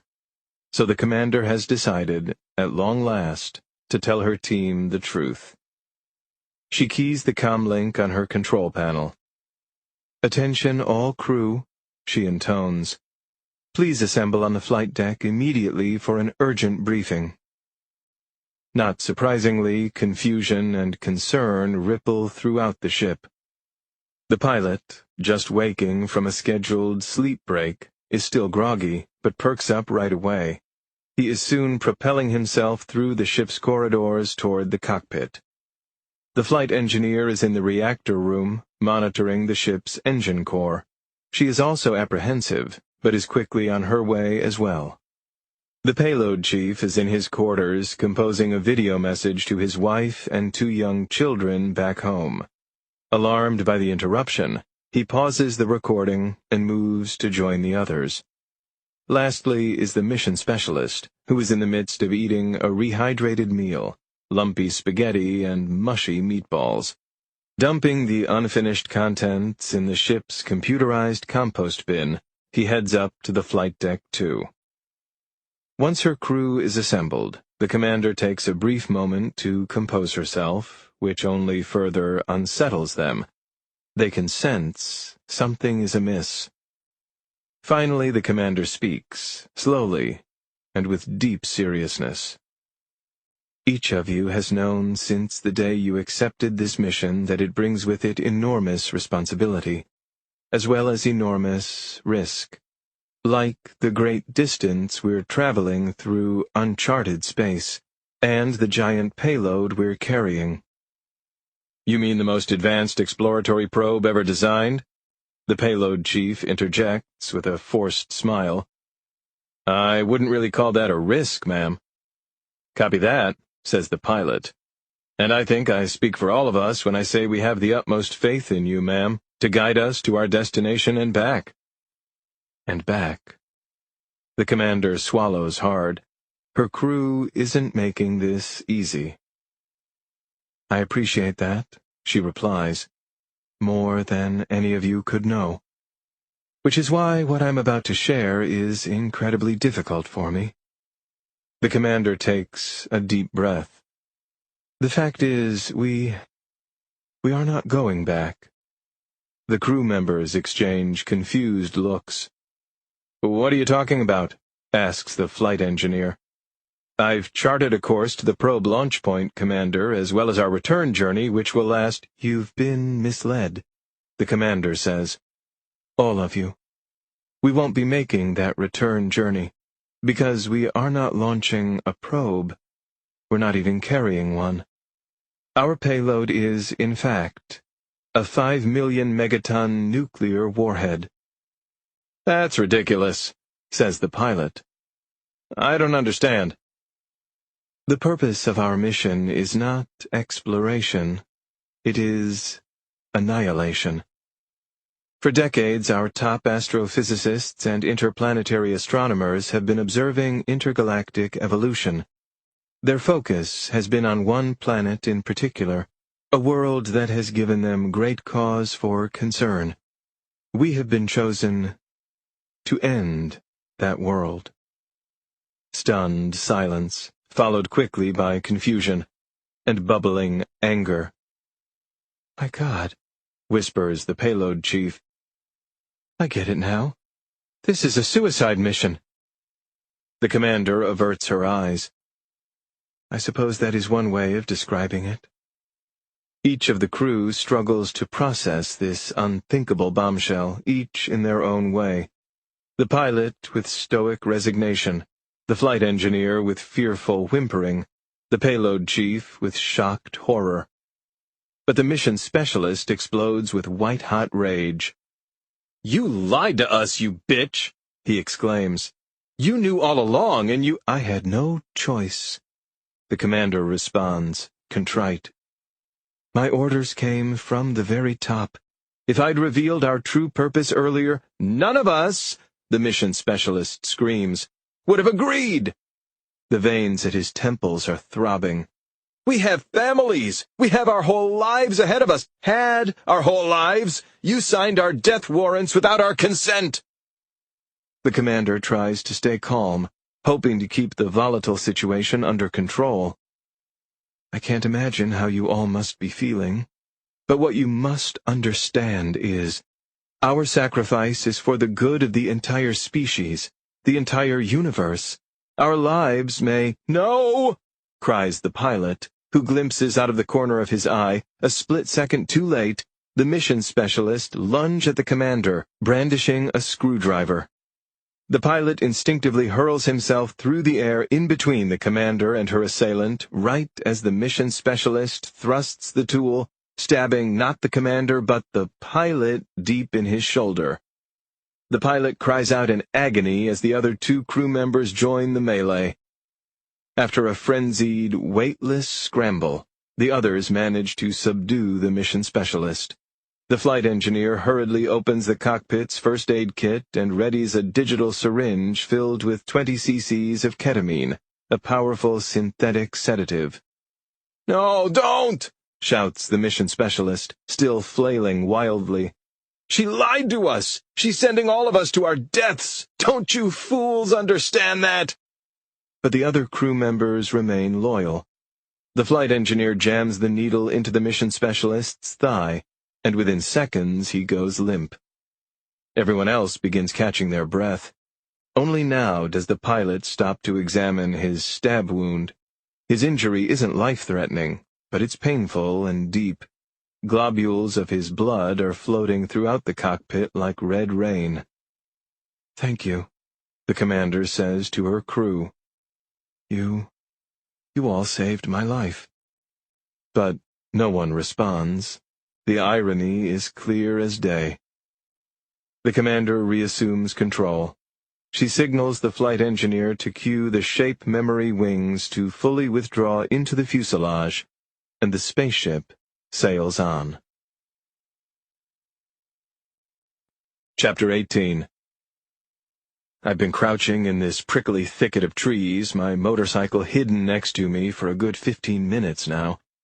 I've been trying to steady my nerves and plan my next move, and also make sure there aren't any more FBI vehicles bringing up the rear. Figuring the feds have probably reached my former in-laws' place by now and have started questioning my family and conducting a search for me, I decide to hit the road again. I stand and start to inch my bike out of the brush when I hear the SUVs speeding back down the road. Shit, that was fast. I push my motorcycle back on its side and dive back behind the trees just in the nick of time. The convoy rumbles past me, making the ground tremble. I guess the good news is the feds aren't terribly interested in John or Karen or Marty or my girls. That's a relief, for sure. But the fact that they spent barely any time on the property fills me with dread. It means they know I'm on the run. They probably know I borrowed John's Ducati, and they may even know where I'm going. Okay, think. Rob, what now? I still have to get to Northrop and Tejon Ranch. That much I know for sure. But how?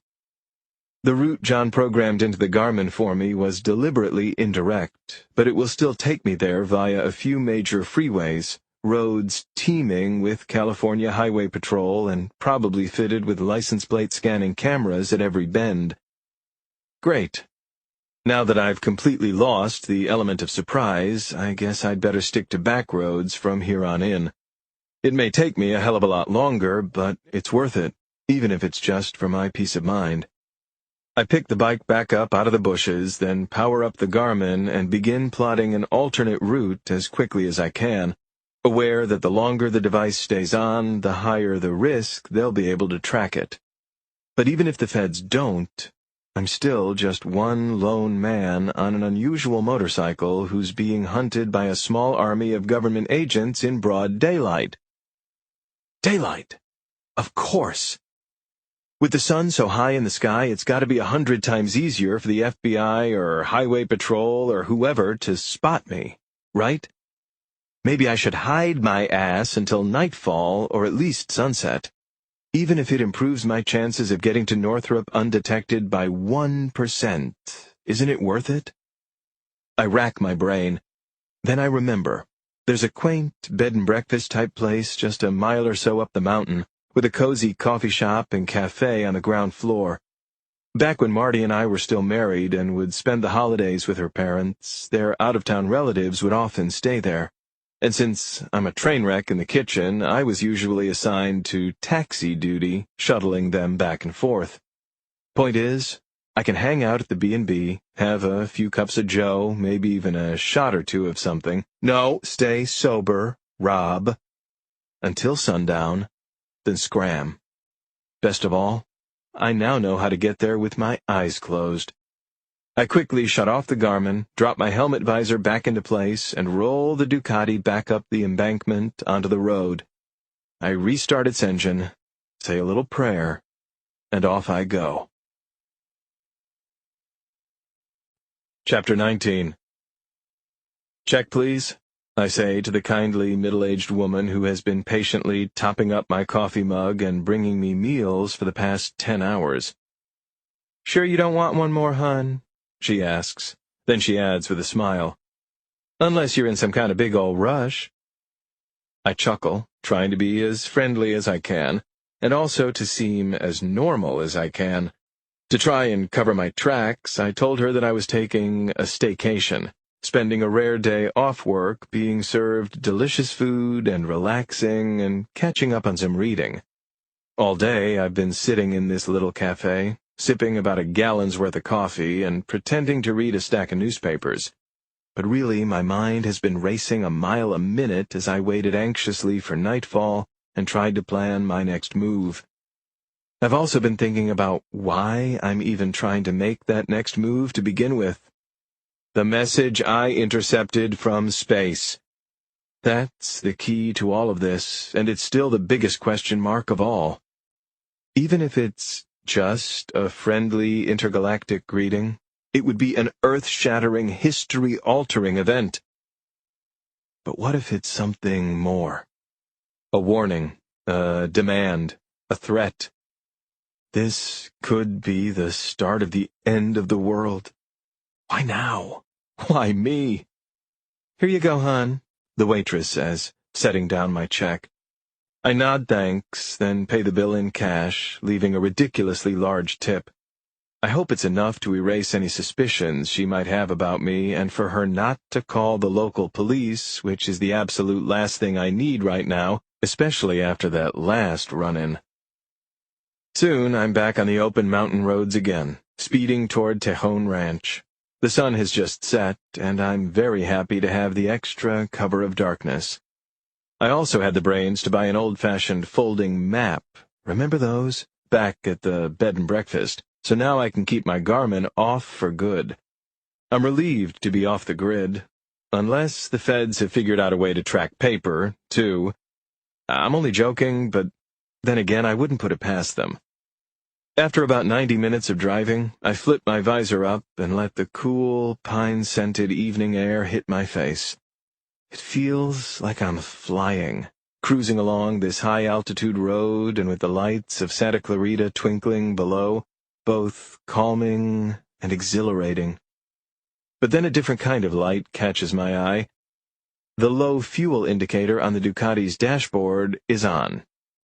Seriously? John did tell me to top up, but it completely slipped my mind. I've only got another 50 miles or so to Northrop. I wonder, can I make it? No, not a chance.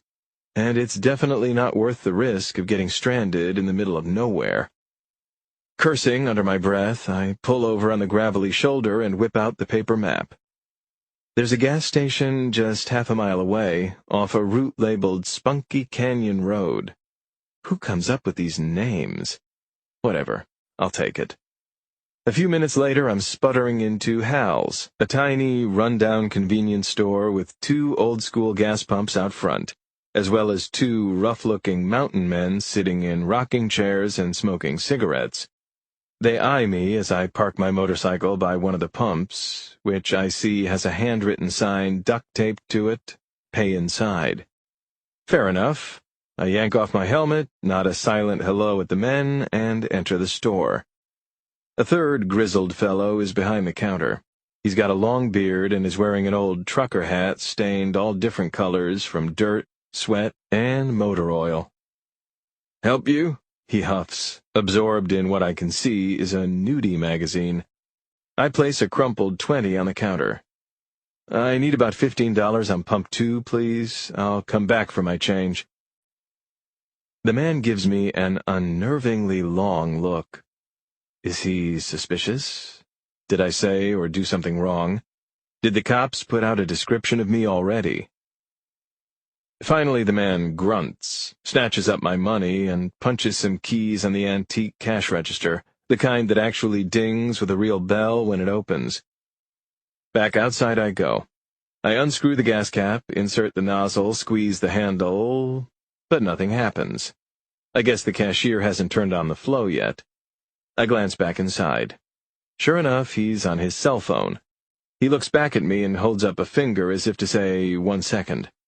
I see him flip a switch under the counter.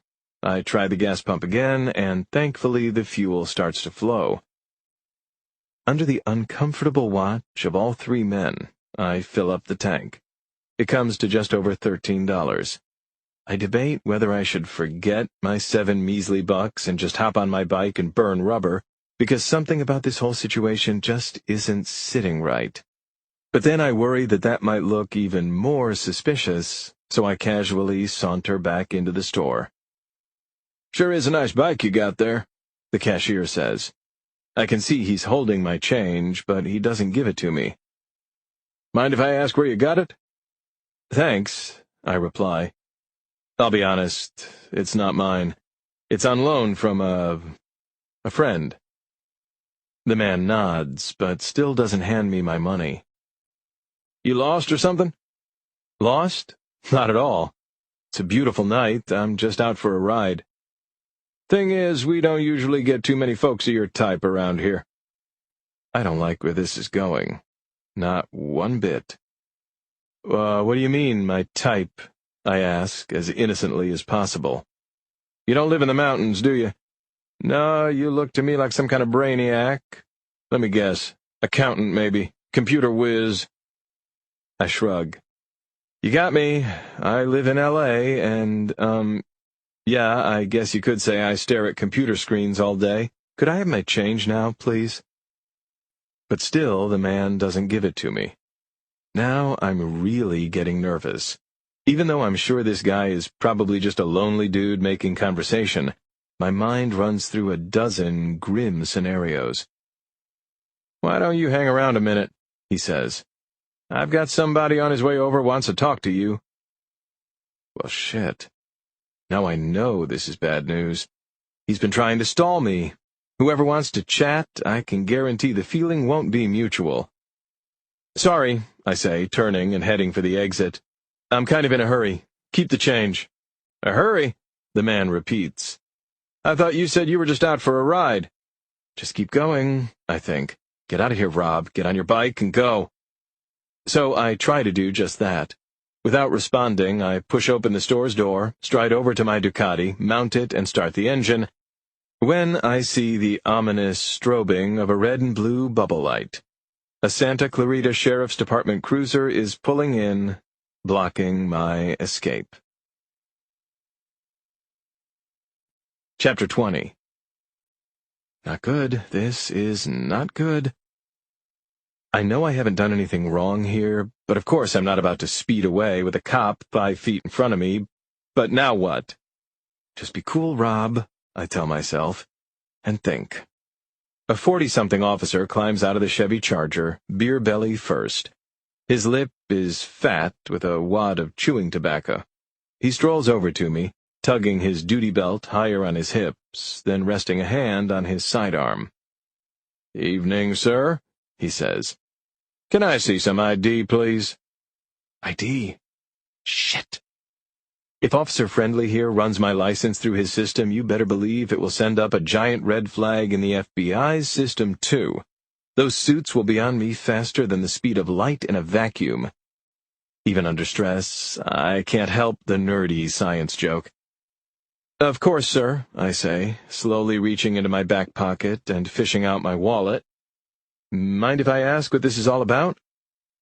I just like keeping tabs on folks coming and going in this neck of the woods. Make sure the unsavory ones stay out. You understand, don't you? Well, sure, I reply. Except last I checked, keeping tabs doesn't give you sufficient probable cause to stop someone and ask for identification, does it? The deputy's face hardens. I'm not trying to be a smartass here, honest. The last thing I want is to piss this guy off. But I do want him to know that I know my rights, which might just be enough for him to think twice and let me go. Not likely, but... Save it for a judge, the deputy says, spitting a gob of brown tobacco juice on the concrete just inches from my feet. Am I going to have to ask you again? Hey, it was worth a shot. No, sir, I say as I hold out my license. The officer angrily snatches it away, then waddles back toward his car. If I'm going to make a break for it, it's now or never. Don't you move a muscle, he snaps. And reluctantly, I obey. Instead of running, I just stand there, frozen, watching him through the windshield typing my info into his mobile laptop. I'm trying desperately to maintain my best poker face, even though I can feel my forehead, neck, and underarms all growing damp with sweat. Meanwhile, watching me are those two guys out front in rocking chairs, along with the third man inside the store. I can tell they're getting a kind of sick pleasure from this whole scene, which only makes my blood boil hotter. The cop seems to be taking a terribly long time. His screen is probably flashing a message like, "National security threat! Detain! Detain!" My heart is beating right out of my chest as I imagine the sheer hell that is about to rain down on me. A throng of federal agents swooping in, all armed to the teeth. A black helicopter roaring across the sky. A burlap sack being thrown over my head. Getting hurled into the back of a van and whisked off to a black site for the rest of my life. All because I devoted it to following my dream. The suspense is killing me. Just get it over with already. Finally, after what feels like forever, the deputy heaves himself out of his vehicle. "My apologies for wasting your time, Mr. Barnett," he says, politely holding out my license. "Wait, what?" "Hal behind the register over there," he continues. "He's a buddy of mine. Had 2 separate holdups in the last 4 months, so he can be a little jumpy. Thought you looked like one of the suspects, so he called me on my cell. I told him the chances of a bad guy coming back to a place he robbed and actually paying were pretty slim. But that's what friends are for." I take my ID with trembling hands and slide it back in my wallet. "So, you're saying I'm free to go?" The deputy flashes me a big dumb grin. "Unless you've got a warrant out for your arrest my computer doesn't know about, or you've committed some other crime you'd like to confess to." I laugh, maybe a little too hard. "No, sir. Thank you, sir. Have a good night, sir." The cop gives me a quick wave, then gets back in his car, reverses, and drives off. Holy shit. I don't believe it. I just dodged another bullet. But how? How is it even possible? Doesn't matter. I'll worry about it later, like when I'm accepting my Nobel Prize.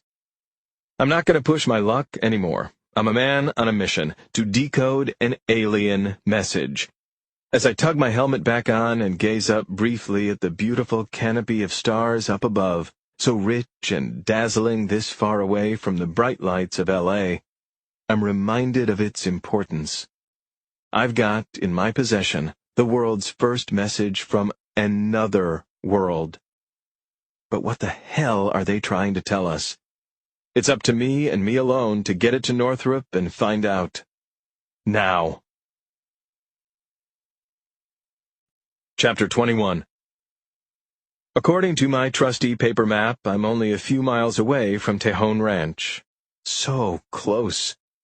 If I were driving on normal city streets, it might only take me a couple minutes to cover that distance, but on this narrow, increasingly winding mountain pass, I'm probably looking at closer to half an hour, which is fine.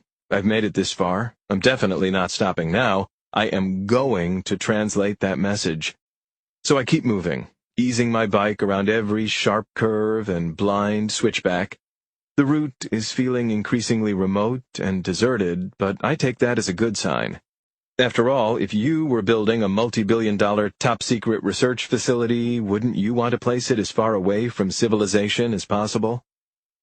My lights catch a raccoon scurrying across the road ahead of me, followed by 3 furry offspring. It's pitch black out here, and the sky is richer, more beautiful for what it could be hiding. And then, at last, up ahead, I see it. Not the ranch itself. I'm still about a quarter of a mile from the perimeter.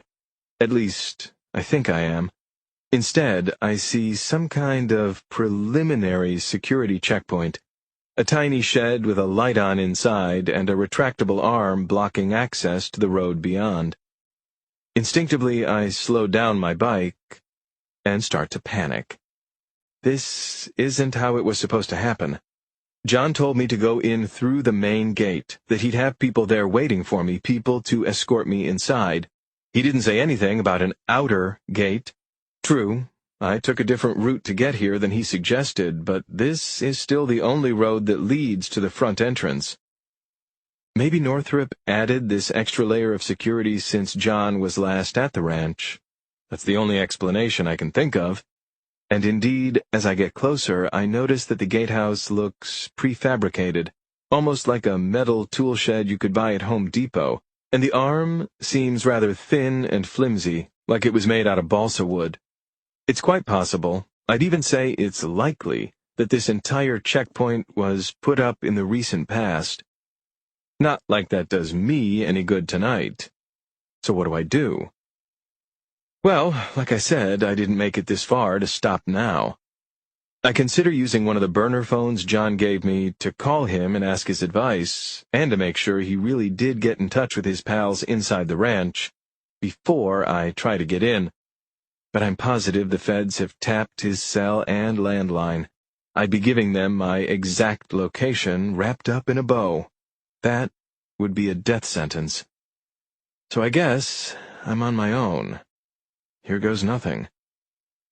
I slowly pull my bike up to the gate. A baby-faced rent-a-cop, a kid who looks barely a few years older than my daughters, hastily steps out to intercept me. "Can I help you, sir?" he asks, affecting as tough a persona as he can muster.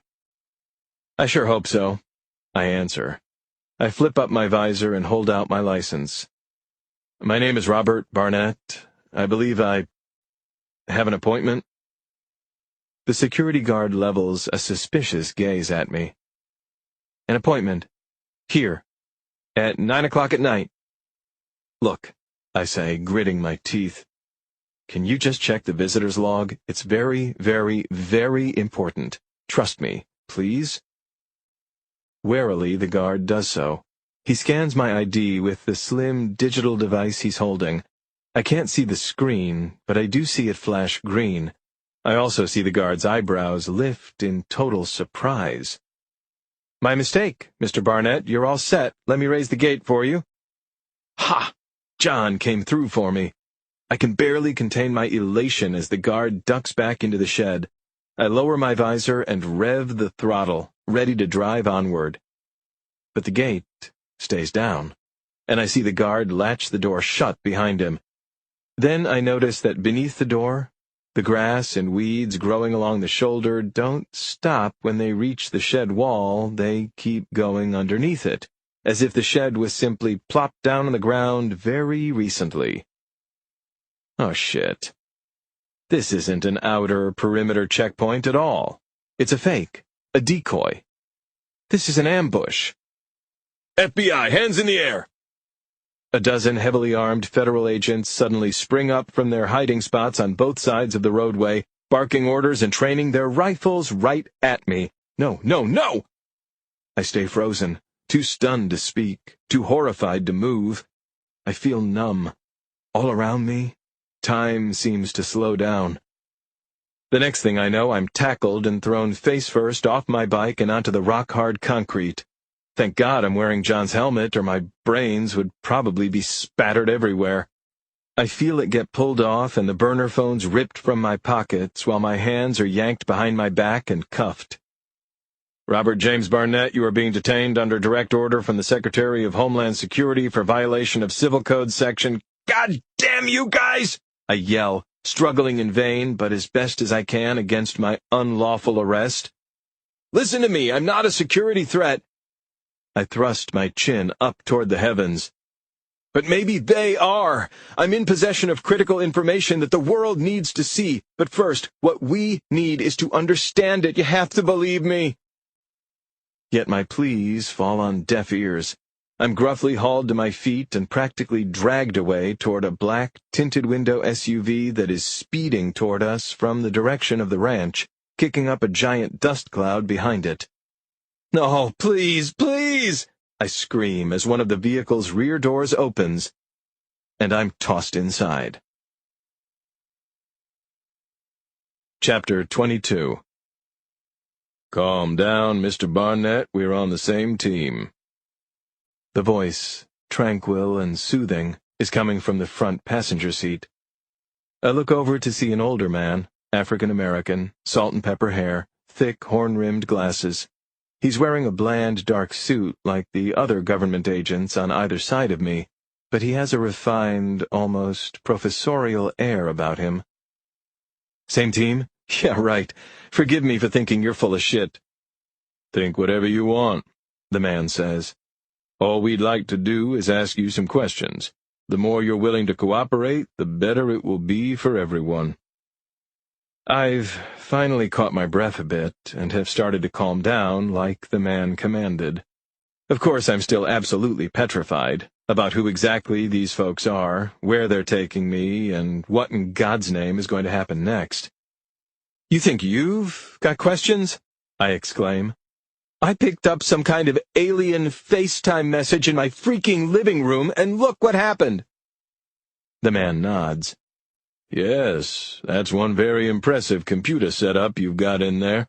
Seems you're quite the expert on extraterrestrial communication, which is why we're especially glad you're here now. We're looking forward to having your help. My help? What is this dude talking about? Where are we going? I ask. At least tell me that. Gesturing through the windshield, the agent says, Look for yourself. To my astonishment, we're not headed for a secret military plane to take me to Guantanamo Bay. Nothing like that at all. We're arriving at the Tejon Ranch main gate, which is being opened for us. We ride along in silence for a few moments through what does indeed look like an old, abandoned military facility. We finally reach a giant, rusty hangar. The SUV stops, all the agents exit, then my door opens and they escort me out as well. This way, please, the man in the glasses says, as if I really had a choice. Strangely, inside the hangar is an elevator, a modern one. We step in and the metal doors close. Then we begin to descend, lower and lower, until finally we exit into what can only be described as a laboratory of the future. I'm in total disbelief as I'm escorted down an endless corridor, brightly lit, lined with massive, blinking, humming quantum computer terminals that seem to go on in every direction, floor to ceiling, forever.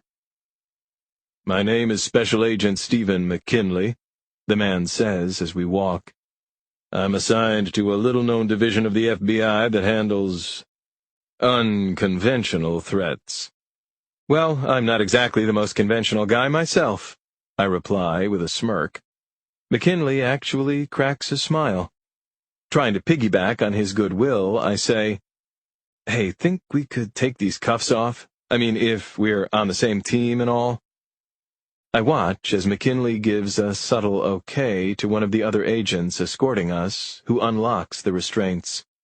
Grateful, I rub my wrists as we keep moving. My department only became aware of your little research project early this morning, McKinley explains. But a number of other federal agents, not to mention some of your fellow scientists at this Northrop research facility, have apparently been monitoring your work for some time. Hang on. My fellow scientists have been monitoring my work? I actually have to suppress a little smile of my own. If what McKinley is saying is true, maybe the scientific world doesn't actually see me as the crackpot they insist I am. McKinley places his face up to some kind of small lens mounted beside a steel-reinforced door. It bathes his features with a flash of white light, a high-tech facial recognition scanner. Then it blinks, and the door slides open with a hiss. We enter a massive control room, with giant flat-screen computer monitors covering every inch of wall. The space is buzzing with scientists and agents who barely register our entrance. Rob, meet your new colleagues, McKinley says, as three painfully geeky techies approach us. My kind of people. Dr. Leo Conrad, Dr. Seth Chan, and Dr. Raphael Axon. Dr. Conrad speaks first, offering a limp but excited handshake. Wonderful to make your acquaintance, Mr. Barnett. Let me be the first to say the cosmic data you managed to capture and recognize on your home system was highly impressive. Thanks, Doc, I reply. Slowly but surely, my fear is morphing into pride. You're obviously no criminal, McKinley interjects.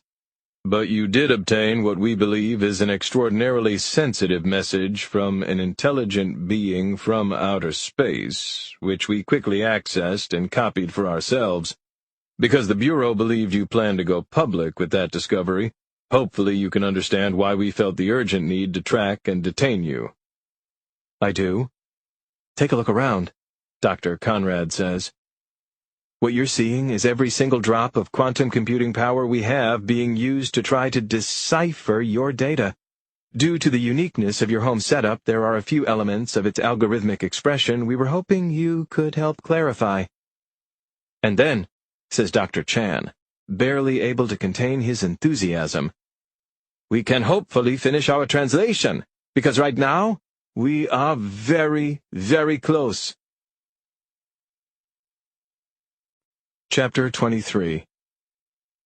The mission specialist is starting to wake up.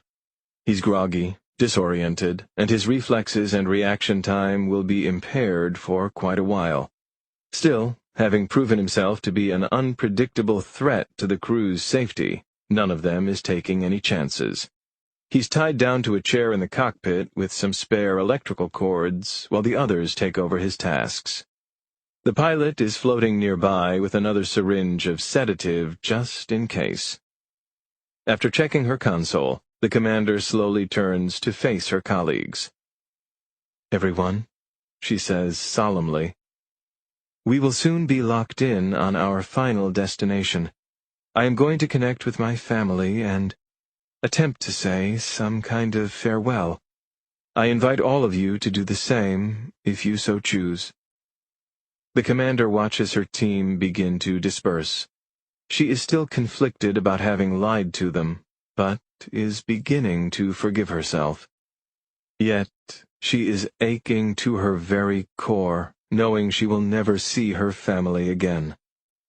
Keeping her eyes glued to that wonderful old photo she snuck aboard of her husband and 2 children as infants, she considers making a video message for them, but she doubts she could get through it without bursting into tears. So instead, the commander swings a keyboard out from under her control panel and begins typing. My sweet children, my dear husband. If you felt I was hiding something from you all when we said goodbye, I was. I don't know how to tell you this except directly. I am not returning home from this mission. I won't pretend to be able to explain the full nature of our purpose, except to say that I believe we are playing a key role in saving the entire universe. I am weeping with sorrow, but I am also honored and humbled to be making such a sacrifice. I know that one day you all will join me, wherever it is we go next. Until then, please carry my deep love for all of you in your hearts, and know that I will be watching over you, always. Your loving wife and mother. It is all the commander can do to hold herself together. She has never felt so out of control. The pilot sees this and reaches over to her, placing his hand on her forearm. Their eyes meet, and their kindred souls connect once again. He tries, silently, to offer her a kind of reassurance born from their years of training and similar experiences, and from the grim fate they now share. It helps, but only so much. And so the commander recommits herself to the mission's latest tasks at hand, trusting that her family, history, and the entire universe will ultimately understand why she made the decision that she did.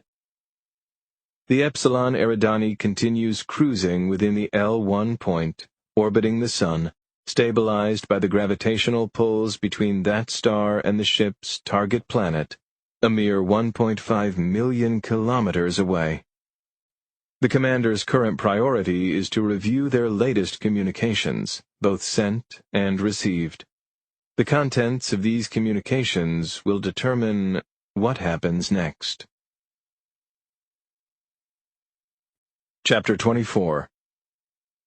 Doctors Conrad, Chan, and Axon are huddled around an enormous tower of computer monitors and quantum processors.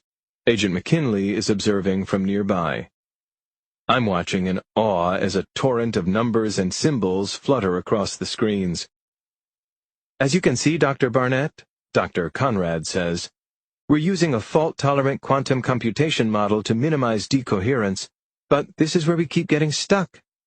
Any ideas? Asks Dr. Chan. You know this data better than anybody. At first, I say nothing. Not because I don't have any ideas, but because my lips are frozen in a big, dopey grin. I may not technically hold a PhD, but I'm certainly not going to correct them. I just can't express how amazing it feels, after all these agonizing years, to finally be taken seriously by some fellow scientists. But I force myself to snap out of it.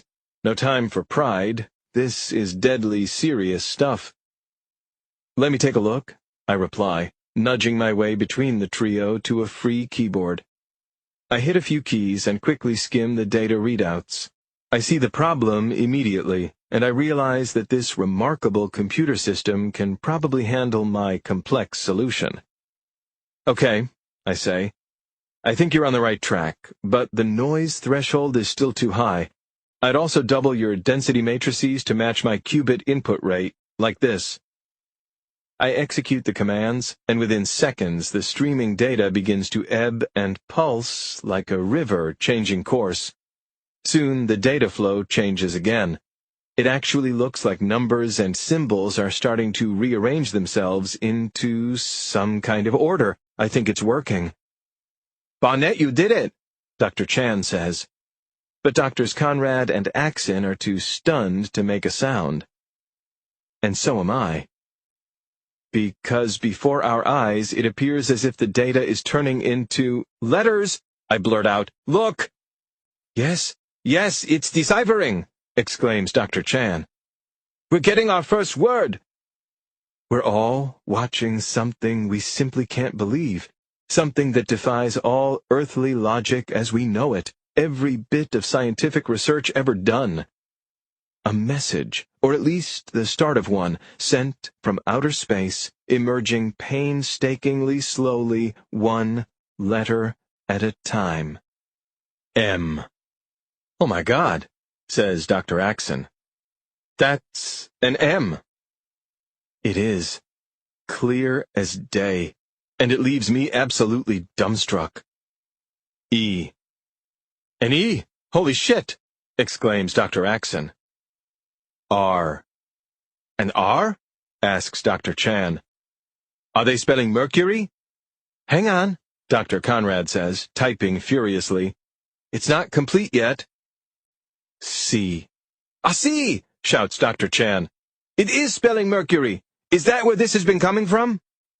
But then, why? Mercy? I ask, as that final letter becomes clear and the first chilling word of the message is complete. I don't understand. Mercy for what? Why would aliens start by saying that to us? It's Agent McKinley who answers me. He looks strangely calm.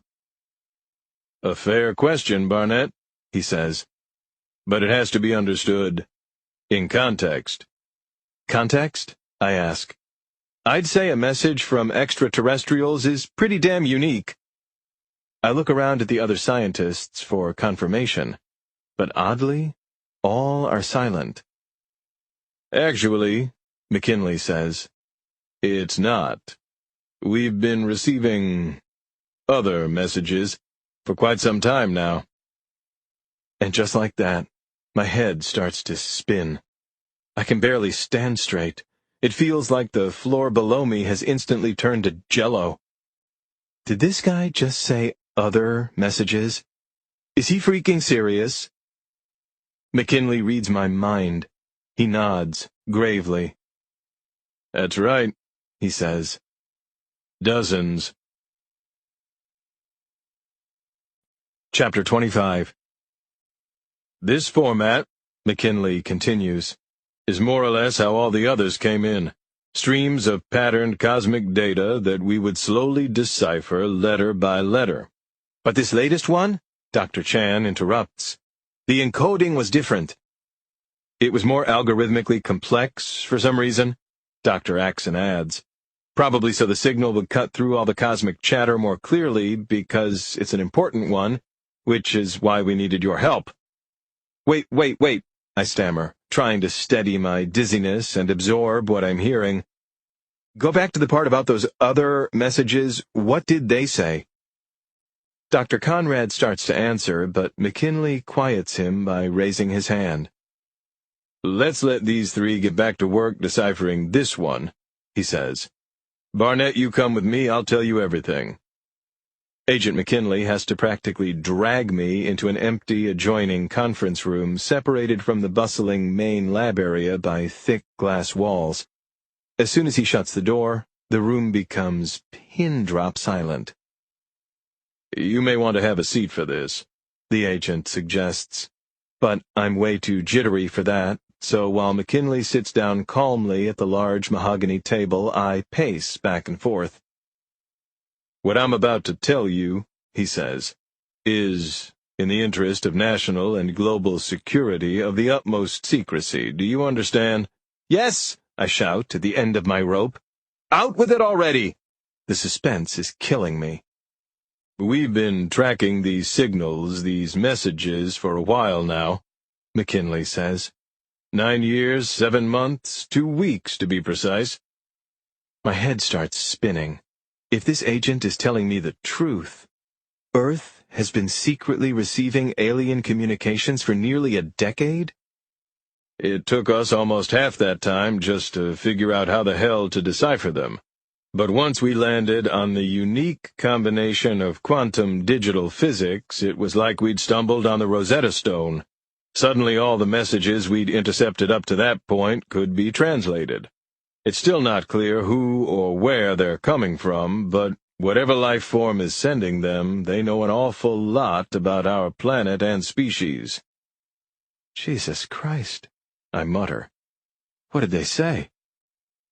The messages express increasingly grave concerns about our behavior, our judgment, how we live our lives, how we live with one another.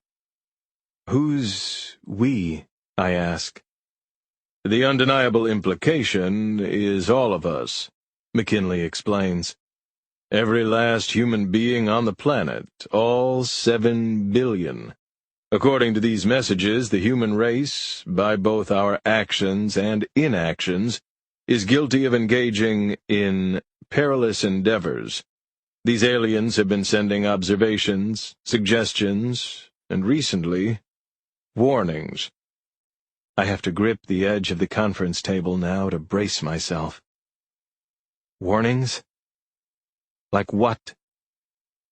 Like we've been tempting fate by allowing our global nuclear capabilities to grow unchecked, like we've been destroying our own environment, like our worsening disagreements over culture, religion, and resources have not just halted humanity's development, but have actively put our species' future in jeopardy, and thus, by extension, other species' futures as well.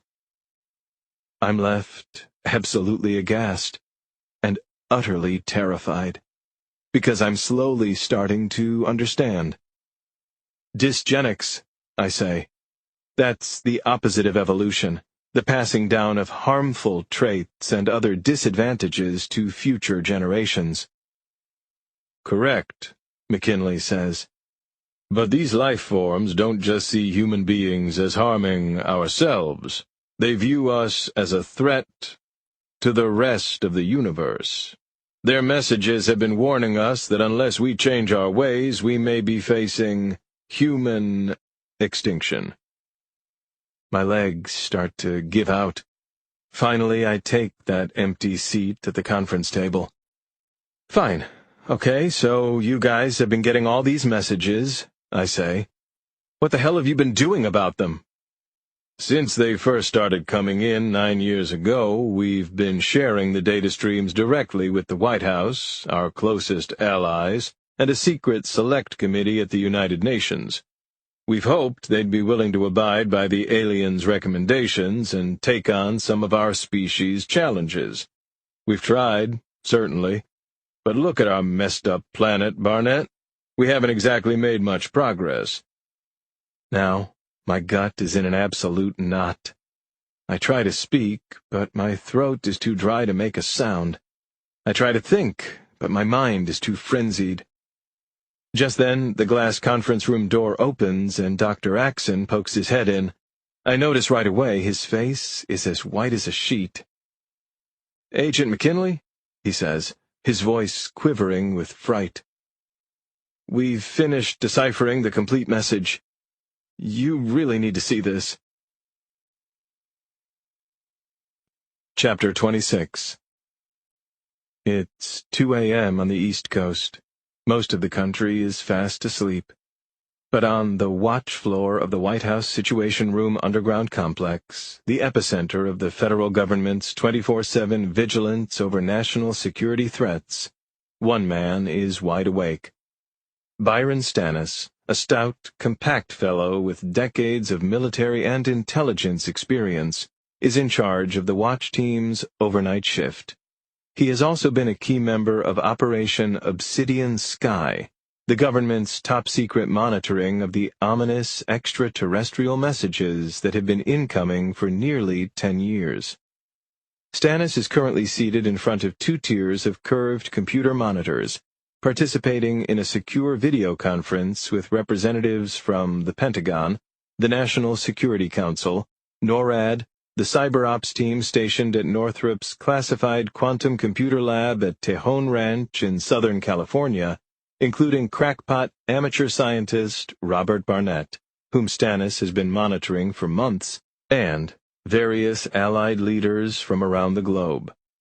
And joining, from aboard Air Force One, is the President of the United States. "What you are seeing, ladies and gentlemen," says Dr. Chan at Tejon Ranch, "is our complete rough translation of what appears to be their final message." Stannis was given this intel just minutes earlier, and reading it left him gut-struck. He can't imagine what will happen when the content is actually spoken aloud. "And needless to say," Agent McKinley chimes in, "given the escalating tone of recent similar messages, we believe this warning should be taken extremely seriously."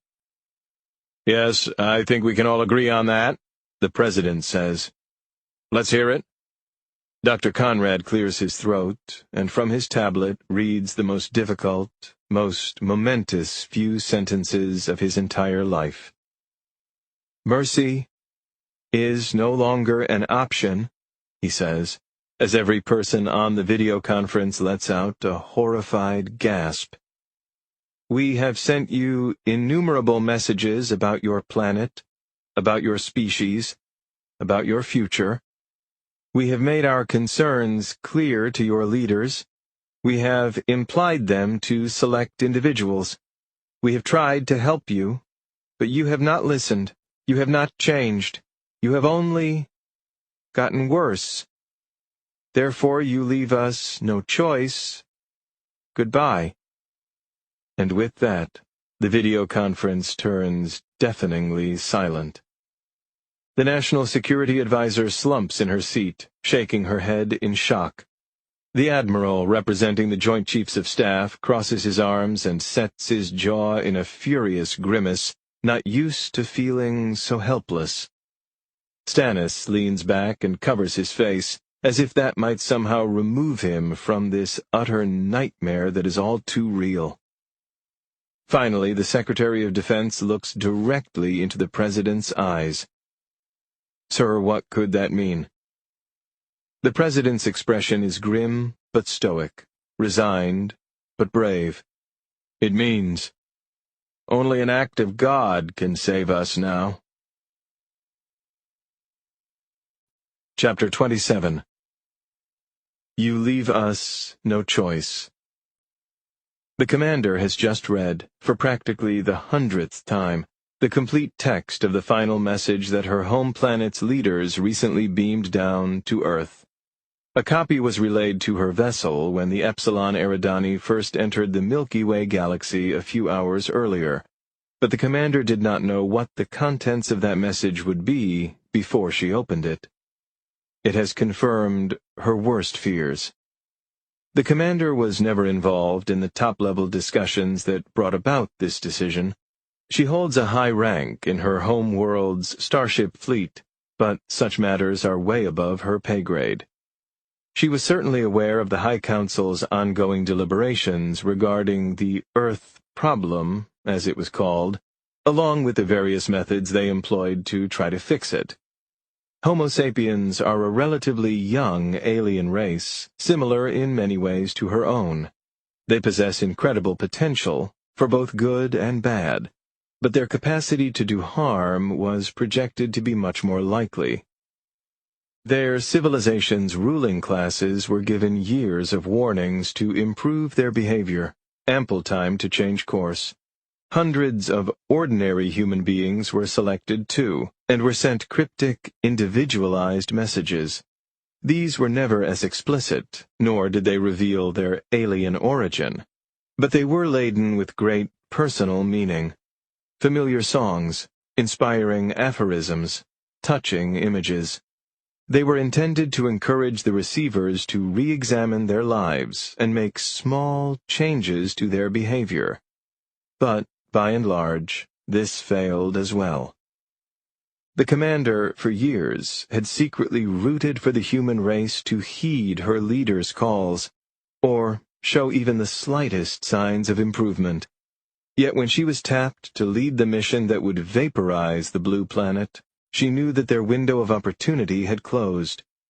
Humans' days were numbered, and so were her own. You leave us no choice. Is she doing the right thing? Is their annihilation justified? She believes so, but how can she be completely sure?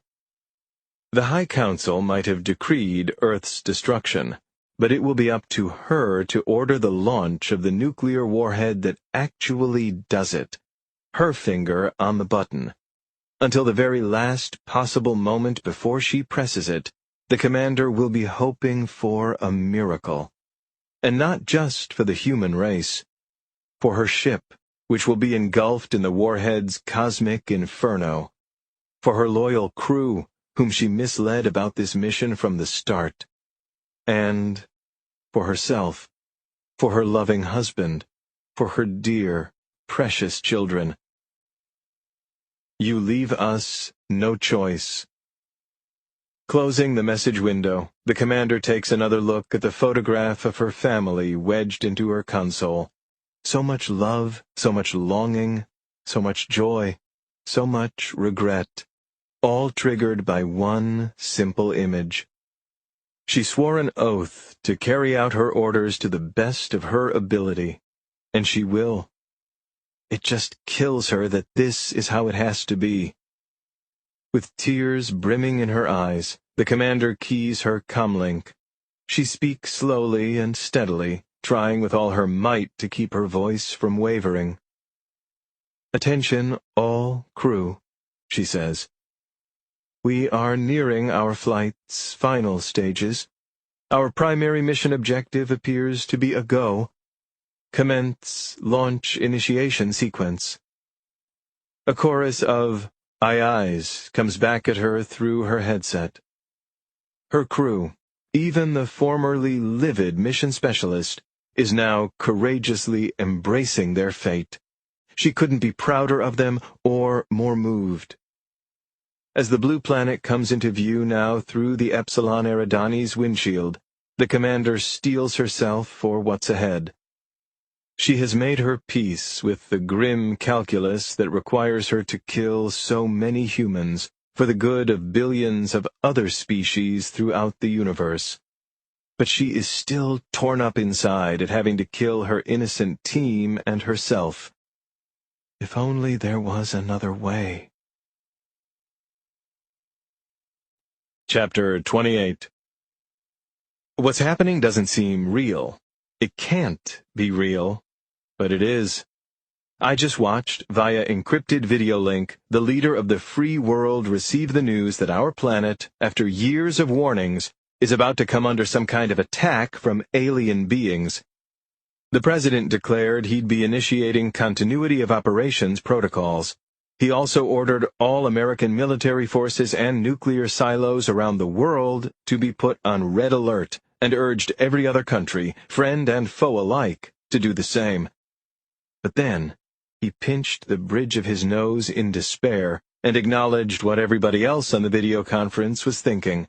Or at least, what I was thinking. "Not that any of it," he said, "is likely to make a damn bit of difference." The call ended only a few minutes ago, but news has already spread throughout the underground labs. It's a madhouse with scientists and agents scurrying everywhere. "Agent McKinley?" I call, trying to grab his arm as he hurries past. "What happens now? What do we do?" But he angrily brushes me off. "What do? We build a time machine, go back 10 years, tell the world about these goddamn alien warnings, and convince people to take them seriously." His stern face finally shows the momentous fear he must be feeling, the fear that all of us are feeling. I understand what he's saying perfectly. We're royally, epically screwed. How could we humans have been so stupid? I get that the government wanted to keep a lid on the whole receiving coded emails from little green men thing. Hell, just think how much I freaked out this morning when I intercepted one, and I'd been expecting it for years. "At least, let me call my family," I plead. I explained to McKinley how, when I was ambushed at the front gate a few hours ago, security guards snatched away the burner cell phones John had given me. I need a phone. "Word is going to leak about an impending attack," I say. "Chaos is about to descend not just on Southern California, but all across the world. Roads are going to be jammed, phone lines, internet access, it's all going to be overwhelmed. If the world is really ending, Agent, I have to say goodbye to the people I love, please." McKinley frowns.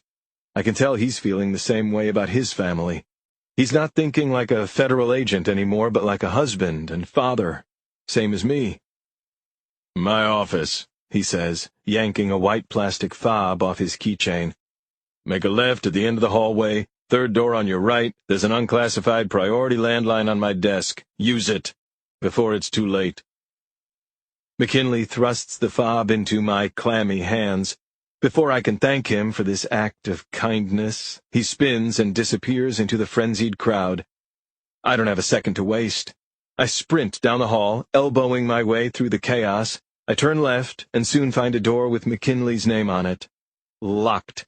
I hold the key fob up to the plastic panel located where the doorknob should be, and it buzzes open. Relieved, I burst inside. It's blandly corporate and sparsely decorated. His desk is practically clear, except for 2 telephones, a high-tech encrypted one and a normal one beside it.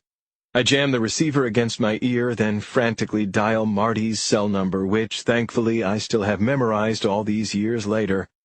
It rings, and rings, and rings. As I wait, I start to imagine what might be happening up on the surface. As soon as word gets out, it will be chaos. Looting, rioting, hell, a total breakdown of law and order, all human progress and civilization gone in seconds. The line keeps ringing. My heart keeps racing. Finally, my ex-wife picks up. "Marty," I blurt. "Thank God, it's me." "Oh my, Rob, are you okay? Where are you?" The sound of her voice, of her genuine care and concern for me, fills me with joy and relief, but also with searing pain. This woman I once loved so much, the incredible mother of our 2 wonderful girls, she has no idea this will probably be the last time we ever speak. "I'm fine, Mar. I made it to the ranch, we translated the— Look, it doesn't matter. Where are Claire and Ellie?" "They're asleep. It's midnight. Are you sure you're all right, Rob? You sound— "Wake them up!" I exclaim. "I have to talk to them too. We have to." I force myself to take a deep breath before I say these next unthinkable words. We all have to say goodbye. Chapter 29. Goodbye? Marty asks. What are you talking about? You're scaring me, Rob. What's going on? My breathing is sharp and ragged.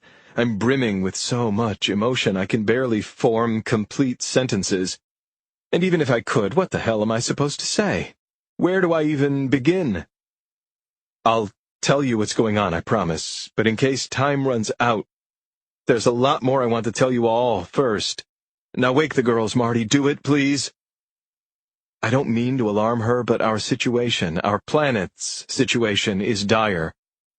Okay, hang on. I hear rustling on the other end as she heads to the second-floor guest room with the red wooden bunk beds where Claire and Ellie are fast asleep. I spent so much time in her parents' house when we were together. I can picture exactly what she's doing, including stepping on that creaky third stair on her way up. For years, it drove me nuts that my father-in-law had the time and brainpower to consult on top-secret government computer engineering projects, but could never spare a few minutes to fix a step. Now, I'd give anything to be back in that house, bounding up that old rickety staircase, able to hug all three of my girls one final time. Funny how the end of the world makes you realize what really matters. How it makes you regret almost every decision you've ever made, and all those you didn't. How could I have been such a lousy husband? How could I have taken Marty for granted? What the hell was I thinking, searching for alien life instead of focusing on the incredible life we created? Why did it take a goddamn message from outer space to make me realize how much I miss and adore my precious family? And how could the human family have screwed this up so much? A tiny part of me thinks maybe we do deserve what's coming. Girls, wake up, I hear Marty saying. It's your father. He needs to talk to us. Claire and Ellie utter groggy hellos. Hearing Marty's voice when I called got me choked up, but hearing my little girls makes my eyes wet almost instantly. Hey, you guys, I say, trying to sound upbeat and disguise the overwhelming fear and dread I'm struggling with. I just wanted to tell you how much I love you, and how I always will, no matter what happens, now and forever. I couldn't be prouder of you guys, and I always will be. Do you understand? Daddy, are you crying? Asks Claire. I can hear in her voice that her little lip is quivering. She was always so smart and empathetic.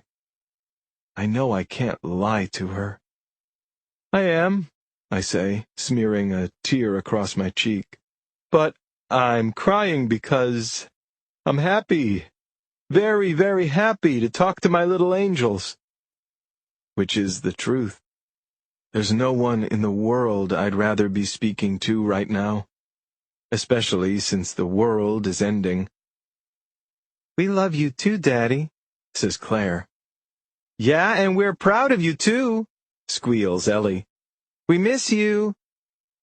Tears are streaming down my face now. It's all I can do to whisper. Okay, you two. Back to bed. Will you be home soon, Daddy? Asks Ellie, the one I can't lie to. What do I say? I hope so, sweetie. But I promise I'll see you soon. Somewhere. Somehow. Marty takes back the phone. As she walks into the hall and closes the bedroom door, I can hear her sniffling. I haven't told her anything about the other messages, the aliens, the impending attack.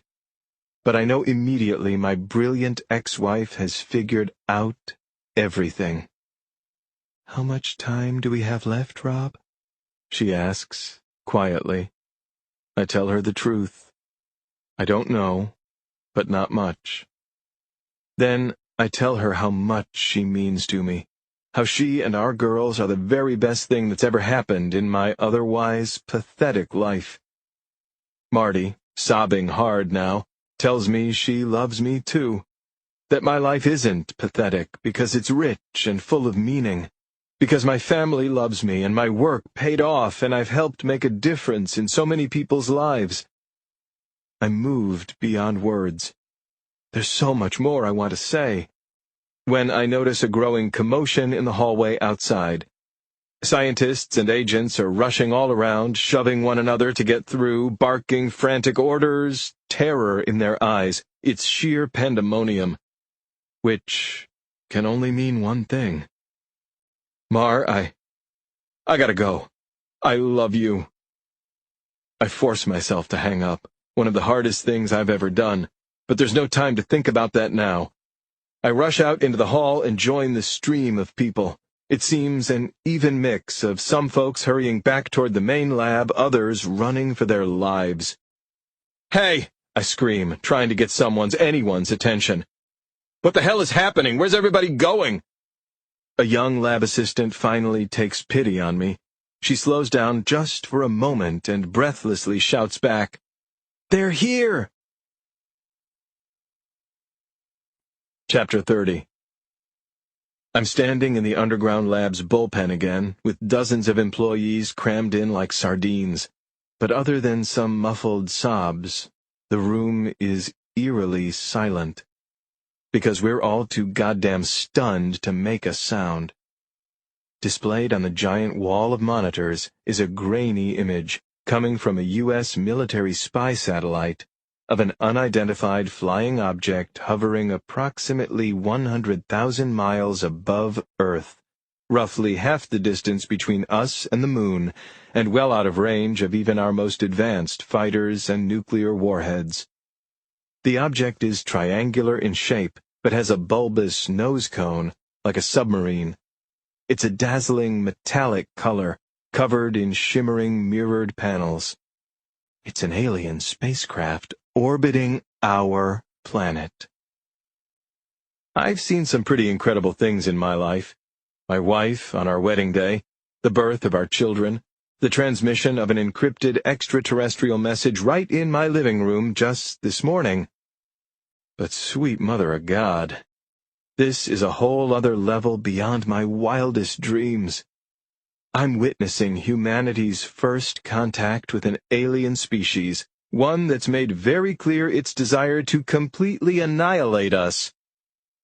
My body feels paralyzed. My mouth is dry. The floor suddenly seems wobbly like a trampoline, but my gaze stays fixed on that floating metal vessel. "It's doing something!" cries Dr. Chan. "Look!"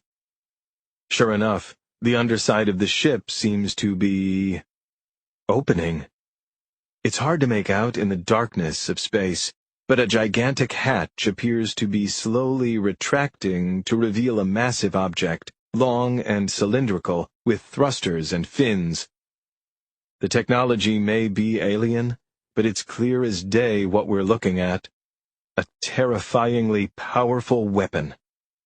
Panic sweeps through the lab. Screams of terror echo from every corner. Those sons of bitches, they're really going to do it. Our species, our entire planet is about to end in hours, minutes, seconds. My head actually hurts as I try to process it. Billions of people all around the world are about to be turned to dust. Our species has some problems, sure, but we don't deserve to end like this. Especially not all those children. So innocent. It's the thought of them losing their lives that pains me the most. They had nothing to do with our civilization's mistakes or our leaders' failures. Nothing at all. Of course, I think of my own kids first, Claire and Ellie. But then I think about all those digital pictures my home supercomputer received over the years, from parents all across the world. They always made me smile, wherever they came from. Such happy, beautiful families. Such inspirations, such beacons of hope, such— Wait. Hang on. No. No way. It's impossible. "Dr. Axon?" I shout, noticing the scientist racing past me, his eyes red from crying. "I need to ask you something about—" Forget it, Barnett. There's no point. It's all over. No, just listen to me, please. When Dr. Conrad read that message on the video conference, there was that one line, something like, "We implied our concerns to certain individuals." Do you remember? What did that mean? "Oh, that." Axon rubs his eyes and sniffles. Then strangely, he smirks. "In one of the messages we intercepted, they said they'd grown tired of dealing just with our planet's elite, so they decided to reach out to some ordinary people, too. Never said who or how they were going to do it, and we never picked up any stray signals or got reports of any civilians claiming to be communicating with aliens. I always thought they were bluffing, but when did that message come in?" Dr. Axon shrugs. "A couple years ago. Does it really matter?" Yes, I'm thinking. Maybe more than you could ever imagine. "This may sound nuts," I say, "but I think maybe I was one of those people." Dr. Axon just rolls his eyes and starts to head off again, so I grab his arm. "I'm serious. My 2 little girls, for as long as they've been alive, I've beamed digitized pictures of them out into the cosmos, a sort of peaceful greeting, to anybody who might have been listening. A few years back, my supercomputer started getting encrypted pictures of children and families back." Dr. Axon's expression slowly begins to morph from dubious to disturbed. "I just assumed they were from other radio astronomers," I continue, "but I never figured out who. No way it was just a coincidence." "Okay," Dr. Axon says. "Maybe you were one of the chosen. Maybe those creatures in that ship up there were sending you random kids' pictures, were trying to communicate. So what?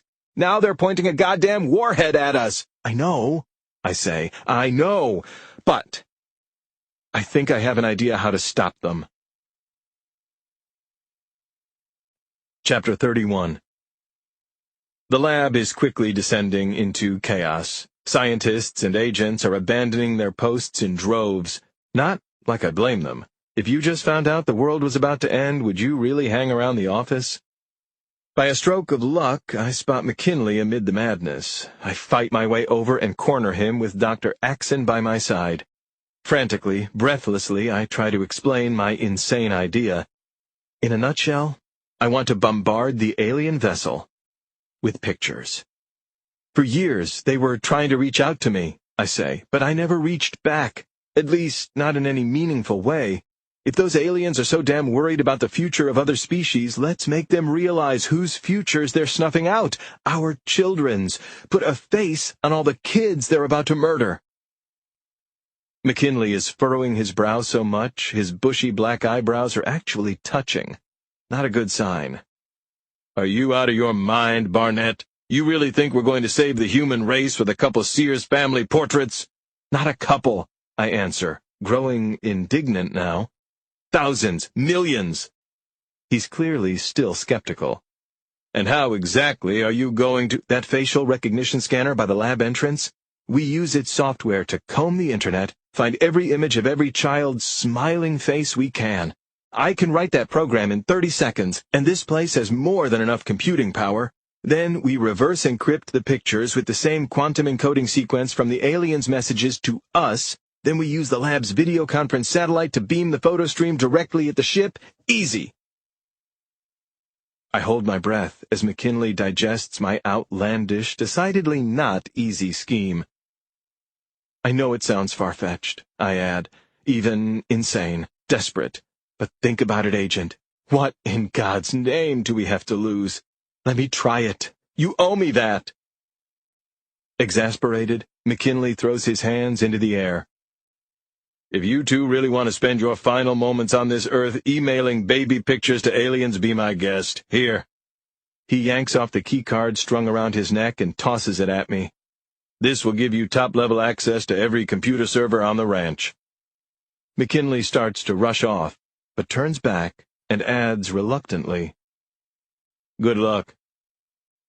"The primary terminal, this way!" Dr. Axon exclaims, dragging me through the disorderly bullpen to a monstrous cluster of computer monitors and server towers. I slide McKinley's keycard into the slot and the system lights up like a Christmas tree. You start writing that re-encryption script, I say to Axon. I'll find the pictures. I quickly get to work, harnessing that facial recognition software and adding just a few extra lines of code. The lab system is soon scouring the World Wide Web at a mind-numbing pace, downloading around 60,000 children's photos per second. As they flicker past me, I glimpse birth announcements, holiday cards, class pictures, graduations, vacation snapshots, first steps. It's all incredibly moving. But my delight is cut short when I glance back at those giant monitors showing the hovering alien vessel. I see the weapon underneath it is slowly being aimed directly at our planet. I'd love to get that re-encryption code any day now, I call sharply to Dr. Axon, whose fingers are dancing across 3 different keyboards like a concert pianist's. Got it, he shouts back. Start transferring the photos. I do, and dozens of zettabytes of pictures start to be encoded into the same system of numbers and symbols I helped translate just a few hours earlier. Immediately, I begin uploading them into the video conference satellite system, then beam them out into space. I use the same wavelength frequency I did for Claire's and Ellie's pictures all those years, a few of which were certainly included among the millions of others that are uploading right now. And then, I sit back and exhale, and let the quantum computer do its thing. All around me is pandemonium, screaming, crying, a total breakdown of order, and that's inside a secure underground facility filled with seasoned professionals. I don't even want to think about the hell that must be breaking out on the surface. I just hope that Marty and the girls are staying calm and safe. Picturing my beautiful kids is the only thing keeping me going right now. And maybe, just maybe, the images of millions of kids will spare our species from annihilation. That's the last of them, Dr. Axon shouts over the chaos, lifting his hands from his keyboard as if it were a hot stove. They're all encoded. Now what? I look back at the dark image of the spacecraft. The weapon underneath is still poised for firing. Now, I say wistfully, wiping a tear from my eye. We wait and hope. Chapter 32. Missile is armed for launch, says the payload chief. Trigger coming online. The commander nods solemnly as a small, red plastic box emerges from her console. Inside is a single black knob. A quick twist of her wrist, and the weapon strapped to the underside of their vessel, a 5 million megaton nuclear warhead, will fire, obliterating an entire world. Obliterating themselves as well. The horrific nuclear vortex that will be created when Earth is vaporized will be inescapable for hundreds of light years. Highly advanced as it is, the Epsilon Eridani will not be able to outrun it, nor can the missile be fired from a practical, safe range. The crew's one and only choice is suicide. Closing her eyes to think of her husband and kids once more, the commander touches her hand a final time to the photograph of her family. This will be the last time she sees their image with mortal eyes. So this is how she wants to remember them. Their very happiest, their very purest, with the rest of their beautiful lives still ahead of them. With her other hand, the commander opens the trigger box and grips the black knob. It Marty be done. Brace for launch in 5, 4, 3. Wait! Cries the flight engineer. Don't fire! Don't fire! The commander's blood pressure skyrockets. What is it? She demands. The flight engineer is working the touch controls on her panel in a frenzy. We're being hailed. An incoming visual distress message overloading our comms frequency. Multiple zettabytes of data. Are the rest of you seeing this? Their own control panels buzzing and flashing, the crew confirms that they are. Is it from the High Council? The commander asks with cautious hope. Maybe they've changed their mind. Maybe they're calling off No, explains the flight engineer. It's coming from Earth. The commander is completely befuddled. Nowhere in the mission briefing did her superiors say to expect any communication attempt from the blue planet, nor is there any set protocol for handling it. Very well, the commander says. I suppose, put it on screen? Stand by, replies the flight engineer, who transfers the message to the colossal display panel at the front of the cockpit. And then the distress call plays. It's unlike any the commander has ever seen, a stunning cascade of images, a heart-wrenching stream of photographs of human children of every age, background, and creed, millions of them, smiling, laughing, crying, crawling, playing, learning, living. An avalanche of youth and hope, innocence and potential, love and pure joy. Which leaves the commander dumbfounded. She feels like she's being buried under an emotional avalanche. It's staggering, overwhelming. The commander's lip begins to tremble. Soon her whole body follows. The enormity of what she's about to do, all the young lives she's about to end, suddenly hits her in a new and deeper way than ever before. But so does a sense of hope, of promise. Perhaps humans have re-examined their species after all. Perhaps their eyes have been opened to the value of future generations and their place in the greater universe. Perhaps they really have learned something from her species. Perhaps they deserve a second chance. The commander knows, of course, that this decision is not hers to make. All her training is telling her to twist that black knob as she was originally ordered, or at the very least, communicate this development to the High Council to ask for their input. But the commander has had enough. She can no longer in good conscience carry out her mission. It may cost her her career, but it will save her life, and those of billions of others. It will keep these human children united with their parents, just as she will soon be reunited with her own. Attention crew, she says, as the pilot, flight engineer, payload chief, and mission specialist all listen, rapt. Our primary mission objective has changed. We will be firing our payload, but not at Earth. Instead, we will use it as thrust to slingshot us back home. Plot a return course and flight nav. Launch on my command. It takes her flabbergasted but overjoyed crew a few solid seconds to fully register what's happening, but they quickly oblige, snapping into action. A new flight path is charted, and the warhead is re-aimed. Missile is again armed for launch, says the payload chief. Trigger online. With ineffable admiration for her team, unshakable belief in the power of hope, and unimaginable excitement to return home, the commander grips the black knob. Brace for launch in 5, 4, 3, 2. Chapter 33. I have to remind myself to breathe and blink. My eyes haven't moved from the monitors showing the spacecraft in almost 5 long minutes. My hands are clammy, my brow is dripping with sweat, my heart is thudding right out of my chest. There's no way of knowing whether the vessel received our image transmission, let alone if it worked, and as the seconds tick by, I'm starting to lose hope. Dr. Axon, I say grimly. At least we can say we tried. It's been an honor. Fucking shit! He suddenly exclaims. Missile hot! Missile hot! It can't be. It can't. I glance back at the monitor and see with horror that the weapon has been fired.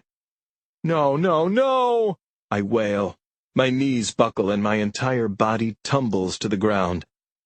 The unthinkable has just become reality. The entire planet is about to be destroyed. But then, a strange sense of tranquility washes over me.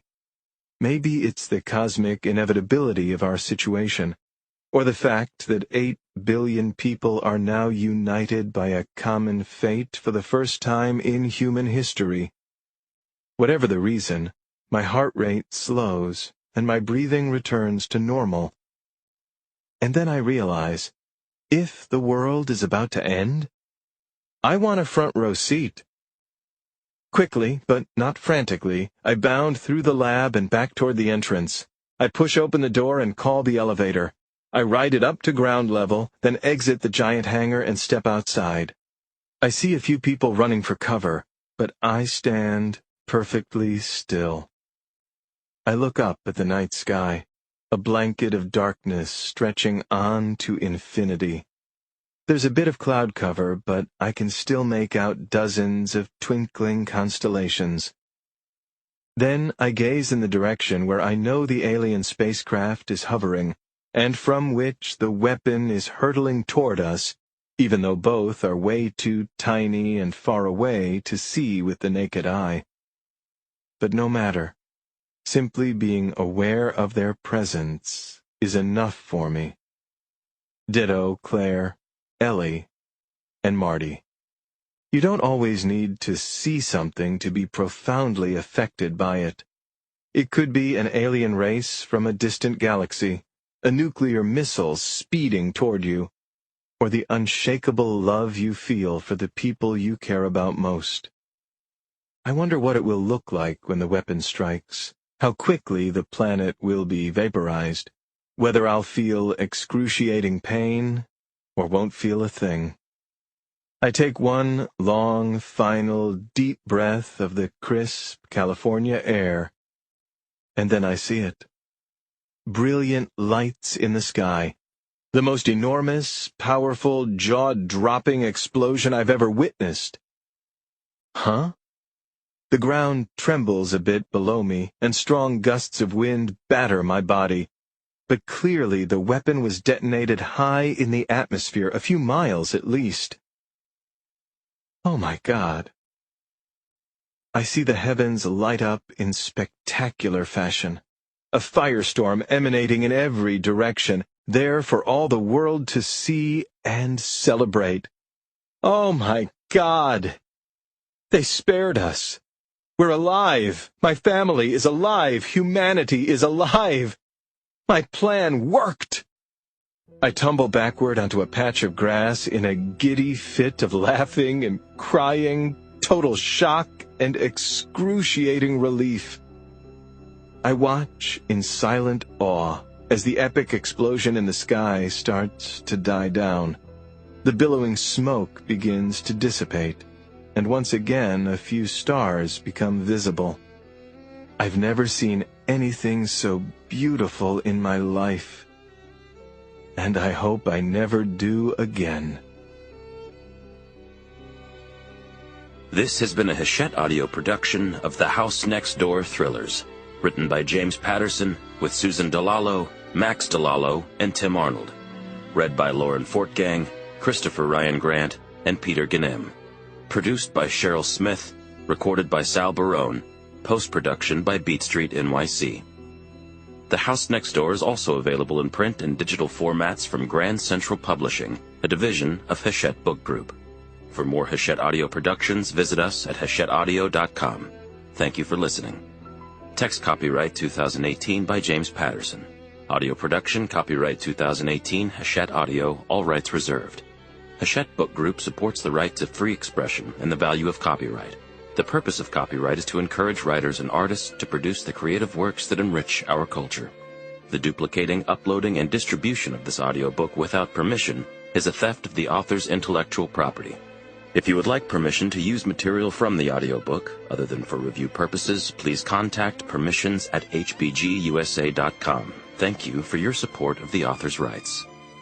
This audiobook is a work of fiction. Names, characters, places, and incidents are either the product of the author's imagination or are used fictitiously, and any resemblance to actual persons, living or dead, events, or locales is entirely coincidental. Audible hopes you have enjoyed this program.